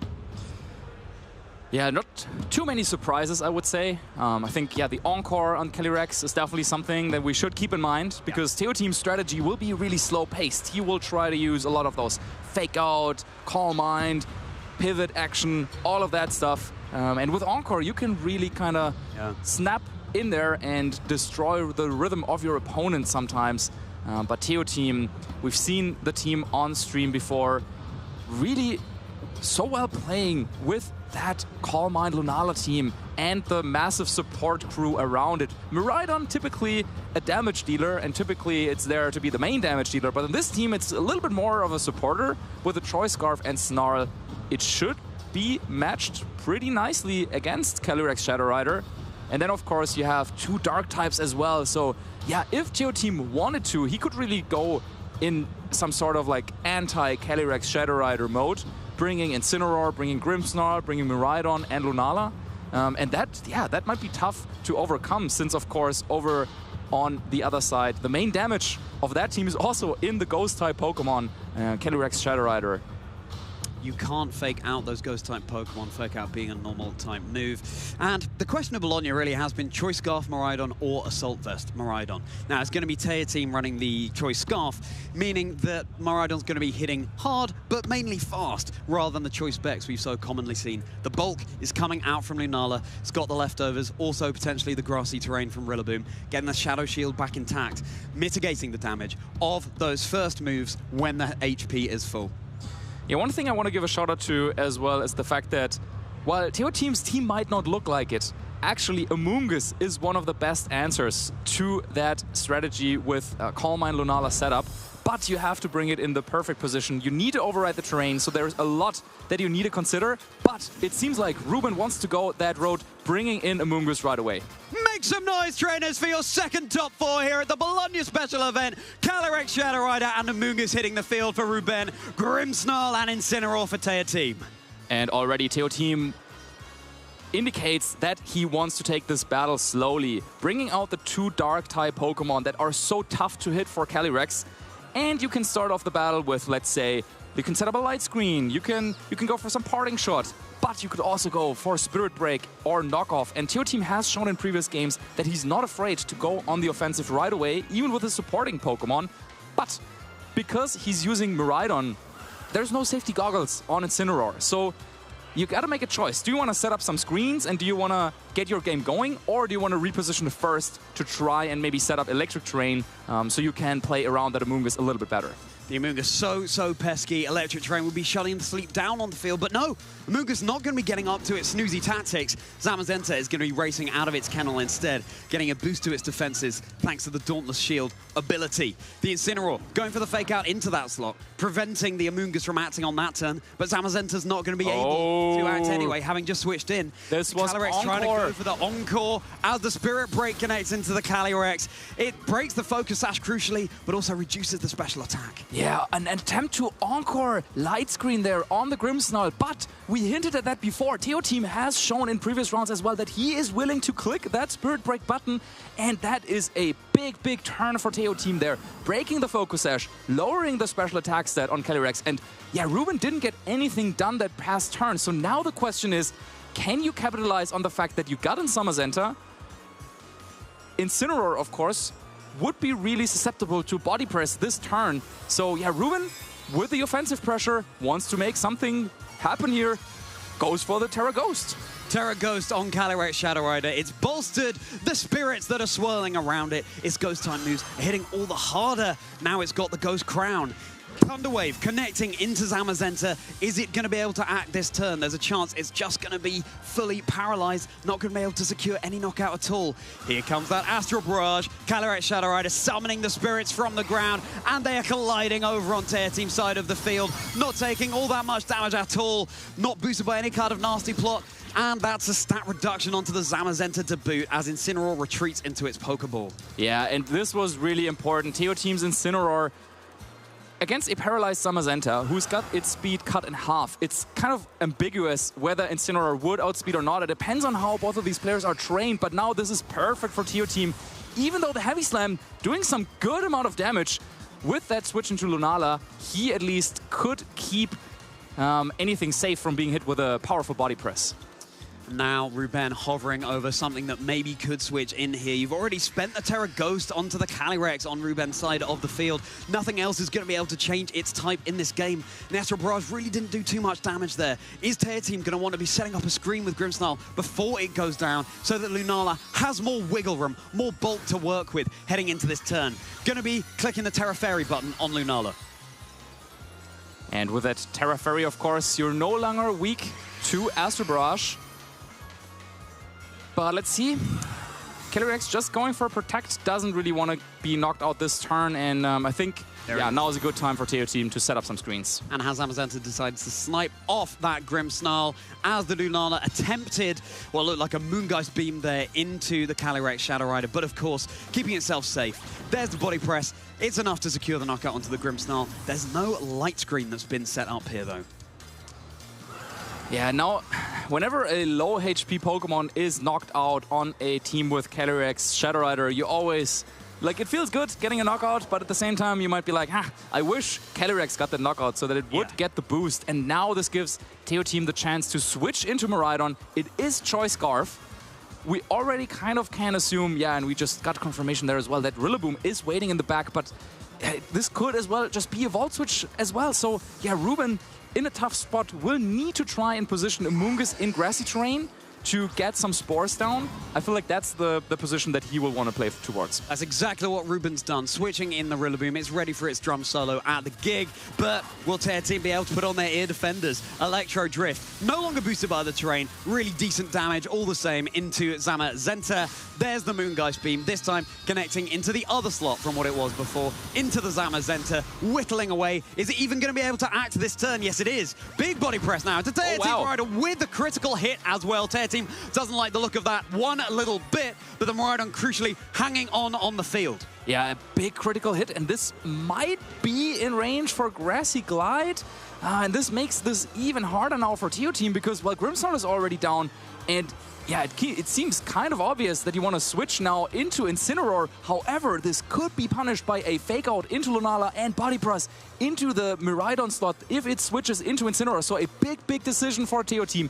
If he still had Grimmsnarl, he would for sure switch into that Pokemon, but it seems like Ruben, did he call it? Yeah, the Incineroar switch into Teo Team's side of the field. Will it be a body press into that slot? Will Zamazenta be able to move? It is paralyzed as the attack stats drop over on Ruben's side. Fake Out into Lunala. No longer immune to that. Is not a ghost-type Pokemon now. And it hits. Zamazenta, the body press, super effective into the Incineroar over on Teo Team's side of the field. The Rocky Helmet chip damage there as well. As the cat goes back to Teo Team, will the dog go back to Ruben? No, it just has a sliver of HP remaining as Lunala gets its Shadow Shield intact once more. And all of a sudden, what looked like a pretty tough position for Ruben turned into a 4 versus 2 advantage, taking a clean knockout there on Incineroar. And while still, it's not clear how exactly he will deal with Lunala, as long as you get the KOs on all the other Pokemon, it doesn't really matter because, you can just play the long game. You might even take it to timer or whatever. But now that Miraidon is at such low HP as well,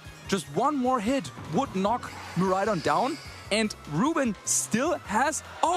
Draco Meteor misses Draco Meteor onto the Rillaboom. Ruben seems to have all the fortune this round at Bologna as another Moonblast connects into the Rillaboom. There's a U-turn. Not enough to secure the knockout onto Miraidon here. It's going to switch back into the back for Ruben, and now Ruben can switch in another Pokemon to be able to deal some damage or soak up a hit if it's going to be the Amoonguss joining the field. Wow, that Draco Meteor miss. If that connected and knocked it out, well, Miraidon with the Choice Scarf locked into Draco Meteor, also not that useful. And Zamazenta can't move, it gets full paralysis. Okay, well, is this the start of a little comeback there for Teo Team? I mean, as we were saying, Lunala, it's not quite clear how exactly you get the knockout there. I mean, you can start to put it to sleep once you've brought in Rillaboom at some point, but first you need to deal with that Miraidon. Draco Meteor incoming into Mungus. So you probably might consider protecting there. But at the same time, yeah, Teo Team could just, I don't know, hope to get lucky with another full paralysis on that Zamazenta and then threaten a double up onto a Mungus the following turn. Lunala does have its Shadow Shield now remaining intact. Is it going to be enough for Teo Team, the Pokemon that's been so crucial for them all the way through their Bologna run? Rillaboom overwriting the terrain. The Miraidon for Teo Team cannot reset that now, down to your final 2 Pokemon. So the grassy terrain will be remaining. The priority is online, and the Miraidon is looking all the more vulnerable. The Draco Meteor will connect into the Amoonguss this time around. It's found the accuracy it needs. There is that Calm Mind on Lunala. Is it too little, too late, though? We'll have to see. Yeah, and this might lock up the game now. Yep, Spore coming out. Very nicely done. Now Ruben had that position. The Amoonguss was safe there. Even if it was a double up coming in, then the next turn you can use Rillaboom to knock out Miraidon. And then you have Calyrex Shadow Rider still waiting in the back to deal on with that Lunala, which is why Teo Team decided to go for Calm Mind. But with this play, yeah, even if something went down, then maybe Calyrex could come in and encore lock Lunala into Calm Mind. So nice play by Ruben, and that should seal up the game, presumably. Yeah, Amoonguss is even going to hang on. Draco Meteor, of course, reducing the offensive prowess of Miraidon on Teo Team's side. That's the mandatory turn of sleep for Lunala. U-turn. This time is enough to secure the KO onto Miraidon, and now it really is just this Moon Pokemon that's taken a snooze. Teo Team is going to want to be hoping that it wakes up on this very next turn, but with a 4-against-1 scenario, albeit you've got some status conditions, you've got some low health bars over on Ruben's team, is it just going to be too much of a mountain to climb? Yeah, absolutely. And you have Encore on Calyrex Shadow Rider waiting to lock Lunala into Calm Mind potentially. And yeah, just like that, Ruben showing us how you can deal with Teo Team's team. I think it came down to the fact that, yeah, Incineroar taking so much damage, being knocked out by Body Press, and then also that Grimmsnarl also taking a ton of damage, I think, from Body Press early on. So it was really the Zamazenta that just could sit on the field for a couple of turns and deal all that damage. Teo Team's going to throw in the towel. Ruben Janzini is up 1 game. Are they going to progress all the way to the grand finals? If they win at this next game, then they will do. Teo Team will have to win the coming game to take us to a game 3, and then whoever wins that will decide who will be our second finalist here at the Bologna Special Championships. And you were talking before the match, you were talking about the story of Miraidon in this tournament. Is Choice Scarf or Choice Specs the better item? Another debate that players were having is on Calyrex Shadow Rider, of course. Should you be running a Focus Sash or should it be Life Orb? Well, Matteo is already waiting in the final with Life Orb Calyrex Shadow Rider. Here, while it didn't really come into effect too much, I feel like the threat of Encore, even though it didn't work out on the Grimmsnarl in the very first turn, but that is a tool that allowed Ruben to kind of force Teo Team's hand in a way. And yeah, I think it helped him in this matchup quite a bit. Encore would have locked the Lunala into, for example, its Calm Mind, so it wouldn't be able to deal any damage. Yeah, and sometimes it's not even the moves that are clicked, it's just the threat of it on the team sheet. Both of these trainers can see all of the moves and items available to their opponent on that sheet. So Ruben using the knowledge that they have available and Teo Team to lock in the best possible moves. What do you think, Marcus? How do you think Teo Team can adapt heading into this next game? So, seeing him play the last couple of games, it feels like he has pretty clear ideas of what he wants to do in different matchups. So I wouldn't be surprised to see something very similar coming out of him, just because, well, with Incineroar and Grimmsnarl, you kind of had the right Pokemon to deal with Calyrex Shadow Rider up front. And the Miraidon as well, with the Choice Scarf, yeah, coming in clutch potentially, outspeeding and dealing a ton of damage with Electro Drift or Volt Switch. But yeah, I think the Pokemon were the correct choice for Teo Team, but he will need to think about maybe adapting a little bit in terms of how can you get more usage or how can you get more leverage out of Lunala, because yes, it was sitting on the field for quite a while, but it didn't really accomplish that much. Give us a cheer, trainers. We can see you here in Bologna. Look at the massed crowds forming, ready to get into our second top 4 game. Calyrex Shadow Rider and Amoonguss, and that's the same lead over on Teo Team's side, Grimmsnarl and Incineroar. Yeah, and Ruben also saying, well, I kind of like how that game 1 went. And with this lead from Ruben, I feel like TO Team can already make an educated guess that, yeah, Rillaboom and Zamazenta are probably in the back because you need Rillaboom to override the terrain. And you also kind of want Zamazenta because of how well it did in that previous game with all the body press. So now it's a little bit of a mind game. Are our players going for the same turn 1 again? Is it going to be Spirit Break again? Is it going to be the same fake out play into Amoonguss? Because Ruben used the fake out to kind of position around it by bringing in Zamazenta. But then, of course, we also saw how Encore failed the previous time.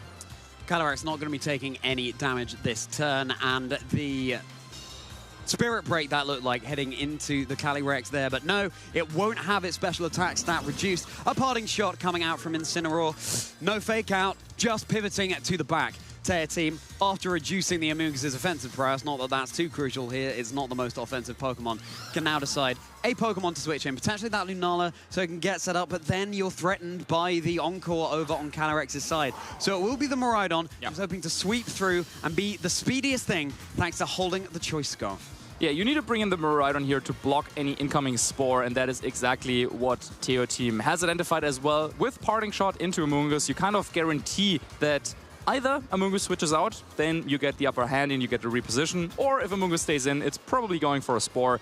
Then you can bring in Miraidon kind of for free and set this electric terrain. So now the question would be for Ruben, do you want to just go and switch into Rillaboom, override the terrain and go for Spore? Of course, yeah, these abilities, they are like effects that only trigger on switch in, so you need to be very careful to not be caught out of position. But now seems to be a pretty safe time for Ruben to go for this switch and Spore play. But the question would be for TO Team then, okay, which Pokemon do you want to let go to sleep? And can you maybe capitalize on the fact that this play is pretty telegraphed from Ruben? Rillaboom will be providing the meadow on the field for Amoonguss to hopefully thrive in. Their team going to be hoping that the sleep counters are going to be going their way on this turn. What is going to be going to sleep, if anything, as the Grimmsnarl retreats for Tear Team. Just a little bit of a bait, and switching in instead, there's that Incineroar once more. Holding the rocket helmet, not the safety goggles, so it would be vulnerable to having a snooze. A little catnap as the Intimidate, mitigating the damage output from Rillaboom. Volt Switch, meaning that the Miraidon can switch to the back. Tear Team can switch in a new Pokemon. We could have a repeat of the leads. Could be Grimmsnarl or the unrevealed Pokemon. Presumably that Lunala here now that the Calyrex is off the field. But no, Grimmsnarl coming in once more. Yeah, this is turning into a little war of attrition. And it seems like Ruben has the better end, because now in the next turn, Ruben can go for another Spore potentially, or could just go for a U-turn as well with Rillaboom, expecting Miraidon to switch in again, just so he will keep the initiative in this terrain war. This is a tough spot for TO Team to be in, and also, I mean, we have to assume that Lunala is the final Pokemon for TO Team, so Ogerpon wasn't brought, Rillaboom wasn't brought. Those are the two immunities that TO Team has against Amoonguss. And yeah, we were talking about this before the match. The team doesn't look to be weak against Amoonguss, but under these conditions, if you're facing Rillaboom and Amoonguss, it is really, really tough to stop Amoonguss from just putting everything to sleep. Grimmsnarl retreating. Is Incineroar just going to be put to sleep? Or is the Miraidon that's freshly switched in? Well, nothing can be now because the electric terrain is there. And that's so crucial for Tear Team. Keeping the Miraidon in the back pocket to be able to set up the terrain, overwrite it. But yeah, I think we're going to see this a lot this game. It's a critical hit with the U-turn as well, and every little bit of chip damage counts there. This means that Rillaboom is able to switch in on a successive turn to overwrite the electric terrain and make those spores all the more effective. Now Ruben debating which restricted Pokemon to send in. Do you go for the bulky defensive Zamazenta, also threatening some offense, or do you go for the Calyrex? Yeah, this can be a little bit scary because Incineroar has Will-O-Wisp and Knockoff, so depending on what it predicted, it might be able to do a ton of damage here. It tried to read a Zamazenta switching in, went for the Will-O-Wisp, which it will break the Focus Sash, but that's not what TO Team wanted to see there. Still could be huge though. Calyrex Shadow Rider, hardly the most bulky Pokemon, as there it is, the electric terrain protecting the Incineroar there. That was the target from Sleep. Focus Sash broken now, so it's nicely softened up for some damage the next turn. Yeah, and you can really see how Ruben is trying to position very, very carefully. He might be thinking about, okay, is this the time to go on the offense? Yeah, you could go for that Terra Ghost, Astro Barrage, and potentially Miraidon might already be in knockout KO range. And even if it goes out with a Volt Switch, whatever comes in has to take a lot of damage. You have Amoonguss there in position for Rage Powder. There's no light screen set up. And yeah, even though TO Team has the 2 Dark-type Pokemon and Miraidon that is faster, now Ruben has found a spot where, yeah, all of that, maybe it doesn't matter that much because, yeah, with Rage Powder support, something will take a lot of damage on TO Team's team. Something's going to be terrestrializing now, changing up the types of the Calyrex Shadow Rider. Well, not changing them too much. It's a Terra Ghost. It simply dropped its Psychic typing. It's bolstering the power of its Astral Barrages. It's unboosted as of yet, but with a couple of Grimnay boosts, it'll snowball quickly. The Rage Powder, Amoonguss keeping its buddy safe on the field. Any single target attacks will be going down into that Amoonguss. Once more, a Volt Switch. Really good damage in the electric terrain, really, to such a spongy Pokemon. Tear Team switching something else in instead. Maybe you want to burn those sleep turns on the Grimmsnarl. Maybe you switch in. Well, you're not going to switch in your Lunala, probably in the face of the Astral Barrage. It is going to be Grimmsnarl. You want it to wake up as soon as it can. Yep, here comes the Astral Barrage. It might not look like it's going to do too much damage, but seems like Tear Team has given Ruben an inch. Are they next going to be able to take a mile? Yeah, Incineroar taking the opportunity to switch out with Parting Shot. Yeah, most likely we'll have Miraidon join the battle once more. But yeah, Amoonguss is so tough to remove. If only you had a Psychic type attack on Lunala, that would make things so much easier. Still, TO Team deciding to go with Lunala, presumably wanting to go for a terrestrialization right here. We're still in electric terrain. However, yeah, that Amoonguss -4 attack. We are still in electric terrain, but at this point, I feel like it's actually benefiting Ruben because a lot of that spread damage that he's putting out with Astro Barrage will stick on Grimmsnarl and on Incineroar as long as there's no grassy terrain for recovery. And I feel like this is the position that Ruben kind of likes. Yeah, you have the Terra Ghost, you got the little boost, and then you can just start spamming Astro Barrages. This will likely not end the game, but it will soften everything up for an endgame later. For Calyrex to then get those Grimnays ringing oh so loudly in the stable. Tear Team responding with their terrestrialization. Of course it's going to be the Lunala. Of course you're going to drop your double Ghost-type weakness and become a Fairy type here. Is it going to be enough, though? Let's hope that Tear Team can get more out of that Lunala this game than they did in the previous one. Rage Powder, meaning that Amoonguss is going to be taking any incoming attacks as opposed to the Shadow Rider. You want to remove it as quickly as you can, but the Grimmsnarl is just going to be staying asleep, having a nap, but you've got to keep it on the field for it to be able to wake up. There is the Astral Barrage. Shadow Shield will be broken now on the Lunala, meaning it will be taking a forthcoming one of these so much worse. And the Grimmsnarl being whittled away slowly but surely there as well. Another Moongeist Beam here into the Amoonguss, just trying to soften it up further. It's not going to be able to take one more of those, and you certainly want to remove the Redirector as soon as you can. Yeah, you would love to, but you know what Amoonguss does? Yeah. When it switches out, recover health. And because you don't have that burst damage to get through an Amoonguss, if Ruben wanted to, he could swap out Amoonguss and bring it back later on, or the alternative would be to go for yet another Rage Powder and Astro Barrage, because, yeah, for the time being, Amoonguss is still not being threatened. So, yeah, TO Team has to hope maybe Grimmsnarl can wake up, and it does. It does wake up. And it's going to be setting up what looks like a light screen there so that the Lunala can take the special attack so much better from Calyrex. Shadow Shield is broken, but now the light screen set up. Lunala's bulk has been amplified here. The Grimmsnarl is going to go down. It has taken one for the team, but it's still a good amount of damage onto Lunala. And Amoonguss is the very definition of taking one for the team here, becoming the center of this Lunala's attention. And there's our first Grimnay boost onto the Calyrex. Is it going to be the first of many? Well, you do have Miraidon lurking in the back for Tear Team, going for a super effective Snarl perhaps, or maybe you just go for the knockout, hopefully with an Electro Drift, so it doesn't get carried away. Yeah, TO Team was really hoping that Grimmsnarl would make it through this turn, because then the next turn, presumably Ruben either switches in, Rillaboom or Zamazenta, and you could potentially protect Lunala, switch into Incineroar, and then play the game a little bit slowly and while forcing Ruben's hand. But now that Grimmsnarl went down, all of a sudden Calyrex is boosted, and you're forced to switch something in right here.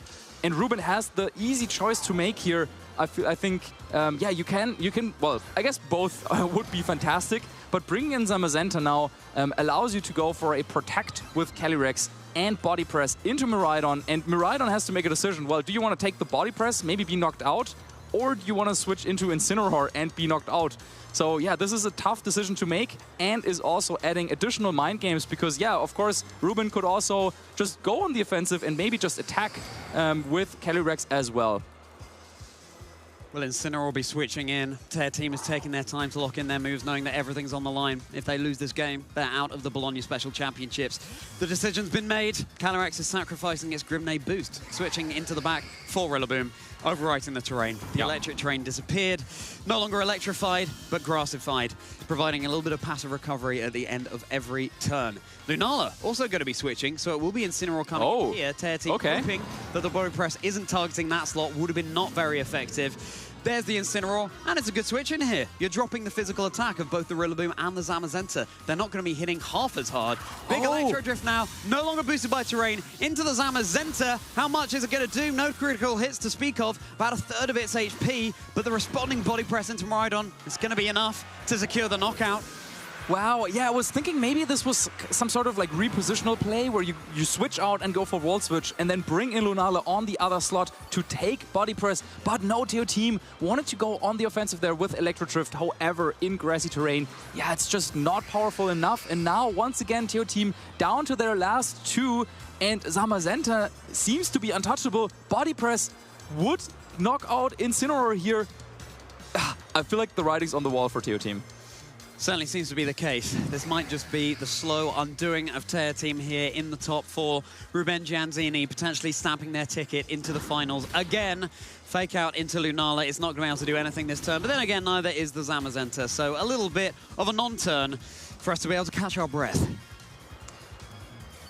And Ruben is already catching their breath to be ready for a scream of victory, I feel like, because, yeah, Body Press into Incineroar. TO Team has already terrestrialized, nothing that can be done about it. And then, well, Rillaboom could follow up with a Woodhammer, but you also still have Calyrex waiting in the back. So Ruben, not too much of a decision to make, locks in his moves, and he knows that he's so close from advancing to the finals once more. He's waiting, he's eager, he's forward in his chair as Tear Team, of course, is taking all the time they need to decide, just trying all their might to be able to claw something back here. Lunala will be stalling out at least, getting a little bit of recovery, and every little bit of recovery counts, but just a Body Press into Incineroar. It goes down once more. It's Lunala against the world. 3 Pokemon over on Ruben's side, just the lonesome Lunala over on Tear Team's. It seems like this Lunala is about to be eclipsed. Yeah, what worked so well for TO Team in the previous rounds, putting everything he had into Lunala, it doesn't seem to work out here against Ruben because he was just always one step ahead, putting Pokemon to sleep, getting into positions where he could fire off all the damage, and now with Heavy Slam and Woodhammer, it's over! Thrown in. Ruben Gianzini is in the finals of the Bologna Special Championships again! He was coming into this tournament as the defending champion, and he said he wanted to try and defend his title. He needed a couple more championship points to even qualify for the World Championships. That he has done now for sure, but of course he wants to go one step further. He's clearly believing in himself. That hawkish cry of victory on the field. Let's hope that their opponent in the finals isn't going to be too intimidated. Matteo. Wow. Okay. Okay. We have an all-Italian final once more, just like we did last year when it was between Ruben Gianzini and a little player called Luca Ceribelli. I don't know if you've heard of them. Isn't he, Yeah, remind me, Charlie, how exactly does it work? You get second place at Bologna and then world champion. You go on to become the world champion. The world championships. Yeah, that's how that one works. So, hey, maybe whoever loses the next round will become a world champion and history will repeat itself again. The scenes here in Bologna. Are we going to have another trainer, just like Michelle Kelch has already done this season, becoming a 2-time regional level champion in 2025? Or are we going to have Matteo, who's been in the game for so long, just grinding away, trying to get as best they can? Maybe finally the moon or the sun, whichever way you want to put it, is rising on Matteo here in Bologna. We'll have a changing of the guard. Yeah, one thing is for certain, it is going to be a Calyrex, Shadow Rider and Zamazenta combination that will take down this tournament. And we saw it in this match, just how strong that duo is. Zamazenta with a very reliable physical damage coming out from Body Press, knocking out Incineroar, which used to be the best answer into Calyrex Shadow Rider, but yeah, pair it with a strong fighting type attack, and then you can spam those ghost type attacks, and anything that can take a ghost type attack usually doesn't want to take Body Press. And yeah, finally there, when Teo Team was able to power through that Amoonguss, it was just a little bit too late. Zamazenta came in for a couple more body presses. Yep, there you go. You could make a whole compilation of that, probably just Zamazenta jumping in the air, pop, Incineroar, done, exactly. Miraidon, gun. Yeah. Sometimes, yeah, playing Pokemon just looks so easy, right? Exactly, yeah. I think the move animation for that particular move makes it look all the easier. It really is just a bosh, left, right, and center. But huge congratulations to Teo Team. Oh my goodness gracious me. Their second season of playing, top 4 here at the Bologna Special Championships, top 8 at the European International Championships, the biggest Pokemon event we've ever seen thus far, and then a fantastic result in Stuttgart this season as well. Teo Team, your star is rising, and we are bathing in that starlight. We love to see it. Absolutely, and also in the process maybe shaping the metagame a little bit, because this Calm Mind Lunala and Choice Scarf Miraidon duo, it's something that players were talking about in private, but it hasn't really made a big impact in our tournament scene. And now with Teo Team, with the second, or with the top 4, I should say, top 4 placing here in Bologna, now that is something that is out there, that is on the map, that our players will have to consider going into NAIC and then also potentially going into Worlds as well. And those opportunities to try out different teams are dwindling, trainers. It really is just those 2 events, the North America International Championships. And I mean, you're not going to want to be trying things out at Worlds, are you? You're going to want to have your team locked in. So really, that's it. We'll have our eyes glued to that stream, as I'm sure you will do as well in a couple of weeks' time. Yes, all eyes right now are on the Bologna Special Championships, because it really is that last chance saloon for these trainers to be trying things out. Ruben Gianzini and progressing through to the finals. And now we're going to be able to hear a little bit more from Ruben. They're in the couch with Costa. Let's hear from your potentially repeat Bologna Special Champion, Ruben Gianzini.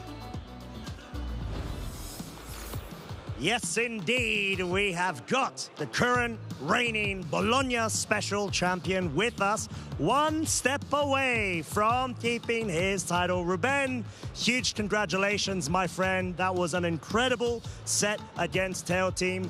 How are you feeling? You must be so excited, but also, understandably, a bit exhausted. That was a tough match. That was a really intense match.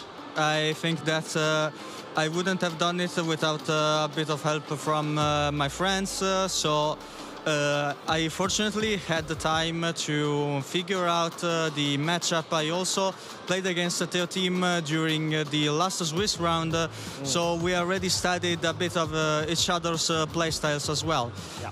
And well, being again in the finals is unbelievable. I mean, I didn't think that this tournament would go like this, because I wasn't really feeling that prepared, and I think that also day 2 was would have been a bit of a struggle because of many hard teams, many hard matchups played by strong players. So yeah, this feels really unbelievable. I mean, believe it, my friend, you are here. And in what way for you to be able to do so? I mean, generally speaking, you're saying you weren't feeling very confident going into this weekend, but obviously the results have proven for themselves. You must have subconsciously been ready and you just didn't know it. Do you feel like there was any sort of initial secret recipe so far with how you've been able to do this like huge feat, make it through to the finals? Is there any secret sauce? Is it just your approach to the game every time? Is it the team? Is it just your experience? Okay, so I think that there is not really a secret. I mean, I'm not a wizard. I don't do any weird stuff before going into a tournament. But I think that since I've identified my, my comfortable play style, even if I was not really prepared, I just took a bunch of months that I have been playing since forever, like Calyrex Shadow, Zamazenta, Rillaboom. I mean, even if I don't really have much experience with the format, I mean, those are the usual Pokemons I just use. So I think that since I picked a comfortable team, so Calyrex Shadow, Zamazenta, and the team was good, I've been able to pick up a good team. And I think that the rest is just pure skill to the game. That I mean, it's not a secret. We all need a right team, a bit of luck, but also a lot of skill in order to you know, do well in a tournament. And so even when you're not that prepared, if you can always compensate it with your skill. I mean, because even if you're not comfortable with the team, you can just always identify the optimal plays every time if you are a really good player. Yeah, and clearly you have been able to do just that, my friend. It looked like you were sort of in the flow state. You were in the zone and you were able to absolutely call what needed to be done. You did it incredibly well. Calyrex Shadow Rider last year, Calyrex Shadow Rider this year as well, with his little buddy Zamazenta, of course, let's not forget. So I wanted to talk a bit about, generally speaking, have you been traveling to a lot of different events before Bologna, or has this been your main one you've been trying to focus down for the entire season? Okay, so actually this is my 5th tournament this season. So my first tournament of the season was Little Regionals, where that didn't go really well, let's say. So I was a bit unmotivated. Then in Dansk, I managed to get a top 64, which was cool for the points, so I didn't really complain. Then in UIC, in London UIC, I needed to get a good result because of me chasing Worlds Invite. I didn't have many points, so I needed the tournament to go well. The 2 weeks before, I went on full focus on Pokemon because I had much free time, so I dedicated myself and got a top 32 that allowed me to, you know, be in a good situation for getting the Worlds Invite. And then, yeah, after USC, I went to Stockholm. Also, there I did a good result and got more points. And then I went here to secure my Worlds Invite. And, well, I think that I really have secured it with over 1,000 points at this point.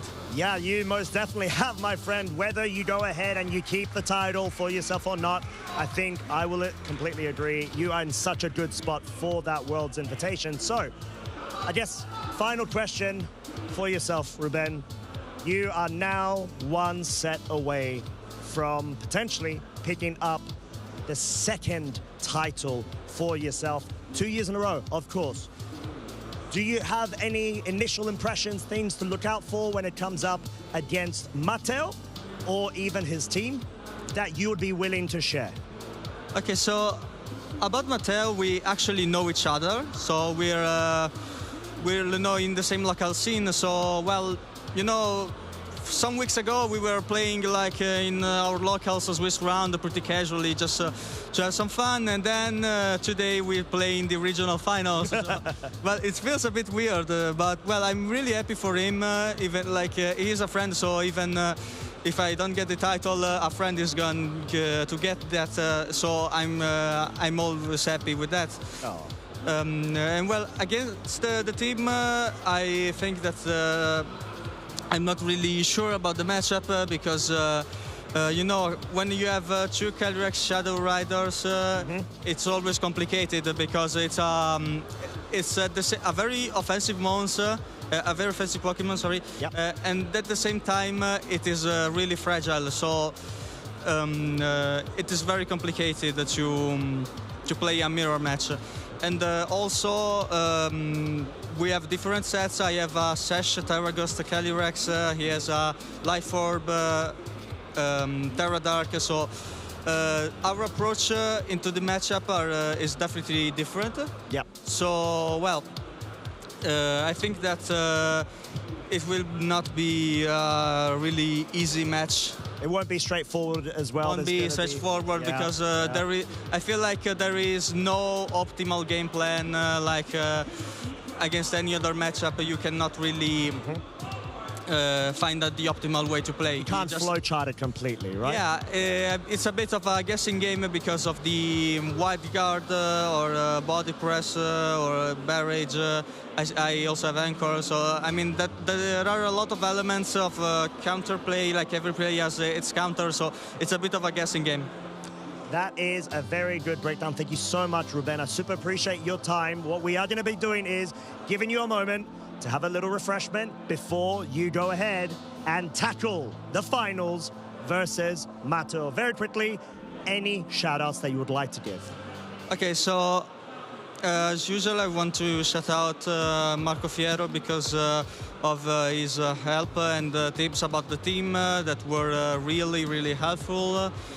Then I want to shout out also Luca Ceribelli that helped me preparing and figuring out the Top Cut matches. He lent a huge hand to me. And also shout out to all of my friends that you are so many that I cannot count you. So I mean, we heard a lot of them right here. They were supporting you. They were cheering you on. Everyone was cheering for me. I just really appreciate that. And then, of course, shout out to the Sax team, which is like a second family for me. They're just all great people, and seeing them in real life at every tournament is always really cool. I also want to shout out Montana Mott for using my same 6 Pokemons in Portland Regionals because that inspired me to play this team. And I also want to thank my family because they're all watching me from home and they all appreciate what I do, and I appreciate that as well. That is very heartwarming, lovely words. We are wishing you the very best going into the finals. Ruben, we'll let you go ahead, get all prepped, and guess what, folks? We'll be back with the finals here at the 2025 Pokémon Bologna Special Championships. Hey there, trainers. Let's talk about one of the sneakiest and most game-changing tools in competitive Pokémon, priority moves. These moves come with a hidden priority level that lets them jump the line and go before almost anything else. That's what makes them so powerful. Priority doesn't just beat speed, it bypasses common speed control tools like Tailwind or Trick Room. But here's the catch. Only a select few get access to them. That makes these moves even more valuable when building a team. Whether it's for support, disruption, or finishing off a threat, having priority in your toolkit can give you a serious edge. So let's dive into how they're used. One priority attack you'll see often in competitive play is Fake Out. This normal type move doesn't hit hard, but it causes the opponent to flinch, leaving them unable to act for the rest of that turn. It's the perfect tool to buy time to set up your strategy while preventing your opponent from executing theirs. Fake Out only works on the first turn your Pokemon is sent out. After that, it will fail. You will also need to watch out for items like Covered Cloak or abilities like Inner Focus, which prevent the flinch effect entirely. And since it's a normal type move, you won't be able to fake out ghost types who are completely immune to it. Speaking of ghosts, this next priority move is definitely one they won't want to see, Sucker Punch. It's a strong dark type attack that always goes first, but only if the opponent is using an attacking move. If they're setting up, defending, or using a status move, it fails. It's a high risk, high reward, but when it connects, it leaves a serious mark. Pokemon like Chen Pao or Single Strike Urshifu use Sucker Punch to pick off fast, frail threats before they even get a chance to act. And that brings us to one of the scariest defensive combos in the game, Dragonite and Chen Pao. Trainers commonly attach a Choice Band to Dragonite, then Terastallize into a normal type to use Extreme Speed, one of the most powerful priority moves out there. Combine that with Chen Pao's Sword of Ruin ability, which lowers the opponent's defense, and you've got a duo that can KO key threats before the opponent has any chance to respond. Another unique example is Grassy Glide. This one's a bit special as it only becomes a priority move when grassy terrain is active. But when it is, it gains priority and a boost to its power thanks to the terrain effect. Pokemon like Rillaboom, who can automatically set grassy terrain with its ability, make the most of this move. Rillaboom sets the field and immediately pressures the opponent with strong, fast grassy glides. It's a great example of how field control and synergy can turn a decent move into a dominant one. But priority isn't all about damage. Helping Hand is a support move with the highest priority level in the game. It doesn't deal damage, but it powers up your partner's move by 50% and it always goes first. It's a great way to secure a big knockout before your opponent is even able to react. Now, priority isn't always about moving faster. Some moves actually take place after most actions in a turn. These are called negative priority moves. They're designed to go later than almost everything else. Moves like Roll, Whirlwind, and Trick Room fall into this category. What's interesting is even amongst these slower moves, there's still an order to who goes first. That means a well-timed roll can force out a Trick Room setter before they finish setting it up, completely denying the strategy. It's a clever and often unexpected way to stop a team from flipping the speed tiers. To make plays like this work or to pull off your own Trick Room safely, you'll often see redirection moves like Follow Me or Rage Powder. These have higher priority than standard moves, allowing a support Pokemon to draw in attacks before their partner acts. When paired with something like Fake Out to stop an opposing threat in its tracks, this combination can give you exactly the opening you need to flip the dimensions with Trick Room and turn the tide of a battle. So what can you do to stop priority moves? One of the best answers is Psychic Terrain. While it's active, all grounded Pokemon are protected from priority.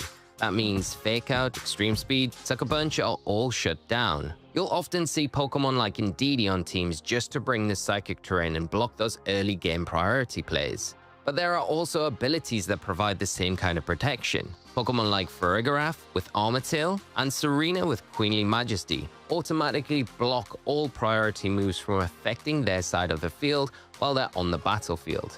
Unlike Psychic Terrain, these abilities don't rely on terrain staying up. They work the entire time that the Pokemon is present on the field. They're incredibly useful for teams that want to keep their setup or damage plans safe from disruption. In the end, priority moves are all about control. When momentum and timing are everything, that can easily swing a match in your favor. So if you're building a team, think about how you can use priority or protect yourself from it. Priority moves might not be available to every Pokemon, but for the ones that get them, they're absolutely game changers.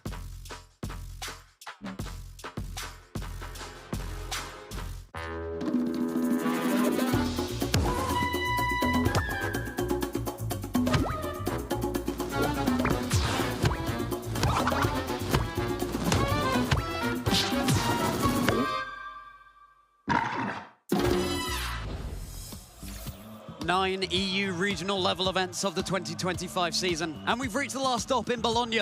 All the more reason to reflect and celebrate all the tournaments that came before. But what's that I hear you cry? You want more? Well, I've got good news, my friend. It's grand finals time. Let's crown one last trainer. But just before I end my rhyme, thank you for your support all season long.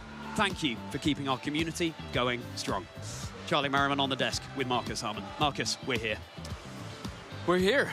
It's been a great season. I feel like we say this every season, but this one in particular, I mean, it's not over, right? But this is the last major tournament here in Europe, and it was a pleasure to cast those tournaments and to bring the joy of the tournament side to all of our viewers at home.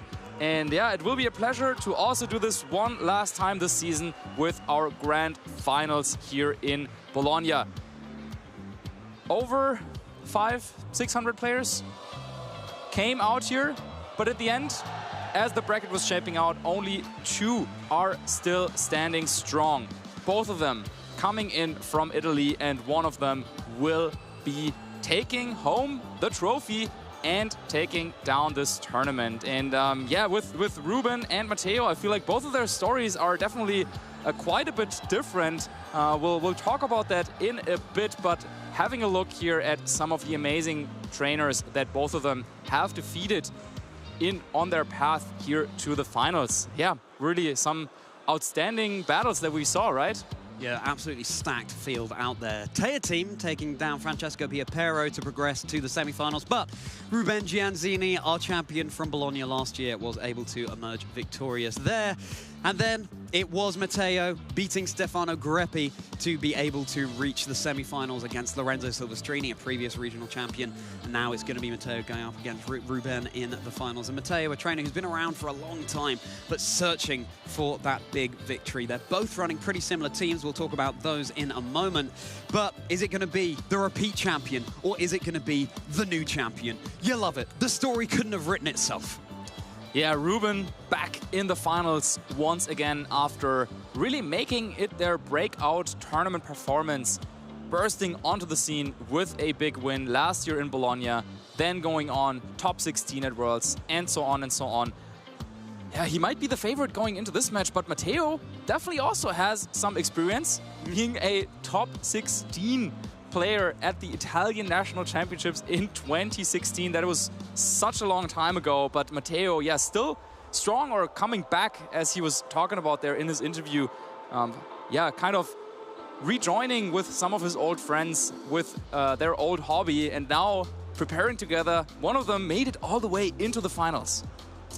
Certainly did, and it's all Italian again, just like it was last year in Bologna. Let's take a bit of a deeper dive into the run that Matteo had all the way to the grand finals this weekend. A wonderful new opportunity that we're able to show to you. They actually lost their very first round yesterday, but just one out from there against a broad range of teams. Yeah, and they didn't just lose against anyone. They lost against Giuseppe, who later on would, he went on to be undefeated that first day. So, well, yeah, Matteo could have been the first and maybe only lost there for Giuseppe that day, but Giuseppe coming out on top. But then Matteo, going down with an early loss. He didn't kind of like hide away, or he kept going, and he kept going strong. Win after win after win, ending day one with a 7-1 record.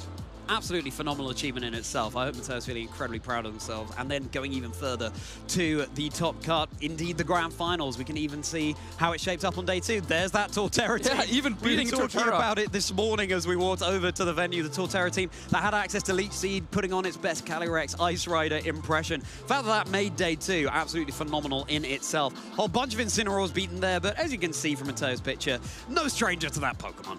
Yeah, and it seems like Matteo might be a little bit of an expert when it comes to that Zamazenta Calyrex Shadow Rider mirror, and this is also what he will face in the finals.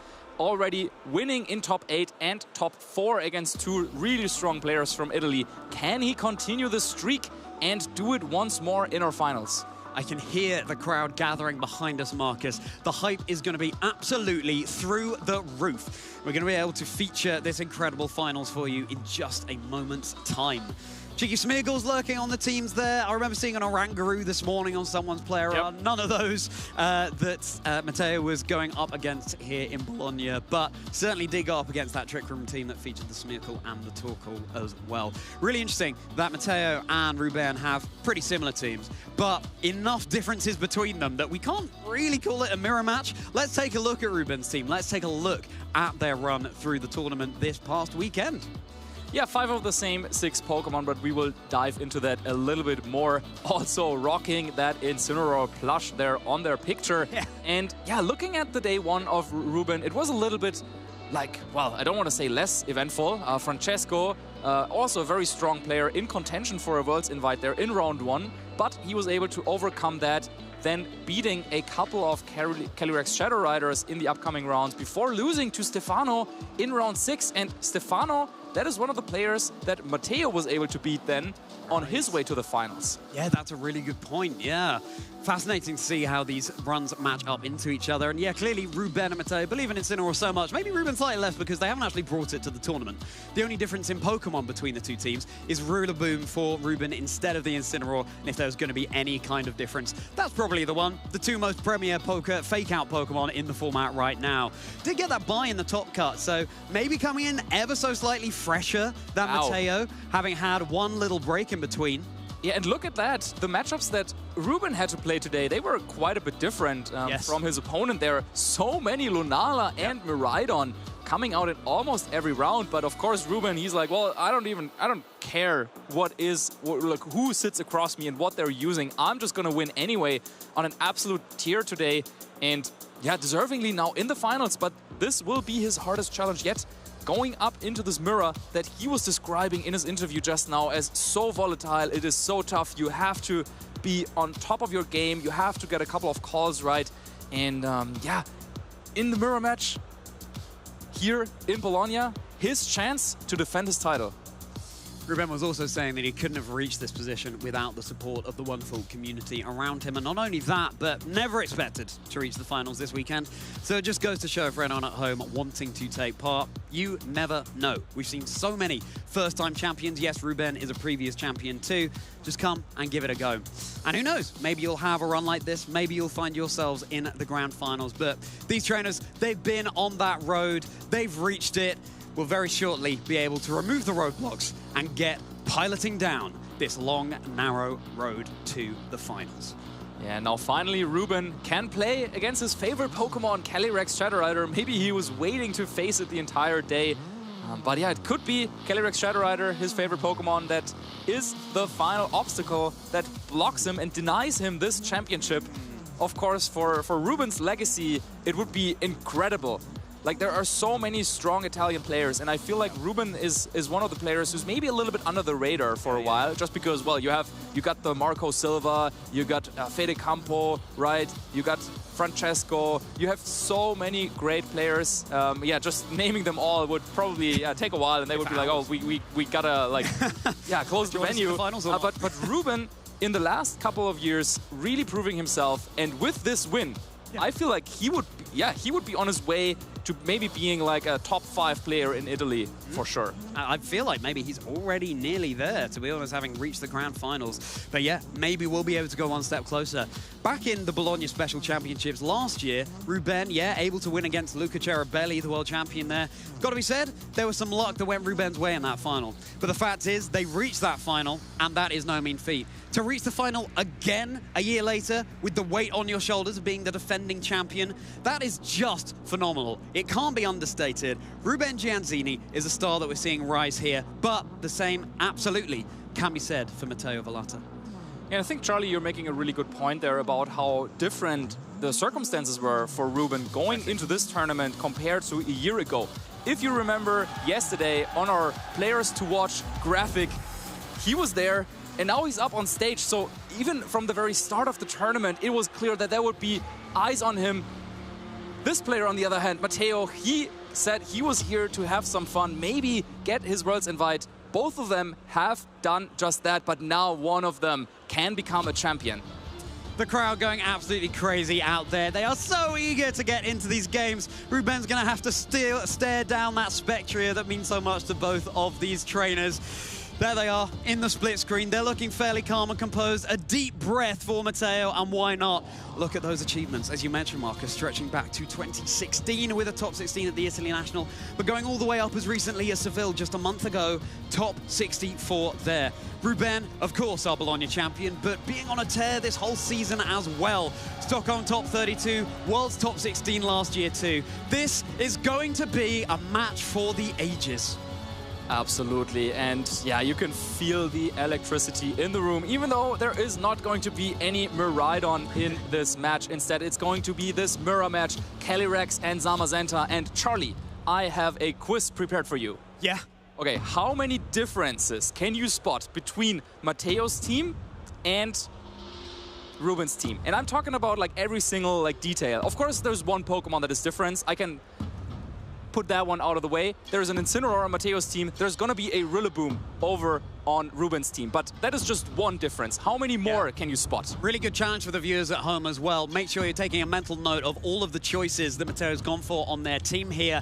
As we break down how it works, Calyrex and Zamazenta, the most common restricted pair this weekend by a mile, and it's the one that we were all hailing heading into the format. Is this finally going to be the victory that's been so long hailed for Calyrex, Shadow Rider and Zamazenta? One that we thought would dominate, just hasn't done so much in the way we'd expect. The fist bumpers happen, the team sheets exchanged. Right, here comes Ruben's team. How many differences can you spot, trainers?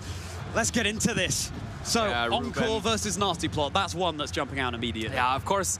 Now, there might be some viewers saying like, oh, you know, it's the same Pokemon all over again. And yes, that is true, 5 of the same 6 Pokemon, but there are so many micro decisions in there. And I counted them. it's 11 differences. So that's 10 besides the fact that they're using one completely different Pokemon. But there's Dragon Pulse versus Draco Meteor. There is a Terra Fairy on the Amoonguss versus Terra Border. There is Sludge Bomb versus Pollen Puff. There is Ice Spinner versus Icicle Crash. And many, many more. And all those decisions can play a huge role in your tournament run. And some of them might also come up here in this finals. The big one, of course, Ruben was also talking about this, Focus Sash on Calyrex against that Life Orb. That will be an important piece of information to keep in mind for both our players, but now they are getting ready. The crowd is ready. We are ready. Ruben against Matteo. Bologna, give it up for your finalists. Of course, another massive difference between these teams is the Ice Spinner. Removing the terrain could pave the way for Amoonguss to start putting things to sleep here. Rillaboom, though, totally immune. Grass types not affected by the Spore. Really nice to have this little snapshot of the differences in items. It's just the Chi and Power and the Calyrexes, switching the Focus Sash and the Life Orb, which is going to emerge on top. Are we going to have a repeat Bologna Special Champion? Are we going to have a first-time champion after all those years of grinding? Trainers, I'm delighted to inform you that it's time. Let's get our Bologna Special Championships finals underway. Go wild for your trainers, Ruben Gianzini and Matteo Vallata! And already we're seeing both Calyrex Shadow Riders on the field, but this is going to be a little bit different comparing to how the top 4 game of Matteo went earlier, because there is Focus Sash over on Ruben's Calyrex, so you cannot just pick up the one-hit KO with Astro Barrage. Of course, as there is no Zamazenta on the field yet, no information will be exchanged about, which one of the two is faster. That is really important to see later on in the battle. But already there's so much damage being threatened. Body Press would knock out Incineroar. Astro Barrage would knock out Calyrex. And there's no Wide Guard available for Matteo. So already I'm feeling like, this could be a tough position for Matteo. If it's just like a Astro Barrage and Body Press, how do you deal with that? Terra Ghost on Ruben's Calyrex Shadow Rider, Terra Dark over on Matteo's end. So one of them cannot terrestrialize away from its Astral Barrage weakness. The other most certainly can, taking not very effective damage here. Yeah, and Matteo also thinking about this. Maybe he was expecting a little bit of a different lead there, hovering over a switch. And do you want to go on the offensive right away? You risk losing your restricted Pokemon. No, okay. Going for the Protect there, switching out Incineroar for now. There's too much on the line. Matteo deciding to keep their one restricted Pokemon safe as another joins the field. Zamazenta is getting that defense boost. Seems like a mirror exactly over on either side between Ruben and Matteo here. Now, how is Ruben going to be responding? It's going to be the Protect as well, of course. Both of them really putting on the pressure. I will if you will, as Zamazenta attempts another Protect. So turn 1, moot. Yeah, and I think this is good for Matteo, because if this Incineroar had stayed in, then all of a sudden there's a big opening for Ruben to go for that Body Press into that slot, and there's not much on Matteo's team that wants to take that hit. Well, Amoonguss, it's not really the Pokemon you want to bring in the matchup like this, since it's usually so fast-paced. So, nicely done by Matteo, getting Zamazenta in, and now there's Wide Guard available. And now we can talk about, potential Wide Guard and Astro Barrage play, but it's once again, it's the full mirror situation, and both of them, Ruben already getting ready to hope that the moves will come out as he is, expecting them to. Do you make the massive read here and Body Press the Calyrex that might be going for its Terra Dark? Doesn't have the Focus Sash, would just go down. Such a bold play. The responding Terra, unsurprising to see over on Ruben's end of the field. Time for their Zamazenta to get sparkly here. The Terra Crystals is taking a dip in the pool. This puppy having a splash. It's no longer taking super effective from Body Press with a howl of victory. Let's see if it takes... winning the speed tie and going for Encore! Encore, so the Calyrex is now locked into their Protect. Matteo head in their hands. The Protect fails. It is nicely softened up for the rest of this turn. Just a heavy slam into Ruben's Calyrex. The Focus Sash well and truly broken. A super effective Body Press into Matteo's own Zamazenta. Yeah, big risk there by Ruben going for the speed tie. Well, if Calyrex moves first, then maybe next turn, well, it's locked into Astro Barrage and you can kind of Wide Guard play around that, but that is big. Now, one of the key differences with the items is that Ruben's Calyrex is not afraid of being knocked out in one hit because of that Focus Sash. So Ruben can actually use Terrestrialization defensively on Zamazenta to keep that a little bit safer against Body Presses, while Matteo was kind of forced into this Terra Dark because, you don't want to just lose your restricted Pokemon in one hit. Speed tying, of course. The Pokemon have exactly the same speed stat, so it's a 50-50 coin flip as to which is going to move first. The time ticking down for Mateo there, back against the wall, switching out the Calyrex to reset the Encore. The Spotlight switched off for Raging Bolt to provide its electricity on the field. Its head in the clouds, but it's very much in the game, as now Ruben able to keep their own Calyrex safe here. All eyes move to the Zamazentas. Heavy Slam was connecting down, would have been enough for the KO onto the Calyrex here. But now, what's Ruben's Terra Water Zamazenta going to do? Another super effective body press into Mateo's Zamazenta. Just that restricted Pokemon down. And this time it was enough for the knockout there. So some favorable damage rolls for Ruben. It seemed like Mateo's Zamazenta might be the faster one of the two. But yeah, Ruben really doesn't want to play too risky. Calyrex was locked into Protect, but still, Ruben didn't want to be too ambitious. So just protecting Calyrex for now, making sure that it makes it through the turn. Now also, though, giving Mateo a little bit of time to reposition, as now Calyrex and Raging Bolt next to each other, both at full HP. Maybe they can, yeah, make something happen here for Ruben. So Mateo. nice is that you have that priority move on Raging Bolt as long as the Calyrex is going for an attack, and that's something Ruben will have at the forefront of their mind. Maybe you don't have as safe a barrage. Yeah, and with the Terra Water on Ruben's side, that would be susceptible to an electric type attack from Raging Bolt, so a really scary position for Ruben. Ruben deciding that Calyrex, it's time to go back to the stable. Amoonguss now sprouting on the field, ready to provide some redirection if it can get through this turn. Ruben Zamazenta keeping itself safe behind its Protect Shield. And Astral Barrage now. Amoonguss isn't going to appreciate this, but it's going to take it a whole lot better than Ruben's Calyrex would have done. How much damage is it going to be sponging up here? Going to be brought down below half. Wow, the Amoonguss really suffering there. It can just switch out and reset that health, but all the more able to do that, given that the Thunderbolt was targeted into that Zamazenta. As you said, Marcus, would have been super effective damage. Yeah, and Ruben showing us here that even though this matchup is said to be so kind of like call heavy, you can also approach it a little bit more defensively. Going for a protect and switch play to bring in Amoonguss. Now you have Rage Powder to keep Zamazenta safe from any Thunderclaps or Thunderbolts or anything like that. And this might allow Ruben now to get a big body press off. If you can target Calyrex, that would just knock it out. So one question would be, okay, does Mateo want to risk losing Calyrex here? Do you try and protect Calyrex maybe and use Dragon Pulse into Amoonguss, or do you kind of go one layer above and predict that? Amoonguss just going to scout out. It will be going for Protect here. Able to hang around for at least one more turn. Another Astral Barrage coming out from Calyrex. Zamazenta going to be taking the full brunt of these ghosts.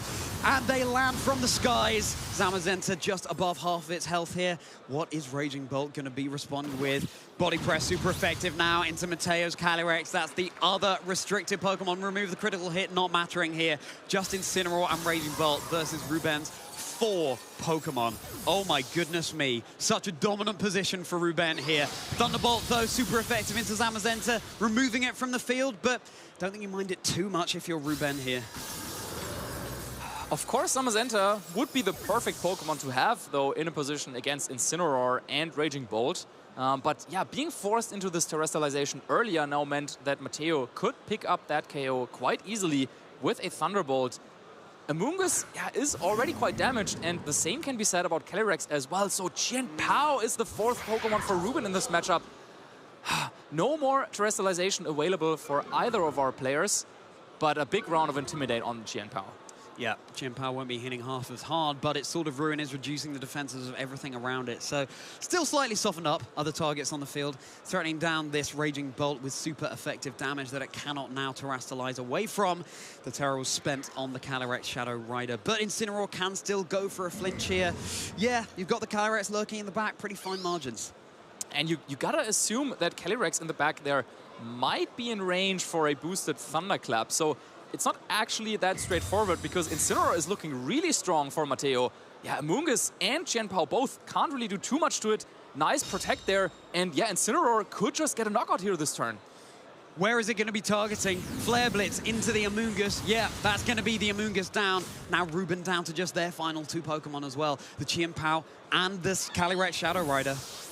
And with Assault Vest on Incineroar and with no Sacred Sword over on Chien-Pao's side, how can Ruben knock out this pesky cat?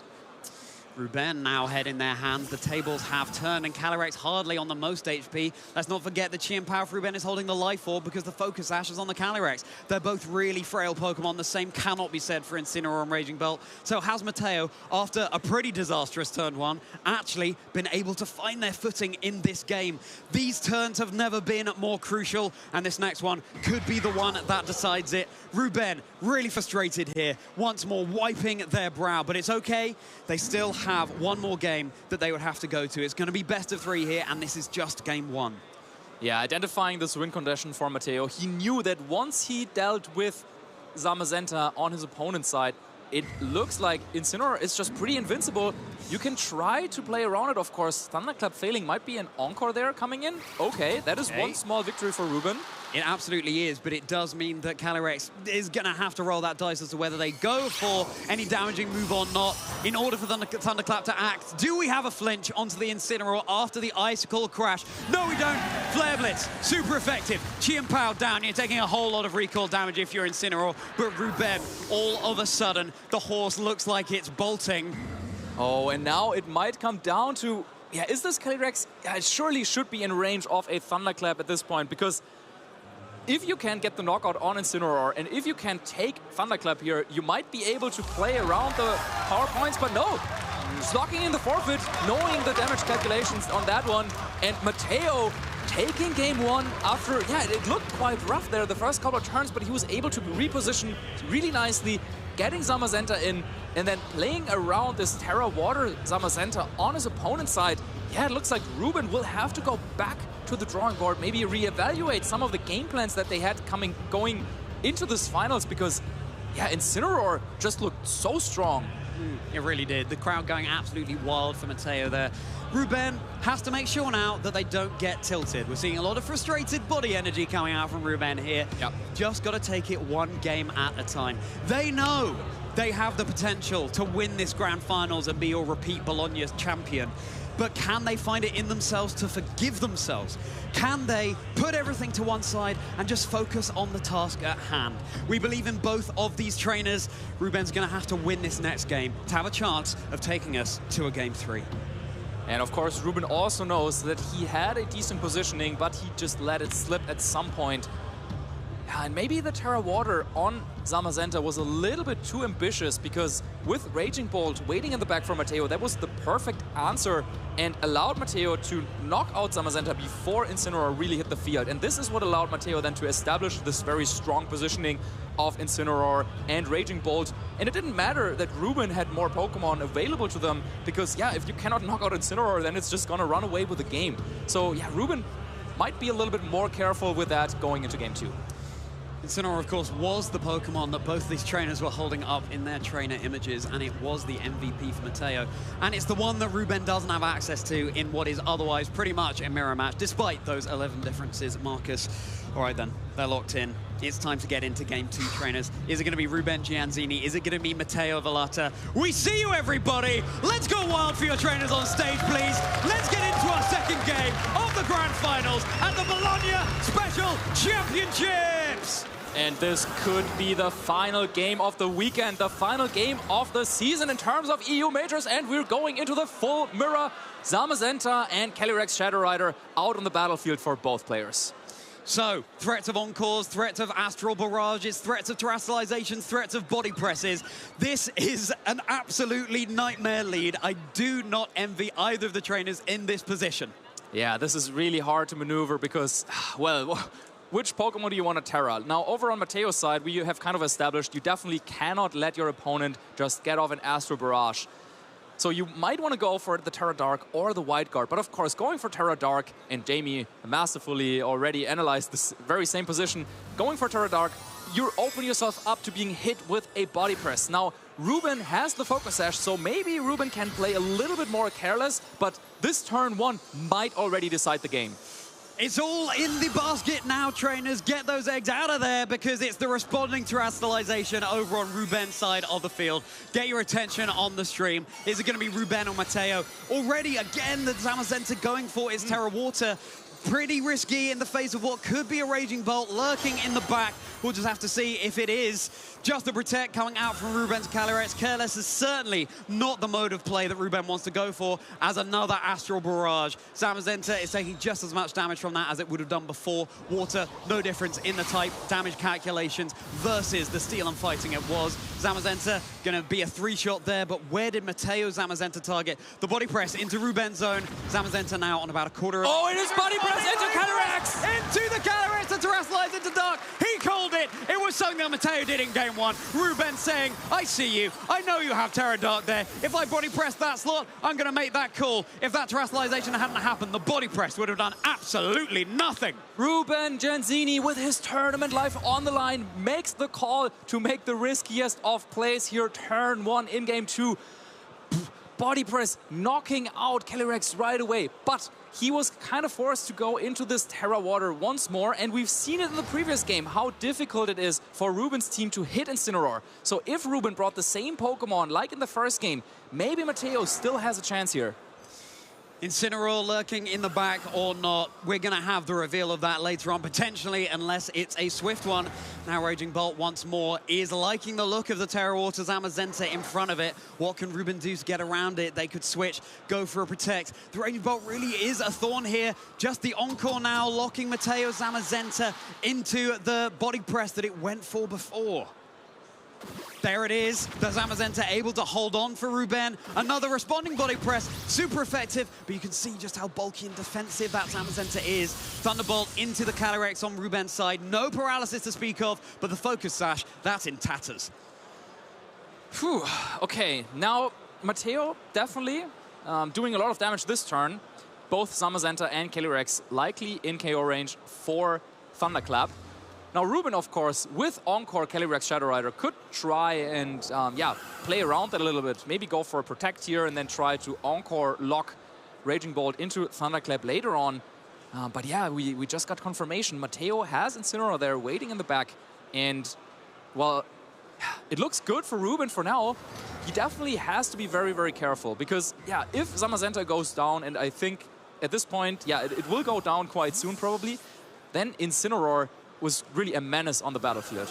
Had they called it, had they gone for a body press into that slot as well, it could certainly be what stamps Ruben's ticket into a third and final game. Not going to appreciate the attack drop in some ways, but of course Body Press uses the defense stat, the Thunderclap, yeah, enough to secure the KO onto Zamazenta. Ruben's looking a little bit defeated there, but this game is not over. The question is, though, the one that's been raging ever since the first game, how do you now deal with Mateo's Incineroar? Another Encore. This Calyrex has got its hand ready and raring to go with those claps on the field, trying to shut down Mateo's team. And if there's one move that can do this for Ruben, it could well be the Encore. And there is a switch up coming out by Ruben, this time also bringing Raging Bolt, maybe after seeing how well it did for their opponent in this previous game. And, well, Raging Bolt with a Dragon-type attack coming into that opposing Raging Bolt that, well, it is locked into Thunderclap. So do you stay in, though? Do you go for a Thunderclap, or do you make the quote-unquote obvious play by switching out? You switch out the Raging Bolt on Mateo's end, and now time for the Zamazenta to rejoin the fray, getting around a potential Thunderclap there, not that it would have been likely. The Protect, though, on Ruben's Calyrex Shadow Rider in the face of Incineroar, which is going for the U-turn into the Raging Bolt on Ruben's side of the field. It's scuttling back to Mateo with that Bug-type move, and now the Raging Bolt on Mateo's end is going to rejoin the fray. Yeah, there were a lot of mind games there at play. Mateo could have tried to go for a fake out, but then Calyrex might have gone for the Encore. Instead, though, Draco Meteor is not going to scratch that Zamazenta.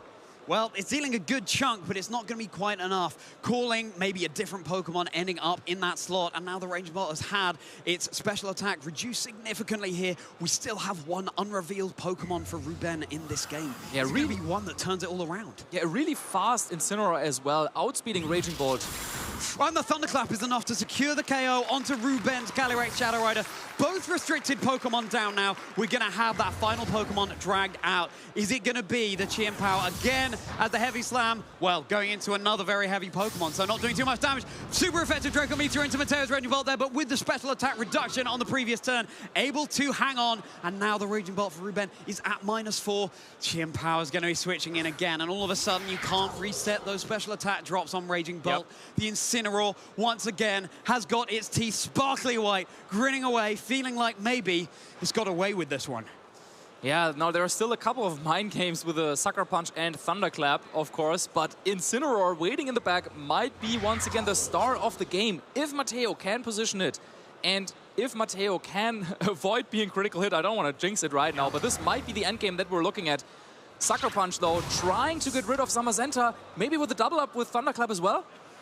Sucker Punch doesn't do it. The Thunderclap, no, it was targeting into potential. Well, we don't know which target yet. We don't know who's moving. Thunderclap now. And it's enough. On Ruben's side, able to secure the KO onto the Zamazenta. So Matteo's Thunderclap was failing in the face of both the priority moves coming out from Ruben. And now the Incineroar, not only is it going to be hard to remove, it's going to be reducing the attack stat of Ruben's Chien-Pao. Cat versus Cat. Dragon versus Dragon. Yeah, once again, Ruben with a very risky call there, but getting it right. Now it's down to a 2v2 and no restricted Pokemon on the field whatsoever. We're just back a couple regulations ago, but now the question is, how do you deal with Incineroar? I mean, yeah, a critical hit that I mentioned earlier, that would be one way. I feel like this turn, though, just to avoid the fake out, you probably want to go for a couple of protects. Certainly give Ruben a little bit of wiggle room. Both of their Pokemon have access to that. You may as well, but no, just going for the read. The fake out, Chien-Pao not going to be able to move this turn. Responding Dragon Pulse, super effective into Ruben's own. And that's going to be enough to secure the KO here. Not even a critical hit needed. It's not the most heavy dealing damage of moves, and yet it was enough. Chien-Pao is left alone. Ruben is looking like the towel's been thrown in. Are we going to have the luxury of being able to see? No, it looks like the headset's coming off. The battle is forfeited. We have a new Bologna champion. Give it up for Matteo Vallata!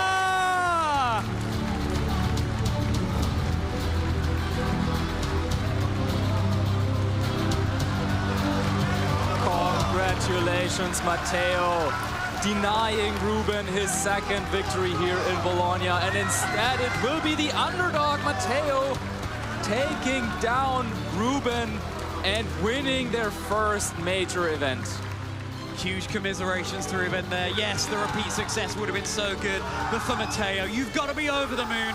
Your first major win in any tournament. Haven't been trying since 2016 at least, nearly a decade later. Matteo, you've done it. You've climbed to the top of that mountain. You got your standing ovation. I hope it feels good, my friend. Yeah, and then at the same time, Matteo also clapping there for his opponent, showing the respect, because this was not an easy match. Even though in the end, yeah, it was a 2-0, but Ruben did everything he could there, reading the terrestrialization in that game too.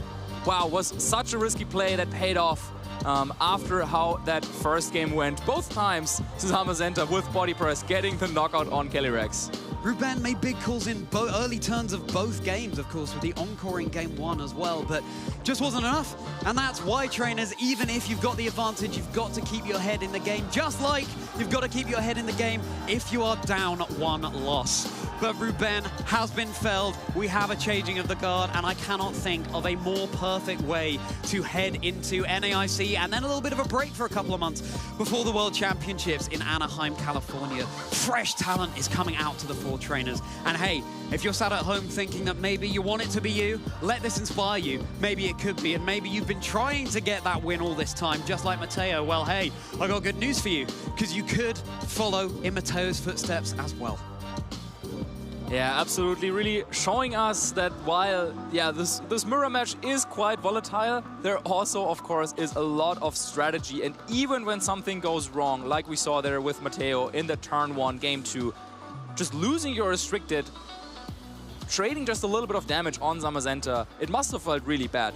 But Matteo didn't let that get to him. Instead, he was kind of adapting, coming up with a new game plan, which this time, once again, revolved around their Incineroar. So removing Zamazenta was the priority number one. That worked out fine. And then, just like in the first game, you could position Incineroar.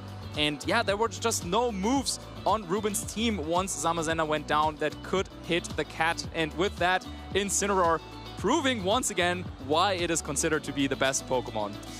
Ooh, we're all going to be downloading Wolf's Incineroar at NAIC, aren't we, traders? Especially after that very stellar display that it was able to put in. It's got to be salt in the wound for Ruben as well, because, of course, holding that Incineroar plush in their trainer photo, and it's the one that ultimately was their undoing. But let's not forget as well the pressure that Ruben must have been feeling in that grand finals, you know?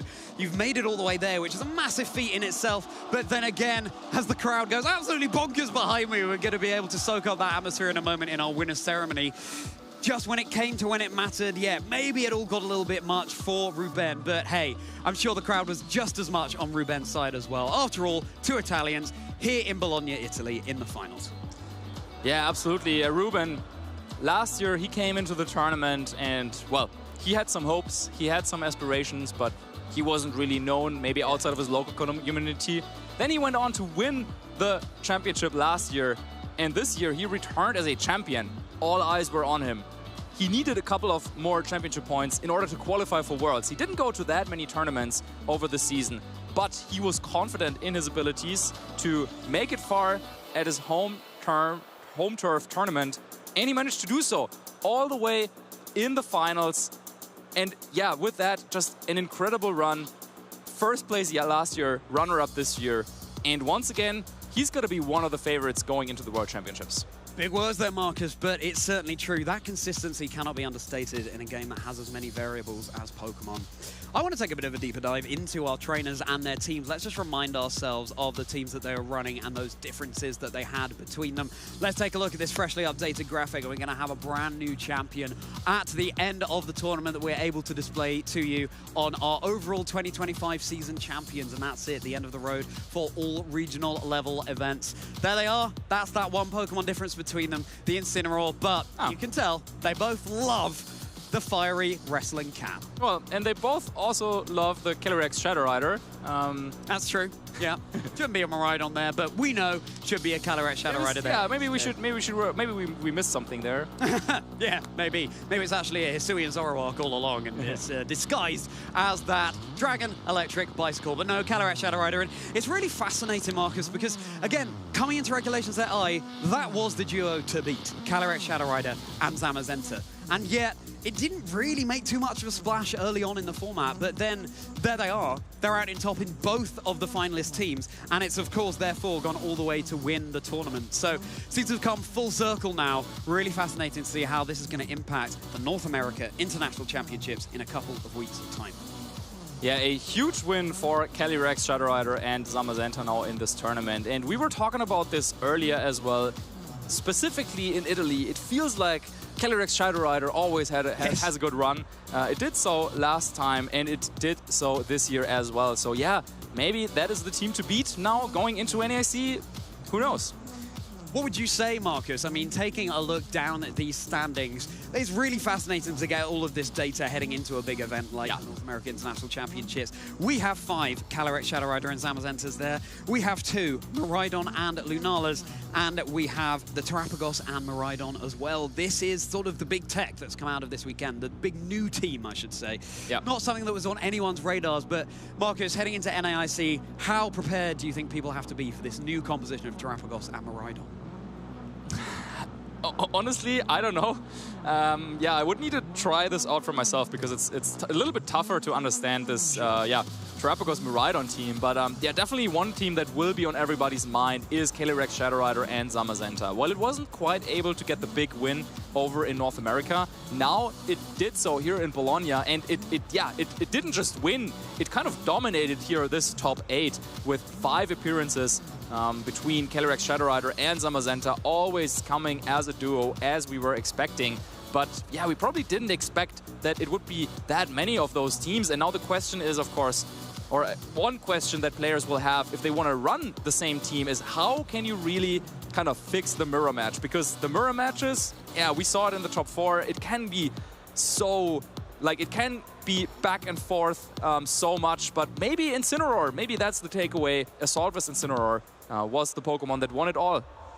Incineroar, well, who'd have thunk it? The Pokemon that has been so prevalent in VGC ever since it was introduced.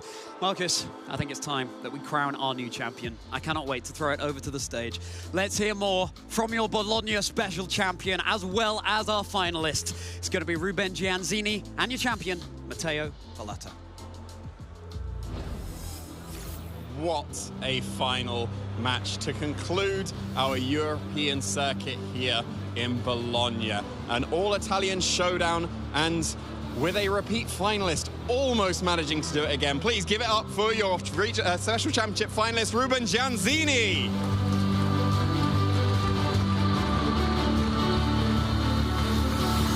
Congratulations, you almost did it again. A fantastic run. Bologna seems to be a very good place for you. How are you feeling after that fantastic run? Of course, missing the title for this close. Well, I don't think I actually feel bad. Like many people often feel bad when they lose in finals because you know, you were this close. So, well, I think my opponent deserved the win. He just played better than me, and I totally accept that. I mean, I still very happy with my second place. So it's still, I still think it's a very good result. So I'm very happy. Yeah, you should be very happy. It is an absolutely fantastic result. I'm sure we've asked you across the weekend so far, but are there any final shout-outs you want to give to anyone in the venue, all your supporters, or anyone who's watching at home? So, well, I mean, I think I will do the usual shout-outs. First of all, shout-out to the Sax team, shout-out to my family, shout-out to everyone who helped me during the preparation. There are so many people that I should thank because they all helped me either by playing with me during the preparation for the tournament or cheering me up during the venue. They're fantastic people. I'm so glad I played this game because of the people that are around me. Absolutely fantastic to hear. Please give it up one more time for your finalist, Ruben Gianzini.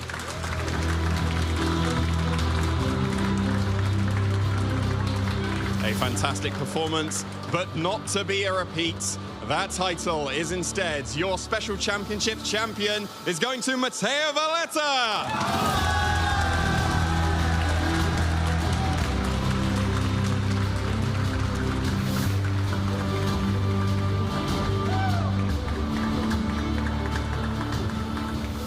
Take it in, Matteo.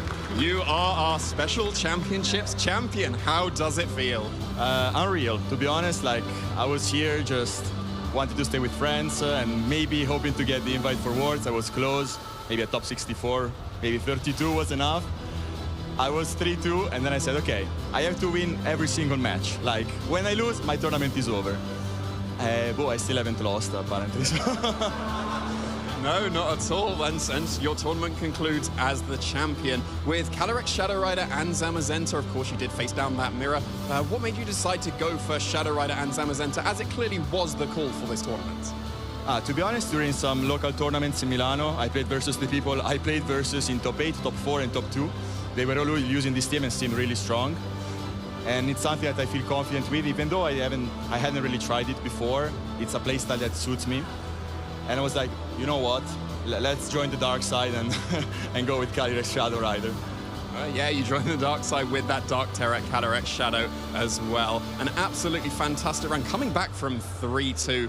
Just an absolutely fantastic run, absolutely worthy of your title. Just before we conclude here, are there any shout-outs you want to give? Because clearly you have so much support here in the venue. For sure, first shout-outs to my team, Paldea Ruins, for... I wouldn't be here without them. You know, we test every day. So thank you to Manabu, thank you to City, to Cage, thank you to the Felix for the support. You told me I would go there, I'm there. Thank you to my family, my girlfriend Gaia for the patience, thank you. My colleagues, my friends, everyone who rooted for me, and everyone in this venue. Really, really thank you. We're a great community, and it's a pleasure to be part of it. Wow, fantastic. What a run. What a community we do have here in Italy. We'll give it up, please, just one more time. Your champion, Matteo Valletta.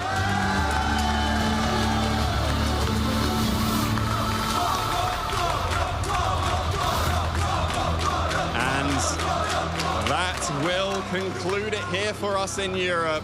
We just have to go to the couch now to say goodbye. Let's hop on over.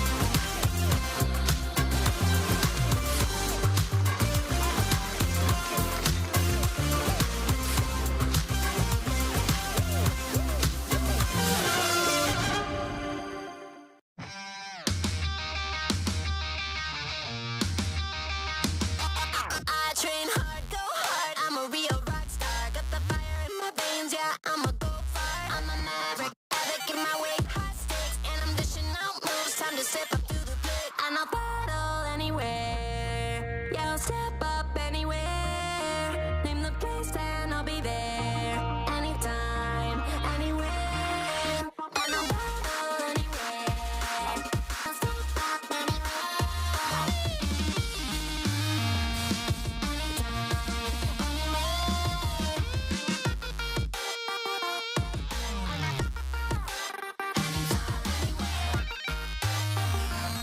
Anytime, anywhere. And I'll battle anywhere. I'll step up anywhere. Name the place and I'll be there. Anytime, anywhere. Anytime, anywhere. And there you have it. This is it. This is the end of the European season, at least in terms of the regional level events. And we have got our new champion, Matteo, against the former champion. What could be more poetic of an ending in what is the penultimate event before we've got NAIC coming up, followed by Worlds? There was just such fantastic play. You could see why both the trainers that made it were the finalists. So, like the bravery in the finals to body press into a ghost type that did end up turning into a dark type. Just like so many fantastic plays. I think that the Raging Bolts pinning with Thunderclap was the thing that most impressed me across this tournament. And I think there's a reason why we saw it pick up from day one into day two and all the way into the finals on both teams as well. Feeling quite emotional. Don't know about you guys. I can't believe it. It's the final regional level event of the season, and that's it. Our 2025 season over already, and there's a reason why I've been wearing the mouse hold pin. They're coming back. Mouse ears are back, everybody. They broke, and I'm very sad about that, but just a reminder that we are, of course... Just a reminder that we are, of course, having seen those mouse ears in Dortmund, now at the end of the road, and one big Pokemon family. Yes, that is indeed the case, as we have got another regional champion added to the accolade of all the champions we have seen thus far this very season. What a way to go about it. This is it. They are all filled in. No more missing silhouettes. We've got them. We've got all 9 right now. Matteo, you see on the end there, being able to clinch his name into history. Yeah, and just seeing that 4 of our champions this season are from Italy, and all of them were in attendance here in this event as well, just goes to show how strong this tournament was in Bologna. And Matteo taking down the final tournament of the season here in Europe. Of course, yeah, we had some spectacular memories throughout the season, thinking back about the first couple of tournaments there, still in a different regulation. Regulation H there was. Yeah. Yeah, a lot of fun teams coming out of that one. And then going back to Regulation G, really, really high level play with a restricted Pokemon. And now, yeah, why not make it double? And yeah, with Matteo, final champion of the season. Yeah. But of course, that's not the end. That is not yet exactly that, as going ahead, reviewing, everything started this very season in Dortmund all the way through. Right now, you see Bologna has been grayed out. That's it. All that remains is New Orleans, NAIC, followed by Anaheim. What a journey it has been, but we're not over just yet. Yeah, not at all. This was our last chance to influence the meta over in New Orleans, and I think that there was some notable innovation. Yes, that is how you pronounce it, Costa. Some innovation that we do have coming from our last tournament here. I'm really curious to see what happens now over in New Orleans. There was a lot of what was expected, but still, there was that innovation, and I really want to see that continue going into the North American International. And I have no doubt that we will. You know, this Miraidon-Terrapagos combination, for example, that wasn't on anyone's radars, that came out this weekend. The International Championships really will be the last chance saloon for so many trainers. Let's just see. Let's just see.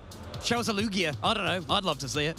Show us a Lugia or show us even a preview, as it's such a fantastic venue as well. Over at NAIC, we saw it is the exact same venue as last season going into this one. So there's going to be a lot of hype, a lot of meta influences that will be on their way, all leading up to the road to Anaheim later on.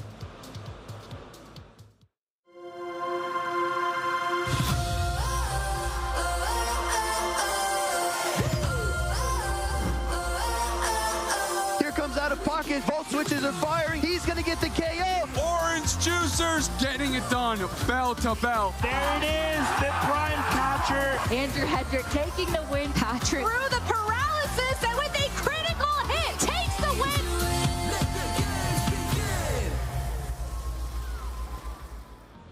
It'll be fascinating to see how things will evolve in terms of storylines of returning champions. We saw Michael Kelsch go ahead and successfully defend his title this season at Stockholm. Ruben, not so fortunate, but so powerful, reaching the finals against Mattel. Who knows? Maybe Patrick Donners is just going to be going ahead and even bringing his own Pelipper from the previous season back into the current one. That would be magic. It's been just, you're trying to counter my Koraidon, right? That's the only reason you're bringing this up. Yeah, Koraidon. Don't look at that's my call for NAIC. I've been backing this thing for so long. NAIC, that's the moment. Right. Okay, thoughts, Charlie? Thoughts? I was just reflecting on the fact, actually, that Bologna, height of summer, very sunny this past weekend. Truly. As a Koraidon. One of the palest casters on the roster. We have been melting, but we've done it, traders. We've made it through to the end. That we have indeed. Any final thoughts as well from your side, generally speaking, Marcus, with the entire event that we have been able to experience this weekend? Yeah, I think we saw some really high-level gameplay here in Bologna. Usually, we are expecting, well, it's still kind of the beginning of the format, and typically it would take us a couple of weeks to figure out what are the strong Pokemon, how do you really refine your teams, how do you play the best way. But I was really impressed by the level of play that was displayed here. And yeah, I think it's only going up here, from here on out with NAIC and Worlds coming up. And yeah, who knows, last year we talked about this, we saw the World Champion in action here in Bologna. I mean, maybe someone that was featured on the stream, yeah, could go on to take it home. Or looking at you, Ruben, as well, who knows, has been the finalist too. We saw Luca do it last year too. But with that being said, if you want to make sure you are always in on all of the action, we have got a lovely little website, Pokemon.com Broadcast. It is your source and hub for all ongoings when it comes to competitive, even across all of the games. Though we also have got our lovely channels. You will be watching us right now, if you are indeed, on either one of them, YouTube or Twitch. Finally, socials. We have got these lovely mediums and platforms for us to be able to engage with the community, with you lovely people at home. Remember to always utilize the hashtag #PlayPokemon if you want to go ahead and get involved. With that being said, I think, guys, it's time for us to wrap things up. Sadly, when it comes to the final EU event, but there is still a lot more coming up over the horizon. So make sure you all get ready for what is going to be a monumental North America International Championships. Thank you so much once again to all of production, all of staff, all of the casters throughout the entire season. We love and appreciate you all, but most importantly, the trainers, everybody that make everything around these tournaments happen. Thank you so much. With that being said, we're going to tune out. Thank you so much, guys, and hope you have a lovely rest of your weekend. Take care.